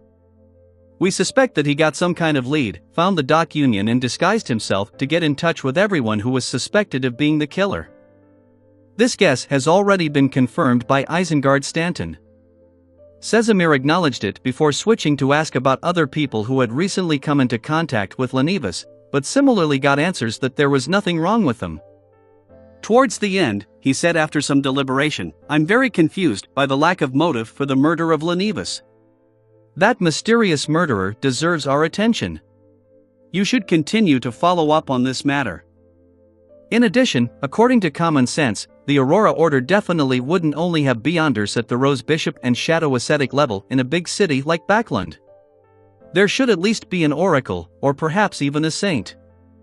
Their ploy of receiving the true Creator's descent has failed.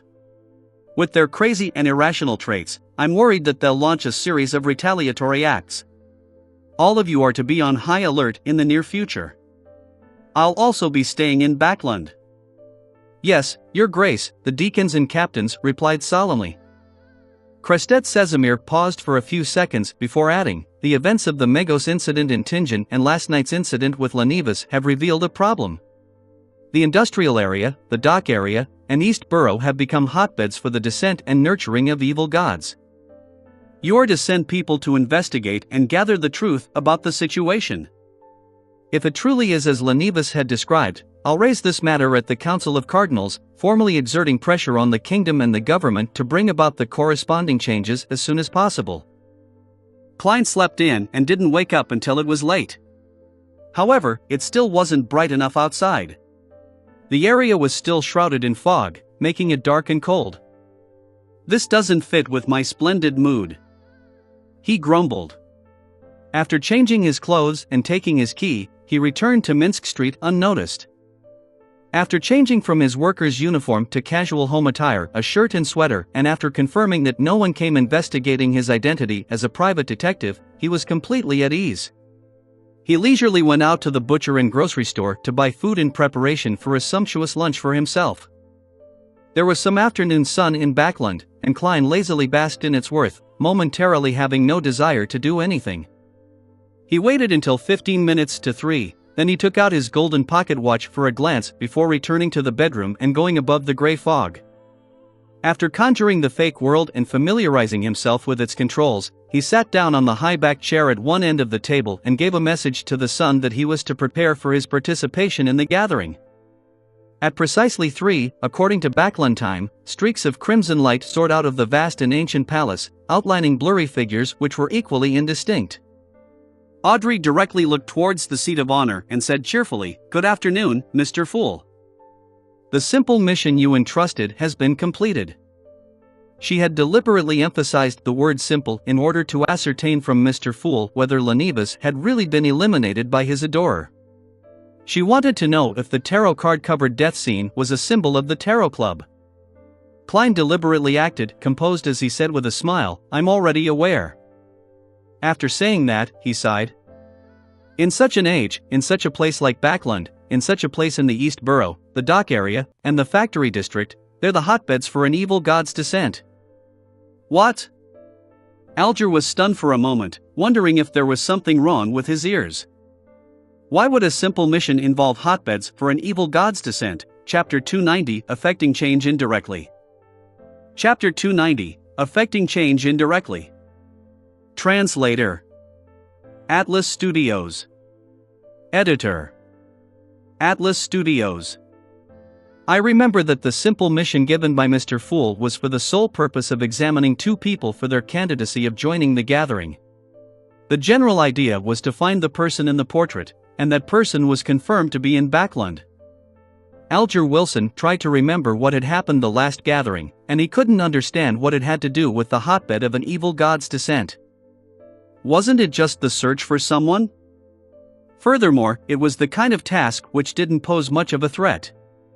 Was there a deeper purpose behind Mr. Fool's simple mission? Was this a silent contest between deities? Many thoughts went through the hanged man's mind instantly, and he almost couldn't stop himself from asking Justus, tempted to pay in order to understand what exactly was going on. However, as a veteran official beyonder, a seafarer who steered an ancient ghost ship, he was experienced and shrewd. He forcefully suppressed his impulse and planned to go through the internal channels of the Church of the Lord of Storms to find out about the recent events in Backlund. As for Audrey, she instantly understood what Mr. Fool's sigh meant. She immediately understood the entire situation regarding Lenivus. So it turns out that the bit of godhood that Lenivus possessed was the basic foundation for the descent of the true creator into the real world. The harsh situation in East Borough, the dock area, and the factory area, however, was a hotbed that provided him rapid nurturing and strengthening. With a simple mission, Mr. Fool stopped the true creator's great conspiracy and saved the whole of Backlund. Audrey looked towards the end of the long bronze table, her eyes sparkling brightly. Unconsciously, she brimmed with admiration. At this moment, the gloomy and reserved world let out a chuckle and said, "Yes, every time I see and hear about a large number of child laborers dying in their teens, and how most workers rarely live past 30 due to extreme exhaustion and the terrible environment. Or how after barely surviving the previous tests and as a result of their old age and the loss of their jobs, they can only wander the streets and die of hunger and cold, I have no doubt about the existence of an evil god. These gods are on the ground, in East Borough, the dock area, and the factory area. Well, there's even been a report that some factory workers have a hard time surviving 5 years. In the East Borough of Backlund, there's a saying that among the people who live there, without exception, any person who's a grandfather must be from the countryside. The meaning of this sentence is that people living there won't have a third generation as they can't have grandchildren. Poverty and hunger make their children very thin. Work that's difficult to adapt to causes them to quickly wither away in Backlund, much less getting married and conceiving the next generation. This was the first time Audrey heard Mr. World speak so much. She was suddenly plunged into deep shock and confusion. Why don't I know anything about this? The newspapers and magazines I read only mention that the residents of East Borough are having a hard time. This is far worse than being laborious. Audrey's eyes lost their focus for a moment. She felt as if her understanding of the kingdom and the world had been completely overturned. Suddenly, she understood why Mr. Fool had uttered such a sigh, and why in such an age, such a Backlund, in such an East Borough, the dock area, and the factory district were the hotbeds of an evil god's descent. We can't go on like this. Otherwise, Backlund will one day be destroyed because of this. Audrey felt a strong urge to go back and learn more, to remind her father, Count Hall. She wanted to use the powers of a spectator and a telepathist to secretly guide the governmental policies that would improve the lives of the pitiful people in East Borough, the docks area, and the factory district. At the end of the long bronze table, Klein quietly observed Miss Justice's reaction. He had purposely lamented a while ago and used his smooth, the world, to give a detailed explanation. He wanted this noble, one who still had a semblance of purity, to realize the seriousness of the problem and use her to push for change in the kingdom. Before I become faceless, I must clearly remember that I cannot be personally involved in such matters. He silently set such a boundary for himself. Thank you, Mr. Fool. Thank you for saving Backlund. Your sigh has made me understand the problem at its roots. Thank you, Mr. World. You have made me understand a great deal of the situation I didn't know in the past. Audrey held back her emotions and sincerely thanked the two gentlemen at the two ends of the table. Saved Backlund? Alger was no stranger to the conditions of East Borough, the factory district, and the dock area. He was more surprised by the description Miss Justice had used. Just how huge was this matter? He thought with an extremely puzzled frown. The son, on the other hand, listened quite attentively, and although he couldn't understand all of it, he still listened attentively, hoping to learn more about the regions where Mr. Hangman, Miss Justice, and Mr. World were located. Klein only smiled in response to Miss Justice's gratitude and didn't do anything further. He then turned to look at the hanged man. Alger immediately understood what he meant, and he quickly conjured the last page of the promised Roselle's diary. Klein received it out of thin air and took a casual glance at it. January 14th. I discovered a problem. If unconscious high-sequence Beyonder objects are not sealed, they would unconsciously attract nearby low-sequence Beyonders from the same pathway, causing them to come into contact with each other. The higher the original sequence, the more likely that this will happen. However, this situation doesn't seem to be a constant. It seems to be intermittent. This diary entry immediately jolted Klein to attention because he had made similar guesses before. After he came to Backlund, he soon found himself intertwined with the Secret Order, with a Beyonder of the Seer pathway, and thus, found himself in an extremely passive and extremely dangerous situation. However, he had also obtained the corresponding sequences 7, 6, and 5 potion formulas as a result. At the time, he had suspected that his transmigration involved secrets that gave him the power to resurrect, and that he would occasionally attract people and objects related to the Seer pathway, such as the Antigonus family's notebook or members of the Secret Order. After seeing this diary entry of Emperor Roselle, Klein suddenly had a new idea.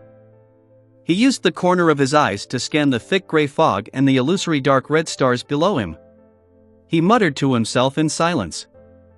Could it be that the one who created that attractive force wasn't me, but this gray fog, the mysterious space above the gray fog? This could also be considered as a secret behind my transmigration. Without any further clues or information, Klein quickly gathered his thoughts and read the second diary entry. January 16th, the taste of a Demonis still isn't bad. The corners of Klein's mouth twitched, unsure of what expression he should show. Emperor, I have underestimated you. There's really nothing stopping you. Don't you care about the other person's previous gender? Don't you care about her experience during the pleasure phase? Suppressing the urge to exhale, Klein looked at the last entry in the diary in his hands. January 20th. I finished making the second card of blasphemy. Let me think, where should I hide it? Yes, I plan to disguise it as a bookmark and insert it into a very valuable book.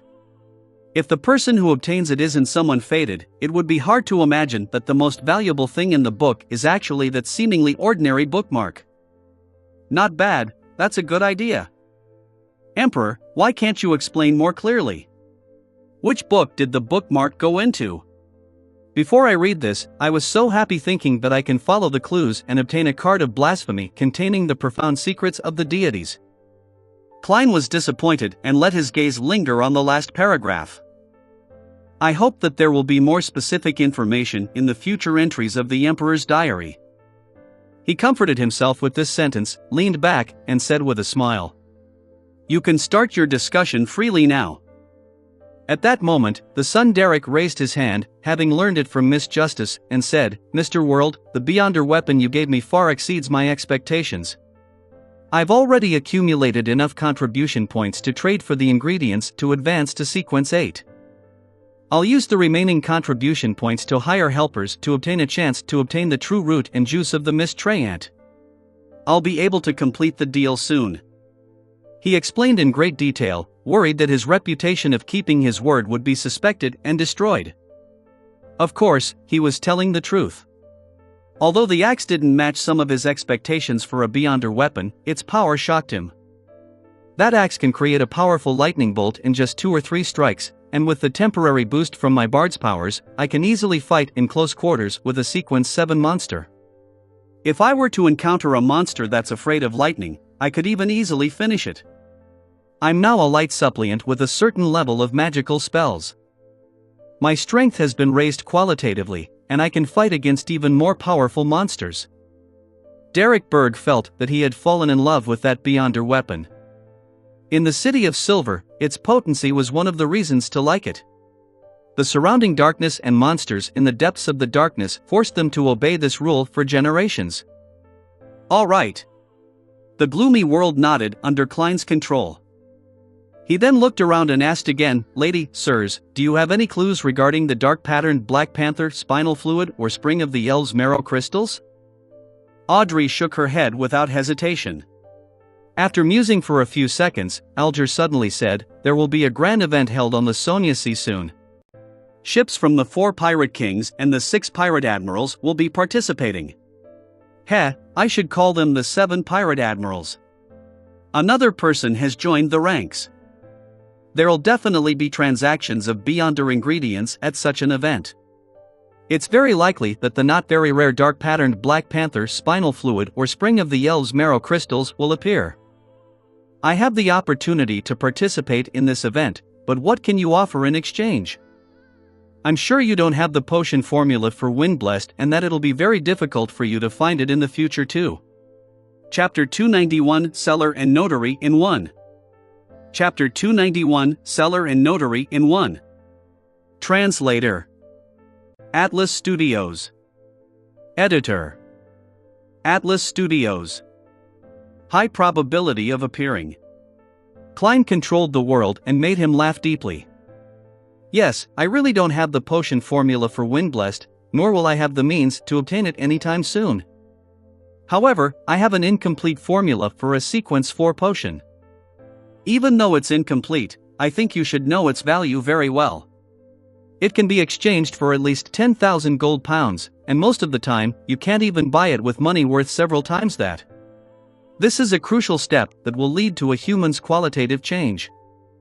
So, are you interested?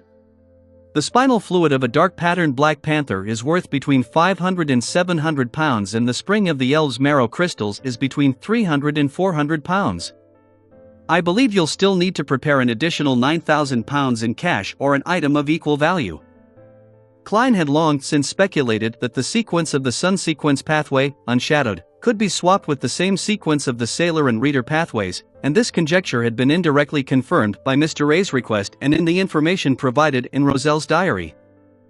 It was even suspected to extend to the secret Suppliant and Spectator sequence pathways. Therefore, he believed that the incomplete formula of Unshadowed was an irresistible temptation for the hanged man who was from the Sailor pathway. It doesn't matter if you don't have something worth 9,000 pounds for the time being, you can pay it in installments with Mr. Fool bearing witness. Klein silently added. Currently, he was lacking the spinal fluid of a dark patterned Black Panther, so he didn't mind letting the hanged man remain on credit. In any case, he didn't need to worry about the possibility of him running away. Well, there are also latent risks.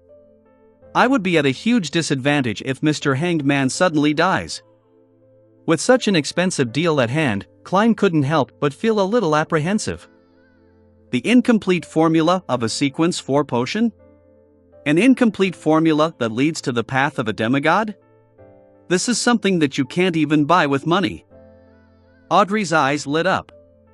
She couldn't help hiding her curiosity as she asked before the hanged man could speak, Mr. World, can I ask which Sequence 4 pathway the formula pertains to? If it's not convenient to tell me, pretend I never asked.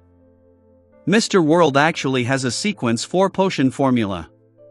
Even if it's incomplete, it's still very shocking. No wonder Mr. Fool pulled him into the Tarot Club. He isn't a simple Beyonder. Well, Zio's and Furz's test mission has come to an end. Mr. Fool didn't mention if he's letting them join. Well, he must have other considerations, and maybe he needs more time to observe them. I shouldn't take the initiative to ask since it will appear impolite. Many thoughts ran through Audrey's mind at that moment. Miss Justice's question was just what Klein wanted. He made the World reply in a husky voice, I was planning to say it anyway. It's the potion formula to Sequence 4 of the Sun pathway, Unshadowed. The Sun pathway? Derek instantly looked towards Mr. World, who sat at other end of the long bronze table, his eyes filled with sudden eagerness and longing. However, he maintained his silence because he knew that he was still far from the threshold of a demigod. He had to spend his limited resources to strengthen himself first. Only caring about the near future was the way the City of Silver operated. This was because, to its residents, there might not be any future at any moment.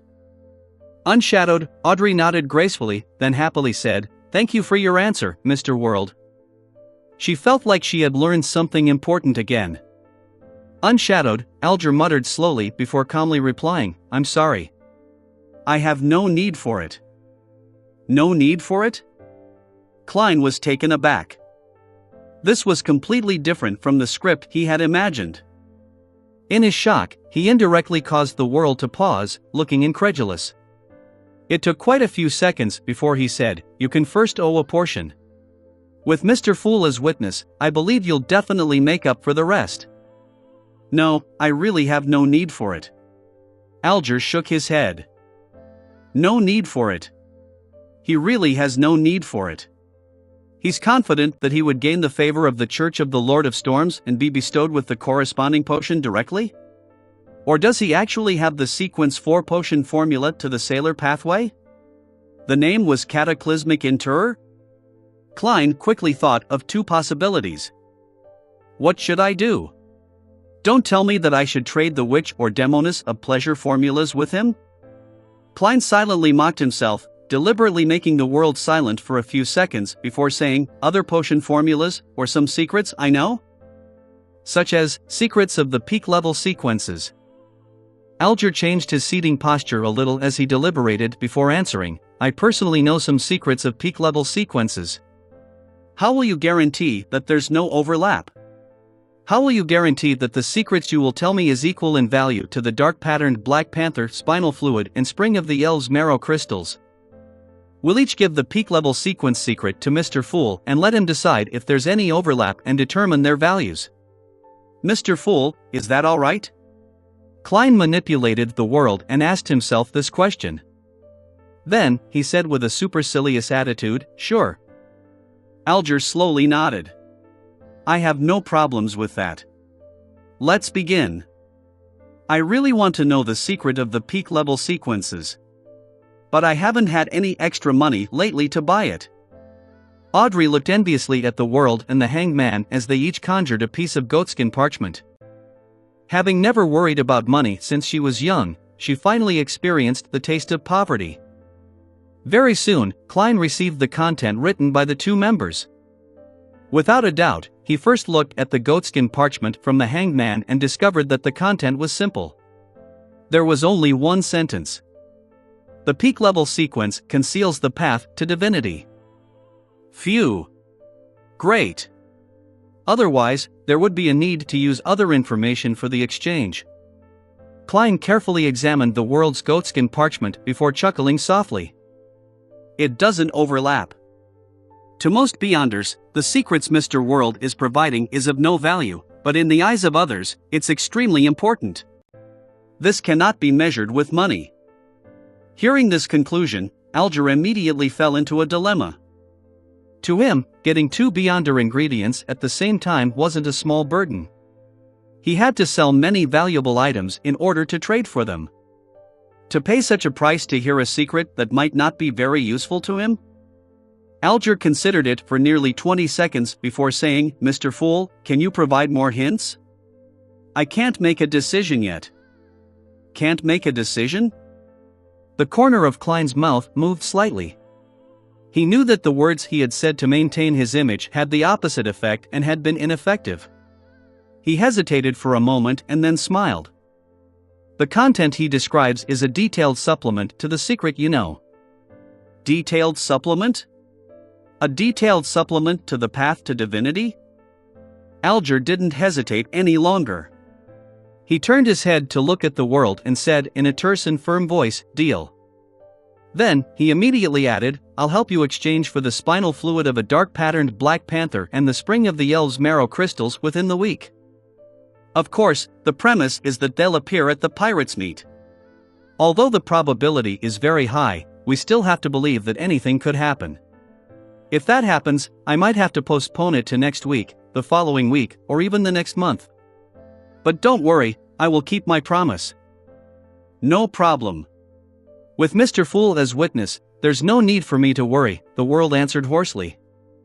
After they had confirmed the transaction, Klein conjured a goatskin parchment in front of the hanged man. Alger lowered his head eagerly, reading through each word voraciously. There is a sequence 0 above sequence 1. And sequence 0 is the sequence of a true god. They can similarly be reached through the corresponding potions and rituals. Sequence 0? The sequence of the true god. Alger was astonished and shocked at first, but soon he felt relieved, and then he murmured to himself in delight. I see. I understand what it means. He inhaled silently and leaned back in his chair as if nothing had happened. That secret must be astonishing. Mr. Hanged Man even lost his composure. Audrey looked away with a longing expression and said to the Sun, who was diagonally opposite her, "Mr. Sun, I remember you mentioning that the City of Silver has the Dragon Pathways Sequence 9, 8, and 7 potion formulas?" "Yes." Derek nodded honestly. Sequence 7's potion formula is Psyche-Analyst. "If I wish to get it, what is the price I need to pay?" Audrey asked in a reserved manner. "The Sequence 7 potion formula of the Sun Pathway," Derek replied without any hesitation. Audrey nodded gently and said, "I'll do my best to obtain it." Zio and Furs mentioned before that there's a Beyonder of the Sun Pathway at Mr. A's gathering. He's at least Sequence 7 and is adept at purification and exorcism. Once all the recent events settle down, I can attempt to get it from him. In addition, I should join more of the gatherings at the abandoned education building in that hospital. I should try to come into contact with members of the Psychology Alchemists. One of the two paths will definitely lead to something. Thoughts flashed through Audrey's mind, but she suddenly realized that she was unable to obtain it even if she discovered clues to the formula.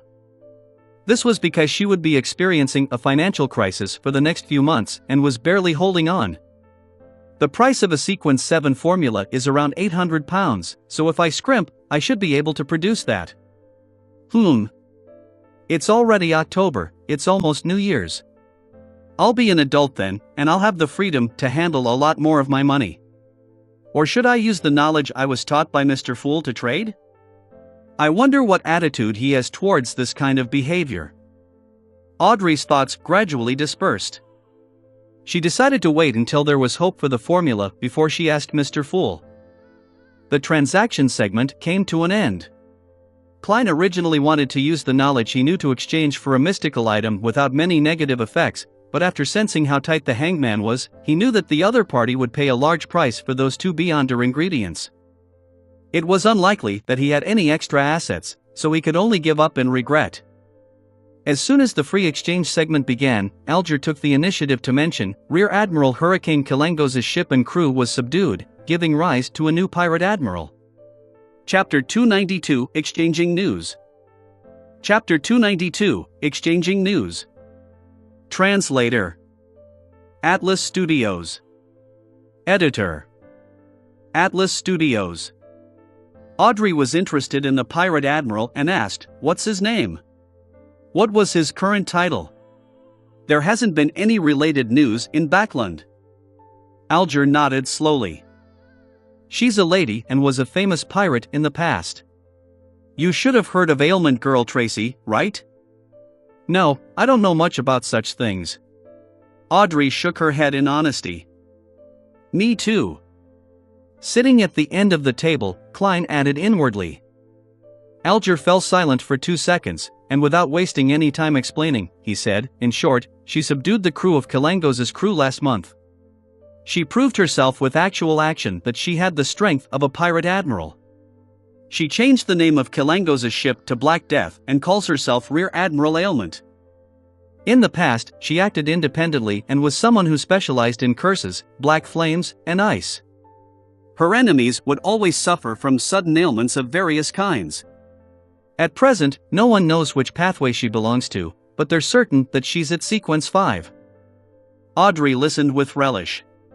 She blinked her eyes and requested curiously, "Mr. Hanged Man, can you introduce the 4 pirate kings and the other 6 pirate admirals in detail? I've only heard of their names and titles, but I don't know what Beyonder powers they are equipped with." Alger looked around and saw that both the sun and the world were showing signs of attentiveness. He nodded slightly and said, "That wouldn't be an issue. The strongest pirate king is the king of the 5 seas, Nast. He claims to be a descendant of the 4th epic Solomon Empire. Not only is he a high sequence Beyonder, but he possesses the terrifying ghost ship Dark Emperor, a relic of the Empire. He's adept at using order. He can pull his enemy into combat, in a domain that he's best at, and create fascinating effects. He's also the oldest pirate in the world. Rumor has it that he's over 100 years old, and he has been active in the 5 seas since the Roselle era. No one knows exactly how old he is. Of course, compared to the other pirate kings, there's a lot of information about him. As for the owner of Dawn, all we know is that she's a beautiful woman. She was once a warlock and is now a demigod. She calls herself Queen Mystery. After introducing the 4 kings, Alger changed the topic to the 6 remaining pirate admirals. The owner of the Black Tulip, Ludwell, was once a subordinate of the King of the 5 Seas. Later, he became independent and calls himself Admiral Hell. Rumor has it that he's established certain connections with the Numinous Episcopate. He's a powerful medium and can control all sorts of creatures in the spirit world. He's terrifying and odd. Rumor has it that he possesses a ring left behind from the ancient era's death. Admiral of Stars Catlia was once a follower of Queen Mystery, but they've long become estranged. The reason for that, according to rumors, is because she joined a particular secret organization, angering Queen Mystery. And according to the information I know, this secret organization is the Moses Ascetic Order.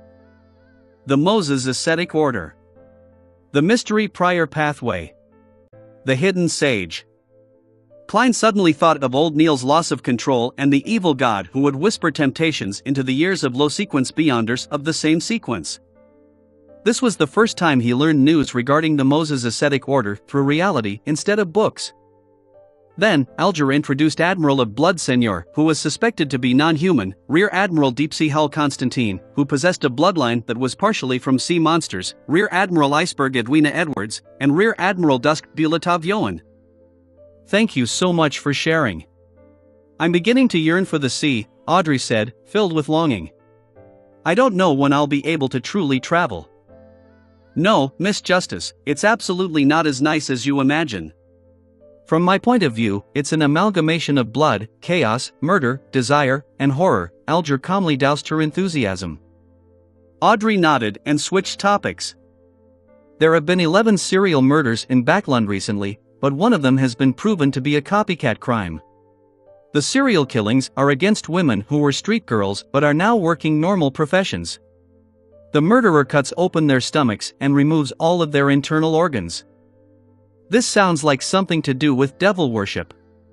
Was it done by someone from the Blood Sanctify sect? Alger instantly made a guess. I don't know. The murderer hasn't been found yet. Audrey yearned to become a detective, bringing Susie along and capturing that cursed murderer. At this moment, Derek blurted out in a daze, I know about such rituals. He knows? That's right.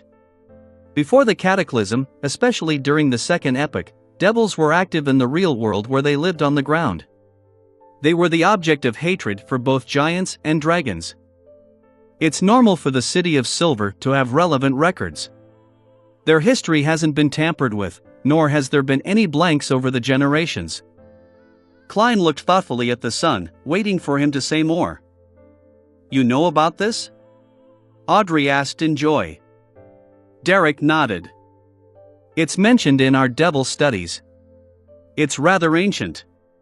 The devils use it as a ritual to supplement their advancement, typically used when advancing from sequence 6 to sequence 5. It's not a ceremony to please the devil, but a ceremony for the devil to assist them in advancing? Audrey asked in surprise. Derek replied very seriously, that's right. The Abyss Pathway's sequence 6 is called Devil. This is also the origin of that race's name. The Abyss Pathway? Before the Cataclysm, the Devil Pathway was called the Abyss Pathway, and Devil is only the name of sequence 6. Could sequence 0 be Abyss?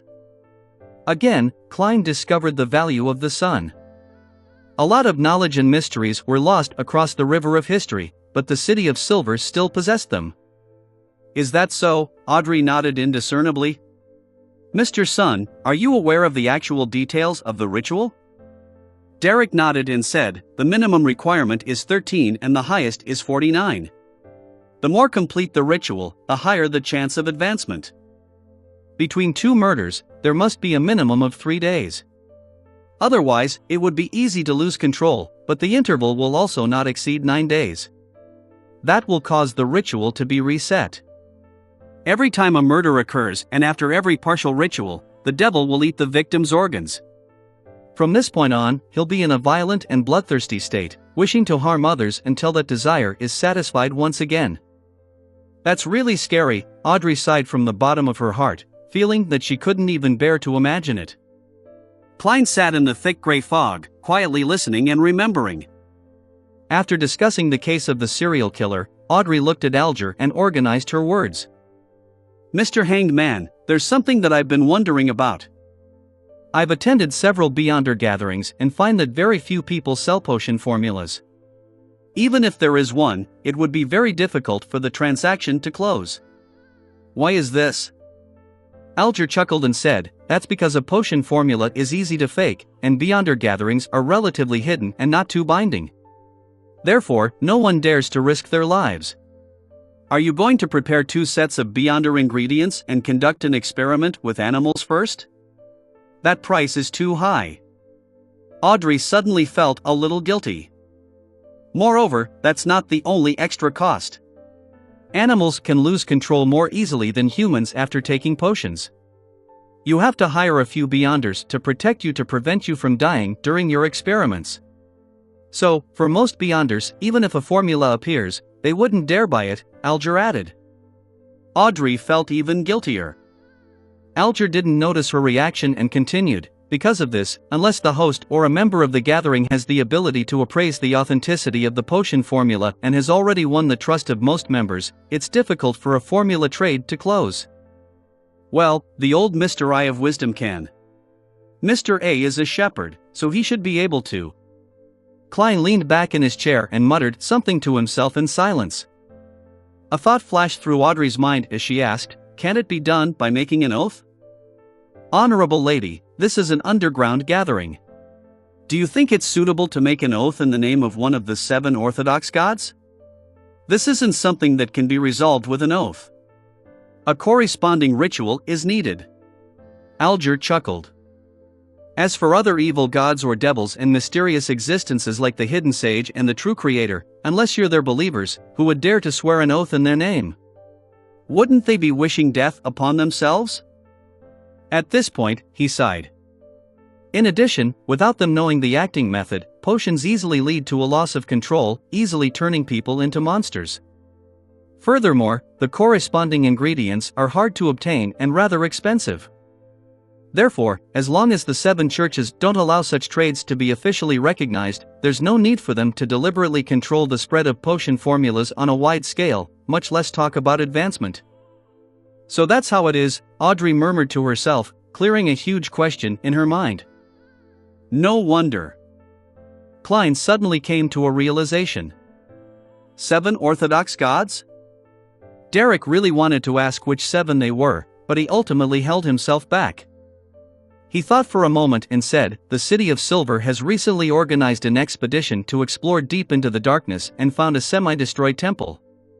The statue that's worshipped inside was a naked man nailed upside down on a cross. There were also a lot of bloodstains on its surface. Do you know which god that is?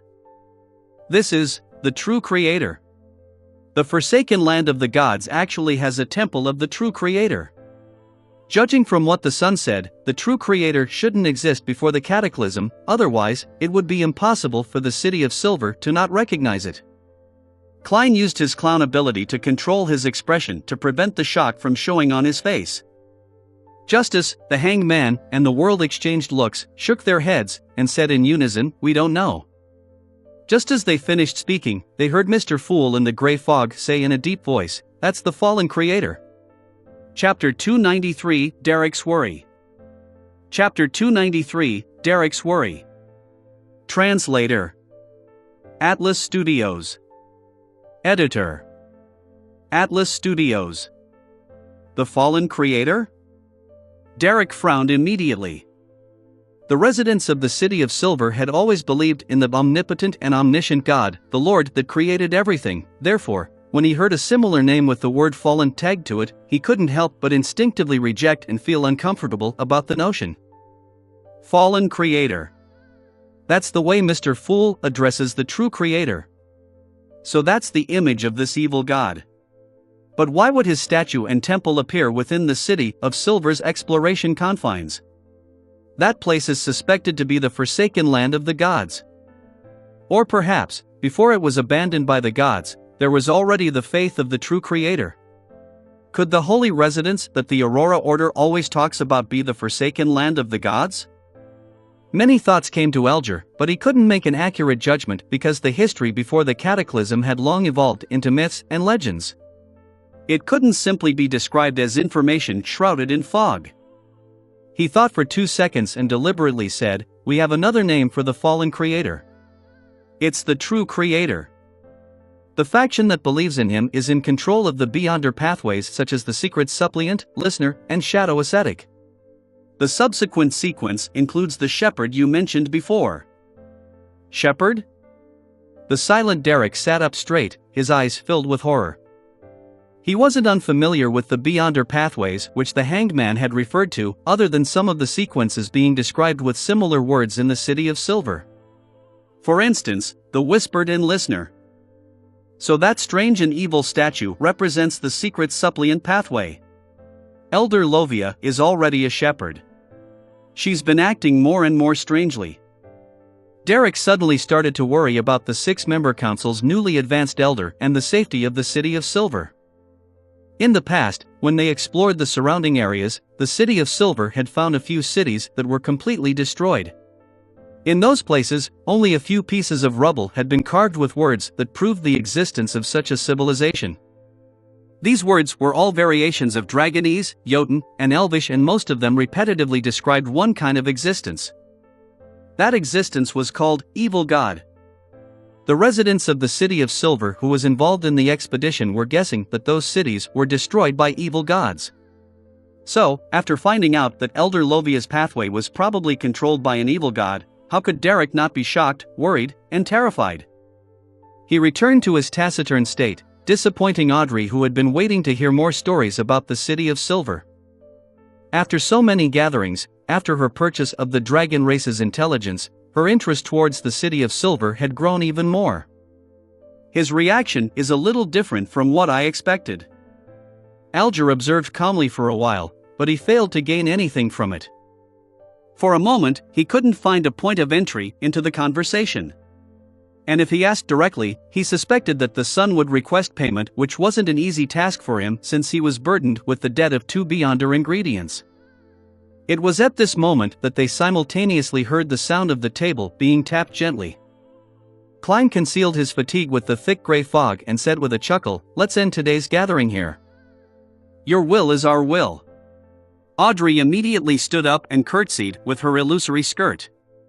The Hanged Man, the Sun, and the World successively replied with similar words. Klein waved his hand and severed the connection, quietly watching the blurry shadows of Miss Justice and the others disappear into thin air. Then, he made his Smuff, the World, disappear. Then, he picked up the small badge which he had obtained from Lenivus and studied it. "You can join if you have this item." Klein read the sentence on the back of the badge but realized that it didn't undergo any changes. He thought for a moment and carefully injected spirituality into it. A layer of faint light bloomed and quickly condensed into a light beam, shooting out of the gray fog. However, it was repelled by the endless gray fog. The beam of light suddenly dispersed, transforming into a palm-sized piece of illusory goatskin parchment. On it was written in ancient Faesac, January 4, 1350, 8 p.m. in Bobber Valley. A simple communication device in the field of mysticism? It sends out messages, requests synchronization, and gets the latest rendezvous time and venue? Klein recalled the scene he had just seen and made a preliminary judgment on the use of the badge. 1350, that's next year. The Bobber Valley lies in the area before the Tussock River enters Backland. The time is precise, but the venue is vague. It's a valley that's almost 100 kilometers long. Perhaps, this badge can be used as a location tool when one gets there. Klein turned the badge over and over, with interest, trying to figure out the corresponding symbols, incantations, and characteristics, to see if he could copy one himself. Unfortunately, since he was no longer part of the Nighthawks, his knowledge in mysticism was still at the same level as before. He had no opportunities of improving it further. Therefore, after studying it for a few minutes, he could only helplessly give up. As for the phrase "you can join if you have this item," Klein's plan was to not consider it for the time being.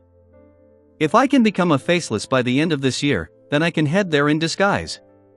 Otherwise, forget it. Klein silently said to himself, then he turned his attention to the matter of advancing to magician. The true root and juice of the Miss Treyant is likely in the bag with the sun. If my luck isn't too bad, I should be able to get the spinal fluid of a dark-patterned Black Panther this week. Sequence 7, a mid-sequence. I can already see and touch it. How should a magician act? As he thought about it, Klein began to consider specific issues. Due to his experiences before and after his death and resurrection, he instantly comprehended the true essence of clown. Therefore, in this month or so, he only needed constant acting in his daily life to gradually digest it. He didn't need to make further summaries and adjust it according to the feedback. After killing Lenivus and attaining his initial revenge, the clown potion was completely digested the moment he was laughing amid tears. This wasn't the same as the process in which Klein first digested the seer potion. It was considered a special case, and now he had to return to such a situation with the magician's acting. The true essence of magician, to pass off the illusory with the genuine? According to what Zeradal said in the Emperor's Diary, although the main focus of this pathway isn't fate, a portion of it still belongs to it. So, there must be something corresponding to it? For example, it might seem that fate can be changed to a certain extent, but in the end, it turns out to all be an illusion. It's just a magic trick that fools you? Klein rubbed his temples, then wrapped his remnant spirituality around himself and descended into the gray fog. St. George's Borough, in a 2-bedroom apartment. Fortunately, I prepared another place like this. Otherwise, I wouldn't even know where to hide. Furs stared into the mirror and removed her dropping hair. That's right, Zio replied weakly, lying in bed. I just read in the newspaper that Lenivus is dead, but this matter involves godhood, so it won't end so soon. We have to hide for a while.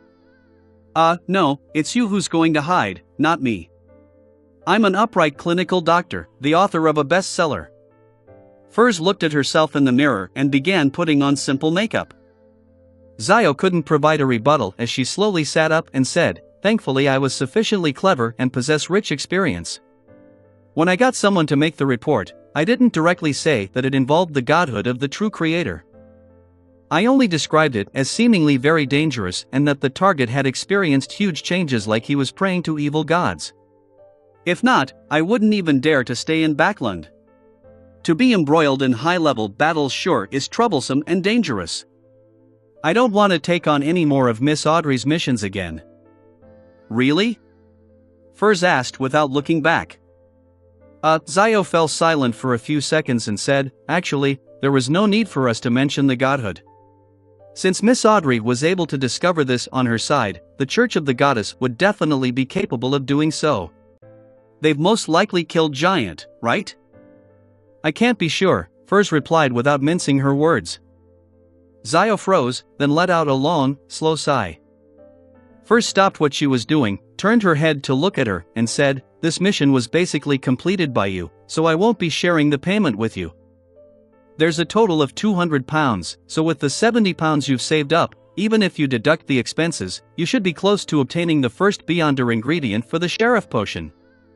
But I wouldn't be able to receive the £100 from the police so quickly. Zio pursed her lips. This wasn't to say that the police wasn't willing to give the bounty money, but that she couldn't take it directly. She had to go through the friend who had helped her deliver the clues that was the official bounty recipient. Since she believed that this matter would definitely cause a huge ruckus, she didn't have the guts to find her friend anytime soon. As for whether that friend would usurp the bounty, she was quite confident. The other party had helped too many shady bounty hunters before. It was fine to take a commission, but if he dared to directly usurp all of the bounty money, he would have already died in some unknown dark alley. But it will ultimately belong to you. First paused for 2 seconds and seriously asked, when you've collected enough money, will you contact the masked guy and work for him so that you can purchase the corresponding ingredients from him? No, unless I can't get it anywhere else and that there's no hope. Zio gave her answer. In Empress Borough, the opulent villa of Count Hall. Audrey was still reminiscing over today's gathering when she suddenly saw her personal maid, Annie, coming over with a piece of paper. "Miss, here's your telegram." Annie smiled and said, "It's from the east coast of Balam." "Alfred's?" Audrey happily received it and read it carefully. "Dear sister, the rainbow salamander that you asked for has arrived at Pritz Harbor last night. My orders are to deliver it to your manor in the suburbs." "Arrived last night? Then it'll be delivered to my manor as early as today and by the latest, tomorrow." Audrey tilted her head to the side and looked at Susie, who was fighting with her snacks. With a shallow smile, she said, "Susie, the gift I prepared for you is almost here." "Woof." Susie looked at her mistress in confusion. Chapter 294 Admiral of Stars. Chapter 294 Admiral of Stars. Translator. Atlas Studios. Editor. Atlas Studios. Ring. Ring. Klein circled the lawn behind Leopard's house a few times on the bicycle the inventor had just completed. "It's not bad, it's just as I expected, but there's no need to make a lone standing bell. The cyclist won't be able to free a hand when they encounter a situation. You can combine the bell to the handle. This will make it simpler and more adequate for situational developments." Klein's right hand clasped the brake tight, slowing the bike down to a stop. Meanwhile, he placed the bell in his left hand back to its original spot. Leopard thought for a moment. "Yes, that's right. I was simply imitating the ringing bells of the carriages and forgot that this is a brand new mode of transportation." At this point, he looked at Klein, who was getting off the bike with great familiarity, as he placed it on a rack. "You give me the feeling that you've ridden a similar type of transportation tool before, and you rode it very well. I'm sure all the other bikes on the market are very flawed and very different from my bike. Sir, do you have time to learn more about bicycle sharing systems? As a clown, I should actually be able to ride a unicycle." Klein silently lampooned before smiling. "This has nothing to do with experience, the key is outstanding balance and exercise." He quickly changed the subject. "But based on your introduction just now, the production cost is quite high, and it's quite at odds with our product's market segment. You have to come up with a plan as soon as possible to reduce the cost, and you have to understand that nobles, magnates, and other people of the high classes of society will definitely not choose to ride their own bicycles. It would be disgraceful, and the same goes for the middle class with an annual income of £300 or higher. Our target audience are clerks, postmen, so-called working-class aristocrats, and people who earn between £70 to £300 a year. This is just a prototype, yeah, a term invented by Emperor Roselle. It's normal to have a high cost. If the subsequent industrialization is successful, I believe it wouldn't be a problem to lower it to £6. If we can find a cheap replacement material for natural rubber, it'll be even better. That's the most expensive component." Leopard had long considered this problem as he replied. "Unfortunately, no crude oil has been found in this world yet. I wonder if it actually exists or not. Can refined coal tar be a replacement in this aspect? I don't know about this at all, I'm neither a student of this profession nor a savant." Klein thought for a moment and said, "If the cost can be kept below £4, we'll be rich. As for the cheap material used to replace natural rubber, you can go through Roselle's manuscript. Maybe he has some ideas." "Yeah," Leopard said before he suddenly added, "Speaking of which, I just remembered that there will be an Emperor Roselle Memorial Exhibition at the Royal Museum next week. It's organized by the Church of the God of Steam and Machinery. Rumor has it that there will be the original blueprints of Emperor Roselle's inventions and all kinds of relics." "The original invention blueprints and all kinds of relics?" Klein's heart skipped a beat and pressed, "When is it exactly? I'm very interested." "From next Tuesday to next Friday, every day from 9 in the morning to 6 in the afternoon." Although Emperor Roselle was once the enemy of the kingdom, the allure of his legendary life hasn't declined because of this. "I'll take some time out of my schedule to visit the exhibition." Klein fished out his bulging wallet and took out 2 £10 and 2 £5 notes. Here's the second payment. Use it to study how to cut costs and make the most perfect application at the patent office. If you don't have a lawyer, I can introduce one, and the last £20 will be given to you next week to find new investors and complete the industrialization of the product. Of course, I'll also help you get in touch with people who are interested. He had never thought of monopolizing the profits of a bicycle. First, he lacked the money for mass production, and second, he believed that he lacked the social connections needed for industrialization, promotion, and sales. He could barely do it himself or hire people to do it. It was hard work with no guarantee of success. It was even possible that he might make a loss. In that case, it would be better to bring in new investors with relevant resources and channels and let the professionals handle the professional work. More importantly, he would then have the opportunity to cash out a certain amount of shares in advance, accumulating the resources and cash that he needed to advance to Faceless. He wanted to avoid running into a situation where he encountered the ingredients but lacked the money to buy them. Besides, I have no intention to be a bicycle tycoon. My identity is sensitive. I should stay away from things that might draw society's attention towards me before I become a Faceless. I'm acting as a magician, not a businessman or a factory owner. Klein sighed in his heart. I know several lawyers, Leopard muttered, and received the second round of investment funds. Why don't you go to the bank and apply for a loan? When we get the patent, I'm sure that a bank will loan us money, like the Backlund Bank or Varvat Bank. We're not just bringing in investors, but resourceful channels, connections, and skills, do you understand? Klein explained with a smile. He then put on his hat and said, when you've applied for a patent, send me a letter. You know my address. On the Sonia Sea stood an island with an extinct volcano. One by one, ships with masts and sails approached the shore, crowding up the reasonably sizable wharf. The sound of the pirates singing, shouting, laughing, cursing, and cheering filled the air, turning the place into a sea of revelry. The hanged man, Alger Wilson, stepped off the Blue Avenger and climbed a cliff not far away and watched all of this in silence.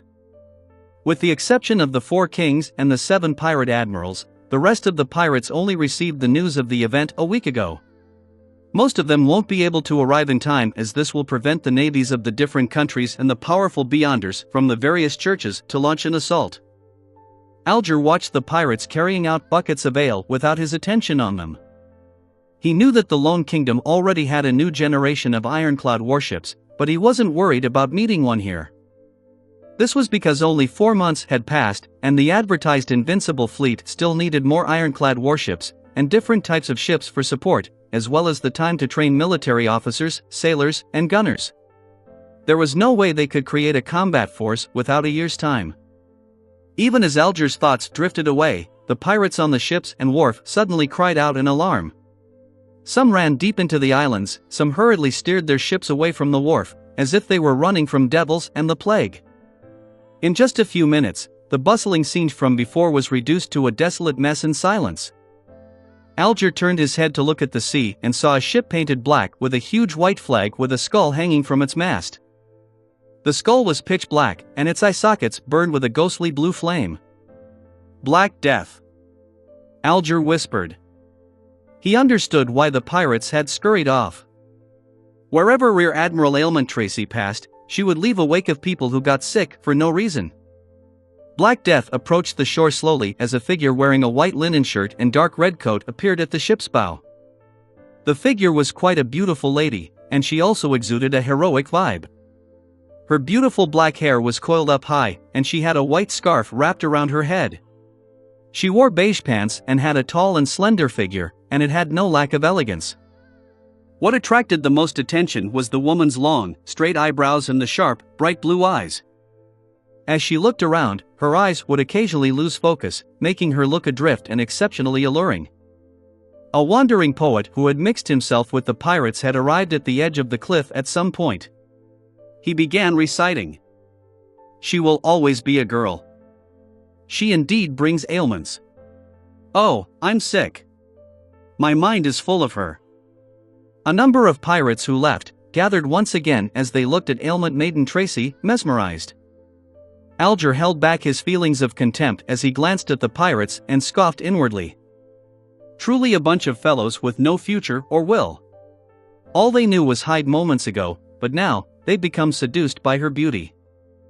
Although ailment maiden is indeed very beautiful, it's not to the extent that it will cause them to act this way. Oh. A beyonder power related to allurement? As his mind was whirling, Rear Admiral Ailment Tracy left Black Death and began walking to the Black Palace deep within the island. At that moment, a huge sailboat appeared on the sea. Its flag depicted an eyelashless eye with 10 stars surrounding it. Admiral of Stars Catlia. Alger nodded gently and muttered silently. Since the Black Death and the other ships were already docked at the wharf, the huge ship didn't approach the shore. Instead, it went around to the sheltered cliff and anchored. Soon after, the gloomy sky suddenly lit up, and bits of stellar radiance sprinkled down, condensing in the air to form a transparent long bridge. It led from the giant sailboat to the palace. A woman stepped onto the long bridge and began strolling through the air. She wore a black, classical robe with numerous symbols and magic characteristics inscribed on it. The most obvious one was a mysterious eye with no eyelashes. Hanging on this woman's waist, there was a celestial globe and a short scepter. She resembled powerful warlocks who were active in the Fourth Epoch according to folklore. Alger looked up and frowned slightly as he muttered in puzzlement. That celestial globe looks familiar. It's like the strange glass bottle I previously obtained, the one I had no idea how to use. It eventually shattered after Mr. Fool pulled me into the gathering. On the outskirts of Empress Borough, Audrey led her maids and the huge golden retriever, Susie, into her own manor. "Miss, the delivery from Enmad Harbor is just ahead," the butler in charge of the manor said in a respectful tone. "All right." Audrey nodded lightly and said half-jokingly to the large golden retriever beside her, "Susie, this is your present." As they spoke, they turned a corner and saw the so-called gift. It was a giant lizard whose skin changed color depending on how the light hit it. It was 3 meters long, and its height reached Audrey's knees even with it laying on the ground. They were 2 colossal creatures, enormous enough to frighten a child. "Woof!" She turned her head to look at her mistress and saw that her expression was exactly the same as hers. Apparently, she hadn't expected the gift to be so exaggerated. Chapter 295 All Ingredients Gathered. Chapter 295 All Ingredients Gathered. Translator Atlas Studios. Editor Atlas Studios. Audrey had always had a subconscious understanding that a rainbow salamander equals the rainbow salamander's pituitary gland equals the size of one's palm. To her, it would be something soft with grooves, a beyonder ingredient which constantly changed in color. So, what did that have to do with the 3-meter-long colossus in front of her? For a moment she was confused, but when she heard Susie's yelp, she snapped to her senses. She pretended to be satisfied with the result and said to the butler, "This is exactly the animal specimen I need." It's just a little bigger than I thought, just a little. Take the servants and move them to the warehouse. I'll study it when I'm free." "Yes, miss." Then, the butler immediately instructed the nearby male servants who were furtively looking at their mistress. Audrey looked around and, without another word, led Susie into the manor's study. Using the excuse that she had to focus on writing a return letter to her brother, she made all the maids she had brought stay outside. After the dissection is done, there will be 2 sets of rainbow salamander pituitary glands. A portion can be used to exchange for a Farsman rabbit, just enough to concoct a bottle of the telepathist potion. Audrey gradually recovered from her astonishment and confusion as she began to think about Susie's advancement. At that moment, she thought of a serious problem. She had no idea if Susie had digested the potion or not. If it hasn't been completely digested, consuming the telepathist potion would easily lead to a loss of control. She isn't like a human who can endure through it. Wait, how did she endure it the first time? Besides, her current intelligence is about that of a 10-year-old child's. as she's already learning words in the loan language, and she said she wishes to read newspapers and magazines, as well as books. Audrey fell silent for a few seconds. She glanced at the confused, large golden retriever that sat beside her. "Susie, have you completely digested the potion?" "Digest?" Susie returned with clear articulation, expressing her puzzlement. Audrey had already told her that what she had taken was a potion, and she had warned her not to tell anyone, and not to tell any intelligent animals that could bark or meow. Audrey nodded her head slowly and heavily. "It's a very strange and unique feeling. It feels like something illusory inside your body breaks down and fuses with your mind. You will vaguely see illusory stars one after another, and you will be one of them. These stars will attract each other in a bid to fuse as one." Susie quietly listened to everything, then replied with a light and brisk voice, "Then I should have completely digested it. I've had a similar feeling before." "Ah? Susie has completely digested the spectator potion?" But no one taught her the acting method. At most, I would occasionally remind her to observe more and remain calm. Audrey asked in astonishment, "When did you digest it?" "Last month, the month before last, or perhaps even earlier," Susie tried her best to recall when. Seeing that her mistress's expression was getting odder and odder, she hurriedly wagged her tail and timidly added, "I don't remember. I'm just a dog. I won't purposely remember such things." "Woof. Just a dog. But you were only a little slower at digesting than me. Don't tell me that when I interact with other Beyonders, I'll say that when it comes to digesting potions, I'm a little better than a dog." "Pooey. Audrey, what are you thinking?" Audrey maintained her elegant smile and politely praised, "Very good, I mean, on this matter regarding the digestion of the potion, you did very well." Returning from Leopard's Place, Klein took a leisurely afternoon nap. But it wasn't long before he was awakened by illusory, disconcerting cries. "Mail? Is it Mr. Hanged Man or Little Sun? Is one of the final main ingredients for my potion ready?" Klein carefully tried distinguishing who for a few seconds and soon forgot about his anger from being awakened. He quickly got up, took 4 steps counterclockwise, and went above the gray fog. He noticed that the crimson star that symbolized the Hanged Man was contracting and expanding. Hence, he stretched out his hand, spreading his spirituality before touching it. After the usual honorary names of the Fool, the Hanged Man prayed. "I've already gathered the dark-patterned Black Panther spinal fluid and the spring of the Elves' marrow crystals. Please permit me to hold a sacrificial ritual and seek your help in handing it to Mr. World." "That's pretty fast." The Hanged Man had said that there would be a grand event among the pirates soon. It seems like it's not soon, but now. He always holds back when speaking, never fully speaking the truth. Klein nodded indiscernibly and said, "Sure." After a simple sacrificial ritual, Alger resisted his urge to ask Mr. Fool if the celestial globe on Admiral of Stars Catlia had anything to do with him. At this moment, Klein had already forgotten about him and was admiring the 2 Beyonder ingredients on the surface of the long bronze table. The dark-patterned Black Panther spinal fluid was a seemingly translucent liquid, but if one looked carefully, they would discover that its clarity was also divided into different levels. The lower one went, the more transparent they were at distinct levels. It fully satisfied someone with an obsessive-compulsive disorder. The spring of the Elves' marrow crystals was similar to a fated egg. Its shell was very thin, and it looked like it could easily shatter at a touch. Even without shaking, one could still hear the sound of swishing water inside. "I should be able to get 300 pounds and a formula clue. My magician is only short of the true root and juice of the mist treant. I wonder when Little Sun will complete the mission." Klein waited in anticipation. As for the other supplementary ingredients, he had already bought them at various stores.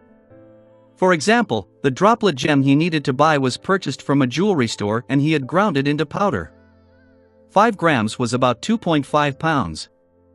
The son, Derek, didn't keep Klein waiting long, and on Wednesday evening, he whispered a prayer to the Fool that he had prepared the true root and juice of the mist treant and asked him to pass them on to the world.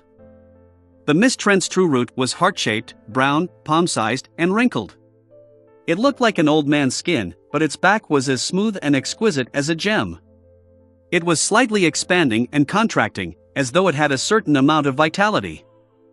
Its juice was light green and sparkling, making it look very delicious. Klein just looked at them, feeling a little smug. In the present day and age, Sequence 7 was the threshold of a mid-sequence Beyonder. This meant that a Beyonder would finally be able to bid farewell to the state of being only slightly stronger than ordinary people in certain aspects. They would be able to wield a relative abundance of Beyonder powers. Phew! Klein slowly exhaled, returned to his bedroom, and summoned himself to bring the Beyonder ingredients into the real world. He didn't prepare any additional vessels. He washed an iron pot in the kitchen a few times and began to concoct the potion according to the steps of handling the supplementary ingredients before handling the main ingredients. With the clown's ability at controlling his body, he quickly finished the first stage, and one by one, he put in the dark patterned Black Panther's spinal fluid and the mist trance true root. Sizzle! With a jarring sound, a pale white fog suddenly rose and was forcefully pulled back into the pot by an invisible force. When everything calmed down, Klein quickly poured every drop of liquid into a transparent bottle that he had prepared. That liquid was rather special. It was as if fireworks were constantly being released from within it. Red, orange, yellow, green, and other colors constantly scattered, disappeared, and then reappeared again. This was the magician potion. Klein stuck a coin worth £1 between his thumb and index finger of his left hand, flicked it up, and opened his palm to catch it. He was using divination to confirm if the potion he concocted had succeeded. Pah! The gold coin fell, its portrait faced up, indicating a positive response. Without any hesitation, Klein put away the gold coin, picked up the potion, and walked out of the kitchen. At that moment, the sky was already dark. The gas lamps in the room hadn't been lit up yet, causing the surroundings to be in complete darkness. Only the light near the oriel window created a gloomy scene. Klein sat down on the sofa and began cogitation to calm his stirring heart and dispel all of his emotions temporarily from his body. After doing all of this, he raised the glass bottle, tipped his head, and drank the magician potion. Gulp! Gulp! The ice-cold potion went down his throat, and at every moment, it felt like countless bubbles were bursting. Klein's entire body was experiencing this stimulation, and massive amounts of information flooded his mind, blooming into fireworks. The veins on his forehead bulged, and his head felt like it was about to burst. However, this wasn't a very difficult situation for Klein to endure. The terrifying ravings before entering the grey fog and the evil roars of the true creator were much more terrifying. Hornasis. Phlegria. Hornasis. Phlegria. Hornasis. Phlegria. The ethereal temptation echoed again.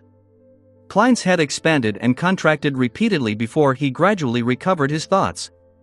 He began to consciously restrain his thoughts, outline the spherical light, and slowly enter a state of cogitation.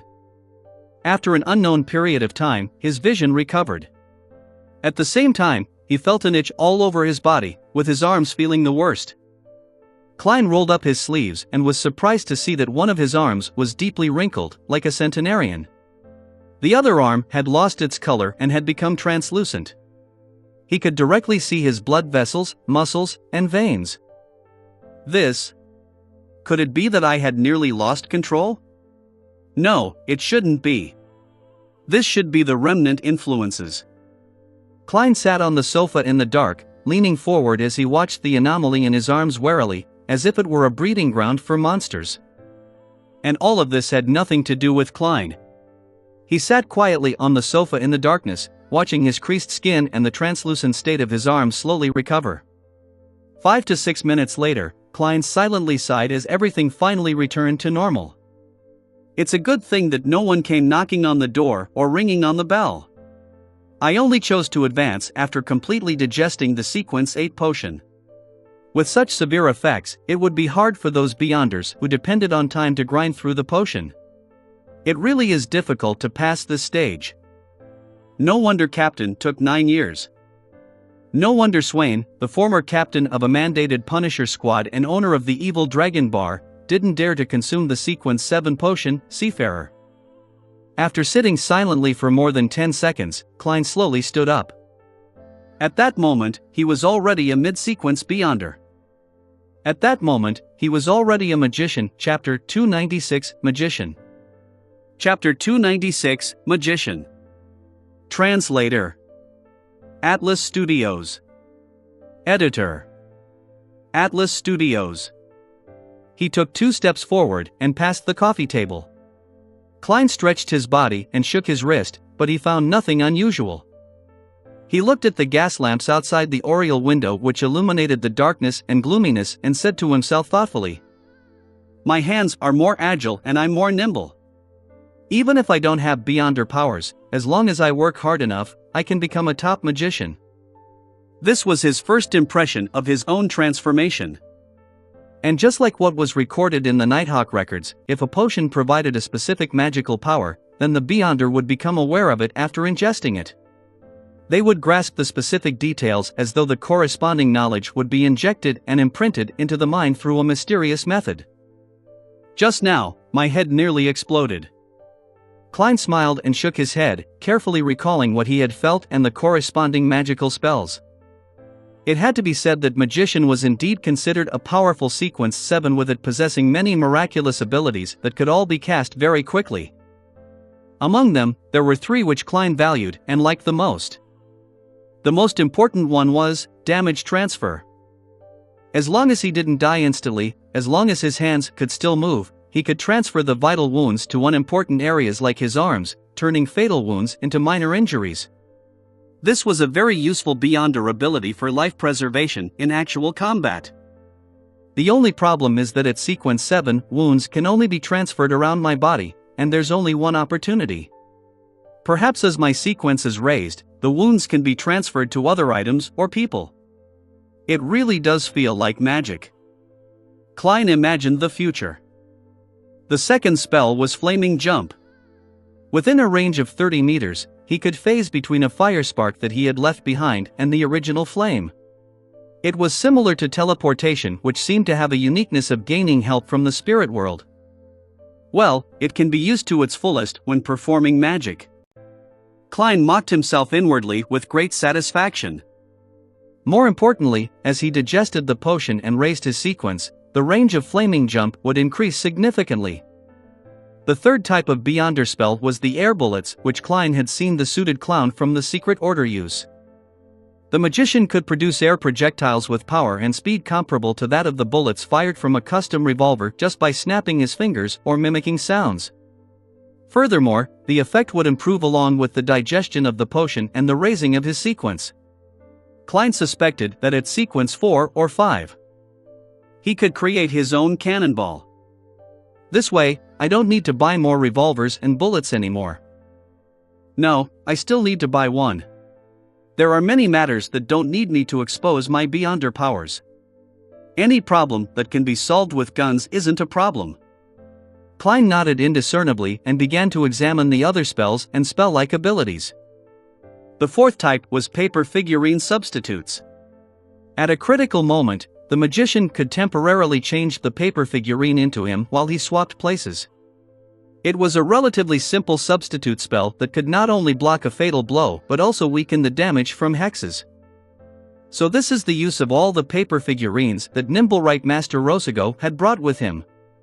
He must feel regret because he was contaminated by the true creator and didn't have the chance to use a substitute at all. The biggest problem with this spell is the need to prepare the materials beforehand. Which means that the paper figurines have to be cut in advance. In the early days of the 5th epoch, Beyonders who brought similar items would undoubtedly be regarded as a dark warlock. If it's discovered now, I'll most likely be suspected. Klein mulled over the uses and limitations of paper figurine substitutes. The fifth kind of spell-like ability was called flame controlling. As the name implied, one could manipulate flames within a range of 30 meters with a simple action. It could also be used to ignite certain items within this range. Once the potion has been completely digested, or when I advance in sequence, one could summon a swirling flame out of thin air. The sixth was illusion creation. By influencing the surrounding environment, one could create illusions with colors, sounds, and smells that were close to reality, allowing one to pass off the fake as the truth and deceive the enemy. This is a specialty of a magician. Klein chuckled and walked over to the oriel window as he took in the night scene of the streets with great satisfaction. The seventh was a fake form of underwater breathing. The principle behind it was to create a thin, invisible air pipe which would allow the magician to breathe freely and seemingly turn into so-called murlocs. The problem was that the air pipe had a limited length. At his present stage, Klein could only maintain it at around 5 meters, which meant that if the water depth exceeded 5 meters, he could drown. Of course, the potion's digestion and sequence advancement would result in the growth of the air pipe.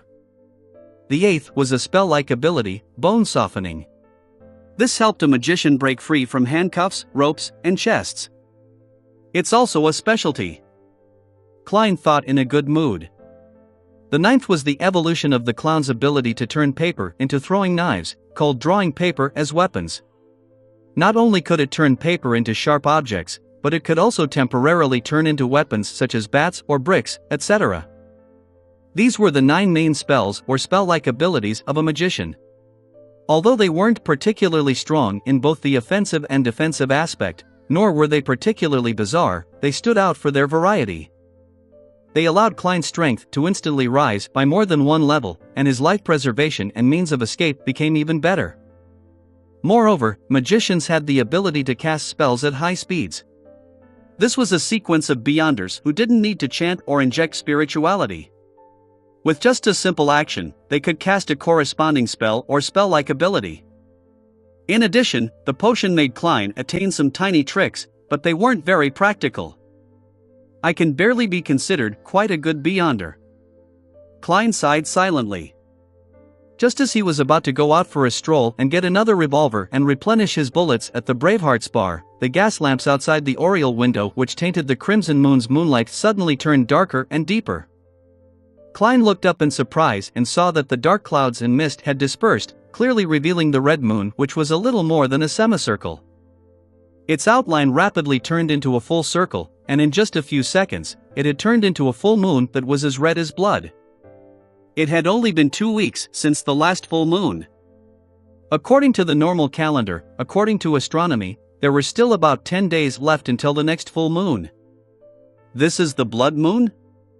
Klein's lips moved slightly as he muttered to himself in relief. In this world, the changes to the room were both regular and irregular. Ordinarily, it was exactly the same experience Klein had in his previous life. However, there were always a few times every year when it would suddenly become round and dark red, just like blood. Such a situation that had no logic to it. At times, it happened only once a year, and sometimes 4 or 5 times a year. Neither astronomers nor mystics could explain this phenomenon or come up with a pattern. Therefore, they could only ignore it for the time being as one of the puzzles. They joked that perhaps the goddess was in a bad mood and that a change in a woman's mood was undoubtedly irregular.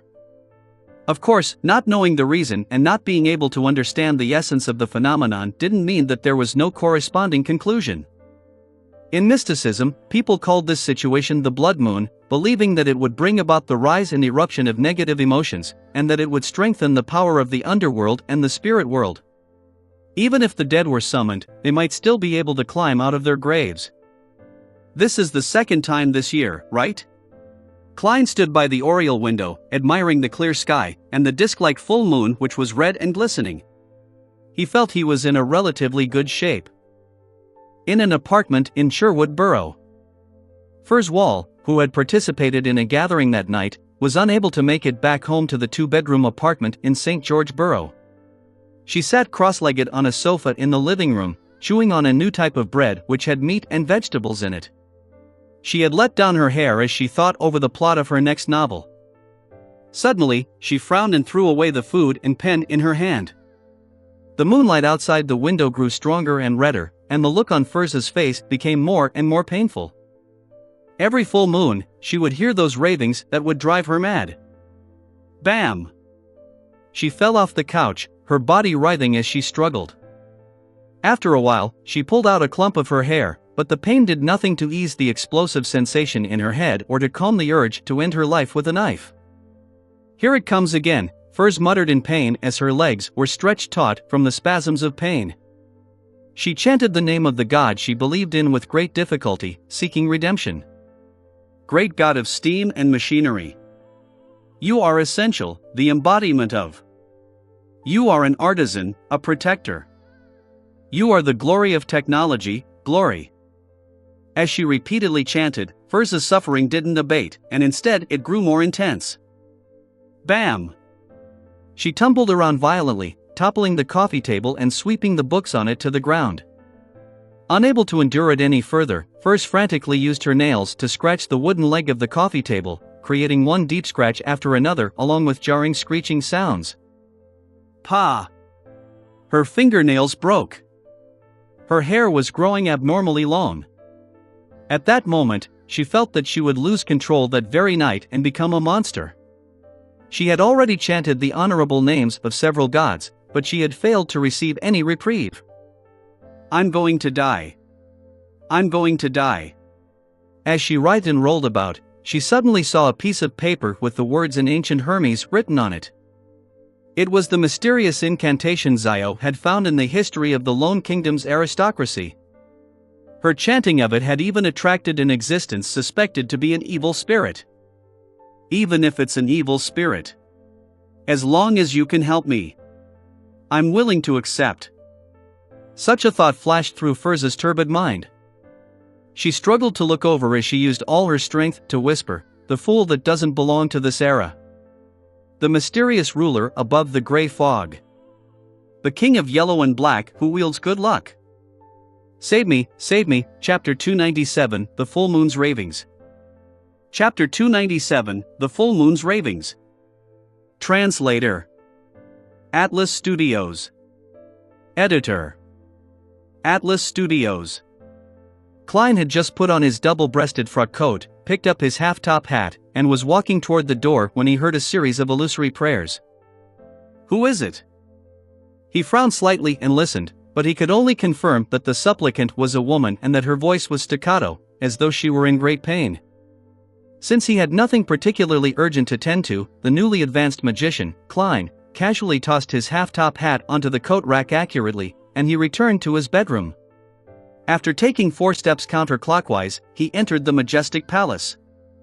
This time, he didn't see any illusory star expanding or contracting with a deep red glow. Instead, at the end of the ancient, modeled bronze table, by the side of the fool's seat was a clear radiance rippling out. It's a prayer from a non-tarot club member. Is it Zio or that lady with curly brown hair? Klein speculated as he took his seat. Since he had already emptied his anonymous account, he didn't suspect that someone was trying to steal his wealth. Leaning back, Klein pointed with his left hand, spreading out his spirituality to touch the rippling light. The scene around him suddenly changed. He saw the overturned coffee table, the slanted sofa, books and papers strewn all over the floor, and a woman with brown hair struggling in pain. At the same time, Klein heard her prayers. The fool that doesn't belong to this era. The mysterious ruler above the gray fog. The king of yellow and black who wields good luck. Save me, save me. Save me? From the looks of it, she seems to be losing control. Her hair is growing longer at a discernible speed, and her skin is covered with a layer of sinister white light. How could I possibly save her? Klein observed carefully for a few seconds, then mumbled to himself, feeling stumped. It was at this moment that he detected in the woman's anguished pleas a faint, illusory, indistinct raving. Yes, a raving. These ravings were similar to the ones he experienced before rising above the gray fog, but it had no madness or evil to it at all. Furthermore, it didn't contain any obvious malice. It appears that this lady's state of nearly losing control is a result of hearing the ravings. If she stops hearing it, could she be able to calm down and turn for the better? In thought, Klein reached his hand out to the rippling circle of light. Following that, he allowed his spirituality to gush out of his body, establishing a firm and mysterious connection. After advancing to magician, his spirituality had become a lot more abundant, and the burden in this aspect had decreased accordingly. Furz felt her head muddling as she felt her thoughts were like boiling water. They were constantly bubbling in a bid to break free of the restraints of her head. Am I dying?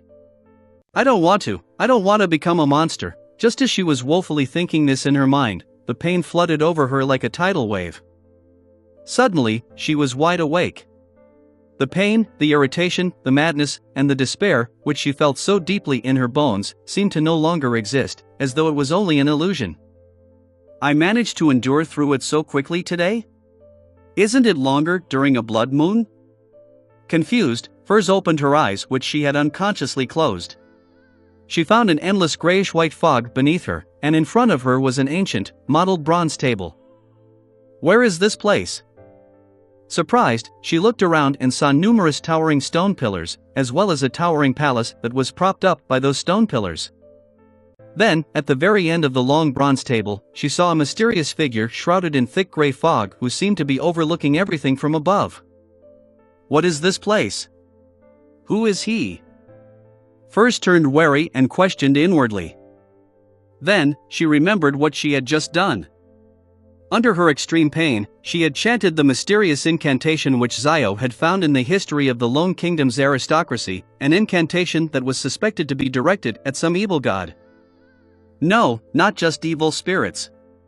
He was actually able to temporarily help me get rid of the harmful effects of those terrifying ravings. He even pulled me into this strange world.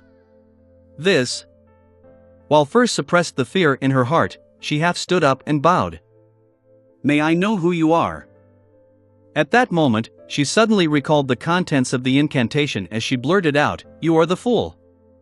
Mr. Fool. You are His Excellency, the Fool? Klein smiled, nodded slightly and said, Just call me Mr. Fool. As he spoke, he noticed on the back of the chair in which Furs was sitting on, the symbols and mysterious patterns formed by the shining stars were rapidly changing. In just 1 or 2 seconds, the interior of the room was covered with layers upon layers of doors. Numerous illusory doors of the same kind were formed there. Door. As soon as Klein saw the symbol, he immediately associated it with the mention of Mr. Door in Roselle's diary. During a full moon, the other party would come close to the real world and let out cries for help. Could the ravings have something to do with Mr. Door? It's the night of the blood moon tonight, an enhanced version of the full moon. This lady corresponds to a door, and the symbol on the back of Miss Zio's seat is similar to the Sword of Judgment. Klein nodded indiscernibly. Through this, he confirmed that once a stable connection was established and that if the other party was a Beyonder, the symbol behind the seat would change according to the other party's actual circumstances. They didn't have to necessarily join the tarot club and come to the mysterious space above the gray fog at fixed intervals.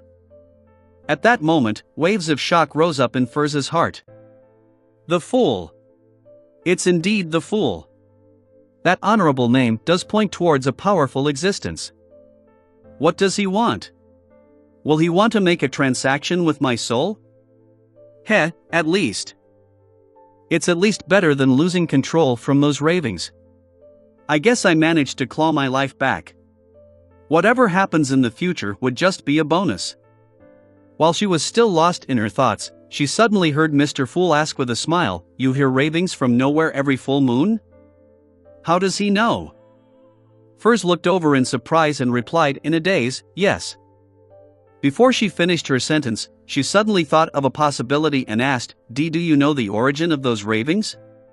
Do you know who is trying to harm me? Do you know how to solve this problem once and for all? He's a miserable wretch who is lost in the darkness and trapped in a storm.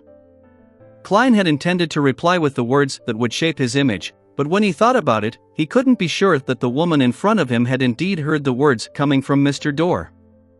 In order to not make any mistakes and to not embarrass himself in the future, he skipped over the question and said with a vague smile, He might not necessarily want to hurt you. Perhaps he is just asking for your help. Therefore, the ravings weren't malicious, not crazy or evil. Asking for my help? But those ravings pushed me closer and closer to losing control. If you hadn't helped me, I might have become a monster by now, Furs returned incredulously. Klein grinned and said, That's because you're too weak. I'm too weak. Furs was stunned and at a loss. Klein briefly explained, the difference in your life's natural order and his is too great. Perhaps, just by breathing normally, the storm brought about by him can rip you to pieces. Perhaps, just a glance from him will cause you to die on the spot. Of course, if he purposely controls his own strength, it's not that he can't communicate normally with you. However, his voice might need to pass through layers of obstructions in order to reach your ears. Deliberate control typically implies a failure to call for help. Haha, that's if we assume that he's calling for help. The difference in our life's natural order is too great. I would die from just one glance from him. Furs was stunned from what she heard. After quite some time, she forced a smile and said, "This reminds me of a saying. You may not look directly at God." Klein smiled at her without giving a positive answer. Could it be that those terrifying ravings really come from an existence who's nearly a god? Mr. Fool can help me eliminate that person's influence, and all this time, he's been talking about it in a rather bland tone. Does this mean that he and that existence's life's natural order are at the same level? The more she thought about it, the more shocked she became. Even her body couldn't stop trembling. Klein waited a few seconds, then asked, "How long does it last every full moon?" 3 to 5 minutes. If it's the night of the blood moon, it will exceed 7 minutes, Furs gathered her thoughts and answered honestly. The more Klein listened, the more he felt that the raving's owner belonged to Mr. Dorr. He temporarily put the matter down and smiled. "You can return in a few minutes. There is only one way to solve your problem, and that is to raise your life's natural order." Furs hesitated for a moment before saying, "Whenever I encounter the full moon, can I recite your name? I will be your devout believer." "No, there's no need." Klein smiled and shook his head. "But I don't mind helping you along the way. Thank you so much." Although she suspected that she was dealing with an evil god, she no longer wanted to experience the same painful nightmare as before. After confirming this matter, she relaxed a lot. Noticing that there were still many seats around the long bronze table, she asked probingly, "Mr. Fool, it seems there are others who come here frequently?" "No, they might not necessarily be human," Furs added silently. Klein smiled and said with a casual attitude, "There are few people who are similar to you. I pulled them here for various reasons. They hope that I can hold a gathering at regular intervals to facilitate the trade of formulas, ingredients, information, and missions." I agreed to it. Furs was enticed by what she heard. Thinking that she was already part of this, she boldly asked, "Mr. Fool, can I join this gathering?" "Sure. 3 in the afternoon on Mondays. Remove all disturbances." Klein smiled and pointed at the cards that suddenly appeared on the surface of the long bronze table. They've decided to use the names of the tarot cards as their code names. You can pick one of these, but these already belong to someone and you cannot choose from. Furs nodded her head, shuffling the cards and cutting them with great interest while mumbling, "Let fate arrange my title." Soon, she pulled out a card and looked at it, the Magician. Chapter 298, Together Again. Chapter 298, Together Again. Translator. Atlas Studios. Editor. Atlas Studios. Furs's eyelashes fluttered a few times before she slowly opened her eyes, only to find herself lying on the floor of her living room. Through the window, she saw that the bright moon was hanging high in the sky like a crimson disk. The normally thin and blurry chiffon seemed to turn into rich bloody light. "I'm not dead, I didn't lose control. It wasn't a dream just now. I really was saved by a mysterious and powerful Mr. Fool." When Furs sat up and examined herself, she saw that there was nothing unusual about the rest of her body except that her hair had grown longer and denser. "But my life is completely different from before. I don't know if this is good or bad." Silently mumbling to herself, Furs sat on the ground hugging her knees whilst lost in thought. Her mind would sometimes wander off, and at times she would be anxious, sad, or confused. Above the gray fog, Klein looked at the chair which had the symbol of a layered door on its back. He muttered to himself and thought, "I wonder what kind of information is contained in those ravings. When she's at sequence 7 or sequence 6, she should be able to resist the negative effects and hear the content of the ravings. If she hasn't grasped the acting method, I can let Miss Justice and the others help me teach her. I have sworn under a holy artifact to the goddess that I wouldn't mention anything related to the acting method to people who aren't aware of it. When I advance to sequence 5 and become a Nimblewright master, perhaps I can use a corresponding ritual and the uniqueness of this mysterious space to remotely control her and directly see what she sees and hear what she hears. That way, I can determine if it's Mr. Door. This gentleman who has witnessed the history of the fourth epoch might be even older than Mr. Azik, who had lived multiple lives. I wonder what sequence his strength and level are equivalent to. 2? Or even 1? After some consideration, he felt that his spirituality was becoming unstable, so he hurriedly descended into the gray fog and returned to the real world. This was a common occurrence after a recent advancement, therefore, Klein gave up on going out, and he patiently entered cogitation at home, retracting and releasing his spirituality. In the wee hours of the morning, Furs took the earliest steam metro back to St. George Borough before taking a public carriage to the 2-bedroom apartment where she lived with Zio. When she opened the door, she was surprised to find Zio, who usually slept late, toasting some bread. The sudden appearance of last night's blood moon gave me insomnia, so I woke up very early. Furs, are you all right? Did those strange ravings get stronger? Zio asked, looking up with concern. Furs's vision suddenly blurred. She turned her head to the side, forced a smile, and said with her usual confrontational tone, "What happened to your brain? Didn't I say it before? The ravings will definitely become stronger during the blood moon. But it doesn't affect me at all." "Yeah, it doesn't affect me at all. Look at me, look at how energetic I am right now. Hey, toast a piece of bread for me too. I thought you didn't like eating it this way?" Zio tidied her short, blonde hair and mumbled softly. After taking his first step at revenge and attaining an advancement, Klein slept through the night. He leisurely went out to buy Fana Potter noodles for breakfast, along with a desi pie and a cup of sweet iced tea. After enjoying the delicacies in satisfaction, he put down his fork and knife and picked up the newspaper. He was in a very relaxed mood as he began to read. A quick scan revealed that the headlines of the Tussock Times read, "Night of the Bloody Moon, the killer demon strikes again." Again? Klein quickly flipped through the front pages of the other newspapers and saw many similar titles. "The 11th True Case. The Police Are Helpless. The cold-blooded killing demon has once again made a clear mockery of the police. The atmosphere of panic is spreading through Backland. This. The Nighthawks and the mandated Punishers must all be having headaches, right?" Klein sighed in his heart. To be honest, he had the urge to catch the killer. Back on Earth, when he was weak, he would often daydream about being a person to uphold justice and punish evil. But now, as a Sequence 7 Beyonder, Klein felt sorry for his past dreams due to his choice of not being a superhero. Sigh, what a pity. This case has already received a high level of attention. If I were to join in, wouldn't that mean that I'm waiting for my identity to be exposed? I still have to be rational. Furthermore, according to The Sun, the culprit is highly likely to be advancing from Sequence 6 to Sequence 5.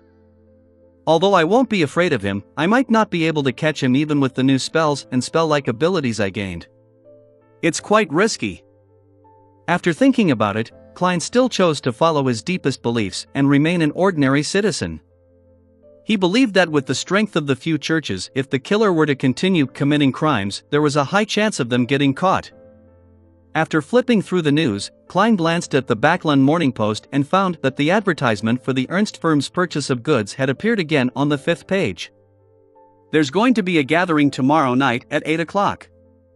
I can sell the Spring of the Elves marrow crystals to the apothecary then." Klein muttered as he memorized the first 4 digits of the price listed. Half an hour later, he finished reading the thick newspaper in front of him and started to seriously consider his future plans. The long-term plan is to advance to a higher sequence, becoming a demigod expert before I plot my revenge against Insangwil. A mid-term plan is to find the acting method for magician. I'll slowly summarize the corresponding mantras to observe, so as to digest the potion bit by bit. During this process, I'll start my search for the characteristic of a human skin shadow, hair from a deep-sea naga, thousand-faced hunter's blood, and mutated pituitary gland, as well as the means to remove an evil god's corruption from an object. The Beyonder ingredients of Sequence 6 each cost around £1,500. It's very expensive. In addition, I need to obtain a mystical item that's focused on attacking or controlling. Although a magician is very powerful, most of the Beyonder powers are used for life preservation and escaping. In a corresponding environment, the strongest attack is that of a custom revolver. The only boon is how it takes others by surprise, and it also lacks the means to control an enemy. Short-term plan, short-term plan. I'll be cutting up some paper figurines and make preparations for my powers. I'll visit the circus in the afternoon as a way to relax and for entertainment. I can try to gain inspiration for that acting by observing ordinary magicians. Yes, I saw in the newspapers that there are a few permanent circuses in Backland. After finalizing his thoughts, Klein immediately tidied up his plates, cleaned his knife and fork, and devoted himself into being busy making preparations. When it was almost noon, he put down the scissors and looked at the 3 crude paper figurines in front of him. He sighed and muttered to himself. This is probably the first time in my life that I've done manual work so seriously. Fortunately, it's just to cut out some paper figurines and not flowers or embroidery. It's fine as long as it's shaped like a person. Sigh, if it wasn't for the fact that my hands have become dexterous, I might have failed today. Klein had just used an additional paper figurine to test his capabilities and confirmed that everything was fine. He folded the paper figurines and hid it in a stack of notes. Klein put them away into his pocket. Just as he was about to go out and enjoy a meal at a slightly better restaurant before heading to the nearest circus to watch the performance, the doorbell suddenly rang, and the pleasant, jingling sound echoed in the air. A job? The advertisement I posted should be almost done with its listing period. Wearing a starched shirt and a thin warm sweater, Klein came to the door and grabbed the handle. At the same time, the image of the visitor appeared in his mind. It was a man in his 40s. He was rather fat, and he appeared to have difficulty even standing. His eyes were tiny from the copious amounts of flesh on his face. His skin was rough, but very white. He had a gentleman's cane in his hand, and a very tall and large hat on his head.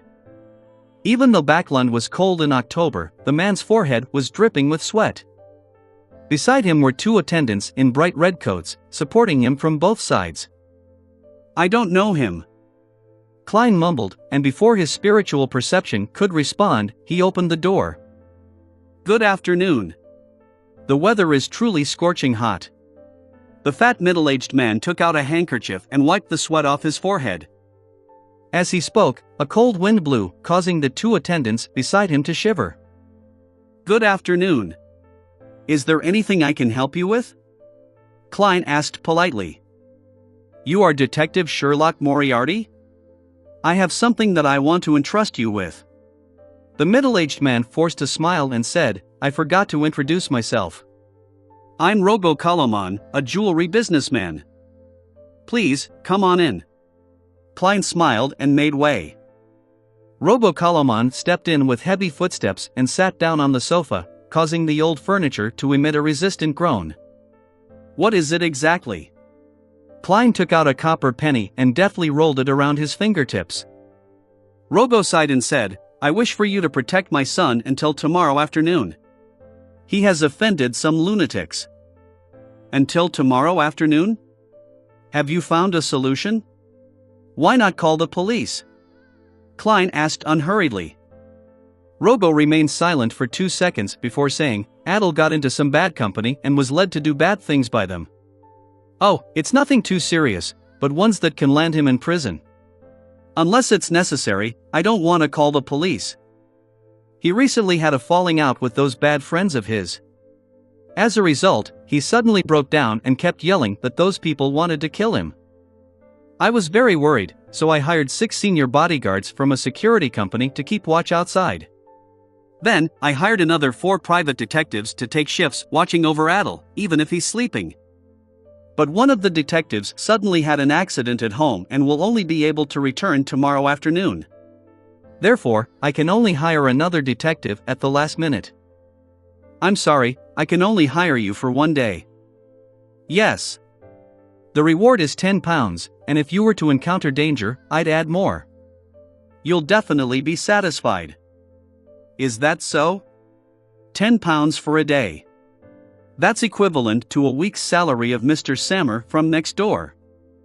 Klein was able to tell from the color of the other's emotions that he wasn't lying. During the brief silence in the living room, he kept flipping the copper penny between his fingers, and with a thud, it fell into his palm. Klein glanced at it, bent his fingers and smiled. Deal. Chapter 299, Snapping Fingers. Chapter 299, Snapping Fingers. Translator. Atlas Studios. Editor. Atlas Studios. Westboro, Grim Garden Street. Klein, with quite a stubble around his mouth, wore a pair of gold-rimmed glasses while carrying a top hat and a black cane. He followed Robo Kalaman into a spacious and bright living room. There was a huge crystal chandelier hanging from the ceiling. The walls, corners, and tables were decorated with all kinds of golden carvings and ornaments. The entire area looked gorgeous, exquisite, and luxurious. As expected of a jewelry businessman, a businessman staying in Westboro. Klein scanned the oil paintings by the side and side. With every step Robo took, the fat on his body quivered. It left people maliciously wondering when his clothes and pants would snap. However, as a jewelry businessman, he had enough money to buy clothes of the best quality. Detective Moriarty, this is my son, Adel. Lobo stopped at the edge of a carpet and pointed to a boy that was 15 or 16 years old and was sitting on a single sofa. As all the fireplaces in the house were lit, and there were metallic pipes to conduct the heat around, the living room was rather warm. It even made Klein feel like taking off his clothes until he only had a shirt and a pair of trousers left. However, the boy was wrapped in a thick fur coat and had a blanket that looked burning hot on his legs. At that moment, he had his head low, tightly hugging himself as he shivered non-stop. His dark blue hair seemed to have lost its luster. Robo looked at him with concern and raised his voice slightly. Adel, this is Detective Moriarty. He will be protecting you for today and tomorrow. At these words, Adel raised his head, revealing his pale face, his bluish lips, and his unfocused eyes. Protect me, protect me. They're going to kill me. They want to kill me. His voice became sharper and sharper. In the end, he covered his ears with his hands and screamed. After a few seconds, he gradually calmed down. During this process, Klein had already tapped his molars and secretly activated his spirit vision. Ha! He held back the shock that had crept up to his mouth and carefully examined him again. He saw that the color of Adel's aura had been dyed with a deep blackish green sheen. This is a sign of being haunted by wraiths, a sign of possible possession. Adel's bad friends are already taking revenge on him. Or perhaps, there were no such things as bad company at all. Klein quietly reached out, held Mr. Azek's copper whistle, and allowed his spirituality to spread. Then, he thoughtfully looked away from Adel and looked at the others inside the living room. By the oriel window stood a man in a black coat. He was tall and sturdy, not smiling, and his waist was bulging as if he were hiding a gun. This should be one of the 6 bodyguards. Klein was about to size up another person when Robo Kaloman introduced Detective Kaslana, her assistant, Lydia. Detective Stewart. At this point, Robo turned around and pointed at Klein. This is Detective Sherlock Moriarty. Kaslana was in her 30s, had black hair and blue eyes, and thick eyebrows. She was probably a beauty when she was young, but now, because of the sagging muscles on her cheeks, she didn't seem very amiable. Lydia, her assistant, was a red-haired lady of about 20 years of age. Her figure was excellent, but she had an average appearance. Both women wore something similar to what aristocratic writers wore. The white shirts they wore were tight at the waist, which matched the more tight-fitting trousers that facilitated movement. The pleats were the only thing that distinguished their clothes from men. In addition, they provided no concealment for the two revolvers around their waists. This reminded Klein of a saying from lawyer Jurgen that illegal possession of a gun was a sure thing for a private investigator. This was because, unless one was a noble, a member of parliament, or a senior civil servant, it was very difficult to obtain an all-purpose weapon permit. Stuart sat opposite to Kaslana and Lydia. He had a lean face, but he grew a bushy beard. His light green eyes were unusually lively. He was about the same age as Lydia, and almost as tall as Klein, a little over 1.7 m and weighing 140 pounds. Stuart had an armpit holster, and in it, there was obviously a specially designed revolver. After exchanging pleasantries, Klein took off his coat, took off his hat, and handed it to the maidservant next to him. "Put it somewhere I can retrieve it quickly from. There are some important items inside." In fact, he had already transferred the paper figurines, notes, charms, a matchbox, etc. to his trouser pockets. The only thing left in his coat was herbal powder, extract essence, keys, and his wallet. There were a total of £206 in paper bills in his wallet. Stuart, who was sitting there, turned his head to size Klein up and chuckled. "You didn't bring a gun?" "Gun? This is my gun." Klein smiled and raised his cane. At the same time, he puffed out his cheeks to stimulate a sound. Bang! The sound of a gunshot rang out, and without thinking, Stuart rolled over, while Kaslana and Lydia quickly got off the sofa, each finding a place to hide. Rogo and the servant beside him were both surprised and confused about what was happening. Adel continued keeping his head low as he shivered. When they saw that Klein was only holding onto a black cane and realized that nothing had happened, Kaslana and company calmed down. They frowned and asked, "What just happened?" "Ever since I handed a revolver I picked up to the police, I've been learning how to imitate its sound. It seems to be quite effective," Klein replied half-jokingly. "That's not funny, Detective Moriarty," Kaslana said in a deep voice. "I just wanted to perform some magic for you," Klein lampooned. He handed his cane to the maidservant and solemnly nodded. "I will keep that in mind." Stuart, who was in the most pathetic state a moment ago, didn't seem to be angry at all. He patted his clothes with great interest, got up and asked, "Why haven't I heard of you, Mr. Moriarty? I mean, I know a lot of people in the detective business, but I've not heard about you in the past." "I only came to Backland in early September," Klein briefly explained. "Is that so?" Stuart laughed and said, "Tonight, the two of us will pair up. We'll be in charge of everything from midnight until tomorrow morning. Will that be a problem?" "Nope," Klein responded with the same smile. "Okay, after dinner, you guys have some rest and take over your shifts in the early morning," Kaslana added. Klein took a long look at the trembling Adel and nodded seriously. Nothing happened throughout the afternoon, and the worried male and female hosts prepared a hearty dinner for the detectives and the bodyguards, but no alcoholic beverages were provided. After eating and drinking to his heart's content, Klein and Stuart, a young man with a full beard, went to their rooms on the second floor. Seeing that no one was around, Stuart shook his head and said, "Sherlock, you should have noticed that the problem with Adel isn't something regarding revenge. Bro, you sure are affable." Klein's expression didn't change as he asked, "Why do you say that?" "He looks more like he has a mental problem, or, according to the countryside, he's been haunted by ghosts and evil spirits." "Frankly, I'm afraid of that." Stuart sighed. "Mr. Kaloman should take him to a psychiatrist, and if that doesn't work, get the priests from the Lord of Storms to sprinkle some holy water and perform a ritual." "You can suggest it to him," Klein said objectively. "If Adel doesn't get better, I'll consider it in about a couple of days." Stuart glanced sideways at Klein. Klein laughed and replied, "That's up to you. My mission will be over tomorrow." At that moment, the two of them had arrived at their destination and entered their respective rooms. 1 in the morning, inside Adel's bedroom. Klein sat in a rocking chair, holding onto Isaac's copper whistle, quietly watching his ward. Stuart sipped his coffee at his desk.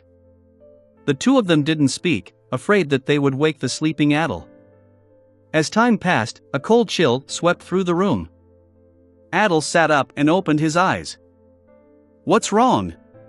Stuart asked somewhat nervously. "To the washroom," Adel replied in a soft, dreamy voice. His face seemed paler, and his lips were turning purple. Stuart was about to speak when he saw Sherlock Moriarty stand up and nod at him. "I'll follow him." "All right." Stuart let out a sigh of relief. Putting his hands into his pockets, Klein stayed one step behind Adel and followed him to the entrance of the washroom 2 rooms away. Just as Adel was about to close the door behind him, he saw a figure flash in. "I can't let you out of my sight." Do whatever you have to do, and pretend that I don't exist." Klein smiled and leaned against the wall. Adel remained silent, his eyes unfocused as he looked into the mirror. He turned on the faucet and let the water flow.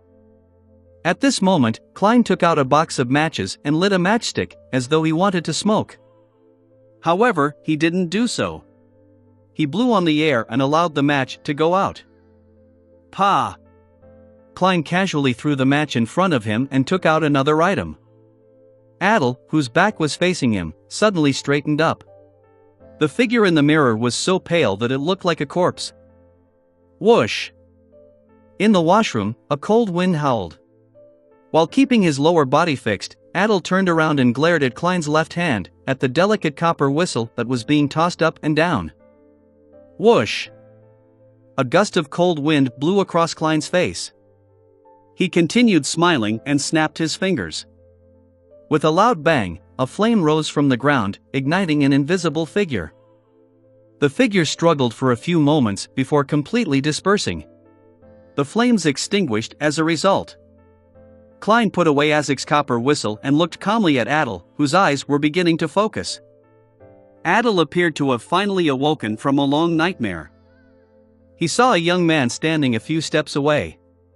The man was wearing a white shirt, dark trousers, and a pair of gold-rimmed glasses. He was leaning against the wall with a smile on his face. Then, he heard a gentle voice. "What happened to you?" Chapter 300 Spirit Dance. Chapter 300 Spirit Dance. Translator. Atlas Studios. Editor. Atlas Studios. What exactly happened? Adel muttered this question softly and realized that he couldn't remember what he had done the past few days. He looked around dreamily, frightened, panicked, and confused. "Who are you? Where is this place?" "This is your washroom. Don't you recognize it?" "I'm a private detective in charge of protecting you." Klein looked at the teenage boy who hadn't figured out the situation around him and chuckled in response. "My house. Detective to protect me." What exactly happened? Adel looked around in astonishment and murmured to himself. Suddenly, he stopped, his already pale face filled with unconcealable fear. And maybe there really are ghosts in this world. There really are ghosts. His voice was shaky, but Klein could hear 2 completely different feelings from his voice, fear and excitement, and these were perfectly depicted by the color of his emotions. Excited? Did this boy end up provoking a wraith because of his thirst for excitement? It's true that the young are bold and unafraid of death. Klein made a preliminary guess, but he asked in confusion, "Ghosts?" After becoming a magician, his spirit vision had been slightly enhanced, but not by much. He was still unable to see the astral projection surface deep in the ether body and, as such, unable to judge whether the target was a beyonder or not. Adel's pale face suddenly flushed red. "Yes, ghosts." He flailed his arms and added, "There exists a wider world beyond our senses." "I'm serious. Death is not the end of everything." This line. He's indeed an adolescent. However, I think I've seen similar words somewhere. Klein smiled and said, "I believe in another saying, in the face of time that is even more ancient than ancientness, even death itself will disappear." Without waiting for Adel to say anything, he took out his gold pocket watch, opened it and said, "So, how did you get yourself into the state you were in before?" "You were like a patient with a nervous breakdown. Adel turned his head and thought for a few seconds, then he said, I joined a society. It's not an ordinary society. We all believe that death is not the end. We can use mysticism to even sense death directly and understand that everything can be reversed. Yes, we believe that the dead can be resurrected. Klein, who had just climbed out of his grave more than a month ago, chuckled dryly. You and the others were trying to revive the dead? Death is not the end. A world beyond the senses. Everything can be reversed. Mystic sensing. Aren't these the teachings of the Numinous Episcopate? These were all created to revive death. He muttered to himself silently in enlightenment. Yes. Adel nodded, his eyes bright, but completely unable to hide his fear. Where did you get your corpses? Klein pressed. We will secretly dig up graves, those that haven't been buried for long, or buy them from the hospital, Adel said as he recalled. It's indeed a crime that can get you thrown into jail. It's no wonder that Rogo Kalaman doesn't want the police involved. You sure are bold to get your thrills. Klein maintained his genial smile and asked, and did you succeed? Not yet. The way they looked at me during the last gathering was like they were looking at a corpse as if they were wondering where to place their corresponding mystics. And then we danced a spirit dance and communicated with the world beyond with our senses, and then. I lost all my memories since then. Adel's body began to tremble uncontrollably. Spirit dance? It really is the Numinous Episcopate. This fellow became a test subject for his companions? Klein frowned and asked, your memory is disconnected from that point until now? According to the internal records of the Nighthawks, spirit dances originated from the ancient sacrificial dances that were popular in the southern continent. It was the ritual method that death loved. A spirit dance was to use the beat, rhythm, and movements to harmonize one's spirituality so that it could interact with the natural environment so as to establish an interaction with the target of the prayer. Then, combined with a simple altar arrangement and corresponding honorific name, it can achieve the effects of a more complex ritualistic magic. Yes, Adel softly replied before he suddenly raised his head. What day is it today? What time is it now? Friday morning, 1:12 a.m., Klein answered based on his memory. Adel subconsciously took a deep breath and said, I've missed the newest gathering. They conduct a resurrection ritual outside Grimm Cemetery every Friday at 3 in the morning. Grimm Cemetery got its name because it wasn't far from Grimm Garden Street. You still wish to go? Have you forgotten what had happened to you? Oh, you don't actually remember, but you should ask your father, your mother, and servants, Klein reminded the young man in front of him. And I might not be able to help you any further. He added silently in his heart. After this incident, he discovered another weakness of a magician, which was the lack of an ability to deal with wraiths and shadow-related creatures. Only the control of fire barely counted. But after those creatures possessed a human body, exorcism and purification became a problem, unless he wanted to kill both the ghost and the human.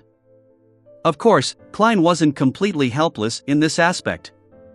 He could conduct ritualistic magic to do similar things, but that would be very troublesome. It would easily expose his identity and was unsuited for actual combat. After some thought, he had finally chosen to use Azek's copper whistle to lure the wraith out. Then, he controlled the flames to complete the purification. However, the level of damage wasn't high. If he were to encounter a slightly more powerful wraith, it was possible that he was unable to take care of it. I still lack items or charms that deal with undead creatures. If only I had the sealed artifact 3-0782, Mutated Sun Sacred Emblem. Klein's thoughts were momentarily distracted. Adel suddenly remembered his missing memories, and his face turned pale again. He answered with a trembling voice, No, I don't want to go. I never want to go again. Very good. Klein smiled in support. Adel looked at his face, which didn't contain the slightest bit of fear, and subconsciously asked, Aren't you afraid after I've said so much? Klein stopped leaning against the wall and slowly straightened his body. He replied in a relaxed tone, For a detective, they would rather not believe something unless there's concrete evidence. He opened the door and walked out, wondering if he should make contact with the numinous episcopate.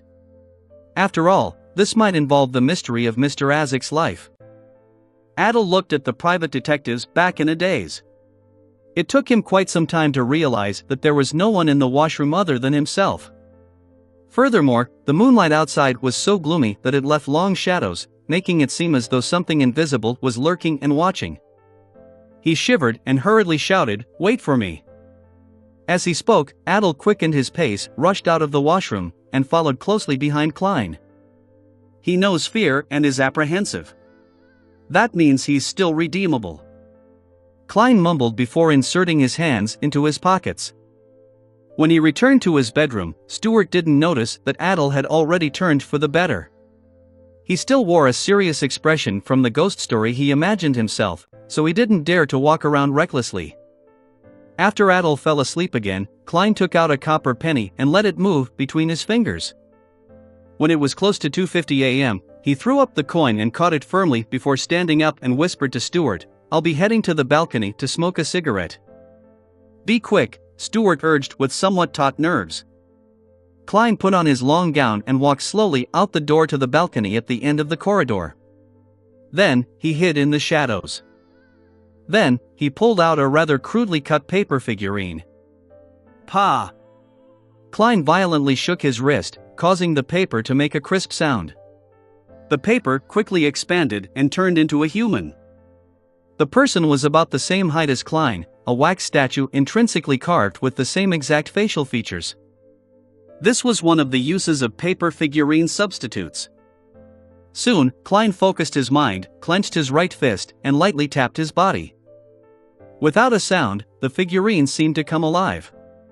It even had a cigarette with a glowing red head in its mouth as the fragrance of tobacco wafted out. By delegating this figurine, this illusion can last half an hour.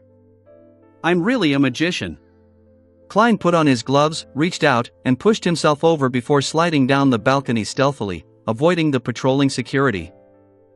Outside Grimm Cemetery, in a secluded forest.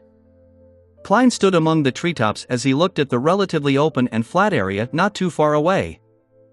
Around him were evergreen leaves and brown branches, but their surfaces were stained with gray dust. From what Klein could see, there were about 8 young men and women wearing long black robes dancing and twitching around a corpse. The dance was full of rhythm, as though it had some sort of mysterious flavor to it. The girl shook her long hair and the boy extended his hand while kneeling. This scene had a subtle connection to their surroundings. It was the rhythm of nature. After they danced for 3 to 4 minutes, everything within a 10-meter radius was affected by a wild and confusing atmosphere. The atmosphere gradually turned sinister, and there was a hint of divinity mixed in it. It really is a spirit dance. Ritualistic magic that even normal people can participate in. Klein cast his gaze away and looked at the man in black robes who was chanting an incantation beside the corpse. Earlier, he was the one who was instructing those young boys and girls on how to perform the spirit dance. He should be a member of the numinous episcopate, with a high probability of being a beyonder. Klein nodded indiscernibly, intending to watch the resurrection ritual. At this point, the dance reached its climax. The adult man in black lifted his head and took off his wig, revealing the strange tattoos engraved on his bald head. He raised his hands and shouted, "Death! Honorable Death! Is about to return." After he finished shouting, the dancing stopped. The 7 to 8 youths stood on either side. They appeared to be in a daze, filled with anticipation, excitement, and fear. Next, the man bent down and opened the iron cage at his feet, taking out a black object. Klein looked over and saw that it was a blue-eyed black cat. This works too? He was obviously stunned for a moment. Suddenly, he thought of the various folklore related to a black cat. For example, if a black cat, which symbolized the evil emissary of hell, jumped over a corpse, the corpse would be awakened. This was the first time Klein was seeing someone use a similar method in a ritual.